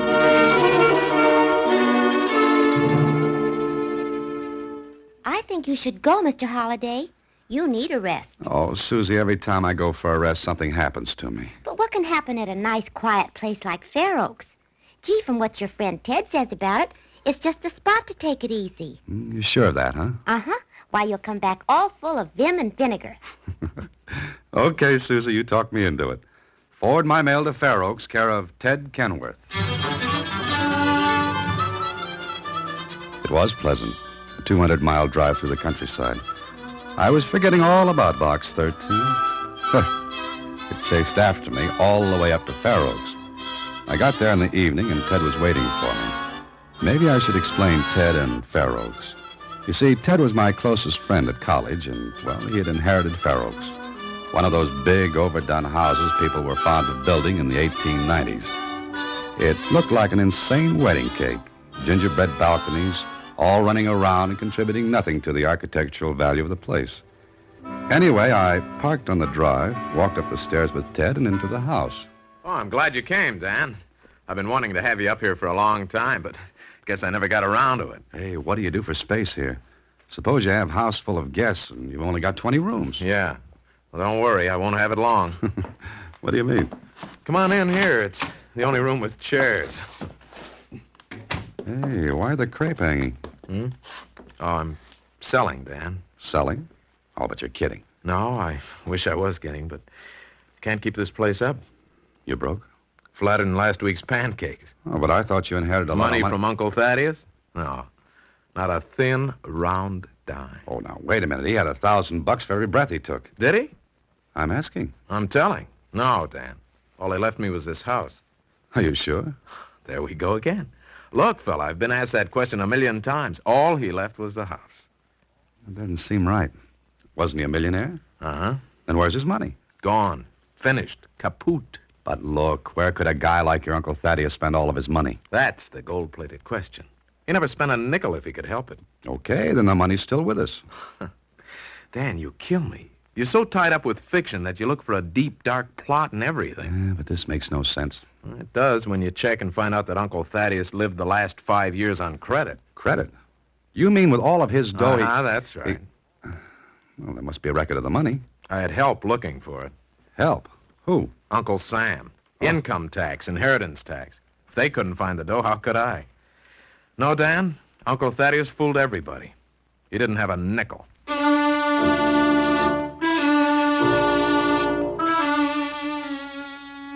Well, it sounded offbeat to me. Uncle Thaddeus lived close to his vest. And he had money at one time, lots of it. He never went anyplace, did anything. But our cool $3 million or so just curls up and evaporates. Or did it? Anyway, I thought about it. Later that night... Oh, why don't you stop, Dan? You're supposed to take a vacation, and you're beating your brains out. Now, listen. Put it together, and what have you got? Uncle Thaddeus, practically a hermit. He's known to have money, but when he dies, all he leaves is this oversized lean-to. Dan, I've looked through the whole house. I know it like the back of my hand. I lived here when I was a kid after Mother and Dad died. What about the will? Uncle's? Yeah. Well, nothing about money in it. Oh, excuse me, Ted. Oh, it's okay. Come on in, Helen. Well, I didn't knock or ring the bell. I didn't know you had company. Oh, it's all right. Helen, this is Dan Holliday. Dan, this is Helen Stark. How are you? Fine, thanks. Helen's clearing out odds and ends for me, Dan. Odds and ends? Well, I was Thaddeus Kenworth's secretary. That is, once in a while I was. When he got behind in cataloging books, I came in and did it for him. Oh. Sit down, Helen. Join the wake. Well, I haven't much time. I want to sort out some papers. You can look them over tomorrow, Ted. I don't want to. Throw them out. What papers? Mr. Kenworth kept everything. Yeah, he collected bills, receipts, pieces of twine, bits of paper. Oh, he wasn't that bad. Okay, just like to keep things. Including money. Yeah. What do you mean, Mr. Holliday? Where's his money? Well, he didn't leave any. That's what the man said. But he didn't, did he, Ted? No. Then where is it? Helen, let me explain. You see, Mr. Holliday has a complex. To him, the simple act of taking a drink of water is filled with mystery and dark meaning. Want to borrow my cloak and dagger? Well, you two argue about it. I'll be all finished tomorrow, Ted, and you can look over everything. See you later, Mr. Holliday. Oh, good. Nice girl. Uh-huh. What's the matter? Don't you like her? I just met her. What do you want me to do, start sending orchids? Hey, come on, let's take a walk, huh? I'd rather go over the house. Oh, you're kidding. Why? Oh, just to take a look. Oh. Expect to find $1 million tucked away in an old pillowcase? You never can tell, boy. Come on, just to satisfy my curiosity. Okay, I satisfied my curiosity. Ted knew the old place backward and forward. Almost all of the furniture had been cleared out. And if there was a hiding place for anything, we'd have found it. But it still bothered me, and it bothered me after I finally went to bed. Then, in the middle of the night, somebody was taking a walk in the house. I got out of bed, opened my door, then went to Ted's room. Ted, wake up. Huh? Huh? What's the matter? Oh, Dan. Be quiet. What's the matter with you? You walking in your sleep? I heard someone upstairs. Oh, large mice. Go back to bed. I tell you, I heard someone walking around. What's directly above my room? Your room? Yeah. Why, this is that old room I played in when I was a kid. What's in there? Oh, cut it out, will you, Dan? What's in that room? Nothing. You saw it. Trunk with some old toys in it, that's all. I heard someone walking around up there. Ah, you were dreaming. You've got your head so crammed That's full. a car. Huh? Yeah, so what? But you and I are the only ones in the house. That's what I said. But someone just drove away from here. That car was on the road, not on the grounds here. Drove away from here. All right, it drove away from here. Now go back to sleep. The next dream you have, tell Freud, not me.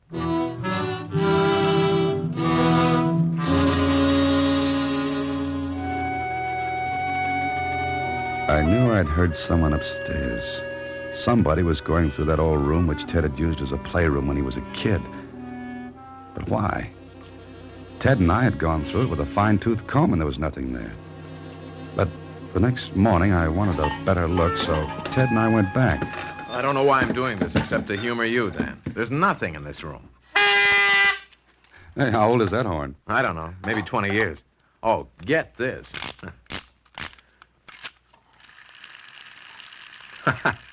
Uncle Thaddeus never threw away a thing.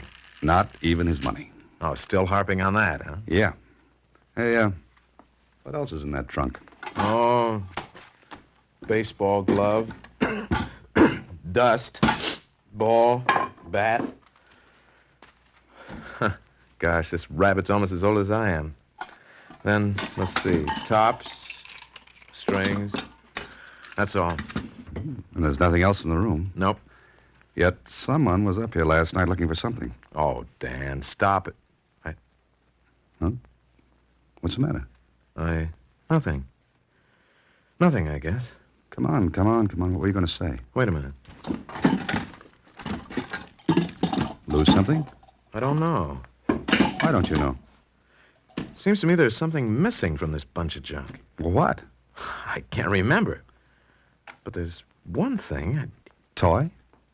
Horn? Train? No. Those things are all here. Then what's missing? Come on, Ted, think. Oh, but it's more than 20 years ago. 25 is more like it. Yet you know something's missing.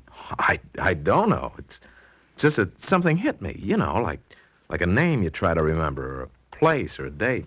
All right. What? I don't know, Dan. I can't remember. Good morning. Good morning. Oh, hiya, Mr. Wilson. Come on in. Second childhood, Theodore? Playing with toys again? No, just rummaging around. Dan, this is Martin Wilson, Uncle's attorney. Mr. Wilson, Dan Holliday. How do you do? Well, Theodore, the papers are all ready for the sale. You can sign them anytime. Oh, good. Be glad to get it off my mind. But I kind of hate to see the old place go. Yes, indeed. Staying long, Mr. Holliday? No, just the weekend. Mm-hmm. Were you looking for something, Theodore? Huh? Oh, no, not in particular. Mm-hmm. Well, when you're ready, we'll sign the papers. Oh, excuse me, Mr. Wilson, but could I take a look at the will? Eh? Will? What will? Thaddeus Kenworth. What for? Dan's a writer, Mr. Wilson. He's writing now. But could I look at it? That will be up to Theodore. How about it, Ted? And when you've looked at it? I don't know. I don't know.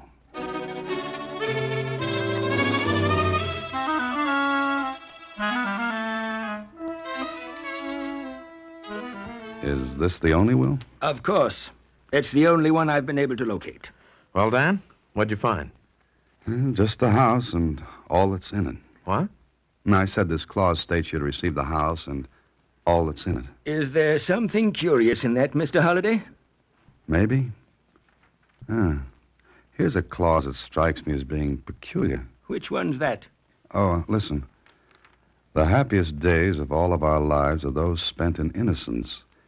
If you would become happy, Theodore, then remember your childhood and those things that were dear to you. Yeah, maybe the old boy was right. Do you read any odd meaning into that, Mr. Holliday? Do you? Old Thad was a peculiar man, a very peculiar person. He had streaks and quirks. Yeah, and one of them was getting rid of a fortune in time to keep anyone else from enjoying it. Maybe he thought people should work for their money. What are you getting sore about, Mr. Wilson? I'm not. Well, if you're quite finished with this will, Mr. Holliday... Oh, yes, I am, thanks. All right. We'd better get the business of signing the papers over with, Theodore. Can't make a buyer wait forever, you know. All right. Hi, everyone. Oh, hi, Helen. What is this? Why all the grim looks? Nothing. I'll be finished today, Ted. Then you can look over everything. Oh, thanks. Oh, Ted, want to go for a walk? Oh, sure. Excuse me. Of course. I'll finish my work in here, Helen. Won't disturb you, will I? No, not at all. I'll work in the library. What's the matter, Dan? I was just thinking. About what? I'm sure I heard someone in that room last night, Ted. The room you used as a playroom when you were a kid. Now what? That sentence in the will about your childhood. Remember it if you want to be happy. Oh, look. Uncle Thad was a little, eccentric. Maybe, but it ties in. The playroom, your childhood, someone looking for something, and you're feeling something was missing from that old trunk. Look out! Huh? Ted. You all right? Yeah. But if you hadn't given me that push, I don't know. That coping stone would have nailed you. It fell off of the roof. Yeah. Hey, I guess it's about time to get rid of the place. It's falling apart. That stone didn't fall, Ted. It was pushed off.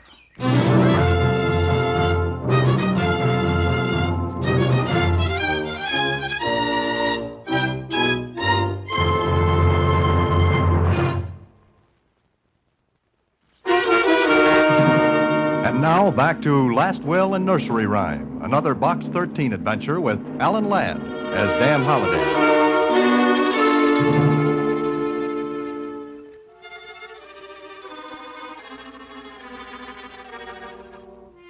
Sure, that stone was pushed.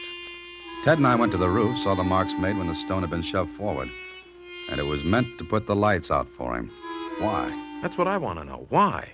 Because there's something in this house someone wants to get and keep you from getting. You know, you're almost making me believe this. You've got to. And you've got to think what's missing from that old trunk. Oh, I've tried, Dan. I can't. There was nothing in it but toys? That's all. Yet you say they're all there. Well, I think so. Now, wait a minute. Let's go at this logically. There were trains, bats, baseball mitt, mechanical toys, things like that. What are you getting at? Well, this. You wouldn't have missed another of those things, so the thing that's missing must be different from those. Different enough to make you realize it's gone. Yeah. You're beginning to make sense. Now, you try making some. Oh, Dan, I can't. Great. Look, would either Helen or Wilson know? Know what? Oh, the thing that's missing? Uh-huh. Oh, maybe. Both Wilson and Helen were in the house when that stone almost put a part in your hair. Yeah? Either one could have shoved it off. It wasn't too big or too heavy. Yeah, but why kill me? Because the key to this whole business is in your head. As soon as you remember what's missing from the trunk, you'll have it. And both Helen and Wilson have keys to this place. And therefore, either one could have come into the house the night I heard the prowling in the playroom. All right. Where do we start now? We try to find what was taken. But we didn't. Whoever had it had taken it away. And 2 hours of pounding at Ted didn't help. He just couldn't remember what it was. Okay. I had an idea and told Ted. Hey, do you mean that? Yes. You follow Wilson when he leaves, and I'll follow Helen. Oh, I don't know. Now, look, it's our only chance. Come right out and accuse either one, and that'll be the end. We've got to do it this way, Ted. Well, all right. Wait. Ah, there you are, Theodore. Oh, hello. Holiday, how are you? Just fine, thank you. Good, good. Well, Theodore, it's all settled. You're getting a good price for this place, but you'll have to leave day after tomorrow. What? The terms of the sale. Buyer wants immediate occupancy. Well, put it off. What for? Just put it off. Look here, I sold this place for you, Theodore. Got a fine price. Yeah, but I didn't know I'd have to leave right away. You should have read the terms of the sale. Well, I've got to be going now. Other things to take care of. Other things. How do you like that? I've got to get out. Okay, that gives us less time. Now, you follow him. See what he does, where he goes, anything. I'll do the same with Helen.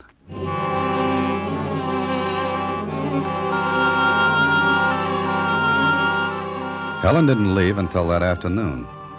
I let her get a start and then drove after her. She didn't stop in the village. Kept going into town about 20 miles farther. I kept a safe distance behind. Then, in the town, she stopped her car, got out. And so did I. Well, so far, this was a blind chase. Then she went into a store, and on the window was children's toys and books. Toys and books. Children's. I edged up to the window and looked in. Helen was talking with a clerk, and she had something in her hand. And from where I stood, it looked like one of those linen-covered kids' books. Then I saw the clerk go to a shelf of books and look them over. Helen followed her. The clerk shook her head. Helen turned to leave, and I ducked to keep out of sight. Helen went to every toy shop in town, but every place she got the same answer, a shake of the head. Okay. So it was Helen who had taken the missing item from the trunk. And it was a kid's book. But why? And what was in that book? It was dark when she finally headed back to the village of Fair Oaks. She didn't know it, but she was going to get company that night.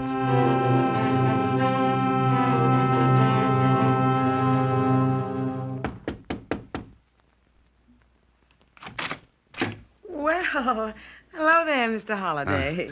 Dan sounds better. Well, so does Helen. I was just in the village, thought I'd drop in and say hello. Well, I'm glad you did, Dan. Sit down, won't you? Oh, thank you. All finished at the house? Yeah.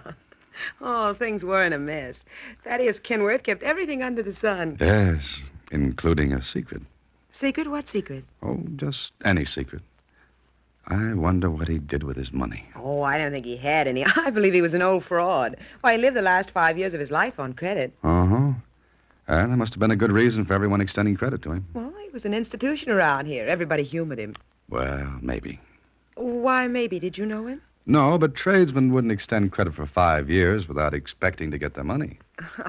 I didn't know anything about that. I'm sure you do. What? How was your trip into town today, Helen? Pleasant? Profitable? You're an odd person, Mr. Holliday.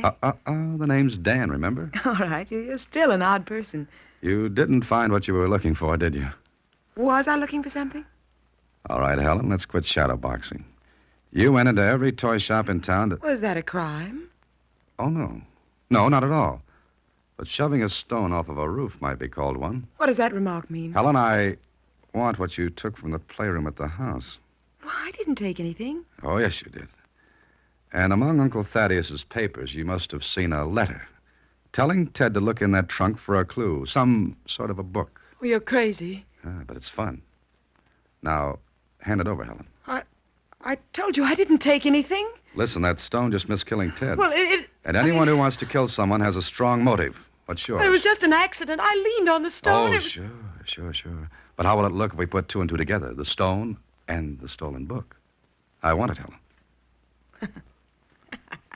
Something funny? All right, you can have it. But it won't do you any more good than it did me.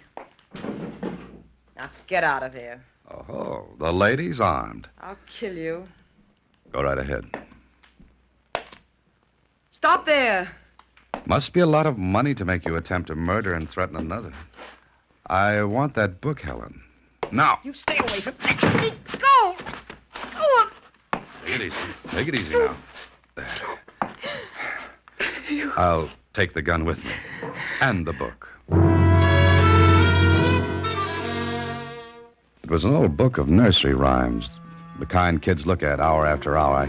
I took it back to Ted and told him what had happened. Helen? But why? Why? For what I've been harping on since I've been here, your uncle's money. And this book is the clue. Yeah, I remember it now. That's what was missing from the trunk. Sure. Look, Ted, Helen went through your uncle's papers and found something. I would have sworn it was Lawyer Wilson. Yeah, that's something Helen was counting on, but I ruled him out. Why? Well, when I first saw the will, I noticed it had been drawn up by another firm of attorneys. If you remember, Wilson even admitted he had to hunt for it. Then Helen must have found the letter telling you to look for this book. Yeah, but there's nothing but nursery rhymes. We've been through it a dozen times, and there's not a mark or a piece of paper in it. Yes, I know, but we've got it. Yeah, we've got it. And I've got to get out of here. You've got to figure this out before you leave. Once you're out of here, you'll have as much chance of finding that money. Yeah, I know. But... Come on. Now, let's look through it again.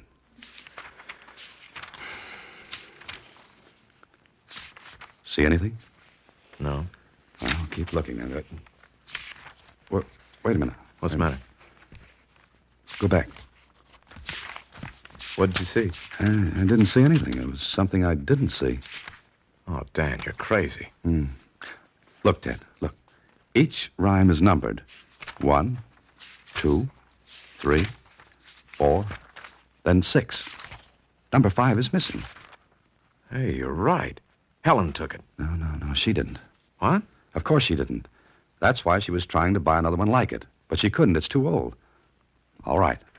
Number 5 is missing. What was it? Oh, hey, I can't remember that. Yes, you can. Now, look. Number 1, Little Miss Muffet. Yeah. Number 2, Simple Simon. 3, Sing a Song of Sixpence. 4, 3 Blind Mice. Wait a minute. Wait. Mice. Mice? No. That one's here. No. Not Hickory Dickory Dock. The mouse ran up the clock. It's not there, and I know it was. Your uncle took it out rather than mark it. He took it out to make it tough for you. Yeah, but why that one? Ted. In the hall, that grandfather's clock. Yeah. I used to watch it for hours when I was a kid. Well, come on. Hey, Dan, you're terrific. Okay, here's the clock, but it's stopped. I tried to wind it the other day, but it wouldn't go. Now, listen, the rest of the rhyme. The clock struck 1. 1 o'clock. This clock stopped at 6. Now, what'll happen when we turn the hands until they get to 1? Well, don't just stand there, boy. Do it. Okay. 7, 8, 9, 10, 11, 12. Easy. 1. Look, the face came open. Hey, there's a letter. Well, get it out and read it. Yeah, read it. My dear nephew, since you've figured this out, I must assume you've learned that money is to be earned, not come by easily. All right, go to the sundial in the garden. Turn the indicator until it points to 12. You'll then be able to lift the face of the dial. In the column, you'll find negotiable bonds and securities. Dan, Dan, I know. You love me.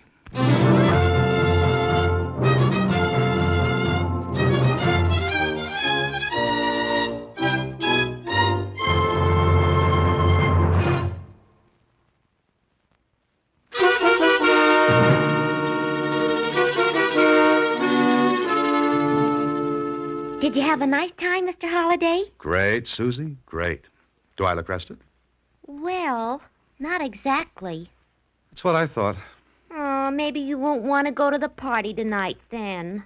What party? Well, we're all starting from the city hall. Starting from the city hall. Why? Oh, it's a treasure hunt. It'll be loads of fun. Oh, Susie, how do you manage it? Good night. Next week, same time, through the courtesy of Paramount Pictures, Alan Ladd stars as Dan Holliday in Box 13. Box 13 is directed by Richard Sandville, with an original story by Russell Hughes. Original music is composed and conducted by Rudy Schrager. The part of Susie is played by Sylvia Picker. Production is supervised by Vern Karstensen. This is a Mayfair production from Hollywood.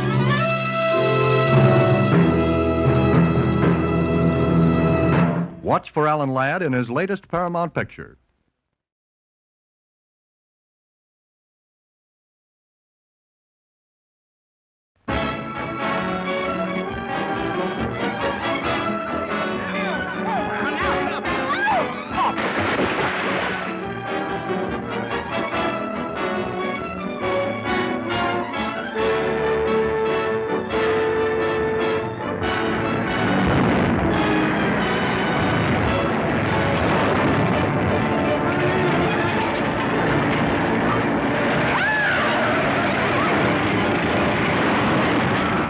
Find out how it feels to be in trouble. Without friends, without credit, without checkbook, without Dave. Alone. And I'll go with you. How could I be alone if you're with me? Sullivan's Travels, the side-splitting story of a $4,000 a week big shot who turns hobo for experience and gets more than he bargained for. You better drop me at the next corner and take this bus back where you stole it from. Don't talk nonsense. I left a note saying I was taking the car. Or did I? Be nice if you could remember. What do you suppose that is? Well, whatever it is, there's absolutely nothing they can do. Remember that. What did you say? I said there's absolutely nothing they can do.